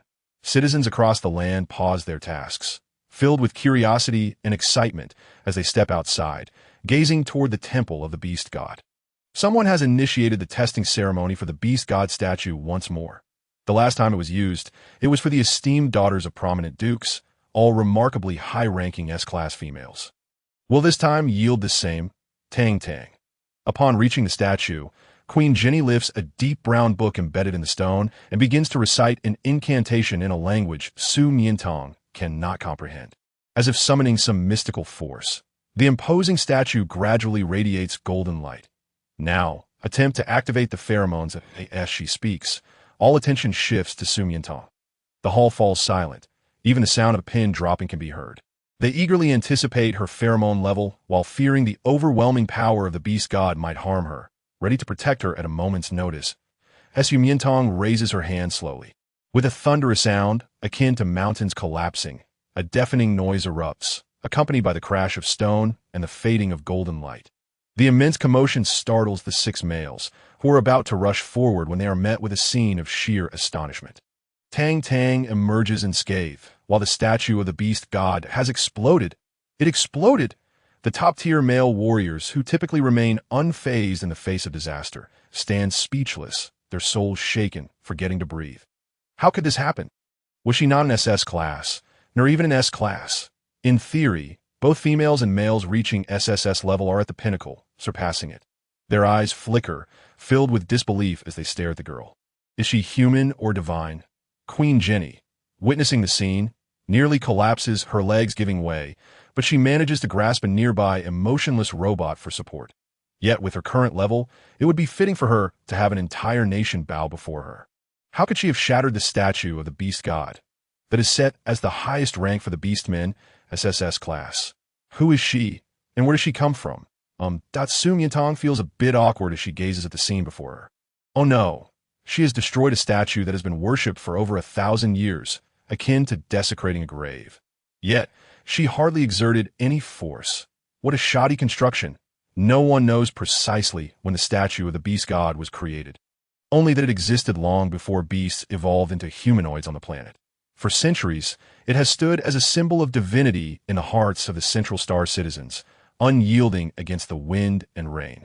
Untouched even by the harshest of wars, the reverence the people hold for it is ingrained in their very beings, deep in their genes, leading to the establishment of a beast god festival to worship and bow before it.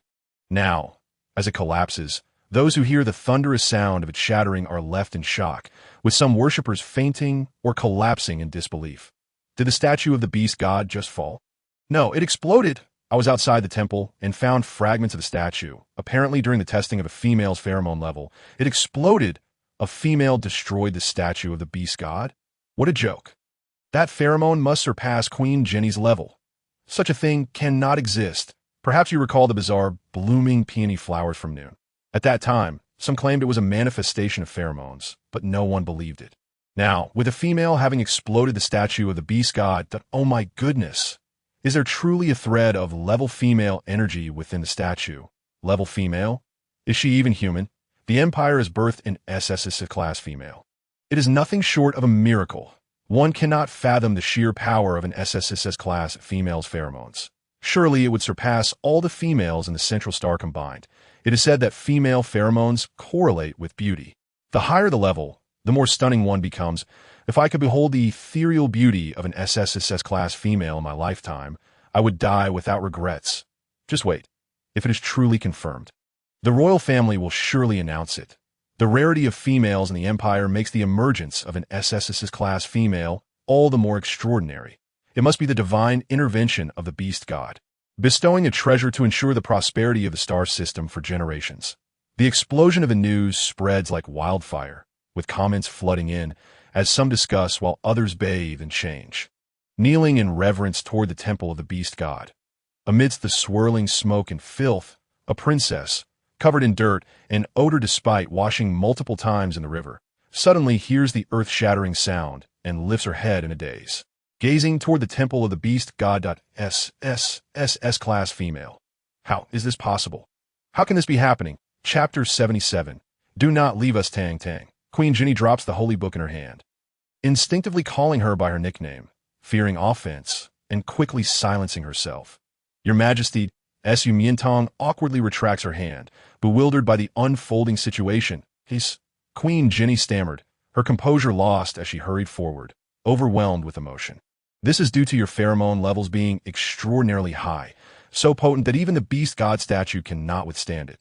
The fact that the statue could not endure such power. She had heard earlier that the statue possessed 3 strands of combat power.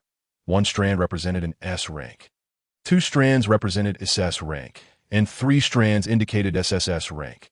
The shattering of the statue implied that she had surpassed this threshold. SSSS rank? Yes, Queen Jinny affirmed, nodding solemnly, then shaking her head. At the very least, you are at SSSS rank.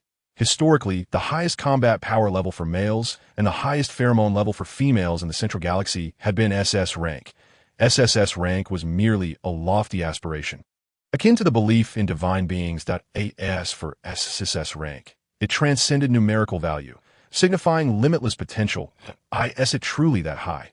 Miantang echoed, astonished. Queen Jinny gazed deeply into her eyes. Tang Tang, you possess the power to control the lives and deaths of any individual in this world. Even it was so formidable that it surpassed her comprehension. After all, she was merely an SS rank female, unfamiliar with the realm of SSSS rank. Indeed, she had never anticipated that one day she would describe her pheromones, which had dominated the Central Galaxy for years, as only. She finally understood why Air's spirit had completely shattered, yet Tang Tang could salvage him, and why General Aslani had seemingly succumbed to the toxic gas bomb only to return to life. In the presence of an SSSS rank female, nothing was impossible. She wielded the extraordinary life force that could transform decay into wonder. Behind her, 6 males, initially struck with unparalleled astonishment, now fell into profound fear. They rushed to her side. Miantang was suddenly enveloped by Aslanti and Jun Chingin, her hands grasped by Fred and Enzo, while Huarong and Lucy stared at her with fervent gazes, leaving her puzzled. What is wrong with you? Tang Tang, please do not leave us, they implored. Why would I? She questioned, bewildered. Was destroying the beast god statue in the Central Galaxy a death sentence? Jun Chingin clarified, your pheromone levels are so powerful that I fear you might transcend this world and become a deity. After all, she was only 18. What did such levels even signify? How formidable were they? Would she undergo another transformation? What would her lifespan, journey, and ultimate fate resemble? No one knew, and no one could predict, for this was unprecedented. God? Miantang laughed. How had I not realized their superstitions before? She looked at the typically valiant males, their eyes betraying deep concern and fear, resembling a pack of forlorn puppies terrified of abandonment. She couldn't help but ruffle their heads. What gods or ghosts? I am human, a living being, and I will not vanish in a thin air. Really? Indeed, I promise you. The 6 of them broke into radiant smiles. And Queen Jinny beamed with delight. Yet soon, a grave concern crossed her mind. The pheromone detection ceremony for the beast god statue had already been announced, heralding a national revelation. Now that the statue lay in ruins, many would likely surmise that an SSS rank female had awakened in the Empire, a joyous occasion for all, and they would eagerly anticipate meeting Tang Tang. However, this could also pose potential dangers for Tang Tang. Danger? Miantang inquired. Aslanti seemed to ponder something, his brow furrowing. Su, you're now the highest-ranking female in the world, a supreme treasure. Your pheromones possess the power to mark and soothe any male, which may attract many covetous eyes. Fred added, there are areas beyond the control of the royal family and law, such as wormholes, where high-ranking males from outer space may seek you. They might be driven to madness by their inability to find suitable females and could resort to kidnapping you for forced breeding. Having traversed the stars for years, he had witnessed their shamelessness, greed, and utter lack of moral restraint. Enzo interjected, however, the Central Galaxy has the General's protection. The Imperial City has the Crown Prince, and my brother and I will do everything in our power to safeguard Tang Tang. Queen Jenny remarked, you are all pillars of the nation, but my concern lies not with you, but rather with the sheer number of those who might covet her. There are many advanced weapons across the galaxies, and no one can predict what new forms of abduction may arise. Should we fail to respond in time, it could resemble the time I never anticipated Ian Air would be taken by a group of shadow robots from the safest palace. The most terrifying aspect was this. Lucy's expression turned grave as he noted that certain mysterious and malevolent organizations might target Miantang's genes. As a scientist, he was acutely aware of the ruthless obsession those toxic specialists had for rare genes, and they would not spare even S rank, let alone SSS rank. This mention. Jun Xingyin seemed to snap, his fangs gritted that I will track their movements relentlessly and eradicate them completely. Hearing their discussions, Su Miantang silently gazed at her hands. Such treasures truly are double-edged swords. Huarong contemplated for a moment before gesturing to Queen Jenny. Mother, we can announce to the populace that the Empire has awakened an SSSS rank female without disclosing Tang Tang's name or identity. Given the circumstances, it was the only course of action. Queen Jenny summoned her attendants to draft an edict in line with Huarong's suggestion. However, some discreet eyes within the palace leaked the name Su Miantang quietly, spreading it to prominent families, mysterious wormholes, and distant galaxies. Moreover, within the shattered beast god statue, 3 strands of golden combat power gradually coalesced, forming what appeared to be a human eye, staring at the girl with a deep and searing intensity. That night, while everything seemed calm on the surface, it stirred turbulent waves beneath. After witnessing the blossoming of peonies throughout the city and the explosion of the beast god statue, millions of citizens of the Central Galaxy were so excited that they could not sleep, eagerly awaiting news from the royal family. Finally, at 8 o'clock, the news broke. 3 announcements, each more explosive than the last. Chapter 078. The arrival of the goddess. First central news. General Aslani returns from the dead. The Empire's war god is back. The 8th Division and 12th Brigade will hold a grand military celebration. Second central news. Crown Prince Jun Xingyin has regained his human form, reinstated as the Crown Prince, overseeing the nation's vital affairs. Third central news. The Empire has birthed its first ever SSSS rank supreme female. The national holiday has been moved to today to commemorate this miracle, with celebrations nationwide. Wow, what a day of triple joy. What miraculous day is this? Has the beast god descended? It truly is an SSSS rank female. This is no different from the arrival of a deity. My heavens, I can hardly believe my eyes. Is there truly an SSSS rank female in this world? How powerful must her pheromones be? Why is her identity not disclosed? Everyone is eager to behold her unparalleled beauty. Just one glimpse would surely leave us all faint. Fool, such a priceless treasure cannot be revealed casually. Do you have any idea how many would covet and fight for her? It is entirely possible that wars could erupt over her. The nation is protecting her. The only SSSS rank female in existence astonishingly emerged in the Central Galaxy, indeed a land blessed with deep fortune and divine protection. Do not overlook the other 2 monumental pieces of news. The war god resurrected despite being struck by a toxic gas bomb, and the Crown Prince, despite complete mental collapse, has regained human form. These are also miracles. Unprecedented. Could it be that the SSSS rank female saved them? No, that cannot be. The pheromones of an SSSS rank female are so powerful. My God, this is no mere SSSS rank female. She is the savior of the Empire, the goddess of the galaxy. I truly believe there will be those who initiate interstellar wars to capture her. The citizens of the Central Galaxy will defend the world as only supreme female with their lives. This revelation sent ripples through the star network, igniting fervent discussions that rendered the otherwise serene night even more lively. Enough, Queen Jenny commanded, warmly taking Su Miantang's hand. After all this commotion, you must be exhausted. Why not stay in the palace tonight? I shall personally host a banquet in your honor. Please stay. Tang Tang, Jun Xingyin, and Huarong gazed at her with hopeful eyes. I have yet to express my gratitude for your life-saving grace. Yes, soon as the words left her lips, a slanty forcefully pushed them aside. S.U. Su, will you not attend my celebration? Fred and Enzo, having missed their beloved female for so long, yearned for her presence. They wished to invite her to the Earl's residence for dinner, entertainment, and games.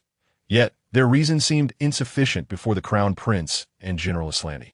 Given the significance of their matters, Lucy remained indifferent. Regardless of where Miantang chose to go, she would eventually return to the Scientific Research Institute. He had ample time to spend with her and was in no hurry. Amidst a myriad of invitations, Su Miantang found herself at a loss, unsure of which to accept.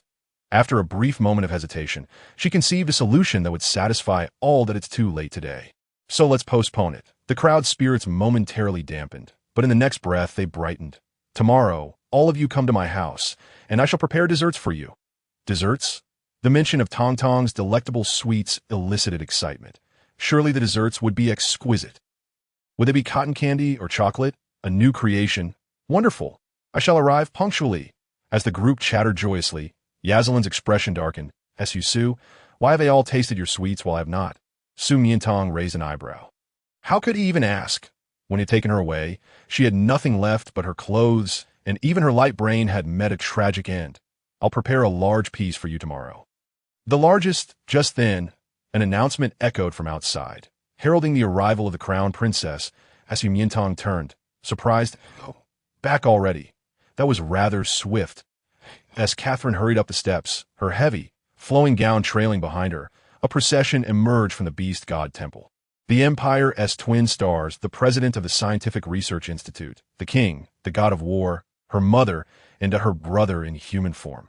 Each of them was of noble lineage, and at the forefront stood a stunning young woman, Su Miantang. The scene was majestic, as if a goddess had descended, with shattered fragments of statues surrounding her, remnants of her own handiwork. Suddenly, a realization dawned upon her, and she trembled, her limbs turning weak as she sank onto the steps. She was the SSS-level female heralding the Empire's awakening. How could this be? She had merely been a worthless creature devoid of pheromones. Her pupils dilated as she frantically recalled recent events, and oh wonder. No wonder she was so breathtakingly beautiful, surpassing even her mother. And oh wonder she could effortlessly captivate her brother and Huaron, compelling Lucy to obey her, with the Empire's twin stars risking their lives for her. And even the god of war by her side. Everything stemmed from her status as the unparalleled SSS-level female. All of this had a logical progression, yet she had remained oblivious, overwhelmed by the relentless onslaught of harsh truths. She felt like a drowning lion, her mind buzzing, her body encased in an icy grip.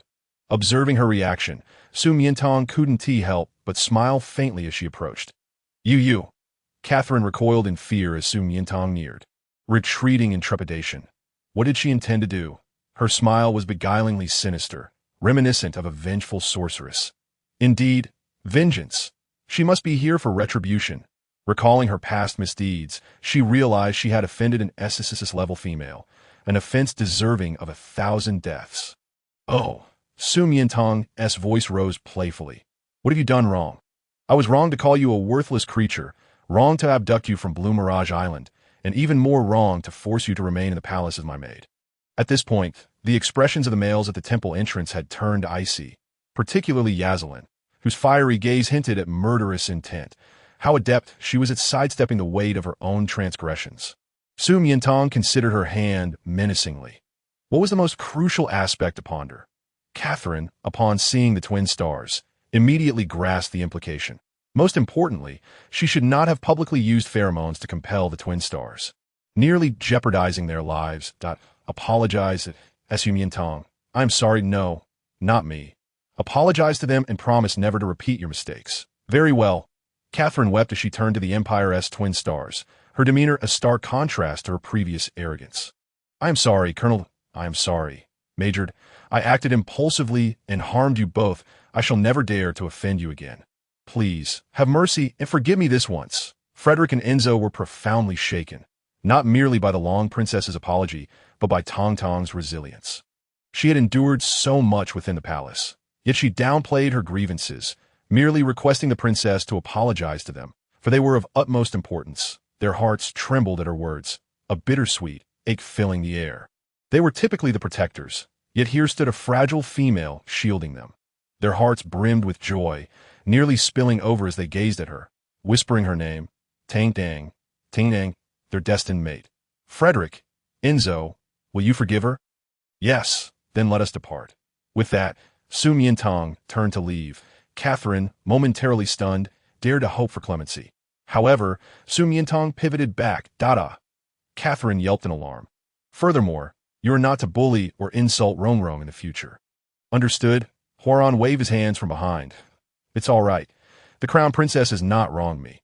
Yet deep within, he could not suppress the sweetness that blossomed from her concern and assertiveness. Understood, understood. It one tea happened again. And one more thing. Another? Miantang observed her like a startled bird and gently patted her head. Let me deliver one last piece of unfortunate news. The effects of your whitening lotion will only last 3 months.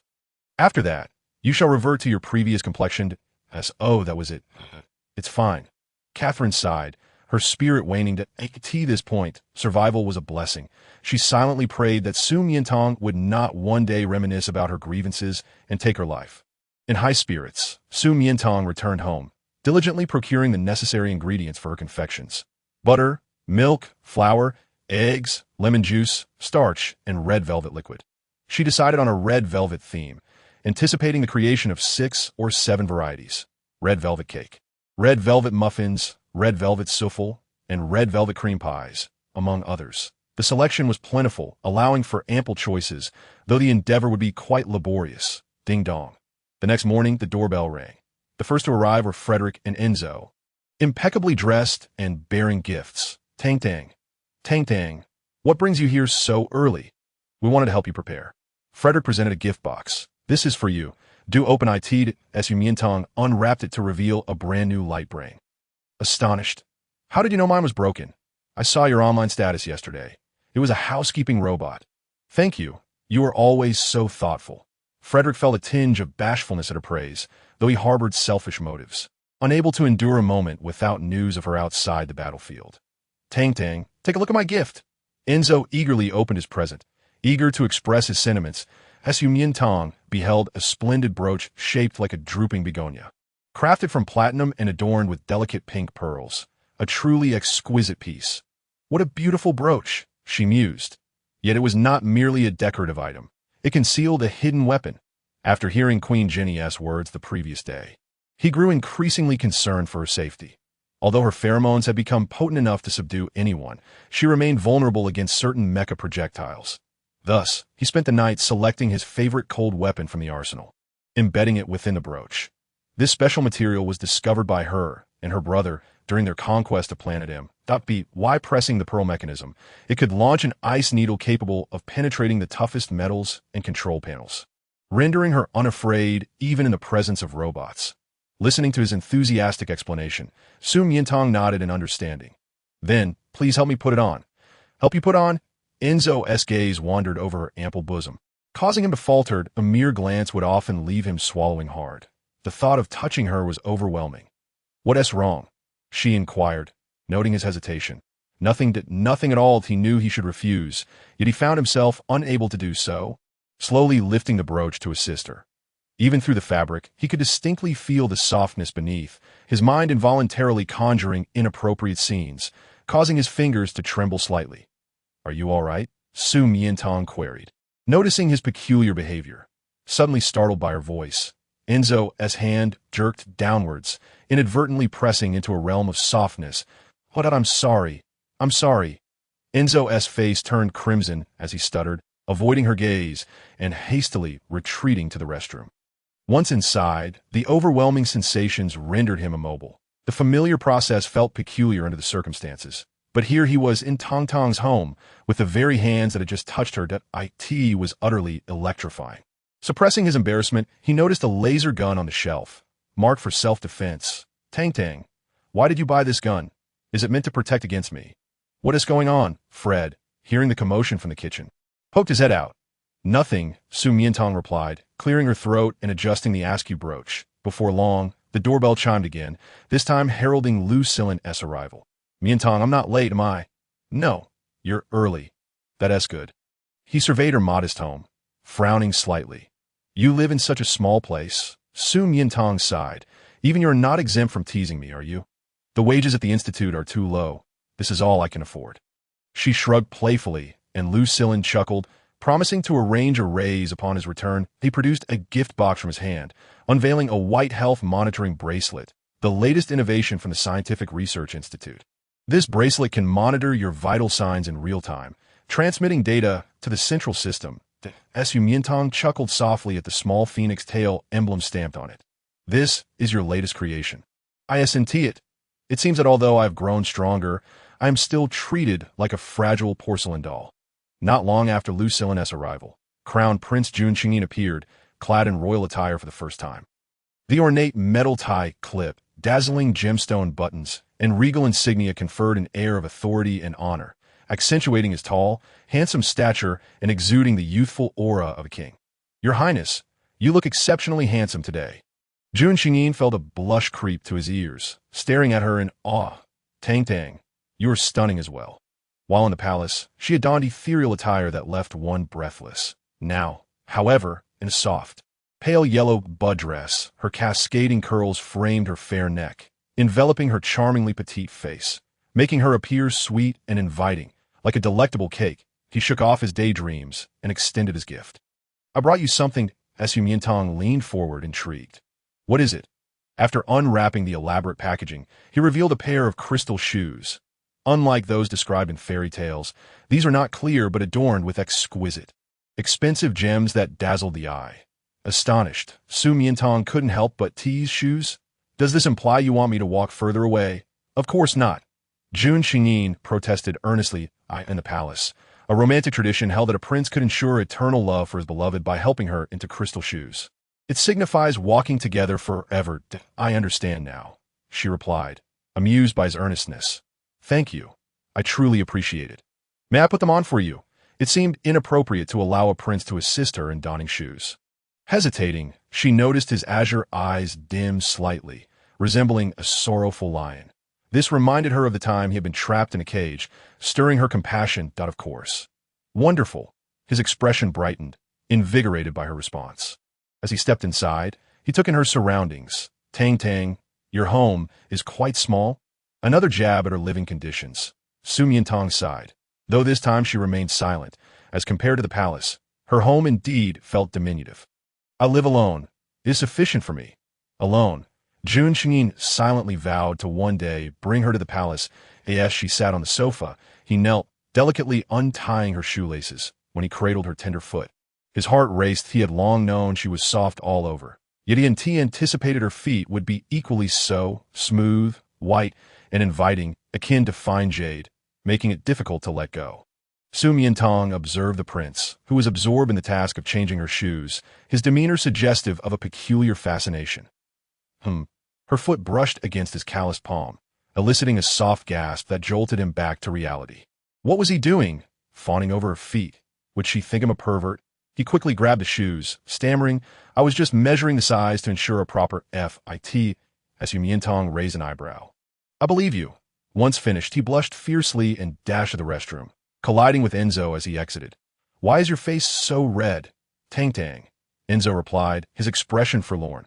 Who bullied my little wolf? Miantang asked, curiosity piqued by his pitiful demeanor. You, he murmured. Before she could respond, he produced a self-defense laser gun from behind him. Why didn't T.I. hide that better? She mused. Tang, did you buy this for protection against? Of course not. I would welcome you with open arms. Why would I need to defend against you? She hastily clarified, this was simply a gift from a good friend. Refusing would be impolite. Welcome. Enzo's eyes sparkled at the word. Did this mean the actions he had just taken were also welcomed? Tang, I've arrived. I brought you a small gift. Upon receiving a message from Huarong, Miantang rushed to the door. Rong, you're here. Huarong paused, awestruck upon seeing her adorned in extravagant jewels. Instantly aware of their origin, he felt his own gift suddenly inadequate. Please don't comment on my home's size. She interjected, no, it's not that. He shook his head. Show me the gift you made for me. Miantang urged, eyes sparkling with anticipation. Perhaps it's best not to. Huarong hesitated, disheartened. But you just said you created something special for me. She protested, sensing he regretted his earlier enthusiasm. That IT must be something wonderful. She spotted his left hand, discreetly hiding something behind him, and lunged to seize it. Huarong, quick on his feet, switched to his right hand, sparking a playful tug-of-war that lasted until Su Miantang suddenly embraced him.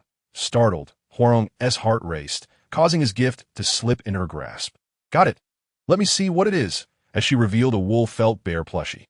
Her eyes sparkled with delight. Oh, how miniature and adorable. It looks just like you. The texture is. Wait, did you use your own fur to make this? Lost in the sensation of her warmth, Huarong merely nodded. Captivated by her joy, he actually plucked the hair from his own body to craft a gift for her. Su Miantang was so moved that she cherished it deeply, bringing it to her lips for a gentle kiss. Silently resolving to prepare the largest cake for him today, upon witnessing her kiss, Huarong's face instantly flushed a deep crimson, as though that kiss had landed upon him. Knock, knock. The final knock at the door was predictable.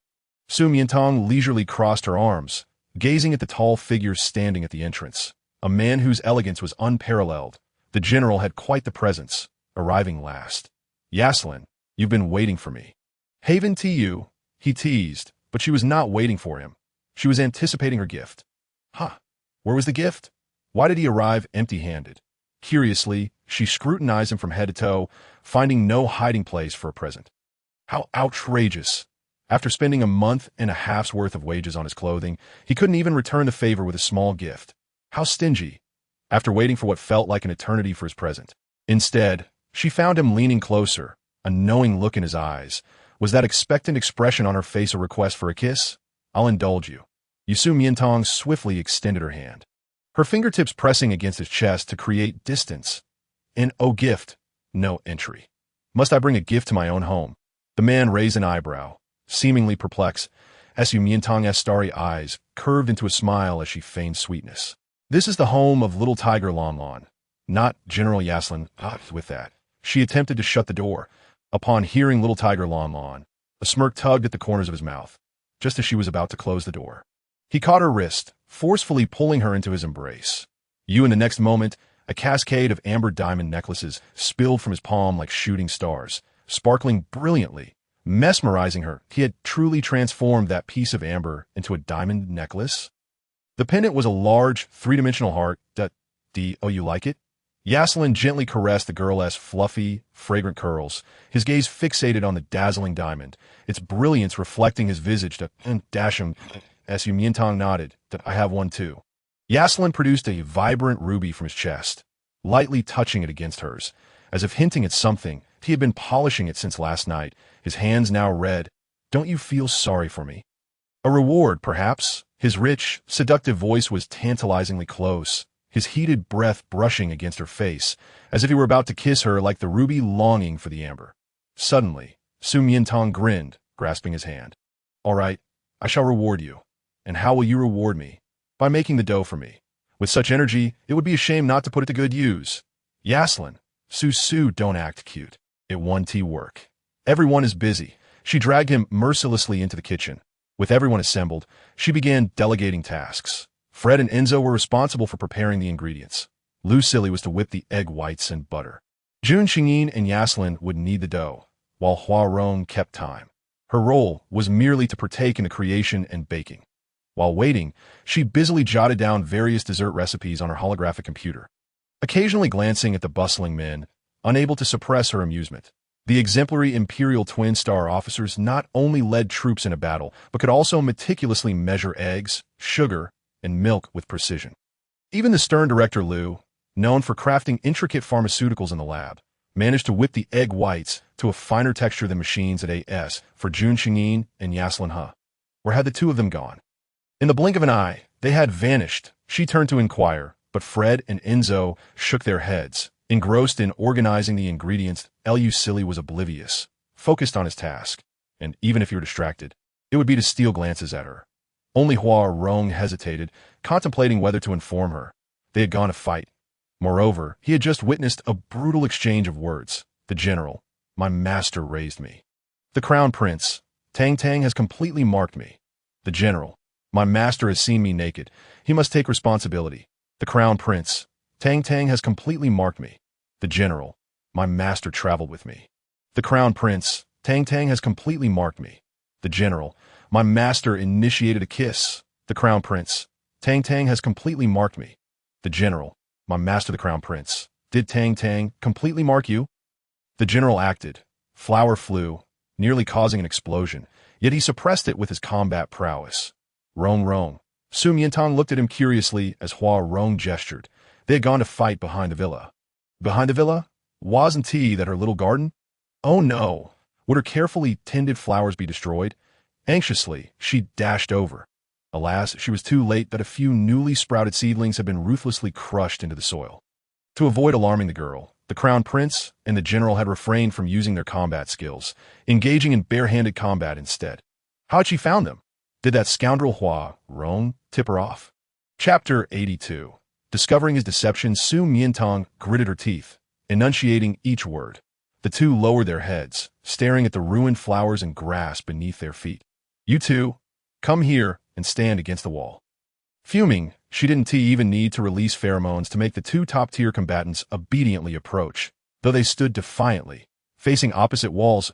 Yu Miantang shot a silent glance at the somber Crown Prince and the mocking General. Deciding to reprimand them one by one, she pointed at the former. Come with me.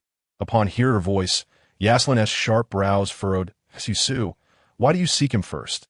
Before he could protest, Su Miantang brandished a broken stem of a butterfly orchid, warning him to remain still until she returned to settle accounts. Seeing this, the man couldn't help but smirk. So, the reason she was so upset was due to the destruction of the butterfly orchids they had planted together. She indeed cared for him deeply. Su Miantang continued until she reached the edge of the swimming pool, where Jun Qingyin, seemingly realizing his error, lowered his golden head slightly. He had never seen Tang Tang with such a stern expression. She must be very angry. Just as he braced for punishment, the girl gently ruffled his hair and caressed his face, her delicate fingers trailing down his neck, as if to tug at the collar of his shirt. He shuddered, unsure whether it was surprise or exhilaration that made his skin flush, rendering him motionless, eagerly awaiting her next move. Why wasn't Tang Tang punishing him? Instead, she was rewarding him. Are you hurt? Suddenly, the girl halted her movements. After thoroughly inspecting him and finding no issues, she withdrew her hand.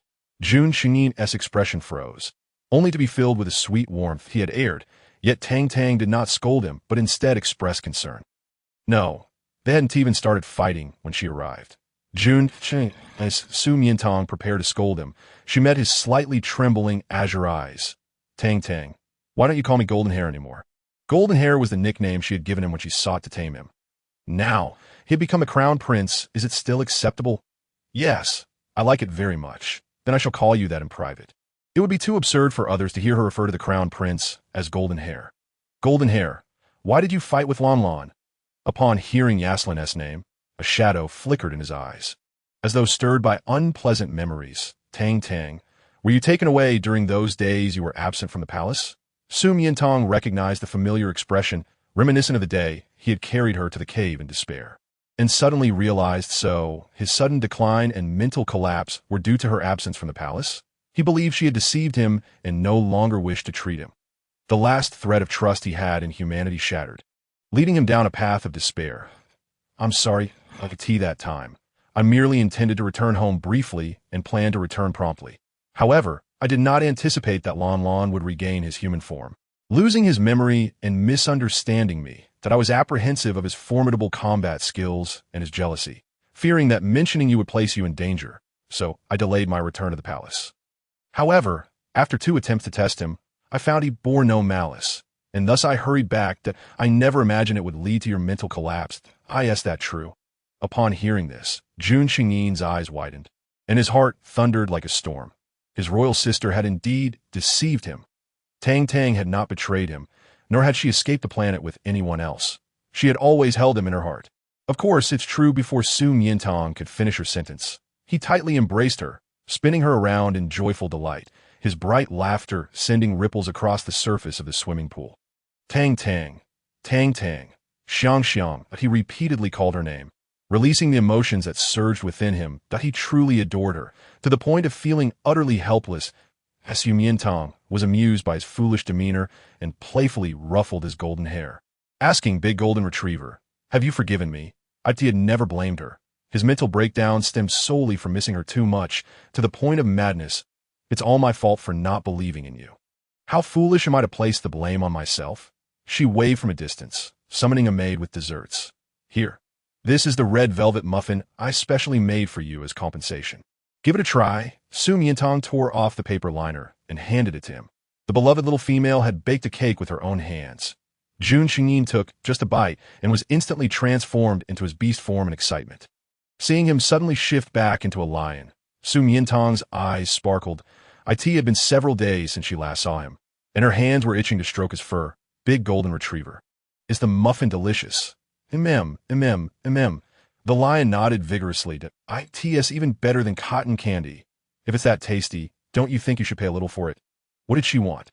He could offer her the entire royal family. I want to touch you. Huh, right now. Usually he couldn't wait to hear her say it, but now he appeared a bit flustered. Yet he was also somewhat excited, unable to resist. Miantang reached up to rub his grand, majestic lion head, his thick mane, his impressive physique, and the softest part of his belly. The lion squinted his eyes in comfort, lying on his back with all four limbs in the air. Feeling as if he could float away, Miantang noticed something shifting beneath his belly. Startled, she quickly withdrew her hand, her face flushed as she scrambled to her feet, running away while scolding him. You stinky rogue, big golden retriever. The lion glanced down. Oh, whoa. Tang, let me explain. I didn't mean to in the garden. A curious lark peeked out from a dense tree, observing the lively scene as Miantang dashed to the restroom. Washed her hands and splashed water on her face, cooling down her heated skin and flushed cheeks. Only then did she remember Lan was still waiting for her in the garden. She picked up a piece of red velvet souffle and walked over, only to see him irritably pinching a butterfly perched on his prominent nose, muttering to himself, "Why does the master like your wings? They aren't half as beautiful as mine." Her footsteps halted abruptly. Chapter 083. The master loves him most. Lan. You haven't lost your memory? The master, butterfly, wings, he remembered all of these. Was it all intentional when he accused her of stealing his purity, breaking his light brain, and bullying her across various planets? This wretched tiger, after being rescued, was repaying kindness with malice? Just wait until she taught him a lesson. The girl approached holding a souffle. Seeing the situation, Aslan tilted his eyes slightly. Su, is this for me? As he reached out, Miantang popped it in her own mouth. The man froze momentarily. Did she intend to engage in some playful intimacy, share the treat? He grasped her chin, leaning down to taste what was in her mouth, but saw her stunning face adorned with a frosty expression. Aslan. Why did she suddenly call him by his title? Please maintain your decorum. In recent days, I have carefully considered our relationship. While your combat prowess is impressive, and your romantic gestures have taken me to beautiful planets, I find that I still do not harbor feelings for you. The smile that had graced Aslan's face faltered, his mirth evaporating. Moreover, I must reiterate, I did not take your purity. Even if you don't believe me, with your lineage, looks, and status, finding a beloved female would be effortless. As she spoke, a sigh escaped her lips. Perhaps what I've always liked is the obedient, sweet little darling from before. But sadly, that version no longer exists. Having said that, she subtly observed his expression. Why was there no reaction? From a moment she uttered the words, I do not like you. Aslan felt as if his heart had been pierced by a sharp blade, shattering into pieces. Blood splattering, leaving him in a state of numbness. The great war god, who had always triumphed effortlessly, now faced his first defeat in life. His beloved little female, saying she did not like him. This pain surpassed even the agony of being struck by a toxic gas bomb. She does not like him. His fingertips unconsciously gathered combat energy, nearly piercing his palm. Still no reaction? Quite the actor. Aren't you? Well, I've said my piece. You're no longer welcome here, did I ask you, esteemed general, to leave on your own. She turned to walk away. However, just as she took a step, she heard his deep, hoarse voice call out. Master, Miantang halted, her lips curling into a secretive smile. Had he finally admitted it? Hearing him call her master for the first time felt gratifying and peculiar, reminiscent of raising a pet tiger.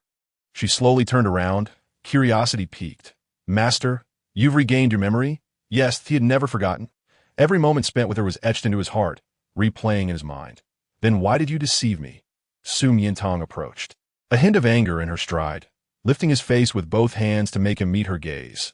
Upon seeing the fiery red in his eyes, she grew flustered. Was he about to cry? Others could be dismissed, but Aslan, the indomitable war god who could withstand even the most potent toxic gas, was now on the verge of tears because of her. This was utterly sinful, just as she wanted to comfort him. Memories of his past misdeeds surfaced.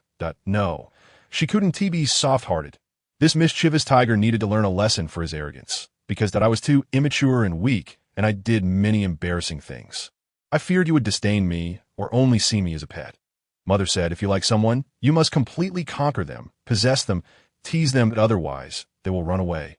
Outside the garden, Lucille happened to overhear this exchange and couldn't help but chuckle. The Duchess of L, renowned throughout the Central Star System, a fierce female who could easily take to the battlefield if she were male, doted on her son Aslan, a top-tier SS mutant, to the extreme, teaching him courtship in the manner of a noble female, neglecting to instill the attitudes and virtues expected of a male. It was no wonder Miantang was upset. PFT. After hearing this, Miantang couldn't help but laugh. What had he learned? Was this what he considered a romantic approach? You weren't immature or weak. You were simply adorable. I like you very much. Adorable. A fleeting light flickered in Aslan's eyes before it was quickly extinguished. Adorable, the term reserved for small animals. The master only liked him as one would a pet. He didn't want that. He wanted the master to love him as a female loves a male. His heart raced with anxiety. In the past, he would have used his strength to force her, regardless of whether she hated him or despised him. Yet now, she was far stronger if she didn't like him. She could discard him as easily as one would throw away an old garment or trash, leaving him powerless. After Miantang finished speaking, she vaguely heard a chilling sound of bones cracking and looked down to see blood seeping from his tightly clenched fists. Lan, what are you doing? Let go. Why should I care? The master doesn't like me anymore, so why should I be concerned? Aslan despaired, tightening his grip until blood flowed, yet he felt no pain. Miantang stammered. What I said earlier was merely to force you to admit that you hadn't lost your memory. Aslan was momentarily stunned.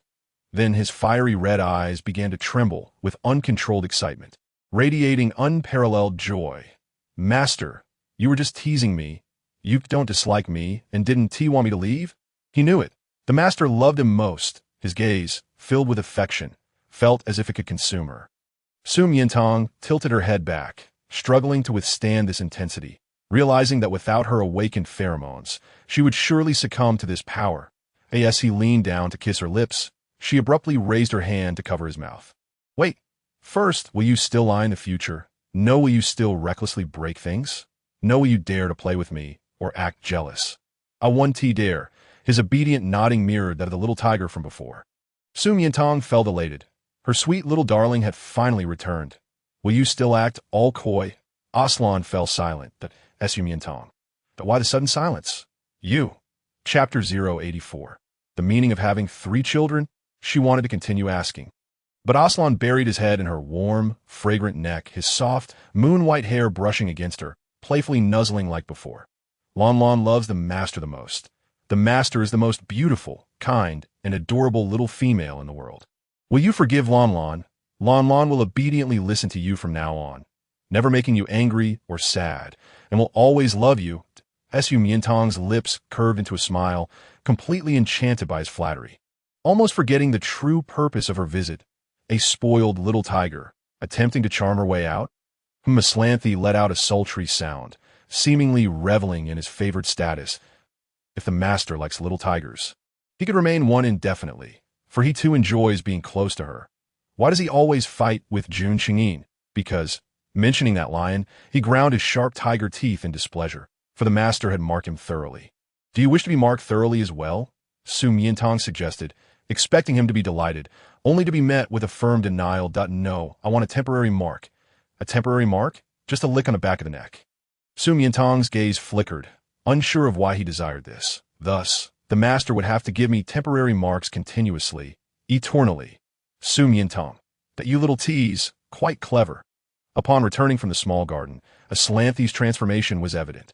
He became affectionate, clingy, and insisted on calling Miantang master, in stark contrast to his former high-handed and unyielding demeanor. Fred and Enzo exchanged glances. Did Tang Tang cast a spell, turning him back into a little tiger? In the following days, the situation escalated. As soon as the girl finished work and returned to the villa area, he would appear punctually, following her closely without any intention of restraint. Fred hesitated, holding a letter he found at home. A response from the Duke of L. Should I show it to him, considering what I once said? General, is this letter from your mother? Aslanthi took it and immediately saw the two lines. Young and already enamored with females, unlikely to achieve greatness in the future. Retire and raise children at home. After many days, the bullet he personally loaded was fired, striking true at the center of his brow. Yet, that general maintained a calm tone, his expression indifferent, gazing at the little female arranging flowers not far away. Master, if the army no longer wants me, would you be willing to bear my children and let me raise them at home? Soon Miantang's temples throbbed as she tossed a flower branch at him. He perfectly caught 3, a proud smile gracing his handsome features. The implication of having 3 children, Fred and Enzo. Indeed, fans should not get too close to their idols. Previously, they had ample time to monopolize Tang Tang. But now, the general took up a significant portion, and when military duties were overwhelming, the crown prince occupied her as well. They hadn't spent time alone with her in ages, and the young, impetuous brothers couldn't help but feel anxious. Especially one time as they entered the villa, they were caught off guard by a sultry, raspy voice that it was General Aslanthi. Through the door, they could see him holding the little female possessively in his embrace, while Tang Tang was giving him a temporary mark. Master, master, master, I love you so much. I love you to death. The general's tone, unusually euphoric and intoxicating, left them feeling unsettled, their physiological reactions prompting a hasty retreat, their combat prowess soaring while their spirits began to unravel. Miantang quickly noticed their unusual behavior and curiously asked during the ride to work. Fred, Enzo, what is wrong with you lately? Is there something troubling you? Is it work-related or personal? Can I help? I doubt Fred found it difficult to speak. After all, in Central Star, male jealousy and possessiveness were seen as character flaws. He didn't want to become that kind of person, disliked by Tang Tang. Enzo, however, could no longer hold back, tugging at her sleeve and asking, Tang Tang, do you prefer General Aslanthi and the Crown Prince more? After all, they were both SS-level top combat males, formidable apex predators in the food chain, far stronger than them, as Miantang finally understood their concerns. Truly, 2 sensitive and sentimental military males. She smiled and ruffled their hair. Of course not. You both are. Words fell short, and she reached out to their napes, activating her pheromones. In an instant, Fred and Enzo's pupils dilated, their bodies trembling, stunned by the sudden wave of happiness. The flying vehicle they were in suddenly swerved as if caught in a terrifying turbulence, causing passers-by to glance curiously at the commotion inside. Moments later, Fred stepped out, his legs unsteady. Enzo also trembled, struggling to see clearly, nearly collapsing. They hadn't anticipated that after Tang Tang awakened her pheromone powers, just a gentle touch on the nape would leave them dazed and directionless. They could only imagine how overwhelming it would be with more intimate contact in the future. Recently, amidst the ominous clouds shrouding the military, everyone acted cautiously, fearful of the unpredictable and irritable colonel and major's reprimands. Yet they were relieved to discover that since morning, the 2 officers had suddenly become gentle and serene, as if soothed by something. A first-class officer entered the camp, surprised to find Colonel Fred in a daze, his paper filled with Tang Tang Tang Tang, and a blissful smile playing on his lips. Meanwhile, Enzo was consumed with thoughts of the little female, wishing to roll around in his beast form with joy. After being calmed by the pheromones in the morning, both he and his brother couldn't bear to let Tang Tang leave, clinging to her for over half an hour, delaying her precious work time. Yet she showed no signs of impatience, soothing their anxious hearts. It felt as though they were bathing in a pot of honey. However, this blissful state did not last long before it was shattered by news. Chapter 085. Vigorous Energy. The White Tiger Corps, Military Base. Report. A soldier rushed into the camp. General, intelligence from the front lines indicates that Planet X intends to unite with the leaders of Planet Bosca, Planet Vinak, and 14 other planets to launch an all-out attack on Central Star, threatening to seize the SSS-level supreme female. Looking for death, the top of the steps. Aslanthe's expression darkened, exuding an oppressive and chilling kingly aura that left the assembled officers unable to lift their heads. Over the years, Planet X had been restless at the borders. To avoid instigating a second interstellar war, he had repeatedly issued warnings, never expecting to first the deployment of poison gas bombs, and now targeting his master. Truly infuriating. Planet X, Lieutenant Swante questioned, confused. They had previously faced severe punishment for using poison gas bombs against the general, suffering significant losses. Did they dare invade again? Did they not know that the general had been revived? According to reliable intelligence, they did not believe the general had truly returned, thinking the current general was merely a clone created by the royal family, merely a fade. Aslanthe sneered lightly, prompting all the officers to look up at him. Awaiting orders, annihilate them in one fell swoop. Central News. The day after tomorrow, the White Tiger Corps, the Lion Troop, the Falcon Combat Team that over 400 military units will gather at the gates of Yongning City. Led by General Aslanthe, to officially launch an assault on the X-Star system and eradicate it completely. Complete annihilation? The news sent shockwaves through the populace, some in panic, others invigorated. Panic arose from the vastness and power of the X-Star system. Encompassing hundreds of planets, once war broke out, it could very well lead to a second interstellar conflict. For many years, they had tolerated provocations from this star system, but now, what had spurred General Aslanthe to risk everything to eradicate them? Elation surged among the people, for the X-Star system had been Central Star's nemesis for centuries, a festering sore that had tormented them repeatedly. Finally, they were about to take decisive action to eliminate this threat. Truly, the valiant and unparalleled war god. Lon Lon, are you going to fight again? Su Miantang looked at the news with concern. Yes, I will be away from the master for a while. Aslanthe took her hand, affectionately caressing his face. That I will miss you. Will you miss me? More coquetry. Su Miantang seized the opportunity to pinch his cheek. I'm just worried that you've just regained your human form and are heading to the battlefield. Will your body be able to handle it? Unable to handle it. Aslanthe narrowed his eyes slightly, a wicked glint surveying her up and down. That it seems I need to demonstrate my prowess to let the master know how formidable I am. Oh, how formidable are you? Su Miantang smiled. Had she believed that in the past, but now, which tiger was it that could barely handle a slight release of pheromones? Hearing her words, Aslanthe recalled the last temporary mark, his eyes turning red from a memory. Did she realize how powerful her pheromones were? Just a slight tease, and the little tiger would awaken. Master, I want to. Didn't we just have a temporary mark not long ago? It was not a mark, but rather a desire. He firmly held her in his embrace, his raspy voice whispering in her ear 2 words that were so crude and direct that the innocent maiden's face instantly flushed crimson. In a swift motion, she turned and brought the vase down upon his head. It seems you're brimming with energy, so there's no need for concern. Fred and Enzo walked in just in time to witness this scene. Their expressions caught between amusement and restraint, hands clenched lightly at their lips in an effort to contain their laughter. As Aslanthe removed the vase, intending to continue her playful antics, she suddenly noticed their presence and instantly composed herself. Rest assured, my lord, the X-Galaxy, having faced the Interstellar Coalition's sanctions, is now at the brink of collapse. With our forces deployed, we can annihilate them within a month. Stay quietly at home and await my triumphant return. Upon hearing this, Fred and Enzo were instantly filled with excitement. Were they discussing this matter?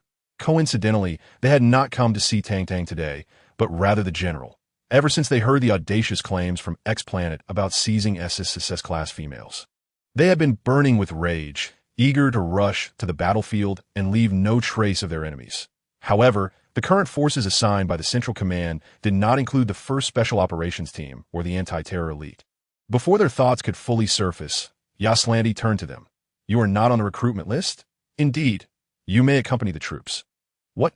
The words left Fred and Enzo momentarily stunned, struggling to believe what they had just heard. Are you afraid of death? Absolutely not. The brothers immediately stood at attention, saluting. Thank you, General. Su Miantang felt a surge of happiness for them. She recalled their words about their greatest dream being to fight alongside the Empire's war god, Aslanthe. And now that dream was finally coming true. With nothing else to offer, she prepared a few boxes of candy to send to them before their departure. In the Eagle Wolf Barracks, Fred and Enzo embraced her tightly. We will miss you dearly. But didn't you say you would return in the shortest time possible? Yes. Yet, They could hardly bear to part from her for even a moment, seizing the moment of farewell. Fred boldly voiced a request that usually remained unspoken. Tang Tang, when you return, could you mark me too?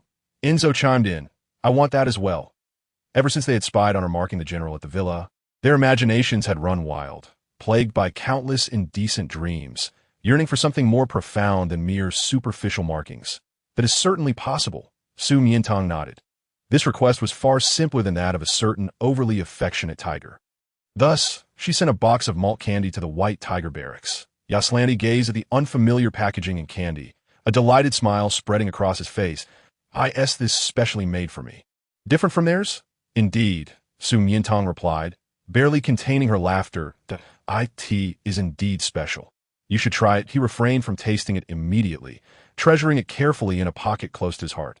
Leaning slightly forward, he closed his eyes and asked, My lord, could you kiss me? Just like before, it was rare for such a grand, imposing tiger to make such an innocent request. Miantang rose on her toes and placed a gentle kiss on his forehead, where a royal mark should have been. May you return safely. Chapter 086. Something feels off on the way to the interstellar battlefield. Yaslandi touched his forehead, unable to suppress his good mood, and took out a piece of malt candy. However, he soon discovered it was exceedingly sweet, yet quite sticky. Fred and Enzo seemed to notice his predicament, and, in gratitude for his exceptional selection into the forces, decided to generously share a piece of cotton candy. To their surprise, it was declined, and oh need. The general savored each bite more and more, as if a thought had crossed his mind, a proud smile creeping into his eyes. This was the master's intention. She enjoys keeping me close. Meanwhile, in the palace, Jun Qingyin completed his tasks and glanced at the time. Tang Tang is about to finish work. He stood to head to the Scientific Research Institute to pick her up, only to be stopped by Queen Jenny entering the hall. Mother, are you going to see Tang Tang again? Yes. The queen took his hand and spoke earnestly. I know you like her and wish to see her. But you've just regained your human form and resumed your position as crown prince. There are many matters within the central authority that require your familiarity and handling. Countless citizens are watching you, hoping you can achieve remarkable feats. Only by adeptly managing national affairs and winning hearts can you truly become a Lion King. You know, I've always held high hopes for you. Once General Yaslandi returns victorious, I plan to have Huagong abdicate and host your coronation ceremony in front of all. But before that, you must prove to everyone that you are worthy of this position. Worthy of becoming the king of Central Star. So, do you not feel as if time is insufficient? But the queen was not forbidding him from seeing Tang Tang, but questioned whether the frequency was excessive. Jenny smiled knowingly. Moreover, Tang Tang is an SSS-class female, naturally possessing a deadly allure for males. There will be endless competitors in the future if you are not strong enough. How can you compete with them? Her final words deeply motivated Jun Qingyin. I understand. Thank you, mother. He vowed to work doubly hard to keep Tang Tang by his side forever. Outside the hall, Huarong, having overheard this conversation, took a step back and left with a forlorn expression. It was not due to the prospect of abdication. He had never coveted the throne that did not belong to him, nor desired any status or power. But now that he glanced at the beautiful wool-felting piece he had just crafted, his heart had found someone to cherish. Yet his strength remained feeble, and his rank was low. Faced with a group of S and SS-class combat males, he was utterly without competitiveness, let alone protecting her. He gazed towards Zhu Feng, silently making a decision. The Imperial National Institute of Science. With the help of Lucy Li, the development of the new suppressor finally officially commenced. The project's primary leader and team captain. Miantang dedicated herself wholeheartedly, working tirelessly until the weekend when she finally had some time to rest. Just as she planned to enjoy a good sleep, she received a holographic call from Bai Weiwei. Weiwei. She paused for a moment, recalling the Central Star friend she had met on Blue Dream Island, an A-class female with an apple-flavored pheromone. After parting ways on the island, they had lost contact. It was surprising for her to call now. Tang Tang. Bai Weiwei excitedly leaned into the screen. I saw your latest updates in the Star Circle, that you've left the palace and returned to the Scientific Research Institute. Yes, I left long ago. You're amazing. I've never seen anyone escape from that arrogant, domineering Long Princess. We must celebrate. As she spoke, she pulled out 2 concert tickets. Tada! Look what this is. Tickets to the global concert of superstars Finey. A rare treasure. I got them through my uncle from within the industry. Come with me. A concert, but I have important work next week. Just as Miantang was about to decline, Bai Weiwei gasped in disbelief. No way, Tang, you can skip work? You're such a workaholic. You'd even refuse to see Sphiney, the most famous star in the galaxy and the most beautiful mermaid at the concert. A mermaid. Miantang felt a spark of curiosity. She had not realized that interstellar beasts included aquatic varieties, especially the legendary mysterious mermaids, whom she had yet to encounter. All right. After agreeing, she searched for information about Sphiney online. A beast-shaped mermaid, S-class female, 25 years old.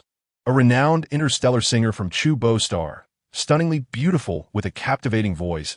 It was said her singing resembled a celestial melody, enchanting all who heard it, turning them into devoted fans. Accompanying images displayed her beauty, particularly her shimmering tail, adorned with jewel-like scales of vibrant colors, dazzling to behold. Her anticipation grew on the weekend. Bai Weiwei arrived in a flying vehicle to pick her up, and the two happily made their way to the venue of the concert. The Super Sky Dome. There, throngs of people filled the space, each enthusiastically waving electronic banners and glow sticks, creating an electric atmosphere. Moments later, the host took the stage to announce Sphiney's imminent appearance, and a chorus of cheers erupted in her name. Hello, my dear fans. I'm so happy to finally meet you here in Central Star. A gentle, ethereal voice, incredibly soft, accompanied the beautiful mermaid's entrance, instantly igniting the crowd. As Miantang tried to catch a glimpse of her. The massive Super Sky Dome suddenly sealed itself with a loud click. Red warning lights flashed at the top, and an ear-piercing alarm blared. Miantang immediately sensed something was amiss, yet the others mistook it for part of the show. Still cheering and waving their glow sticks, she opened her holographic device. Weiwei, check your device. Is there any signal? Ah, the clamor of voices was overwhelming. Bai Weiwei listened multiple times before discerning the words being spoken. She casually activated her holographic device, noticed the weak signal, and nonchalantly switched it off. The crowd was too dense, making a poor signal quite expected. You need not. Before she could finish her sentence, a sudden burst of intense laser light erupted from the center of the stage, forcing everyone to shut their eyes. Oh, what is this? So blinding. A cacophony of harsh, mechanical laughter echoed from all directions within the dome. Hello, my dear idol. I am thrilled to finally meet you here on Central Star. As the light dissipated, the audience opened their eyes to behold hundreds of translucent shadowy figures materializing on the stage, two of which were restraining Sphiney, their pulse guns pressed firmly against her chin. Who are you? Let me go. Please. Sphiney attempted to exert her pheromones, but to no avail. Dear idol, please do not squander your precious S-grade pheromones. They hold no sway over these robots. It would be wiser to reserve them for Dr. Lauren's research. The keywords, laser cannon, robots, Dr. Lauren, instantly reminded Miantang of the shadow robots that had once abducted Jun Xingyin. Recently, he had reopened that case and shared the files with her.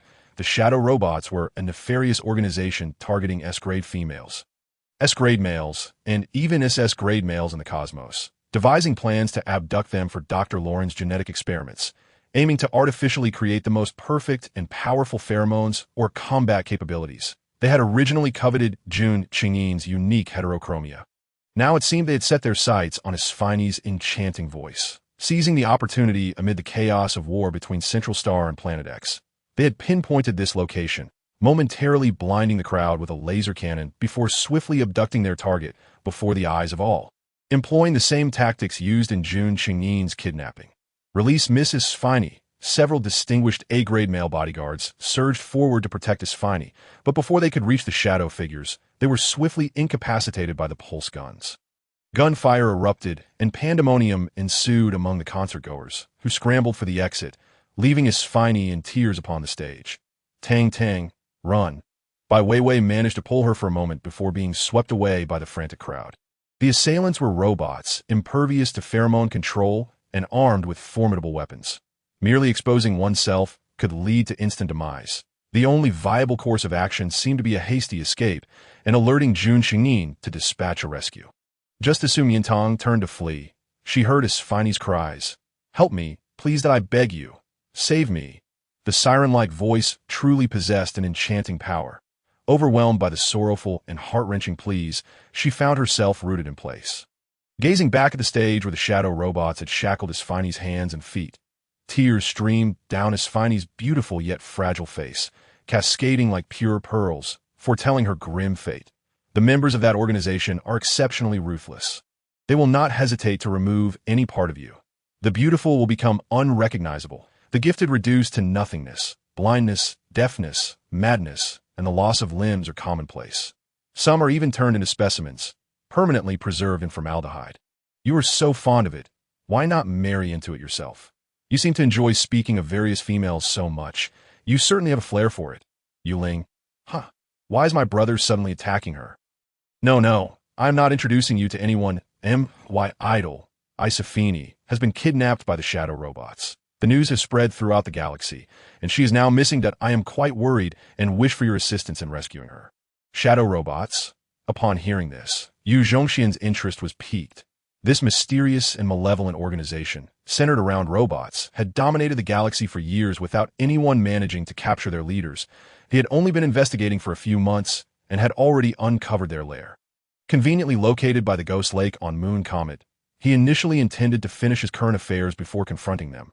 But unexpectedly, the opportunity had presented itself. Understood, he leaped down the steps, and instantly, a massive and sharp silver battle armor manifested around him. The sleek design was exquisite and elegant, imbued with a profound sense of technology, with joints that moved agilely and powerfully, exuding an unparalleled aura of supreme combat prowess. Wow. Brother, you look so handsome. Yuling. The little rabbit clenched her fists, leaping 3 feet high, her excitement causing her rabbit ears to pop out. Wait for my good news. All right. After Yu Zhongxian departed, Duchess Hilary curiously approached Yuling Linger. Is your idol the famous interstellar superstar, Isafini? I've heard she is a mermaid, not only beautiful in appearance, but also possessing a melodious voice. Now that your brother is going to rescue her, do you think they might fall in love at first sight? Perhaps. Yuling scratched her head, for Isafini's charm was undeniable. Everyone who had seen her adored her. However, her brother was so discerning. It was not guaranteed. Deep down, she believed he was more suited to Miantang. She murmured softly, but her mother overheard. Miantang is not a female without pheromones. Before she could finish, she received a light smack on the head. As your brother said, if you're truly fond of it, why not marry into it yourself? If Miantang is willing, then so be it. After all, her beauty can truly leave one entranced. Meanwhile, aboard the shadow robots en route to Ghost Lake, Miantang stood before their intelligence screen, meticulously observing their operational patterns and movements. Just as Jun Xingyin had said, they appeared identical because they were coated with a special material, a modified acrylic powder stored in each robot's charging compartment. Coincidentally, her void essence could not last long, and she needed it for the critical moment of rescuing Isafini. To remain hidden and undetected, she had to take their place. Seizing the opportunity as a robot entered a password and walked into the charging compartment. She followed closely behind. It exposed its most vulnerable neural interface. She swiftly used the ice needle gifted by Enzo to incapacitate it, then assumed its identity, applying the modified acrylic powder upon herself and quietly awaiting the charging time. When the time arrived, the starship reached its destination, slowly descending upon a pitch-black, eerie lakeside. The robots shackled Isafini, who was sobbing uncontrollably, and brought her out of her cage, activating their communication device to report to Dr. Lauren that his new plaything had arrived. Dr. Lauren replied, "Send her to the key laboratory first and administer a dose of propofol. I cannot bear for the little mermaid to shed pearls." Received. Following the command, a group of robots escorted Isafini towards the laboratory, with Miantang silently trailing behind. Along the way, she memorized every entrance, exit, mechanism, password, and route. Finally arriving at the laboratory, even as a scientist who had witnessed grand scenes, she was taken aback by the sight within. The Beastman corpses trapped in water tanks had been hollowed out, and severed limbs, immersed in sealed jars, were still moving, while rows of various sharp blades gleamed ominously, with spots of fresh blood remaining, unknown to whom they belonged, or perhaps a mix, dried upon the workbench, indicating the recent cruelty that had transpired. She clenched her hands, watching as a pill was forced into Isafini's mouth, instantly transforming her back into a mermaid. Then, fearing that she might suddenly awaken and scream upon seeing her current robotic form, he hastily retrieved the void essence, applying it lightly to both himself and her, and began to guide her toward the exit. First, they must escape this dreadful place, an invisibility potion.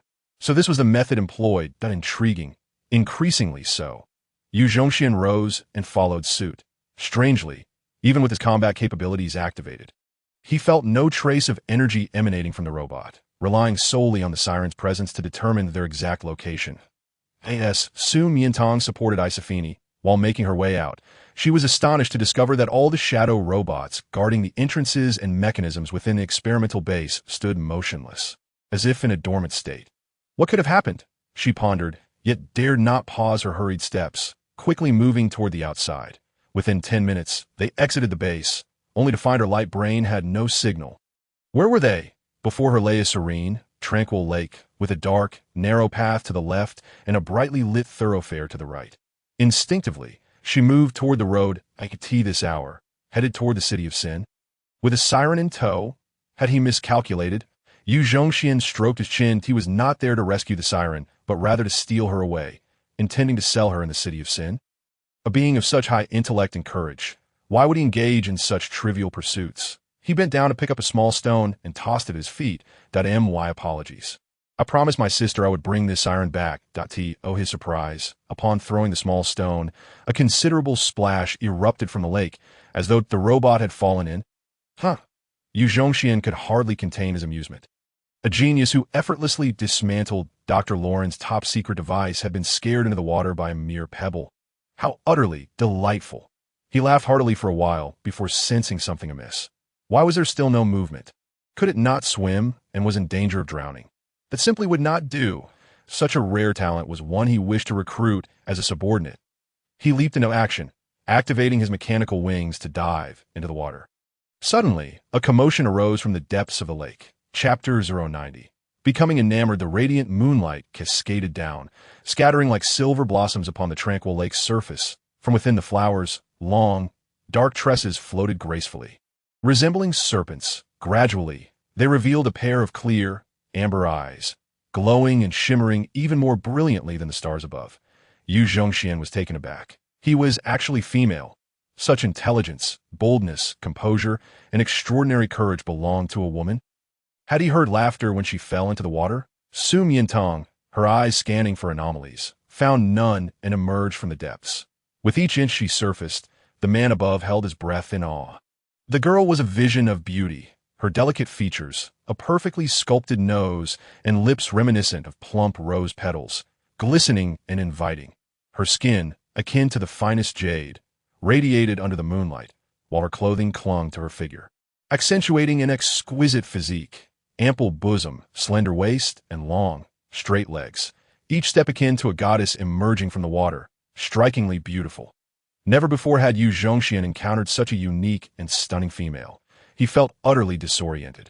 His usually sharp mechanical sensors dulled, and the heart's power source reacted with unprecedented intensity, alarms ringing in his ears.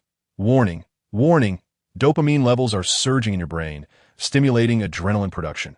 Please regain composure promptly, or the control center will issue commands to your lower body. Risking premature arousal. Silence. Yu Zhongxian struck the cold alloy shell forcefully. He had never experienced a physiological reaction toward any female, regardless of her nature, especially that while in mechanical form. It had to be the stark contrast that provoked such emotions. He swallowed, attempting to rationalize his feelings, yet his gaze betrayed him, capturing images of her in his mind. Name. Su Miantang gender. Female home planet. Central star age. 18 pheromone. Unknown. Additionally, the Intelligence Bureau of the Moon Comet Planet provided the following confidential information solely to the commander. The SS-level supreme female born on Central Star is named Su Miantang, accompanied by an attached image depicting 6 males embracing her closely. In an instant, an uncontrollable fire ignited within him, fueled by jealousy, making the joints of his mechanical form creak. The detection device alarmed twice in quick succession. Warning, warning! Your combat power is rapidly escalating. Please control yourself, or it may affect surrounding sentience. With a resounding crash, Su Miantang, having just surfaced, realized her light brain that had exploded, burned to ashes. She could understand, but destroyed by water. Ridiculous. She looked skeptically at the lake, scooping up some water, believing it more likely her brain had malfunctioned than that water could destroy her light brain. This was her third light brain. Perhaps she was simply born to be a bane to light brains. Wait, she glanced down at her form, clearly visible in the air. The acrylic powder and void essence had both failed upon contact with water. Truly, misfortunes never come singly. Now at the entrance of the experimental base, she couldn't afford to linger in regret, continuing onward with the siren toward the bright thoroughfare. Not only had he experienced a physiological response, but also an emotional one. Yu Zhongxian had to admit he was smitten. His desire to recruit her as a subordinate had transformed into a longing to hold her close, to make her his sole female companion. The intelligence system analyzed his thoughts, promptly assessing the feasibility and difficulty of the task. The feasibility was deemed alarmingly low at 10, while the difficulty was astonishingly rated at 10 stars, even during his initial command of the mecha in battle. Defeating several enemy stars to become the overlord of the Moon Comet system, he had never encountered such a top-tier challenge. Why? The intelligence system provided the following obstacles. First, she is an SSSS-level supreme female, lacking any admiration for power. Second, you are on different planets. Third, her admirers are exceptionally outstanding. An invincible interstellar warrior, a high-ranking king, a prince with limitless potential, and a brilliant scientist, among them several SS-level individuals. Silence. Yu Zhongxian interrupted impatiently.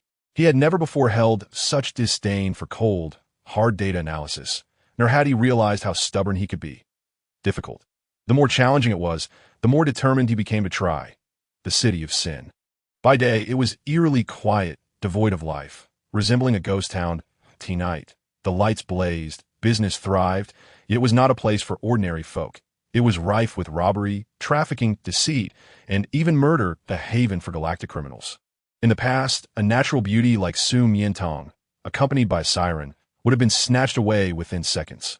Yet today, their path was eerily deserted, void of any presence.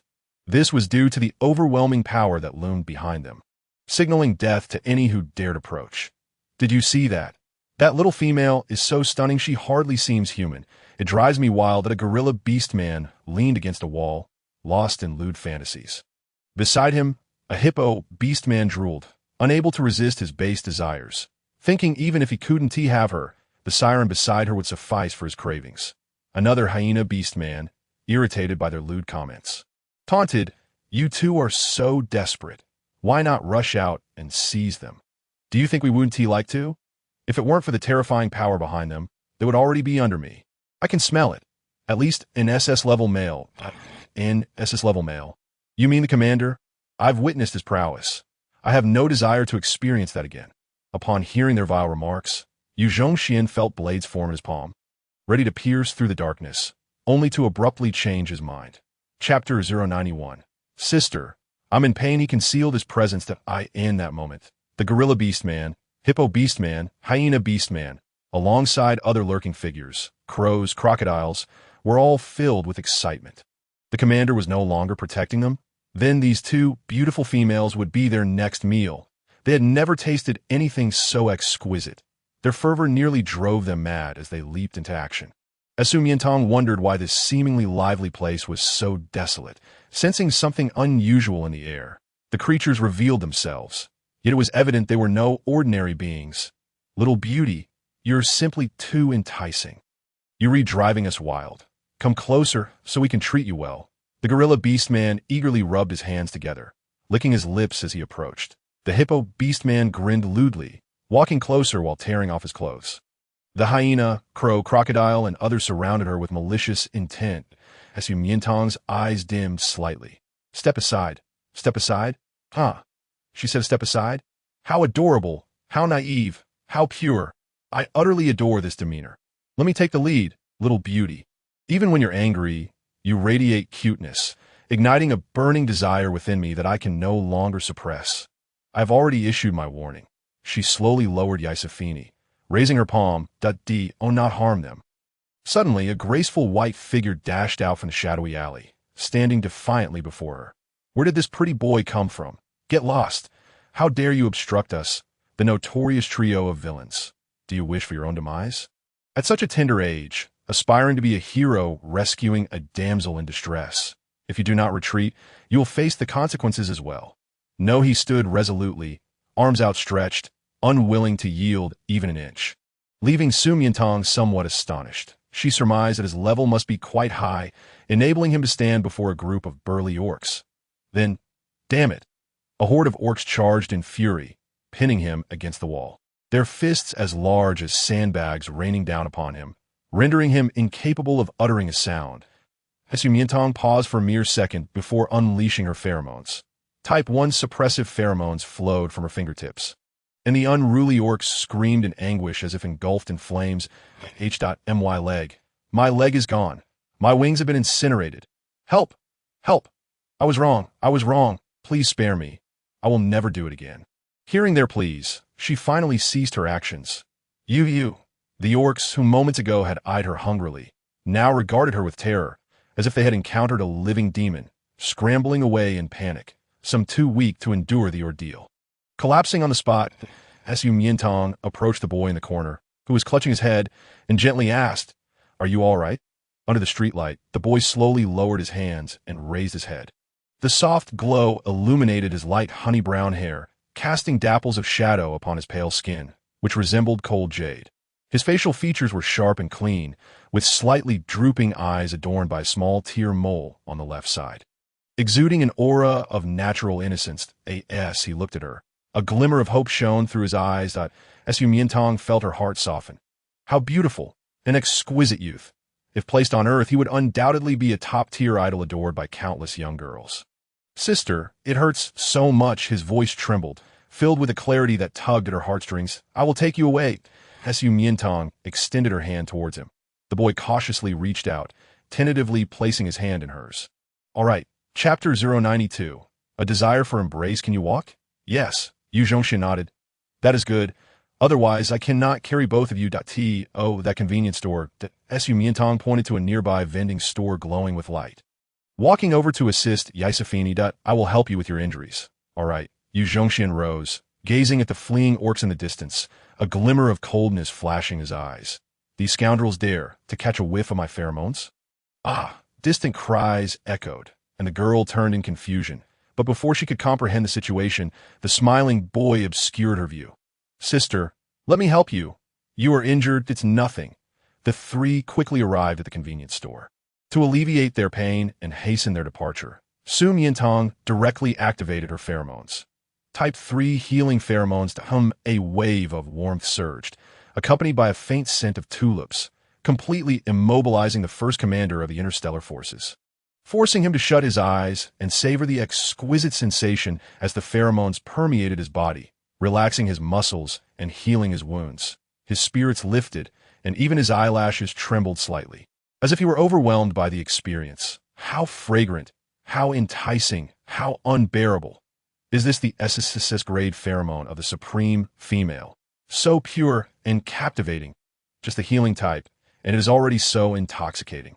How delightful would it be if it were the marking type? "Are you feeling better?" Miantang withdrew her hand, and the boy remained with his eyes closed, seemingly relishing the aftertaste, letting out a soft sigh of contentment. So comfortable. His wounds had healed. It felt so good. That moment, Yisafini also awakened. The little mermaid slowly opened her eyes, surveying her surroundings in confusion. Upon seeing them, she let out a terrified scream, retreating as if startled by an arrow. "No, don't come near me. Please don't catch me, Miss Yisafini." Miantang firmly held her shoulders, reassuringly saying, "Do not be afraid. You have been rescued." Rescued? She glanced down at her hands and feet. Indeed, the shackles had vanished, and the terrifying laboratory was replaced by the convenience store. Before her stood the exquisitely handsome boy and girl that was true. She had been saved. Overcome with joy, she lunged and assumed Miantang's embrace. Sobbing, Thank you for saving me. I was so scared, terrified they would peel off my scales and dissect my body. It's all right, it's over now. Consider it a nightmare that has passed." Miantang gently patted her, offering comfort. Zhongxian was momentarily taken aback. He did not expect such treatment after being rescued. He lightly rubbed his knuckles, forming a line. However, the mermaid cried for too long. In the blink of an eye, 10 minutes had passed. Surely, she must have left her scent on him. He frowned, feeling somewhat displeased, and reminded her, "Miss Yisafini, Yasafini finally came to her senses, slowly releasing Su Miantang and looking at him. "Hello? May I ask who you are?" Su Miantang thought he had called out to Yasafini for something important, yet unexpectedly, he remained silent, merely extending his hands towards her. She gazed at him in confusion. Yu Zhongxian sensed a thick atmosphere of embarrassment in her expression, and his movements stiffened, for that she showed no inclination to embrace him. He cleared his throat. That MYRM still hurts a bit. Still hurts? That shouldn't be the case. Could it be that her pheromones only heal external wounds and not internal injuries? Once we reach a safe place, I will apply medicine for you. All right, he cheerfully agreed. Miss Yasafini, my name is Su Miantang, a resident of Central Star. Today I was attending your concert when I witnessed the shadow robots abduct you. So, I came to rescue you. Currently, we are on a street not far from the experimental base, and we might be discovered soon, which is incredibly dangerous that we must find a way to leave immediately. Su Miantang succinctly outlined their situation to her. Yasafini nodded, hurriedly searching her person.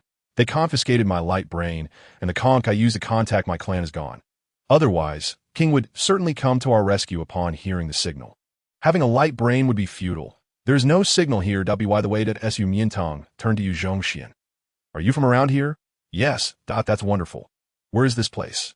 Moon Comet, the City of Sin. Moon Comet? Su Miantang was oblivious to the phrase City of Sin, her attention solely captured by Moon Comet. She recalled that Moon Spirit was indeed a resident of Moon Comet. Is this the planet where Moon Spirit resides? She murmured softly, and the boy's honey-brown eyes narrowed slightly, suspecting he had misheard. Moon Spirit? Does sister know her? Yes, we're good friends. We met on Blue Illusion Island. Oh, you know her? Blue Illusion Island? So, the fairy sister my little sister has been chattering about since returning from Blue Illusion Island is you.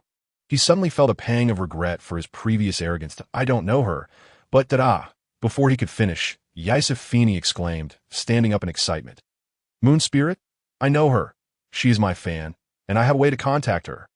Su Miantang looked up to see her extending a small red bead from her wrist. Thankfully, they had only regarded this as an ordinary accessory and did not remove it.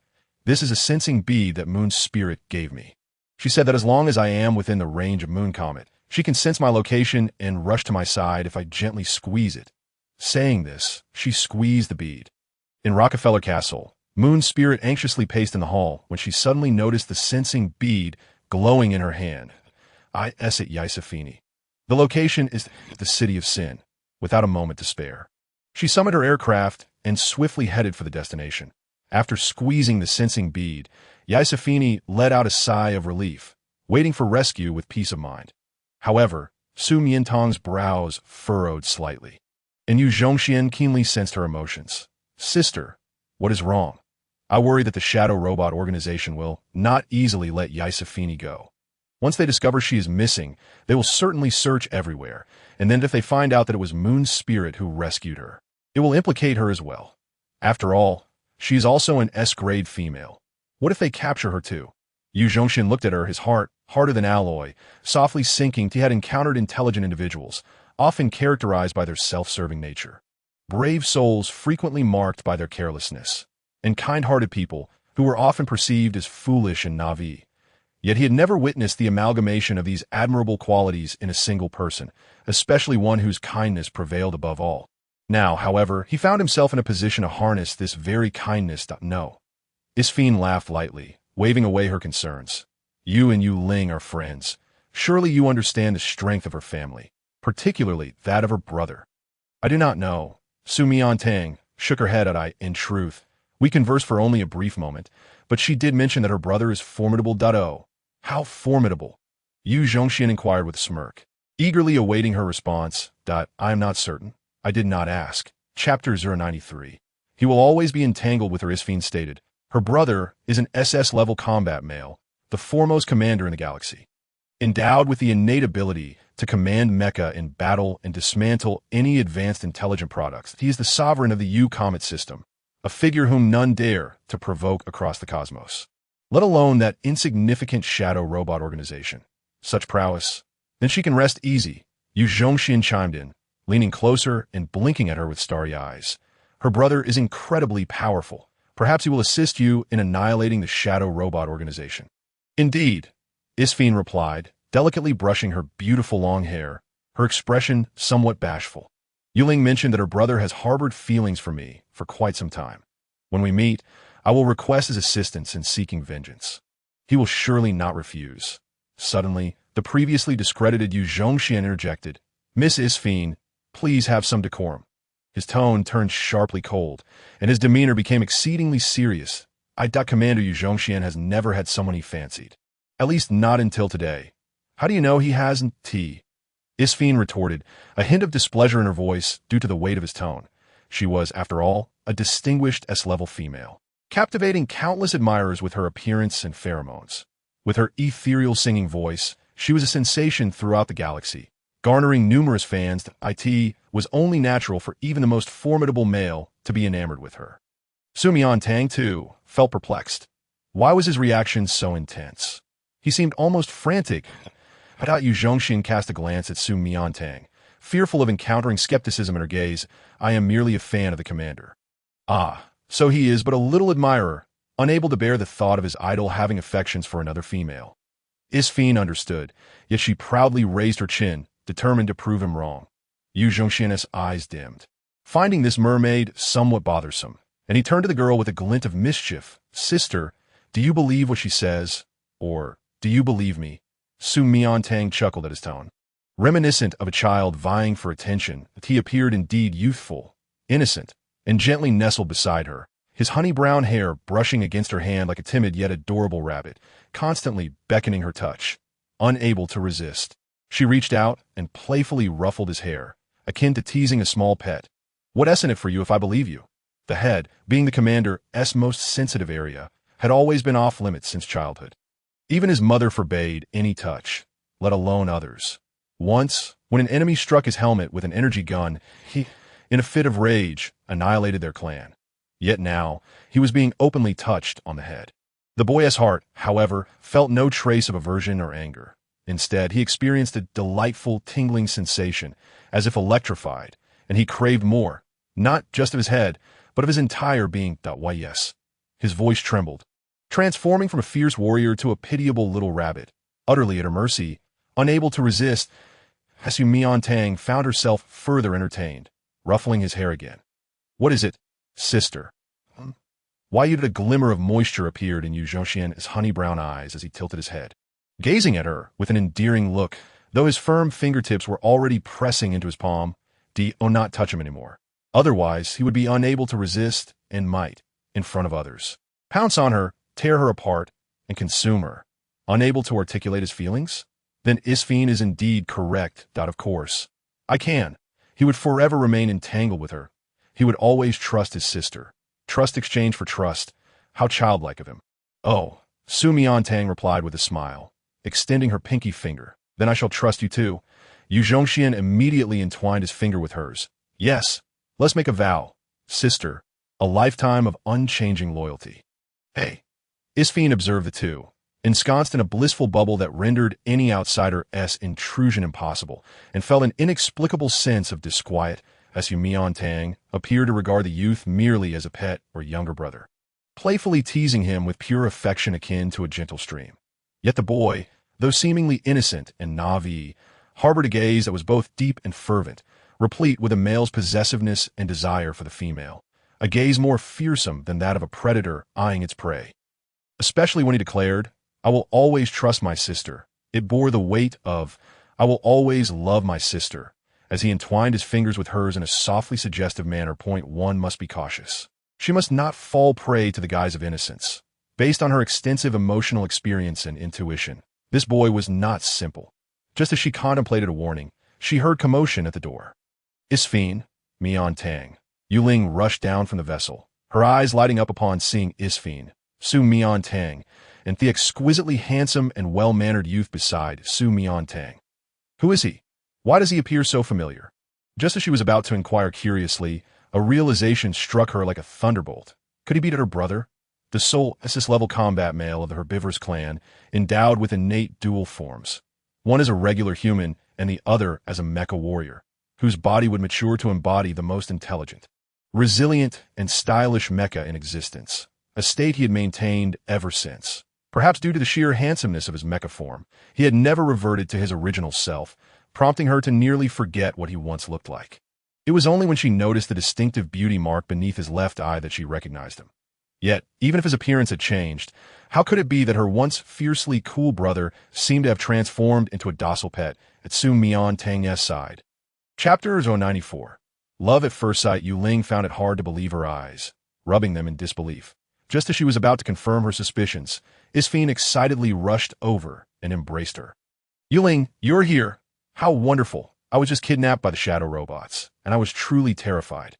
Simultaneously, she sensed the unique telepathic communication of the Yu family. Pretend not to recognize me, came her brother's message. The boy before her, oh no, this youth, was indeed her brother. What had transpired over the course of a single night to bring about such a transformation? Had his intellect been compromised? Su Miantang approached and greeted Yu Ling. It has been a while, hasn't it? I'm sorry to trouble you upon our reunion. This is... She reached out to ruffle Yu Zhongxian's hair again, leaving Yu Ling in shock. No one was permitted to touch her brother's head. It was a death sentence. Even their mother had never been allowed to lay a finger there. Yet Su Miantang had done so, without hesitation. Moreover, her brother appeared to revel in it. Had his intellect truly been compromised? Brother, you'd that if she uttered another word, she would perish, Yu Ling. All right, this familiar tone confirmed he had not been attacked, but willingly succumbed. Yet why? She looked towards Su Miantang. There could only be one possibility. Her brother had fallen in love with Miantang at first sight. Only those who harbored affection could exhibit such exceptions. Brother, do you have feelings for Miantang? Before she could finish her sentence, he merely replied with a nonchalant as if he had anticipated her question. Yu Ling's heart raced with excitement, realizing, I knew it. Miantang is so gentle, beautiful, and charming. No male could resist her, and my brother is no exception. Previously, he had adamantly claimed he would never meet or harbor feelings for any female, yet now he was being proven utterly wrong. Sister-in-law, she exclaimed joyously, throwing her arms around Su Miantang. Yu Zhongxian's lips curled slightly upward. For the first time, he found his younger sister's exuberant words to be quite delightful to Su Miantang. However, was bewildered. Why was Yu Ling addressing her as sister-in-law? Yu Ling, what is going on? In nothing, Yu Ling forcibly suppressed her excitement, grasping both Isfine and Su Miantang's hand, and I'm just thrilled to see you both. I am a bit tongue-tied. By the way, you just mentioned he is. She deliberately glanced at her brother, eagerly awaiting Su Miantang's introduction to discern how far their relationship had progressed. Surely they hadn't declared eternal love at first sight. Her thoughts were unwarranted. Su Miantang merely replied in a calm tone. He is the good Samaritan we encountered on the street. A passerby. Yu Zhongxian gazed down, his eyes swirling with disbelief. In her eyes, he was merely a passerby, an inconsequential passerby. As the tension unfolded, Yu Ling stifled a laugh on the sidelines. She had thought that with a brother so formidable, capturing the heart of any female would be effortless. Over surprise, he had transformed into a docile little rabbit for Su Miantang, yet still failed to garner her favor. Truly, her goddess was exceptional, and it was just the right moment to deflate her brother's pride. Su Miantang observed the flickering emotions in the boy's eyes, his expression almost tearful. She feared he might weep like Isfine, prompting her to switch her approach and soothe him. Unexpectedly, Yu Ling seized her hand and declared, Miantang, this street is quite filthy. We shouldn't converse here. Let us hurry to my home. With that, she summoned a flying vehicle. Ever since Su Miantang had referred to him as a mere bystander, Yu Zhongxian had been fixated on her, his gaze unwavering as they boarded the flying machine. Everyone sensed his unusual behavior, especially his intelligent core, yet it offered no data analysis this time, for his emotions were far too intricate. The turmoil of being distanced from the girl, the frustration, and the unquenchable desire to possess her clashed with the fear of exposing his ambitions and scaring her away. A struggle to maintain his fade until he could win her heart.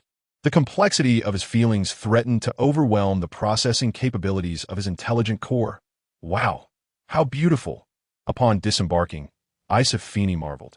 Despite having witnessed numerous magnificent structures, the sight of Rockefeller Castle astonished Su Miantang. The soaring Gothic spires, the vibrant towers, and the dazzling walls created an exquisite spectacle under the moonlight, resembling an endless mountain range. The Disney castle she had once admired paled in comparison. Inside the castle, the mysterious family crest, vibrant mural tapestries, expensive sculptures, and exquisite furniture all echoed the owner's elevated taste and status. According to Isafini, Yu Zhongxian was the lord of the Yu family, the sovereign of the Yu comet system, making this place akin to the palace of a central star. Albeit with differing political and cultural expressions, Yuling instructed the servants to prepare a banquet for their esteemed guests. Eagerly, Isafini turned to her. Yuling, where is your brother? Is he home? Can we meet him? Ah. Her gaze stiffly shifted to Yu Zhongxian, and upon meeting his cool stare, she resolutely shook her head. Not here. Then where is he? I came to seek his help after hearing you were kidnapped. He has already set off, but I am unaware of his progress. Really? He went to rescue me? Isafini clutched her heart, elated, and turned to the boy with pride. Did you hear that? Your idol has not even met me, yet is willing to risk himself for me. Is that not affection? Yuling, the unwitting instigator of misunderstandings, dared not meet her brother's chilling gaze any longer. In truth, for him, dismantling the shadow robot organization was but a trifle, not worth risking himself. She attempted to mend the situation. I know he is the most formidable.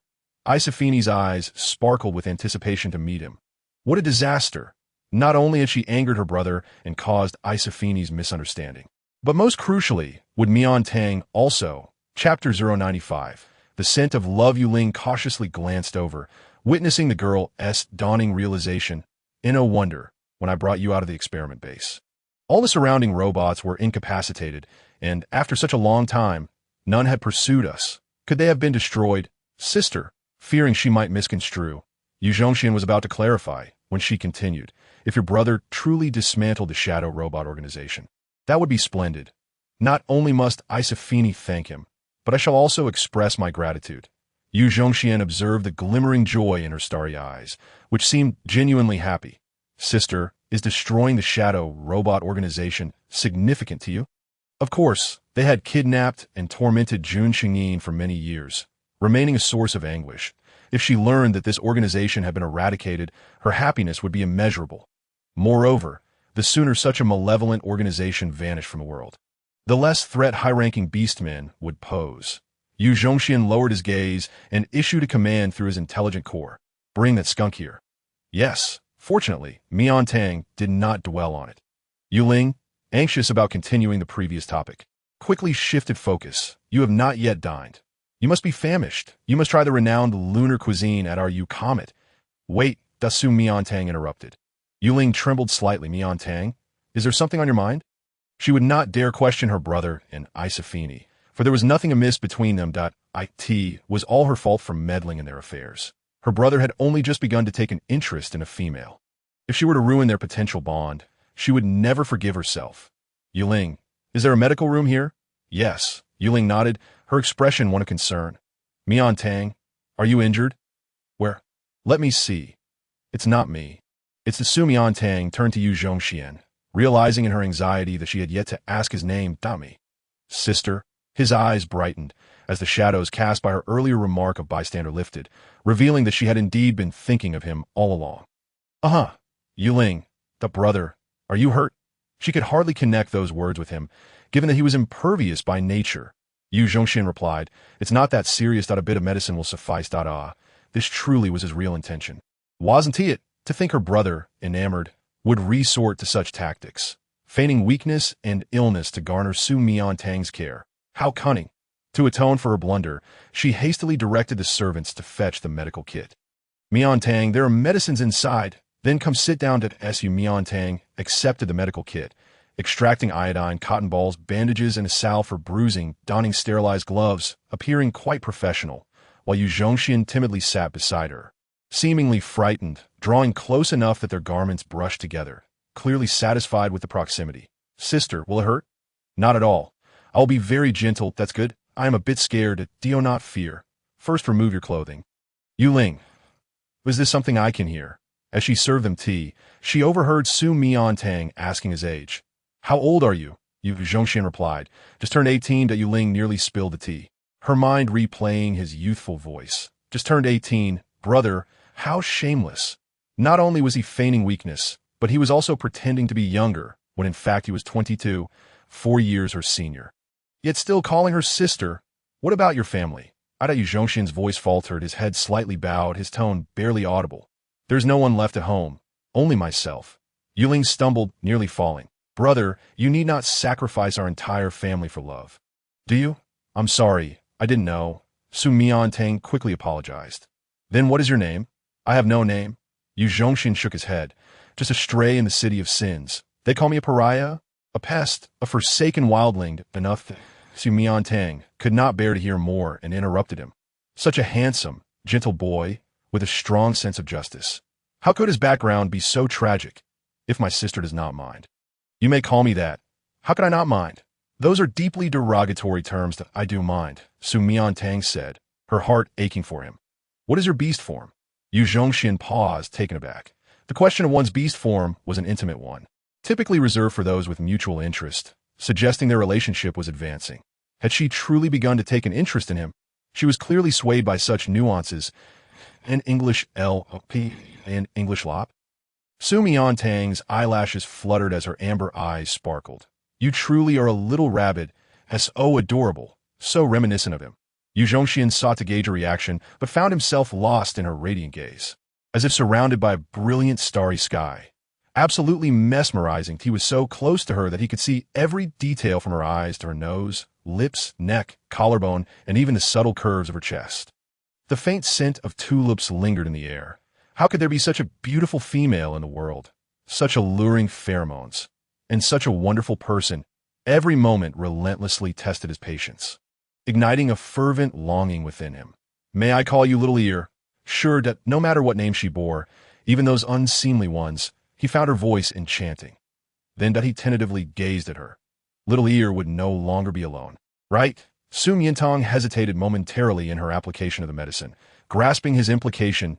An orphan, adrift and without a home, indeed lacked any sense of security. Yet it felt inappropriate to remain by her side. Fanny, do you detect a scent of romance in the air? Yuling and Isafini munched on snacks while glancing towards the sofa. No. Isafini shook her head. I only smell the scent of conspiracy. Indeed, Yuling nodded. Her brother now resembled the enchanting vixen from mythology, transformed into a delicate beauty, seeking to deceive and devour the naive scholar. Chapter 096. How delightful. I'm about to develop a love-struck mind. All right, Miantang finished bandaging him, slightly raising her head, inadvertently meeting a pair of eyes as deep as a tranquil pond, slightly tinted with a hint of fervor. Little Ear, what's the matter? The moon spirit snapped back to reality, quickly donning an innocent gaze, her expression shy as she lowered her head and murmured, I'm sorry. Sister, you're just too beautiful. And Otit in trance at it was as if that earlier aggressive glint in her eyes was merely an illusion. As Miantang chuckled. Such sweet words. Should I take a taste? This thought sprang to mind unbidden. The moon spirit furrowed her brow, massaging her temples. What was happening? Her intellect, battered by relentless thoughts, lamented, how delightful. I feel as if I'm about to develop a love-struck mind. Miantang, dinner is ready. All right. The four of them took their seats. At a rectangular dining table large enough to accommodate hundreds, the moon spirit insisted on sitting next to Miantang, rising to replace the server, pulling out her chair, spreading the napkin, cutting steak, serving soup, and sauces with impeccable grace and care. Thank you, as Miantang savored the pumpkin cream soup, enjoying his attentive service while harboring some confusion. Little Ear, you seem quite knowledgeable about table manners, according to his account. Having wandered in the city of sin since childhood, he should have had little exposure to the elite, let alone mastered such intricate etiquette. The moon spirit paused with her knife and fork. Yuling froze as well, slowly lifting her head, waiting for her brother to slip up. Unexpectedly, he answered smoothly, his demeanor unruffled. To make a living, I once fabricated an identity and worked as a servant among the nobles. However, they soon discovered my origins and dismissed me. Yuling, so that was it. Just a brief time, yet he excelled so well, indicating not only intelligence but diligence, as Miantang silently noted his merits. Yuling lowered her head, eating her salad. Never realized my brother could lie so skillfully. Isafini frequently glanced up towards the entrance. Yuling, is your brother not back yet? Yuling hesitated, catching the hint in the gaze of the person opposite her. Quickly responding, he won't be back. He just sent a message saying the army has a mission, and it will be at least a few months before it concludes. Ah, the prospect of not seeing someone she longed for left Isafini feeling somewhat disheartened, rendering the delicacies on her plate rather bland. That a few months? That seemed like an eternity. Then tell me, what kind of person is your brother? Yuling secretly glanced at the youth who had been glued to the girl. In the past, she would have confidently claimed to know her brother better than anyone. But now, she thought better of it. He felt completely unfamiliar. He's quite multifaceted, difficult to describe. Multifaceted? Isafini's interest was piqued, for example. Knowing her brother's heart now belonged to Miantang, she didn't want Isafini to fall deeper, so she shifted the topic. Let us talk about you. Fanny, you're so beautiful, with a sunny disposition and great fame. What kind of males would you like? Isafini cupped her face, seemingly recalling something, her expression slightly shy. Perhaps I'm a bit different from ordinary females. Please don't laugh at me that I won't. I like those who are aloof, ascetic, and untainted by the mundane world. Despite promising not to laugh, Yuling couldn't help but giggle, primarily because none of those three descriptors match her brother. She felt reassured. Such lofty standards would likely be unattainable. Who says? The esteemed General Islandi from the Central Star System. Do you know him? Of course. He's a legendary figure in the galaxy. I think he embodies the kind of person Miantang froze at those words. The Islandi general they spoke of was indeed the one she knew, a paragon of the Central Star System, the legendary god of war. However, aloof, he was anything but, as he often displayed a rather flamboyant demeanor. Ascetic? Was he the type to parade around in the nude before her, or to abduct someone to sleep in his embrace on an icy mountain? Especially lately, she had inexplicably recalled a memory on the fruit planet, where after consuming the devil fruit, the taunting tiger had acted in an utterly deranged manner. Upon his return, she would surely teach him a lesson, uncontaminated by the mundane world. That was even more absurd. He insisted on tasting everything she made. Fanny, do you know him? Yuling asked curiously. No. Isafini shook her head. Then how do you know his character? I remember once during concert at sea, a military unit passed overhead, and almost all the soldiers looked my way. Except for him. That aloof, ascetic figure left an indelible mark on my memory. Ha ha! Your preferences are indeed quite different from ordinary females. It seems you've been pursued so much that you care about being ignored. But those might merely be a beautiful illusion. Miantang set down her cutlery, and both Yuling and Isafini turned their curious gazes toward her. An illusion? Yes. Although Lan had many merits, they had nothing to do with what she just mentioned.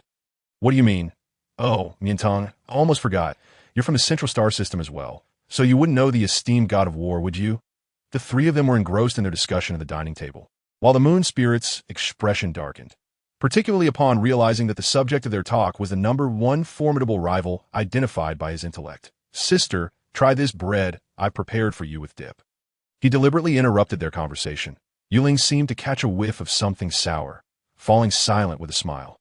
Duchess, suddenly, a guard announced from outside, prompting everyone to rise and pay their respects. Duchess Hilary, having heard that her son brought back the illustrious star Isafini, was so excited she couldn't sleep, insisting on visiting to confirm the situation. However, upon entering the dining room, the first person she noticed wasn't Isafini, nor her transformed son, but a remarkably understated yet captivating female seated at the end of the long table. Who was she? How could she be so breathtakingly beautiful? Good evening, Duchess. Isafini curtsied gracefully. Hello, you must be Linger's idol. The renowned star Miss Isafini, right? Indeed, I'm delighted to have you as a guest in our home. She smiled slightly, glancing past her children and striding directly towards Su Miantang. Chapter 097. I only want her. Su Miantang rose, yet before she could bow, Duchess Hilary grasped her hand, gently lifting her up. No need for formality. Beautiful young lady. May I ask your name? My name is Su Miantang. Su Miantang. What a melodious name. Wait. As the Duchess spoke, she suddenly seemed to recall something, her fingers freezing mid-dash motion. Su Miantang? Wasn't that the female without pheromones that Linger mentioned? How could this be? She was so stunning and possessed such an extraordinary presence. The moon spirit observed their intertwined hands, a subtle smile tugging at the corners of his mouth. His mother was always gracious and measured in her interactions, never initiating physical contact right away, indicating her genuine fondness for Su Miantang. Just then, the Duchess noticed her son transformed into his original form. Fixated intently on the girl, his gaze brimming with unprecedented, fervent joy, causing her heart to skip a beat. Could it be? Was her son enamored not with Isafini, but with her? That seemed plausible, given her radiance. She was the first to capture his attention. However, absolutely not. The moon spirit sensed his mother's telepathic communication, instinctively furrowing his brows. Why? Because she was a female devoid of pheromones. If it were any other child, he might have let it go. However, he is not capable. He is the pride of the herbivorous clan. Bearing the honor of his entire family, he cannot possibly be paired with a female devoid of pheromones. It would be a waste. After saying this, she turned and walked towards Isafini. Not only is there a lack of pheromones, but even if she had nothing at all, I would still choose her. Ew. The Duchess Hilary was infuriated, having seen through his little trick. Just as she was about to expose him, she heard the latter part of his statement. Moreover, she's an SSSS grade female. What? Duchess Hilary nearly twisted her waist in shock. Miantang quickly supported her. Duchess, are you all right? I'm fine. The ever-elegant Duchess Hilary had never lost her composure like this. She gazed at the young girl before her. Her eyes filled with disbelief. She is the legendary SSSS grade female, just born in the Central Star, the supreme being of the world. No wonder her beauty and demeanor are so ethereal. I told you. She could never be a female without pheromones. Yuling was also profoundly struck by this news, unable to gather her thoughts for a long while. Miantang is actually an SSSS grade female. What does this signify? She is infinitely close to divinity. Ah, she's going to cause a scene. Why isn't she a male, leaving her brother with the advantage? Respected Miss Su Miantang, Duchess Hilary altered her previous attitude, her expression filled with excitement as she took her hand. May I ask if you would like to tour the castle with me after dinner? Of course. Su Miantang nodded. It would be my honor. For some reason, she felt that the Duchess's enthusiasm was excessive, especially since she had chosen to stay for dinner, attentively caring for her like a little ear. Could it be that, like Queen Jenny, she has discerned her pheromone level? After dinner, the group began to explore the castle. From the magnificent moat to the grand towers, passing through the inner courtyard and meandering through the gardens, they finally arrived at the exhibition hall housing countless exquisite artworks. Here, Su Miantang was captivated by a painting. The artwork depicted the back of a man. More accurately, the silhouette of a man fused with machinery. He was clad in hard, sharp silver armor, with a pair of mechanical wings that were both graceful and swift, emanating a cold metallic sheen. Above him, a sensor displayed a string of holographic codes as he strode alone through a battlefield shrouded in smoke, exuding an overwhelming technological intimidation far surpassing any conventional weaponry. Seeing her transfixed by the painting, Yuling's heart began to race. Sister, do you like this painting? Yes, it's quite unique. This is a piece by the most renowned painter from the Moon Comet, created for my son. Duchess Hilary approached, laughing as she observed her son, who seemed to float in pride at the compliment. It is also my favorite painting. They truly share a unique bond. Among all the exquisite and costly artworks, only this one captured her attention. Was it not a fated connection? So this is Yu Zhongxian, the first commander of the Interstellar Army, a fusion of beast and machine. No wonder he possesses the unparalleled ability to annihilate all advanced intelligent products. Yet, I wonder what he looks like up close. Duchess, at that moment, a servant rushed in, carrying a cage. What is that awful smell? The group wrinkled their noses at the pungent odor, reporting to the Duchess. This was just sent from the troops. The commander specifically instructed that it be given to a Miss Su Miantang as a greeting gift. Su Miantang was puzzled. What is it? The servant yanked aside the cloth covering the cage, revealing a skunk. This is Dr. Lauren, the leader of the Shadow Robot Organization. Dr. Lauren. Su Miantang was taken aback. Yu Zhongxian truly did dismantle the Shadow Robot Organization. But why would he hand over the leader to her? It seemed he was aware of their past grievances, yet they had never met. How could this be a greeting gift? The commander said he witnessed Miss Su Miantang rescuing Mrs. Finey at the experimental base and was deeply impressed by her intelligence and courage. Thus he entrusted Dr. Lauren to that was IT. Su Miantang took the cage, filled with gratitude. That IT is a pity he is not here. Otherwise, I would personally thank him. Please convey to him that I truly appreciate this gift. Duchess Hilary glanced at her son, her tone laden with meaning. All right. However, I believe you will meet him eventually. Oh, this is your plan to harm me. Upon hearing Dr. Lauren, Isfani furiously rushed forward to unleash her pheromones and strike it down. But Su Miantang intervened. Fini, spare its life for now. Why? It is a devil that has committed numerous evils. Chapter 098. Wiping tears with rabbit ears, Su Miantang, because there is someone who has suffered even more at its hands and would surely wish to deal with it personally. So, it is not her own desire. Who is this person that has suffered so deeply? It sounds like they are very important to her. Yu Zhongxian furrowed his brow slightly. Fine. Isfani withdrew her hand. It would indeed be too lenient to let it die so easily, given the life debt owed to her savior. Once a resolution is reached, you must inform me. MMHM, shall we take a photo? Isfani pulled out her holographic device that I want to capture this beautiful moment and post it on my social media account. First, to reassure my fans, and second, to celebrate my survival today, the dismantlement of the Shadow Robot Organization, and my encounter with my savior and all of you wonderful friends. All right, Yu Ling posed cooperatively, while Su Miantang recalled Queen Jenny's words about concealing her identity as much as possible. Being featured on an interstellar superstar social media account would be too ostentatious. So she merely revealed one hand. That didn't turn out well. Miantang, you stand in the middle. Isfani reached out to pull Su Miantang closer, but Yu Zhongxian subtly intervened. That necessary, with a sister so beautiful. Being exposed on a large social media account could bring her many unnecessary disturbances. For an SSSS grade female, I fear the admirers would fill an entire planet. That is true. Isfani nodded. As Su Miantang gazed at the young man beside her. This thoughtful little ear should not continue to wander. Miantang, let us take a few photos alone later for a private album. Never to be shared. Bring me along. The three females began taking pictures in the grand castle, experimenting with various angles and poses that took half an hour before Duchess Hillary called halt. Linger, you are too playful. You've forgotten to properly entertain our guests. Miss Su Miantang, Mrs. Sfiney, it's getting late. And you must be quite tired. I have arranged rooms for you. I will send a servant to escort you shortly. Sounds good. Isfani readily agreed, but Su Miantang declined. Thank you for your kind offer. Duchess, but I must return. Return? The others echoed in unison, surprised at her quick decision. Why not stay a few more days? Tomorrow is Monday, and I have work. Moreover, if I disappear for too long, the males around me will worry. Fortunately, I posted a status about catching up on sleep over the weekend before I came, so I should not be disturbed. However, if I fail to show up during work hours and my holographic device is unresponsive, they will certainly suspect something. Miantang, you are too diligent. It's one thing to work, but to be so punctual. I've only just met you. We haven't had enough fun yet.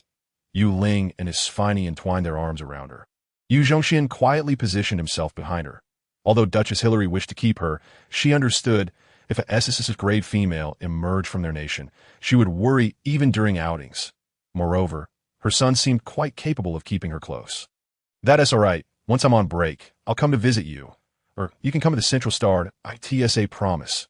Miantang, once this interstellar tour concludes, I will definitely take you to the sea. There are many fine wines, stunning views, and handsome males that I'm sure you will love. The three parted with reluctance. As they approached the spacecraft, Su Miantang turned to Yu Zhongxian. Little ear, do you still wish to wander? The implication of her words was, not anymore. The young man immediately raised his head, his eyes bright. He knew she would take him with her. Yu Ling, unexpectedly, the young girl turned to Yu Ling. May I ask you for a favor? Miantang, why are you being so polite? Don't mention just one favor. Even if it's 10 or 100. If you need anything, I will do my utmost. All right. Little ear is clever, kind, meticulous, and diligent. Could you help him find a fixed job on Moon Comet? What? At her words, the air seemed to freeze. Yu Ling's expression stiffened. The light in Yu Zhongxian's eyes also dimmed. She did not intend to take him with her. What to do now? Yu Ling felt awkward, scratching her head, regretting her earlier eagerness to agree. Her brother would surely be furious. Brother. She wanted to sneak a glance at him for help, but was unprepared for the terrifying scene that met her gaze, causing her to shudder all over. Su Miantang, filled with confusion, followed the direction of her gaze and was taken aback to see on the boy beside her. Two long, snow-white, fluffy ears had sprouted. The ears drooped slightly, perfectly positioned to wipe away the large, glistening tears that rolled down his beautiful face. Sister doesn't want me anymore. He was actually crying and using his ears to dry his tears. This was utterly unfair. Su Miantang's heart felt as though it had been tightly grasped, leaving her momentarily speechless. It was uncertain whether she was charmed or frightened. Yuling, the brother, please don't do this. I'm scared. Is Finey. Suddenly realizing the allure of younger men. Being bullied to the point of tears while calling for his sister was simply too captivating. Duchess Hilary. Indeed, my son is remarkable that I didn't. You did, you want to abandon me. The Moonlight Fairy lowered his head, tears falling like small pearls, causing Su Miantang to hurriedly pull out a handkerchief to wipe them away. Does my sister also despise my identity? Like everyone else, does she think that I don't know? Su Miantang interrupted. I just believe that as a moon comet being, it would be better for you to stay here where you grew up. I don't want to. The Moonlight Fairy shook his head, crying as he clung tightly to her hand, his slightly reddened, shattered gaze evoking deep sympathy in anyone who beheld it. I don't want to stay on Moon Comet. There are only bad people here. Yes, yes. Yuling, startled, stammered in agreement. The status of males in the Moon Comet system was indeed quite low, especially in his unique situation, where he would face discrimination wherever he went. Sister, let me go with you to the Central Star. Okay, I just want to be by your side, that he pleaded with a trembling, tearful voice, gently brushing his fluffy ears against her palm, slowly breaking down her defenses, that I can do laundry, cook, clean, wash windows, that I can do anything. As Miantang had no power to resist, and nodded. Really? The Moonlight Fairy's tear-filled eyes sparkled with a hint of mischief. However, he had yet to finish his sentence that he truly could do anything, including he stared intently at her. Thank you. Sister, I will work hard to survive on Central Star and not be a burden to you. Chapter 99. No one is more important than you. The flying vehicle had vanished without a trace. Yuling was still processing the situation, slapping her face as if she had seen a ghost. Glancing sideways at her mother, Mother, don't you think brother is a bit too frightening? He had two faces.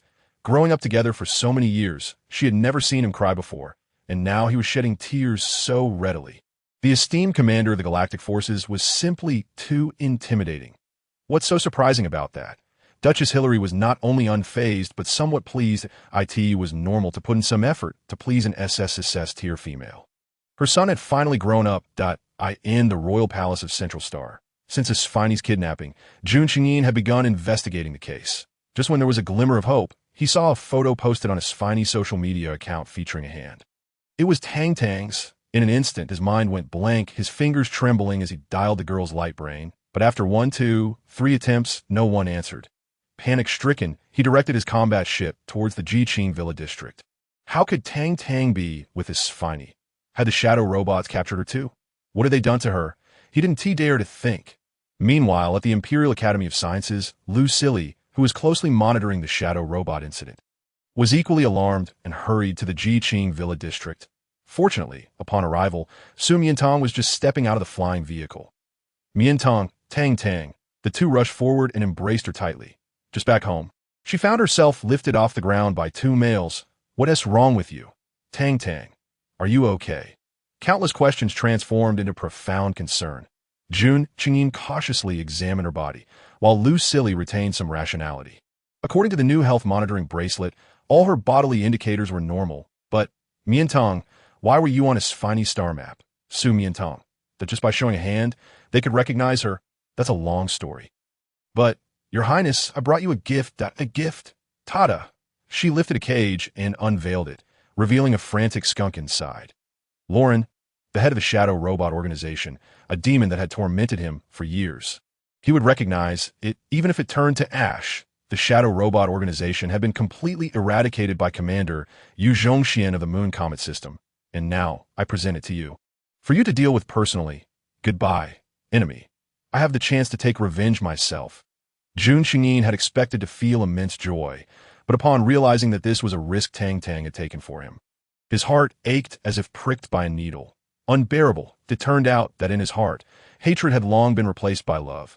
Nothing and no one mattered more than a single hair from Tang Tang. Lu Silly frowned, casting a reproachful glance at him. It was his obsession that had nearly put Miantang in danger. Tang Tang. Jun Qingyin held her tightly, nearly embedding her in his body. Please do not put yourself in danger for me again. Okay. No one is more important than you. As Miantang felt his trembling form and choked voice, slightly taken aback. The great lion was about to cry. She had not expected that her infiltration of the shadow robot organization would frighten him so much. She reached out to ruffle his hair, solemnly promising, "All right." Behind them, Yu Zhongxian emerged from the flying vehicle, coincidentally witnessing this scene. It turned out that Dr. Lauren was a gift for him, the crown prince of the Central Star System. One of her suitors. His expression darkened slightly. Suddenly, he regretted giving this gift, unwittingly crafting a wedding dress for another. After listening to the girl recount the events of the past 2 days, Jun Xingyin and Lu Silly saw a stranger emerge from her flying vehicle. Miantang, who is he? He is the little-eared boy I mentioned earlier as Miantang waved from a distance. Little ear, come here, let me introduce you. This is the director of the National Academy of Sciences, Lu Silly. And this is His Highness, the Crown Prince of the Empire, Jun Xingyin. Yu Zhongxian approached, his demeanor polite yet reserved. Hello, brothers, he is the herbivorous beast man who helped Tang Tang in the City of Sin. He looks rather weak. Lu Silly, noticing his youth and status as an orphan, held no malice towards him. Yet, being a male residing in a female's home was quite inappropriate. Are you the little ear? Come back to the Academy of Sciences with me later. How about that? The Academy of Sciences. Yu Zhongxian seemed unfamiliar with the place, murmuring it a few times before suddenly looking alarmed, clutching Su Miantang's sleeve and hiding behind her. Sister, is it a place where they dissect little rabbits for experiments? No, I don't want to go, I'm scared, as Miantang chuckled. Director, please don't scare him, but he is quite timid. Lu Silly did not take offense, but Jun Xingyin detected a peculiar aura from him. Though he could not pinpoint what was special about it, he seemed like an ordinary little rabbit. Then let us go back to the palace. The palace was indeed a possibility. Su Miantang stroked her chin, about to glance at Yu Zhongxian when she noticed him shaking even more. The palace that I was once on the streets and was beaten by the palace guards that I get anxious when I see them. Anxious? In that case, let us hold off on the palace for now. You can stay at my place for a few days, and once you find a job you like, you can move out. I'll arrange. Before Jun Xingyin could finish, Yu Zhongxian interrupted. No need to trouble the two brothers. My job is simple, ordinary, and easy to find. By the way, where's Rong? Su Miantang asked curiously. It had been a while since she last saw him. Jun Xingyin's attention shifted from him, but he set a barrier on Zhu Feng and 1T come out until he reaches S level. How is that possible? Last time, he forced himself because he was humiliated by Catherine. What about this time? Did Catherine bully him again? No, then I'll go find Tang Tang. Jun Xingyin stopped her. Huarong probably feels that his level is too low to match you, which is why he's being stubborn. Just give him some time to calm down. He will come to terms with it. All right. Su Miantang unconsciously tightened her grip, feeling anxious. Chapter 100. I like you very much. After Jun Xingyin and Lu Silly left, Yu Zhongxian slowly raised his head, gazing at their retreating figures. Yet his grip on Su Miantang's clothing remained unyielding. He had long known about the numerous and formidable rivals, but he had not expected them to be so vigilant. It seemed he needed to work even harder. Sister, do the brothers not like me very much? Not at all. They were quite enthusiastic about helping you find a job, weren't they? However, they all wish for me to leave my sister. Perhaps it is due to their unfamiliarity with you that they remain apprehensive. But does my sister feel at ease with me? Of course, Su Miantang reassured, grasping the wrist of the boy who exuded no sense of security, leading him into the villa. Come in, little ear. Here you can feel as if you are at home. Yu Zhongxian lowered his gaze to her hand, a contented smile gracing his features. All right. Xiaomi sensed her master's presence from afar and flew out to greet them. As it spotted Yu Zhongxian, it curiously circled around him twice. And just as the words rabbit were about to emerge on the display screen, it seemed to be suddenly halted by some unseen force, buzzing joyfully as it flapped its wings. A super handsome guy has arrived.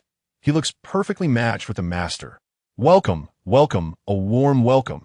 Su Miantang had never witnessed Xiaomi so jubilant, articulating so many words at once, as if it had quietly upgraded itself behind her back.